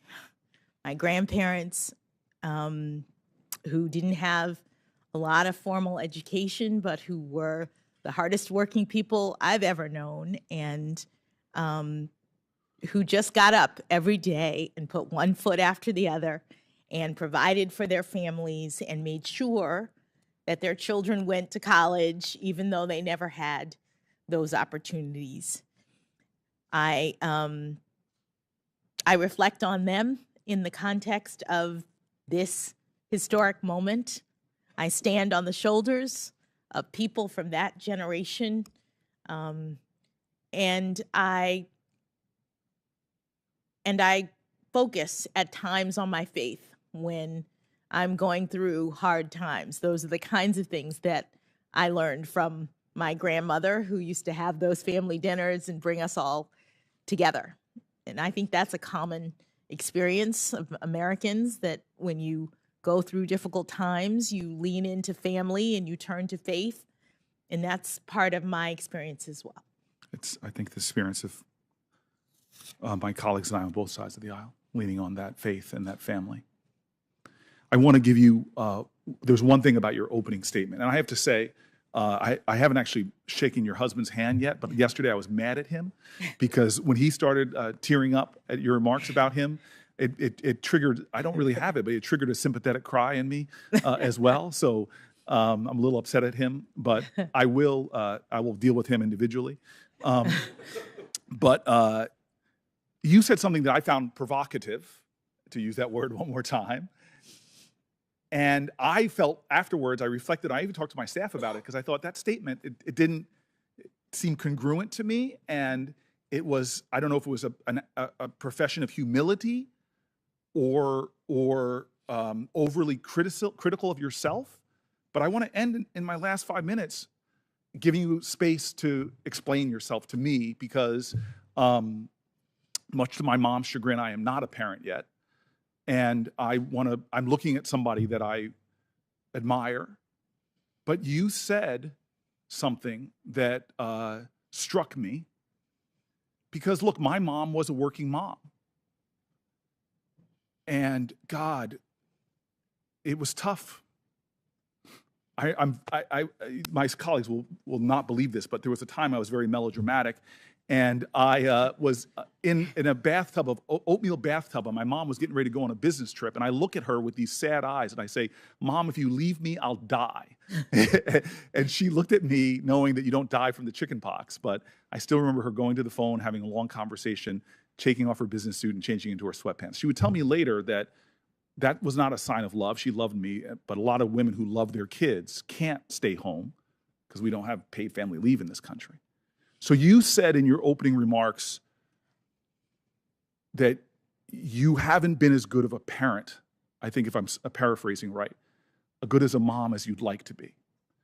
And I looked at your two girls, and I look at you, and I don't understand that statement. Could you maybe explain for me what you meant, and maybe take one more beat and explain to me what it means to you to be a mom of two young women growing up in America today? Thank you, Senator. What I said in my statement was that that I had struggled, like so many working moms, to juggle motherhood and career. And it takes a lot of hard work to become a judge, to do the work of a judge, which I've done now for almost 10 years. You have a lot of cases. You don't have all that many resources, comparatively speaking, and it's a lot of early mornings and late nights. And what that means is there will be hearings during your daughter's recitals. There'll be emergencies on birthdays that you have to handle. And I know so many young women in this country, especially who have small kids, who have these momentous events and have to make a choice. You talked about your mom making the choice to make sure that she cared for you in that moment. And there are times when obviously you have to care for your family members. There are other times when there are events that you wish you could be a part of, but here's the emergency case that you have to deal with. And so I said in my opening that girls, you know, you've had to deal with me juggling motherhood and job responsibilities, and I didn't always get the balance right. And so I would hope for them seeing me, hopefully you all will confirm me, seeing me moved to the Supreme Court, that they can know that you don't have to be perfect in your career trajectory and you can still end up doing what you want to do, that you just have to understand that there are lots of responsibilities in the world and that you don't have to be a perfect mom, but if you do your best and you love your children, that things will turn out okay. Well, I'm sure your mom probably feels she wasn't perfect, but things have turned out okay. And I will tell you this. I'm sure they've said it, and if they haven't, I'm sure they will. The older I get, the more I appreciate my parents. I know they're proud of you, but as a guy who does have faith, and I sit at home in a room of my ancestors where I have generations of my ancestors' pictures up, and they're black folk and white folk. I have a very interesting family tree. I sit there to feel my ancestors sometimes and think about them. I hope right now, in this questions and blistering, that you know that at that desk there are a whole lot of spirits around you with their hands on you. Not only your children and your parents proud, but so are your ancestors. Mr. Chairman, thank you. Thank you very much, Senator Booker. And Judge Jackson, there are a lot of politicians on this committee, 22 of them. There's only one Cory Booker. And when he does his cross-examination on the human side, I always wait to see, can the witness get through this without a little emotion? There was a little there, as there should have been, as he talked about your family and your parents and your children. Cory, you're one of a kind. We love you. We have three more to ask questions tonight. Senator Kennedy, Senator Padilla, Senator Blackburn. We're going to break for 20 minutes, grab a bite to eat, freshen up, come back for the last round. Thank you. Senate stands in recess.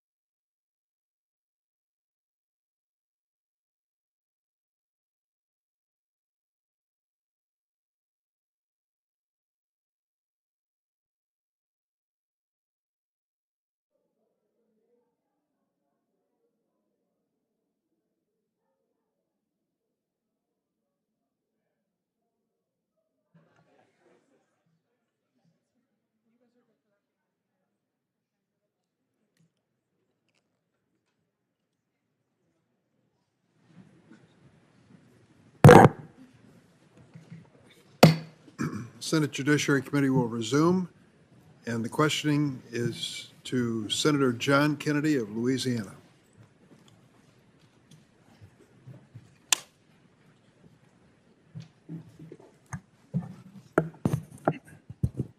Thank you, Mr. Chairman. Judge, I have enjoyed listening to you today. I find you to be very intelligent and very articulate. I'm still a little uncertain about how you think, how you approach cases, deciding cases, and we'll talk about that in a moment. I'm not going to ask you, nor should I, how would you would decide a case. And I'm not going to ask you, nor should I, to tell me whether you think a particular precedent is a good precedent or not. So, but I am going to talk to you about the law. But first,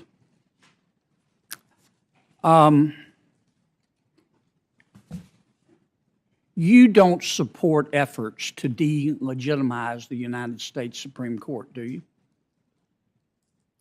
Senator, I have nothing but esteem for the United States Supreme Court, for my hopefully future colleagues on the court, and the work that the court does.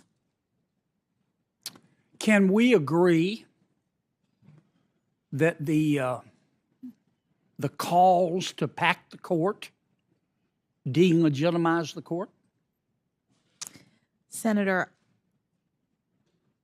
it would not be appropriate for me, in my view, to comment on calls to pack the court, as you say, to increase the number, to do any structural changes. Those are policy determinations for Congress. What the consequences of those are policy considerations for Congress. I'm just looking forward to working with the brilliant people who are there at whatever size Congress decides if I'm confirmed. Well, the calls to pack the court don't legitimize the court, do they? Well, Senator, I think that would be for you to decide. I'm asking your opinion. Respectfully, Senator, I'm not in a position to give my opinion on issues that are policy issues concerning the court, and not something that a judge would have to consider or should consider, in my view. Yeah, but you're a citizen.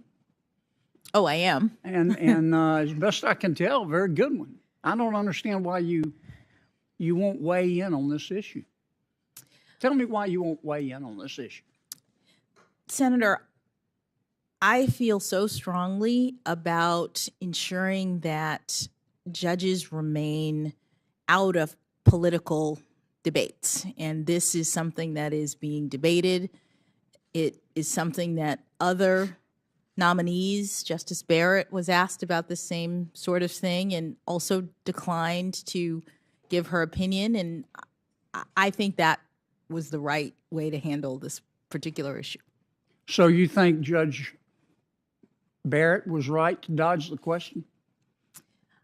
I think that each judge has to make a determination when asked about whether they would like to speak to issues, and I know that I'm not comfortable, in part because I'm so committed to making sure that there's confidence in me in terms of public confidence in my ability to stay in my lane, my ability to not speak to contentious political issues.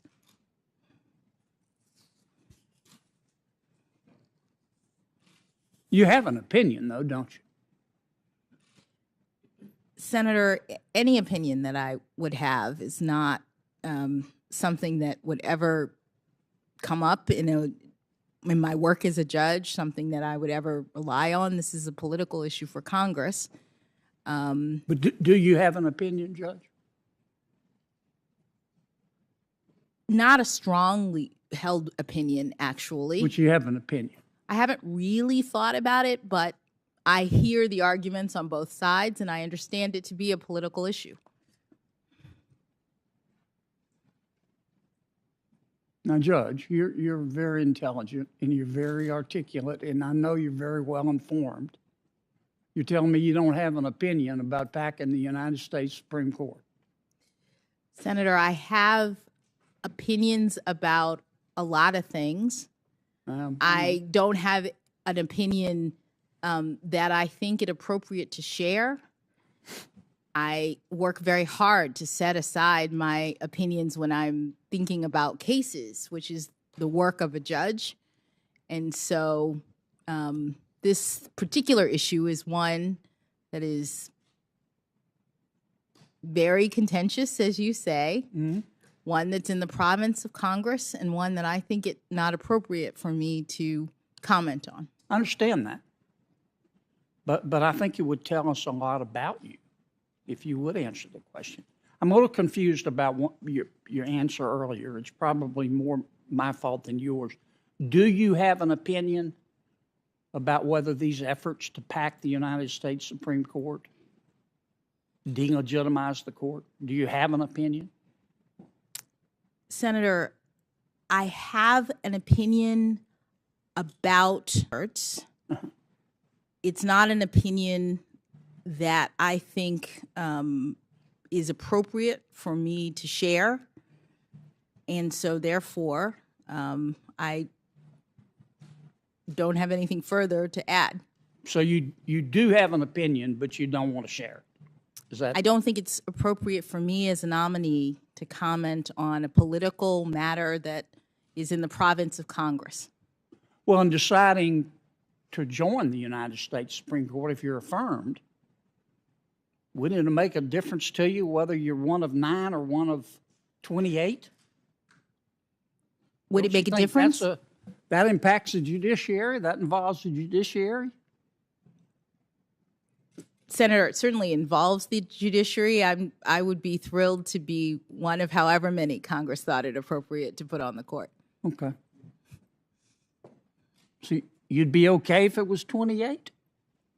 If that's Congress's determination, yes. The Congress makes political decisions like that. Okay.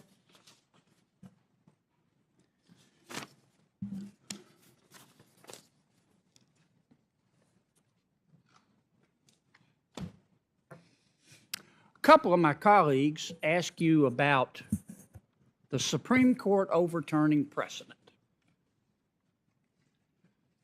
Now, it doesn't happen every other Thursday, but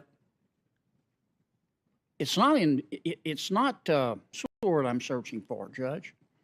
It's not extraordinary that the Supreme Court overturns precedent, is it? I mean, it happens. I won't say a lot, but it's not once every 50 years. Am I correct? You're correct that it's more frequent than once every 50 years, for sure. Yes. And so it happens. Yes. And you talked earlier briefly about the different factors that the court considers. Yes. In deciding. Give me a couple of those. Hit that another lick for me and just give me a couple. Whether the decision is egregiously wrong, whether there's been reliance on the decision that is being revisited, whether the decision is workable or unworkable, the one that they're looking at, whether the facts are new facts have come to light, or the facts have the circumstances are such that there's now a new understanding of the prior facts, and whether the case law in the area has shifted. And in fact, those are the factors that the Supreme Court listed 3 years ago in Janus, are they not? Those are the factors. I don't have the Janus opinion in front of me, but those are the factors that the court uses when it determines. Janus overruled, I think Senator Hirono talked about it. Janus overruled Abood. Yes. Dealing with whether labor unions can require non-members to pay dues. Remember that case? Yes. Is the age of the case a factor in whether the Supreme Court will overrule a precedent? I think age relates to the reliance factor. I think the longer an opinion has been in effect, the court has considered that to be relevant to its determination of reliance. But sometimes the court looks at it not just in terms of reliance, they look at it from the other side of the age issue, and that is that maybe facts and circumstances and science have changed. Do they not? I believe that is part of the change circumstances factor. So the Supreme Court is more likely to overturn a case, which would not be that extraordinary, if the precedent were 49 years old as opposed to 4.9 years old. I'm sorry. Can you repeat the question? I'm just well. You said that the older the case is, one could make an argument that the reliance interest would be great.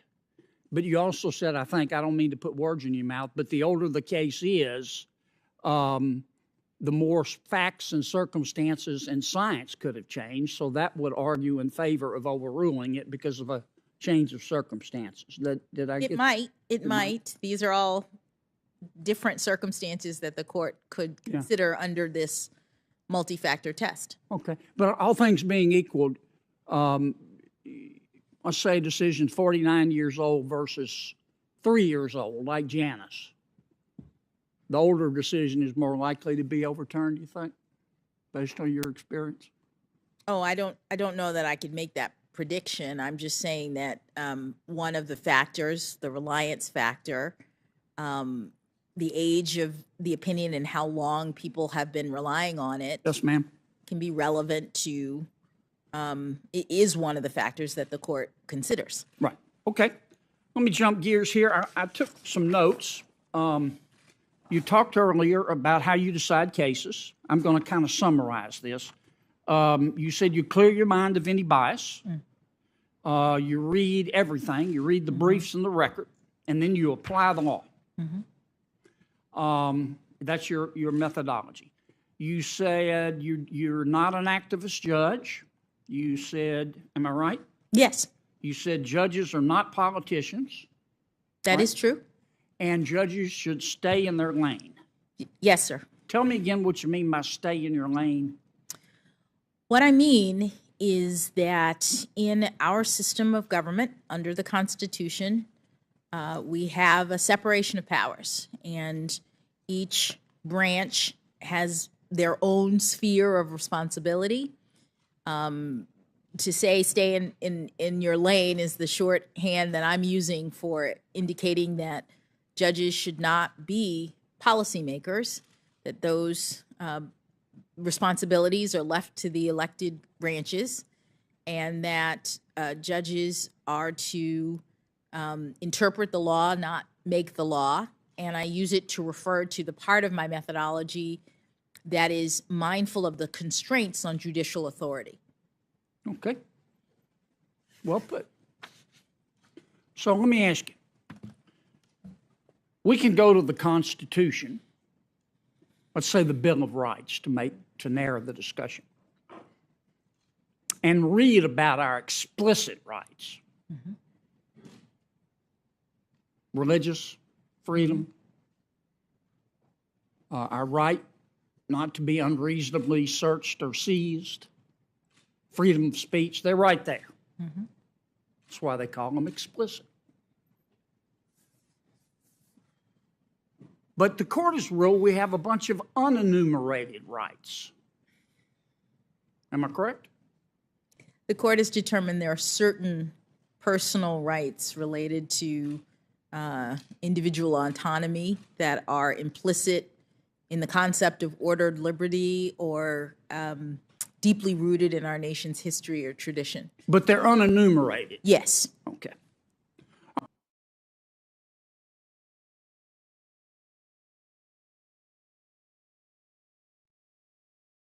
Should these unenumerated rights that only Supreme Court justices can see, should they be decided by the people through their elected representatives or by the unelected federal judiciary? Well, Senator, the Supreme Court has interpreted the 14th Amendment to have a substantive component, and I'm not in a position to critique the court in terms of its precedents. That is the precedent of the Supreme Court. Right, right. Well, let me ask you this: what is a fundamental right? The court has interpreted the 14th Amendment's due process clause to include a substantive component and not just a procedural component, meaning the 14th Amendment guarantees due process, and the court has interpreted it to mean that with respect to certain rights, individual rights concerning intimacy, certain things like the right to contraception, the right to child rearing. There was a case of the Supreme Court that talked about making decisions for children in terms of visitation with respect to conflicts with grandparents, marriage. Right. I'm with you. These sorts of rights, the court has found, are implicit in ordered liberty, as I said, or deeply rooted in our nation's history and tradition. The right to assisted suicide, is that one of those enumerated or unenumerated rights? I believe the court found that it was not. Okay. Which body do you think is better able to make that decision, the Congress or the federal judiciary? Well, Senator, the Supreme Court has interpreted the Constitution, and the Supreme Court has the authority under our constitutional system to interpret the law. Right. And they've made the determination that the Constitution includes those unenumerated rights. Yeah, but here's the thing, Judge. Maybe a better example, it's a very hot topic today, the right of a transgender woman to compete in women's sports. Do you think Congress, the people ought to get to decide that through Congress, or the judge can just find it as an unenumerated right, a penumbra of the Constitution? Well, Senator, that the topic that you raised is something that is, as you say, a hot topic today and could certainly be litigated. So I'm not in a position to say more about whether or not it's actually one of the unenumerated rights. Well, I don't want to ask you how you'd rule, but would you have any problem saying, okay, if that case that is litigated, saying this is a political question? Whoa, stop! I'm staying in my lane. Congress needs to decide this case. The people need to decide that through their elected representatives.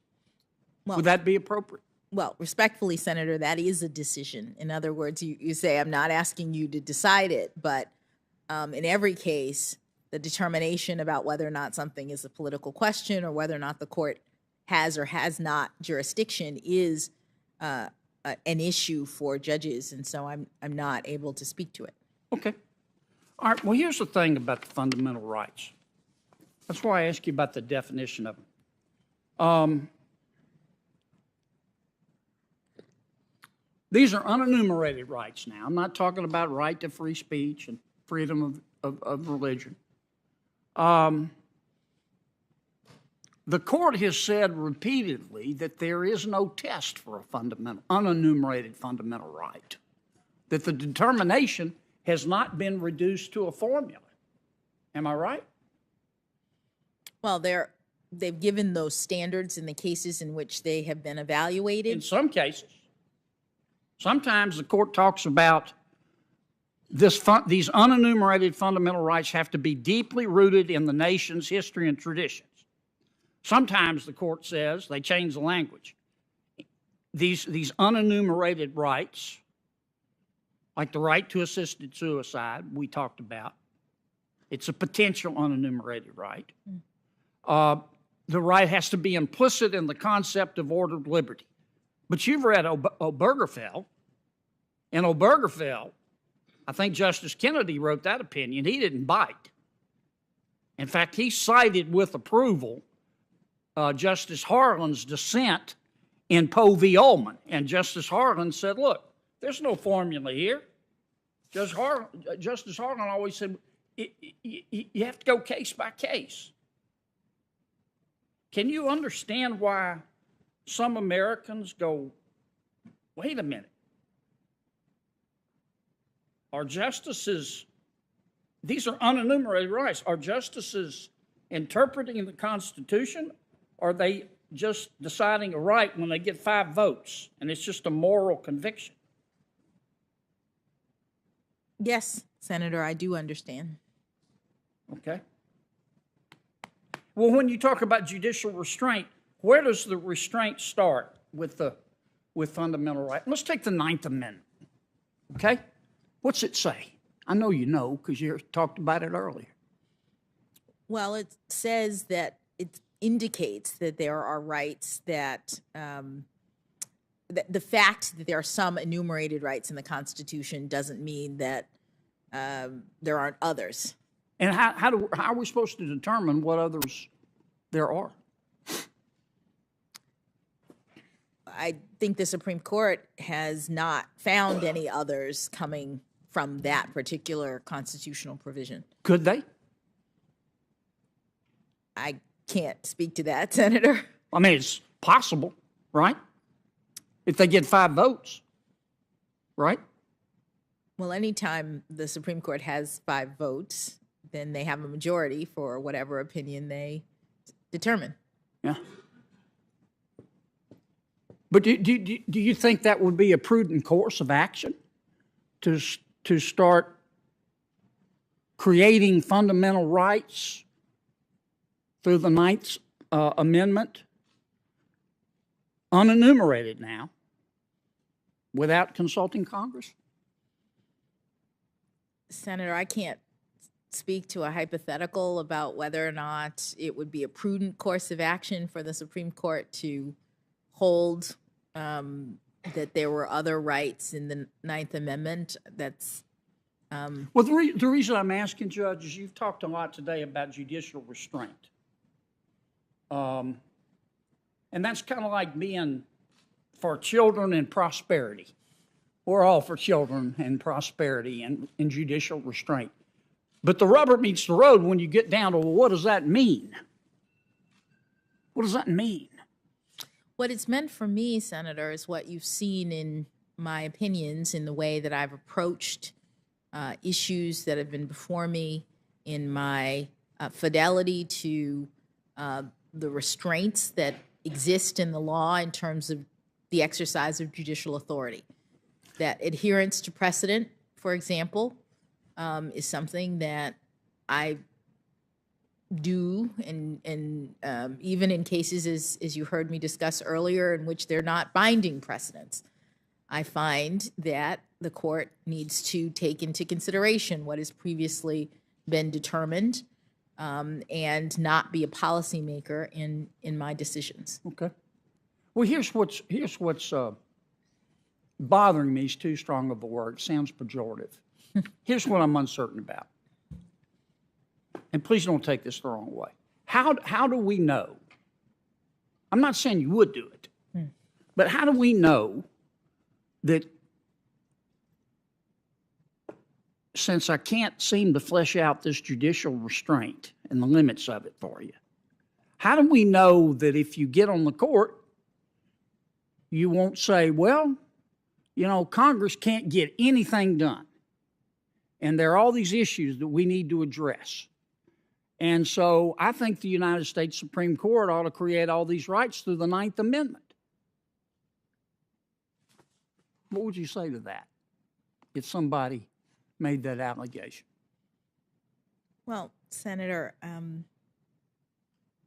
I think that I have a record as a judge in terms of having been given responsibility, having looked at cases, having decided issues, and that my record demonstrates how I handle cases. I'm not in a position to hypothesize a circumstance in which a case appeared that raised a question about the recognition of an unenumerated right and whether I would say under those circumstances that I couldn't find such a right because that's a hypothetical, because I decide cases and controversies that come before me, because I'm a nominee and I can't speak to hypothetical scenarios about how I might rule in the future with respect to cases.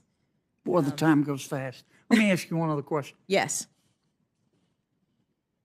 This business of having unenumerated rights through substantive due process, there's no textual basis for that. The court just started doing it, okay? I'm not asking you whether you think it was good or bad, because it's clear to me you don't want to share your thoughts on that, and I get it. I'd feel better if you would, but I get it.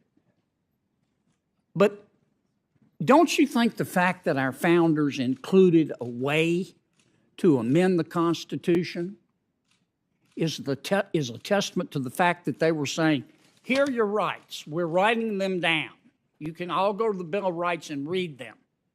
And if you want more, we put in a way to amend the Constitution. I do understand that argument, and there are people who argue that. The Supreme Court has determined that the Due Process Clause yes, ma'am, includes a substantive component. Okay. And I understand the critiques of that view. I'm going to try to get in two more. Boy, the time flies. When does life begin, in your opinion? Senator, I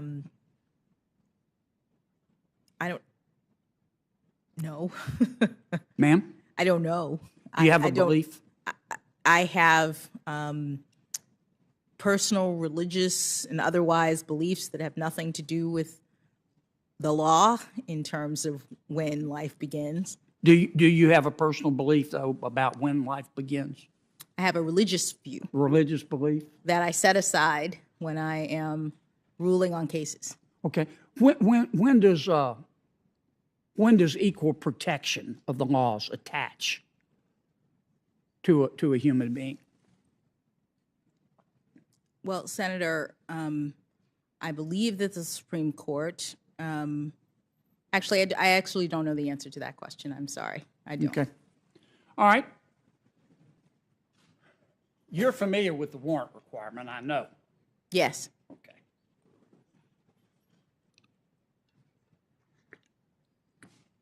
What if Louisiana said we don't want to follow the warrant requirement? Would that be legal?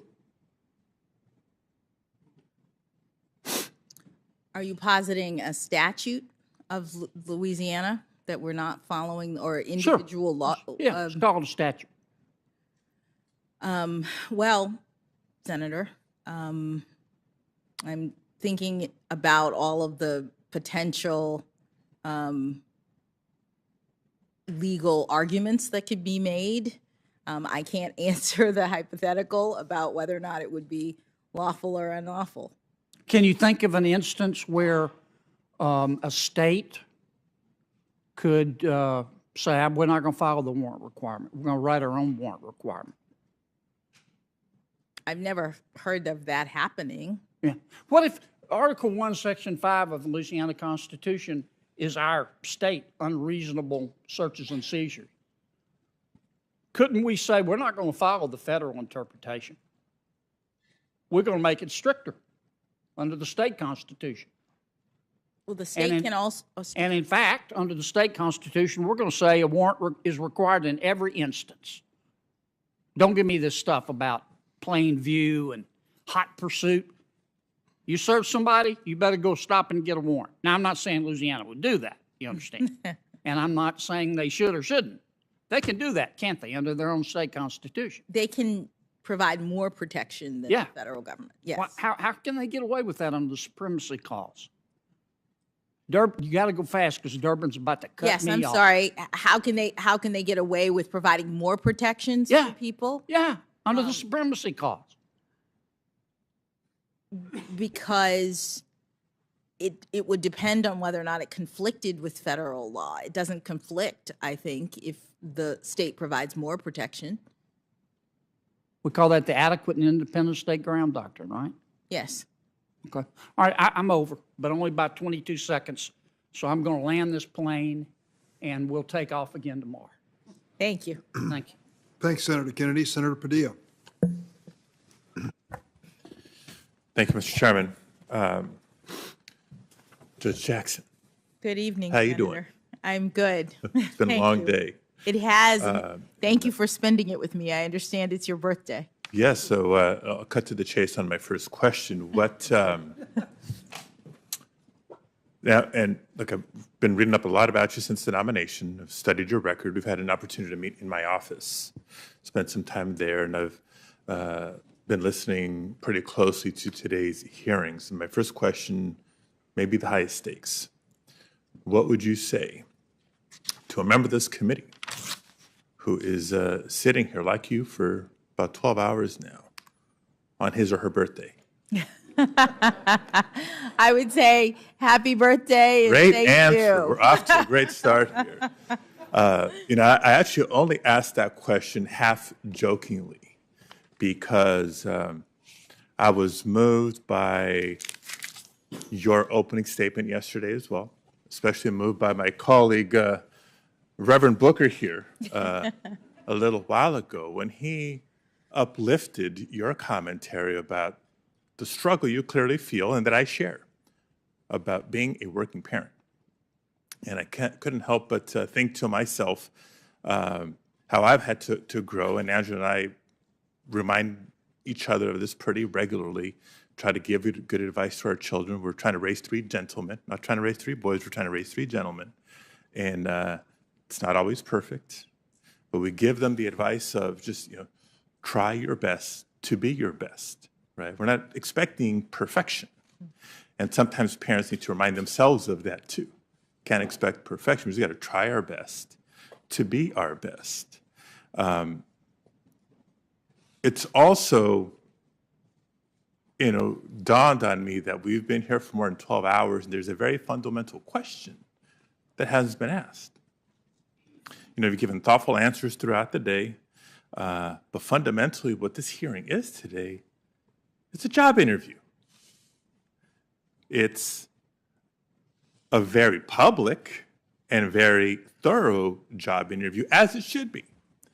If you're confirmed, you could potentially serve on the Supreme Court for decades, helping shape the direction of American law and American life in profound and lasting ways. So it's appropriate that over the course of this interview, you should be asked some in-depth questions about your background, about your experiences, and your approach to the law. But before I get to some of those questions that I have, the first question I have for you is, so why would you want this job? And now with the added flavor of, why would you want this job? You have a great one now while we're thinking on a daily basis how we try to find that right balance that is often elusive between work and family and other obligations. Thank you, Senator. I've spoken many times about the fact that I came to love the law starting as early as 4 years old, watching my dad study when he went back to law school when I was a child. And I honestly never thought that there was anything else that one could really do because I was so enamored of my father and so proud of his decision to follow his dream after I was born. And so if you're a lawyer and if you believe in public service, which was a core family value for my family, then becoming a judge is certainly an option that one pursues. And then, of course, being on the Supreme Court is the capstone of a life in public service. And I would just be so honored to have the opportunity to use my time and talents in this way. Thank you. Thank you for that.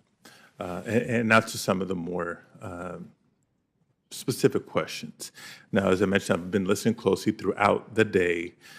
Your knowledge of the law, your even temperament, your charm, and clearly your endurance is impressive. They all shine through. But I acknowledge that at times this hearing has been a little frustrating. Not because of your answers, but I actually point to the process itself. You know, there's probably a whole lot of questions that everybody watching would really love to hear answers to, but they're questions that you can't directly answer. Questions like a woman's right to choose, questions like the Second Amendment, questions like expanding the Supreme Court. Now, to be clear, this is not a criticism of you. Let me explain. When you're asked a question that comes close to asking your views on a pending case or on an issue that may come before you, you've declined to answer as to not prejudge the issue. And I'll remind the committee, I believe that's been the approach taken by every Supreme Court nominee for the last 3 decades. So for the benefit of the people watching at home, can you explain why you and other judicial nominees have followed this approach? Why is it important? Yes, thank you, Senator. The approach is consistent with the requirement of judicial independence, with the duty to have and keep an open mind when you are considering cases. Judges, unlike policymakers, are not supposed to be forming opinions in, as my mother would say, in the ether, right? Judges are supposed to be waiting until a dispute is presented that they can hear in the context of the case, and then with an open mind, receiving the arguments that are made in the context of that case, applying the law, and making a decision. The concern is that if you are engaged in a public forum like this and you start talking about issues that are being litigated in the courts, the concern is that it will erode public confidence in your ability to be open-minded, hear and consider only the facts and circumstances in the cases that are presented. People might think that you are ruling based on conversations that you had with Senator Kennedy or discussions that I have with you. And so judges tend to not speak publicly about issues that are being litigated, and especially judges who are being considered for the Supreme Court, because at the end of the day, a lot of these issues will come before that forum.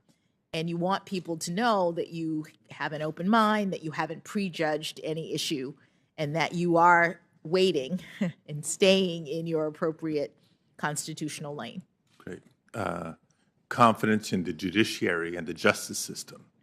Clearly important. I think I'll be coming back to that in a minute, but maybe as a segue, I want to raise the similar concern about confidence in the electoral process and discuss for a minute democracy and voting rights. Now, I approach this conversation not as a lawyer, but as a former elections official. For 6 years, I served as California's chief elections officer. And my objective during that time was to, yes, ensure that our elections were safe and secure, but also to help facilitate the participation of as many eligible Californians as possible, as we are guided by, as we're guided to do by the National Voter Registration Act. And frankly, I relished in that responsibility because I believe in the right of every eligible voter to be able to register to vote, cast their ballot, have their voice heard in our democracy.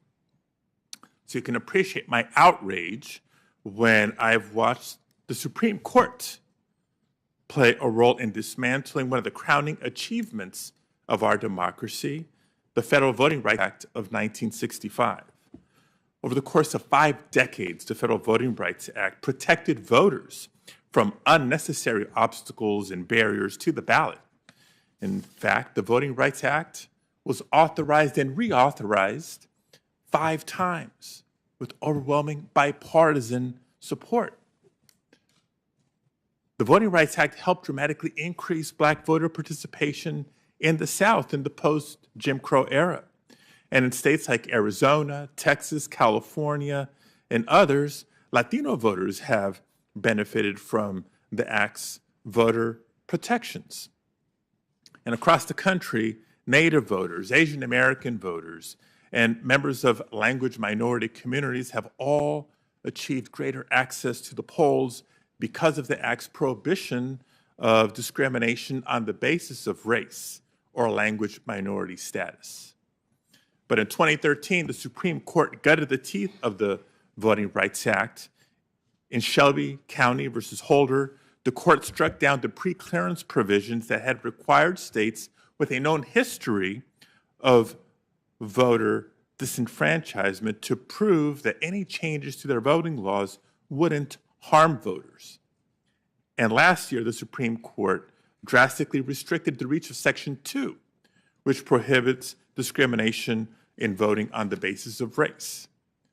Now, I find it hard to see the outcome of any of this as anything but counter to the spirit of the movement that led to the Voting Rights Act. Not on any specific case, but I know earlier in this hearing, you've acknowledged that the Supreme Court's precedence that the right to vote is fundamental and must be protected has been acknowledged. So can you just share for a couple of minutes what you believe the role or responsibility of the Supreme Court might be in protecting this fundamental right to vote and, by extension, our democracy? Thank you, Senator. The right to vote is protected by our Constitution. The Constitution makes clear that no one is to be discriminated against in terms of their exercise of voting. And the Congress has used its constitutional authority to enact many statutes that are aimed at voting protection. There are also laws that relate to ensuring that there is not only voting access, but ensuring that there isn't fraud in terms of voting. These concerns are embodied by various laws and provisions, and there are disputes at times over the concerns and the balances that are being made across the country relating to the exercise of voting. And those disputes come to court and then eventually to the Supreme Court that interprets the laws that pertain to the fundamental right to vote, which, as you say, the Supreme Court has acknowledged is a fundamental right. So, thank you. On a different topic, not unique to California, but proud that California is home to the largest Native American population in the country. More than 1 in 10 Native Americans call California home, and California is home to 109 federally recognized tribes who have a nation-to-nation relationship with the United States of America. As a senator from California, I believe that respect for tribal sovereignty is paramount. That's why after your nomination, as part of the homework that I was doing, I carefully considered your record on tribal issues. And for the most part, it seems that you haven't had to deal with too many cases involving the rights of Native peoples or tribes.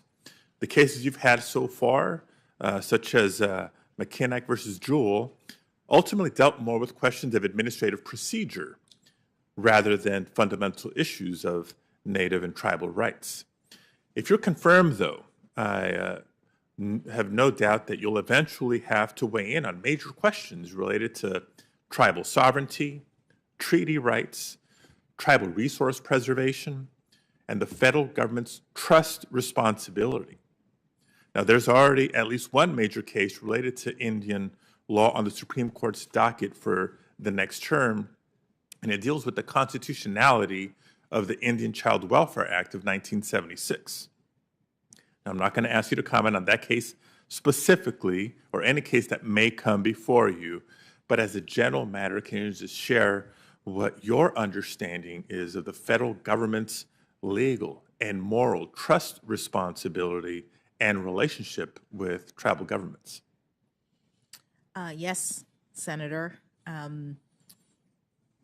It is established in the law, the Supreme Court has established that there is a special trust relationship between Indian tribes and the federal government.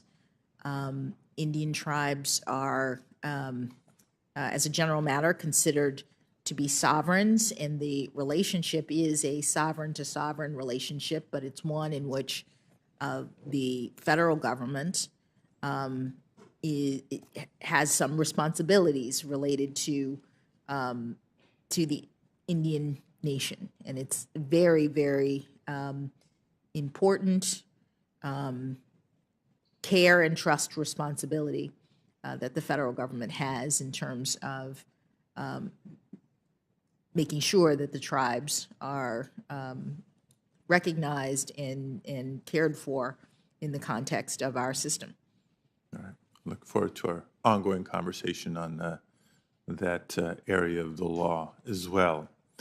Want to now revisit something that's been a theme throughout yesterday's opening statements and a lot of today's questions from members, and that's the general appreciation for diversity.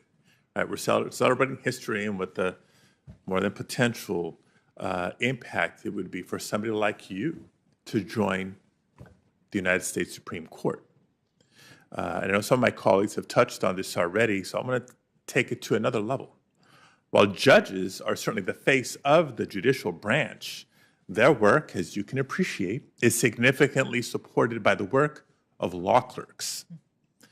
Now, typically, these clerks are well-credentialed, talented young lawyers who spend a year or two working closely with a judge who hires them, who helps them conduct research the law, and write legal opinions.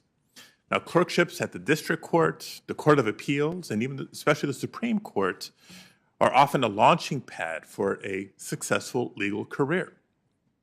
Many former clerks are leaders in the profession. They serve as law firm partners, public interest lawyers, public sector attorneys, and yes, federal judges.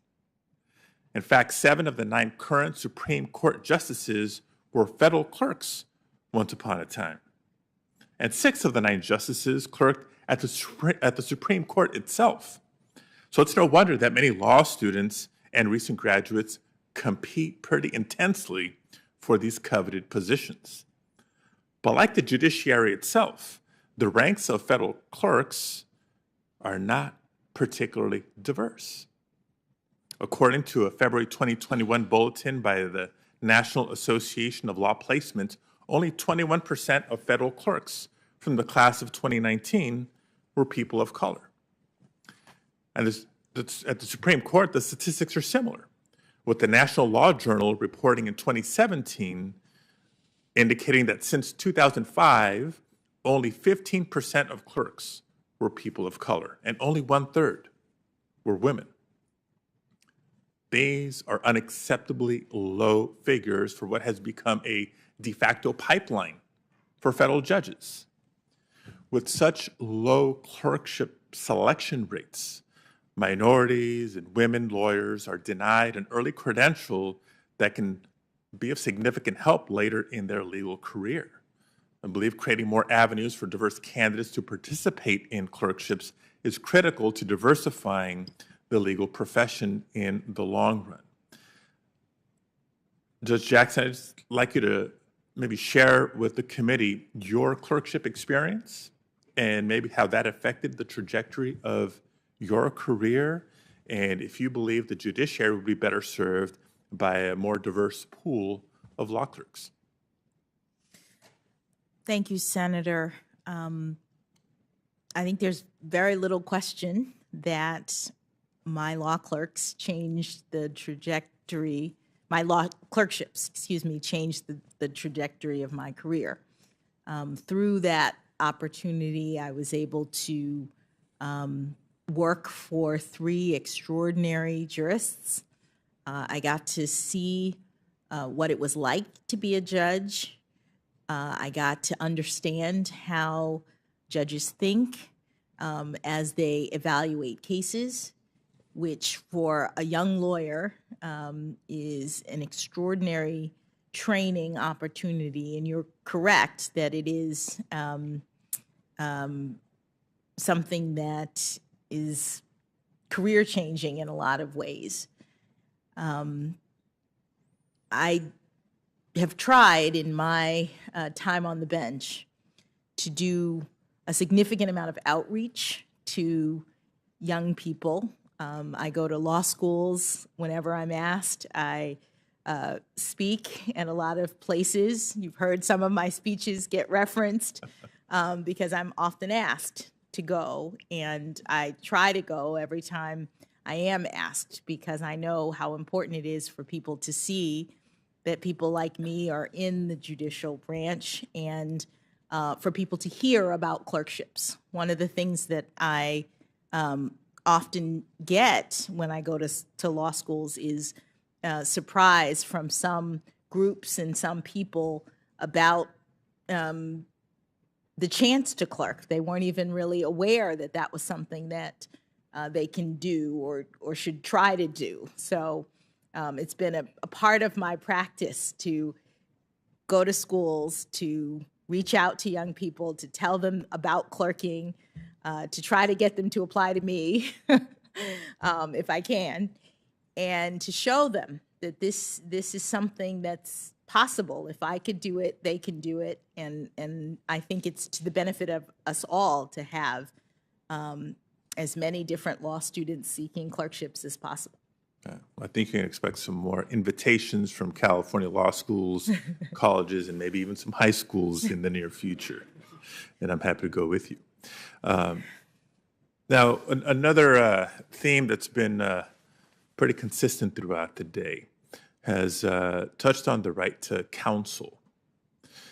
You've been asked questions about your work as a public defender.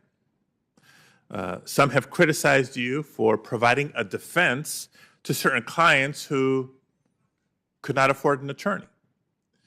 I want to talk to you about this issue, but I also don't want to assume that everybody watching at home is a criminal law scholar. And so as a senator from California, which is home to Hollywood and the entertainment industry, I'll make the reference that whether it's a TV show or a movie, most people have heard a law enforcement officer on a screen while making an arrest recite what we know as the Miranda rights. You have the right to remain silent. Anything you say can and will be used against you in a court of law. You have the right to an attorney. If you cannot afford an attorney, one will be appointed for you. Now, the Miranda rights are not a Hollywood invention. These and other rights afforded to all individuals, including those accused of a crime, come from the 4th, 5th, and 6th Amendments to the Constitution. They come from over half a century's worth of Supreme Court precedents. So Judge Jackson, while many Americans know how critical these rights are to our systems of liberty and justice, not everyone does.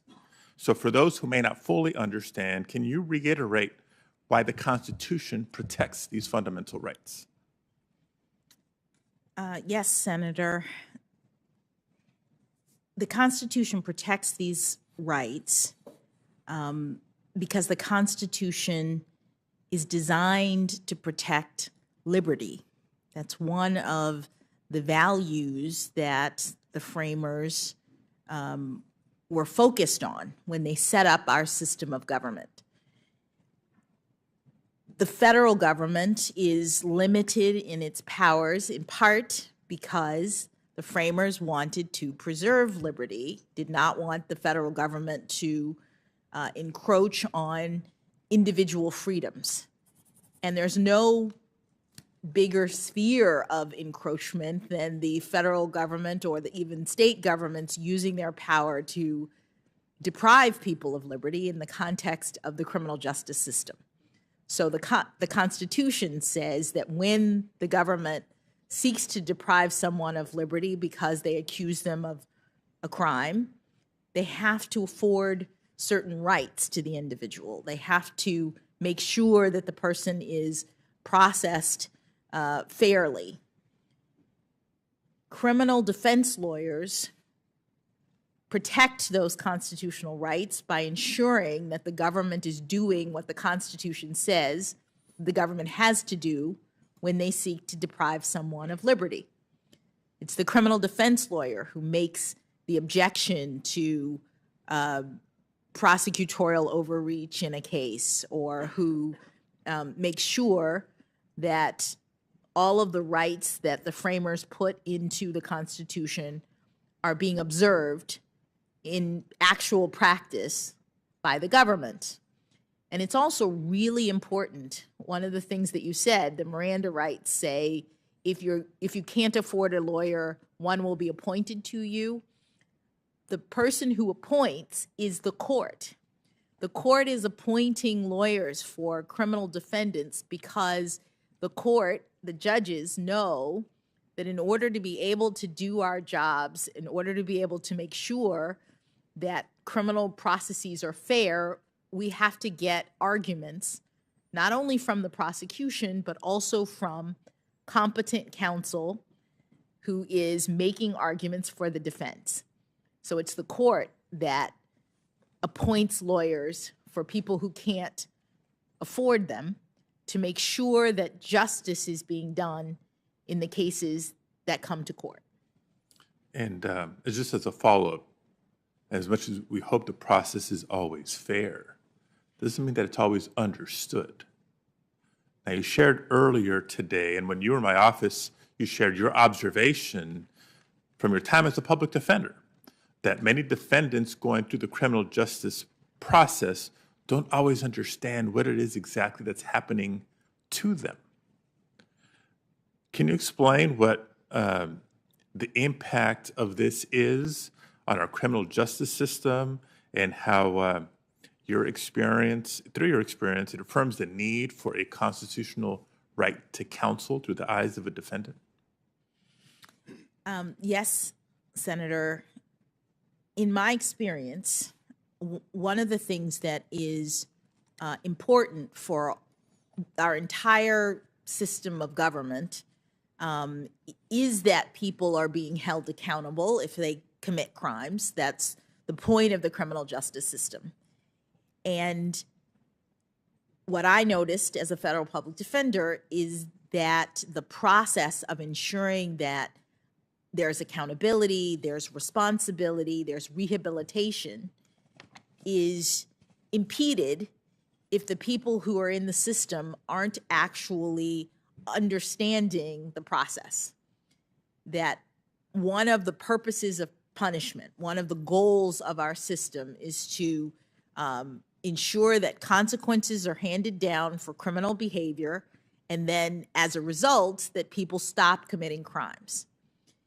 And so the obligation to make sure that people understand what's happening, I've seen aids in that goal, that the person who is receiving the punishment is more likely to be able to reflect on their own contribution, to be able to realize that they made a mistake, that they committed a crime, that here are the consequences, this is a horrible thing, and I'm not going to do it again, if they understand the process, that this is justice in our system. If they go through and they don't understand, if people aren't explaining, if they feel they haven't been heard in the process, it's my experience that instead they feel bitter, they feel victimized, and are less likely to be rehabilitated in the long run. And so as a judge, I took that observation and tried to ensure that not only that criminal defendants understood what was happening, but that they understood the harms that they had caused, with an eye toward making sure that rehabilitation was happening in the long run as a result of my sentences. Thank you. And I'd share that I think it's part of the comprehensive work we need to do to buttress the confidence in the justice system as a result. Now, our criminal justice system is imperfect and too often unfair. But when we talk about the virtues and the promises of our criminal justice system, we include the constitutional right to an attorney. Just in closing, Mr. Chair, we include the constitutional right to an attorney, talk about Miranda rights, and the right to an impartial jury of one's peers. We talk about the Fourth, Fifth, and Sixth Amendments. And through the lens not of a particular case or defendant, but the system as a whole, the work of public defenders is not just the work of defending the accused.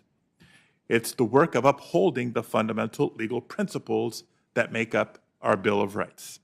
So anybody who may criticize Judge Jackson for providing a constitutionally required defense to any individual accused of a crime, I suggest that the criticism is not of Judge Jackson, but of the Constitution itself.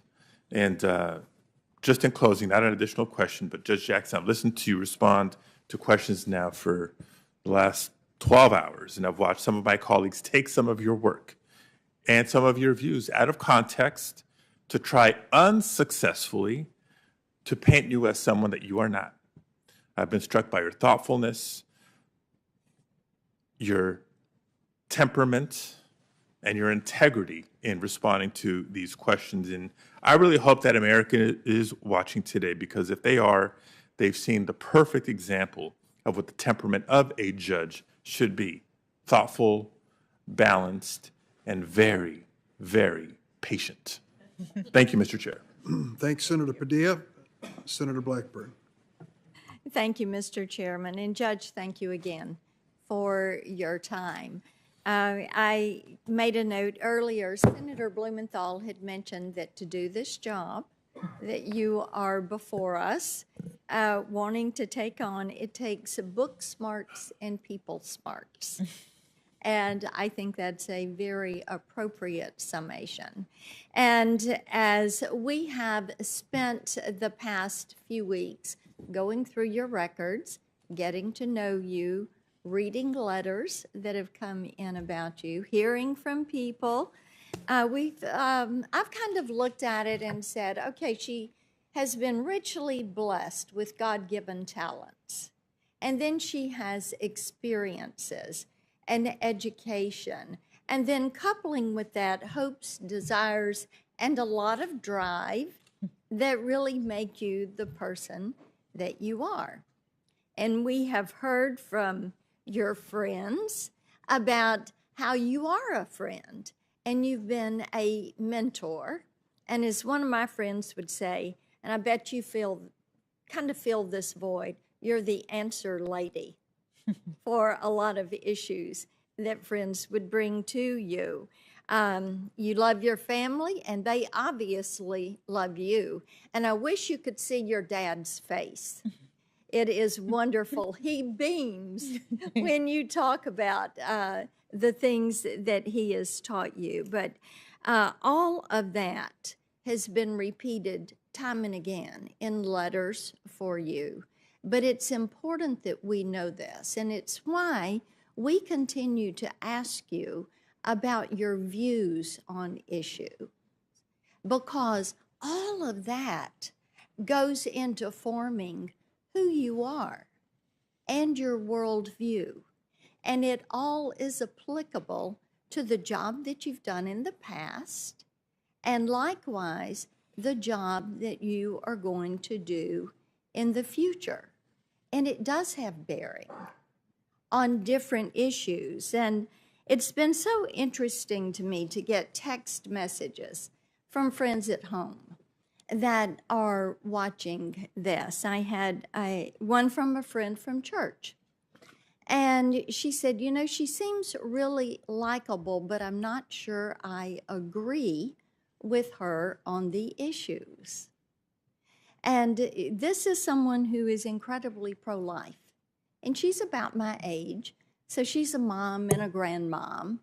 And this is a question that is important to her, to look at life. And Senator Feinstein talked about that issue with you a little earlier today.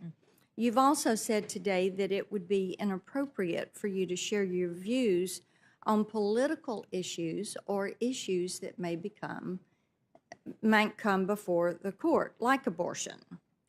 But I want to go to you on something you said when you were in private practice. You made your views on pro-life and the pro-life movement very clear. And in fact, you attacked pro-life women. And this was in a brief that you wrote. You described them, and I'm quoting, hostile, noisy crowd of in-your-face protesters, end quote. And you advocated against these women's First Amendment right to express their sincerely held views regarding the sanctity of each individual life. And I'm a pro-life woman. 79% of the American women support restrictions of some type on abortion. And so I find it incredibly concerning that someone who is nominated to a position with life tenure on the Supreme Court holds such a hostile view toward a view that is held as a mainstream belief that every life is worth protecting. So how do you justify that incendiary rhetoric against pro-life women? Thank you, Senator. The brief that you're referring to was a brief that I filed on behalf of clients who were clients of my law firm. This is in, I believe, 1999 or 2000, maybe 2000 or 2001. Yeah. I was an associate at a law firm, and I had appellate experience because I had just finished my Supreme Court law clerk position.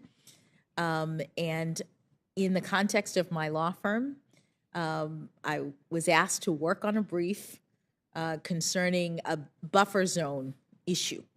In Massachusetts at the time, there were laws protecting women who wanted to enter clinics, and there was a First Amendment question about the degree to which there had to be room around them to enter the clinic. Right. And I understand all of that. I'm asking about the rhetoric. Senator, I drafted a brief along with the partners in my law firm who reviewed it, and we filed it on behalf of our client. Okay. To advance our clients' arguments that they wanted to make in the case. Let me ask you this. When you go to church and knowing there are pro-life women there, do you look at them, thinking of them in that way, that they're noisy, hostile, in your face? Do you think of them? Do you think of pro-life women like me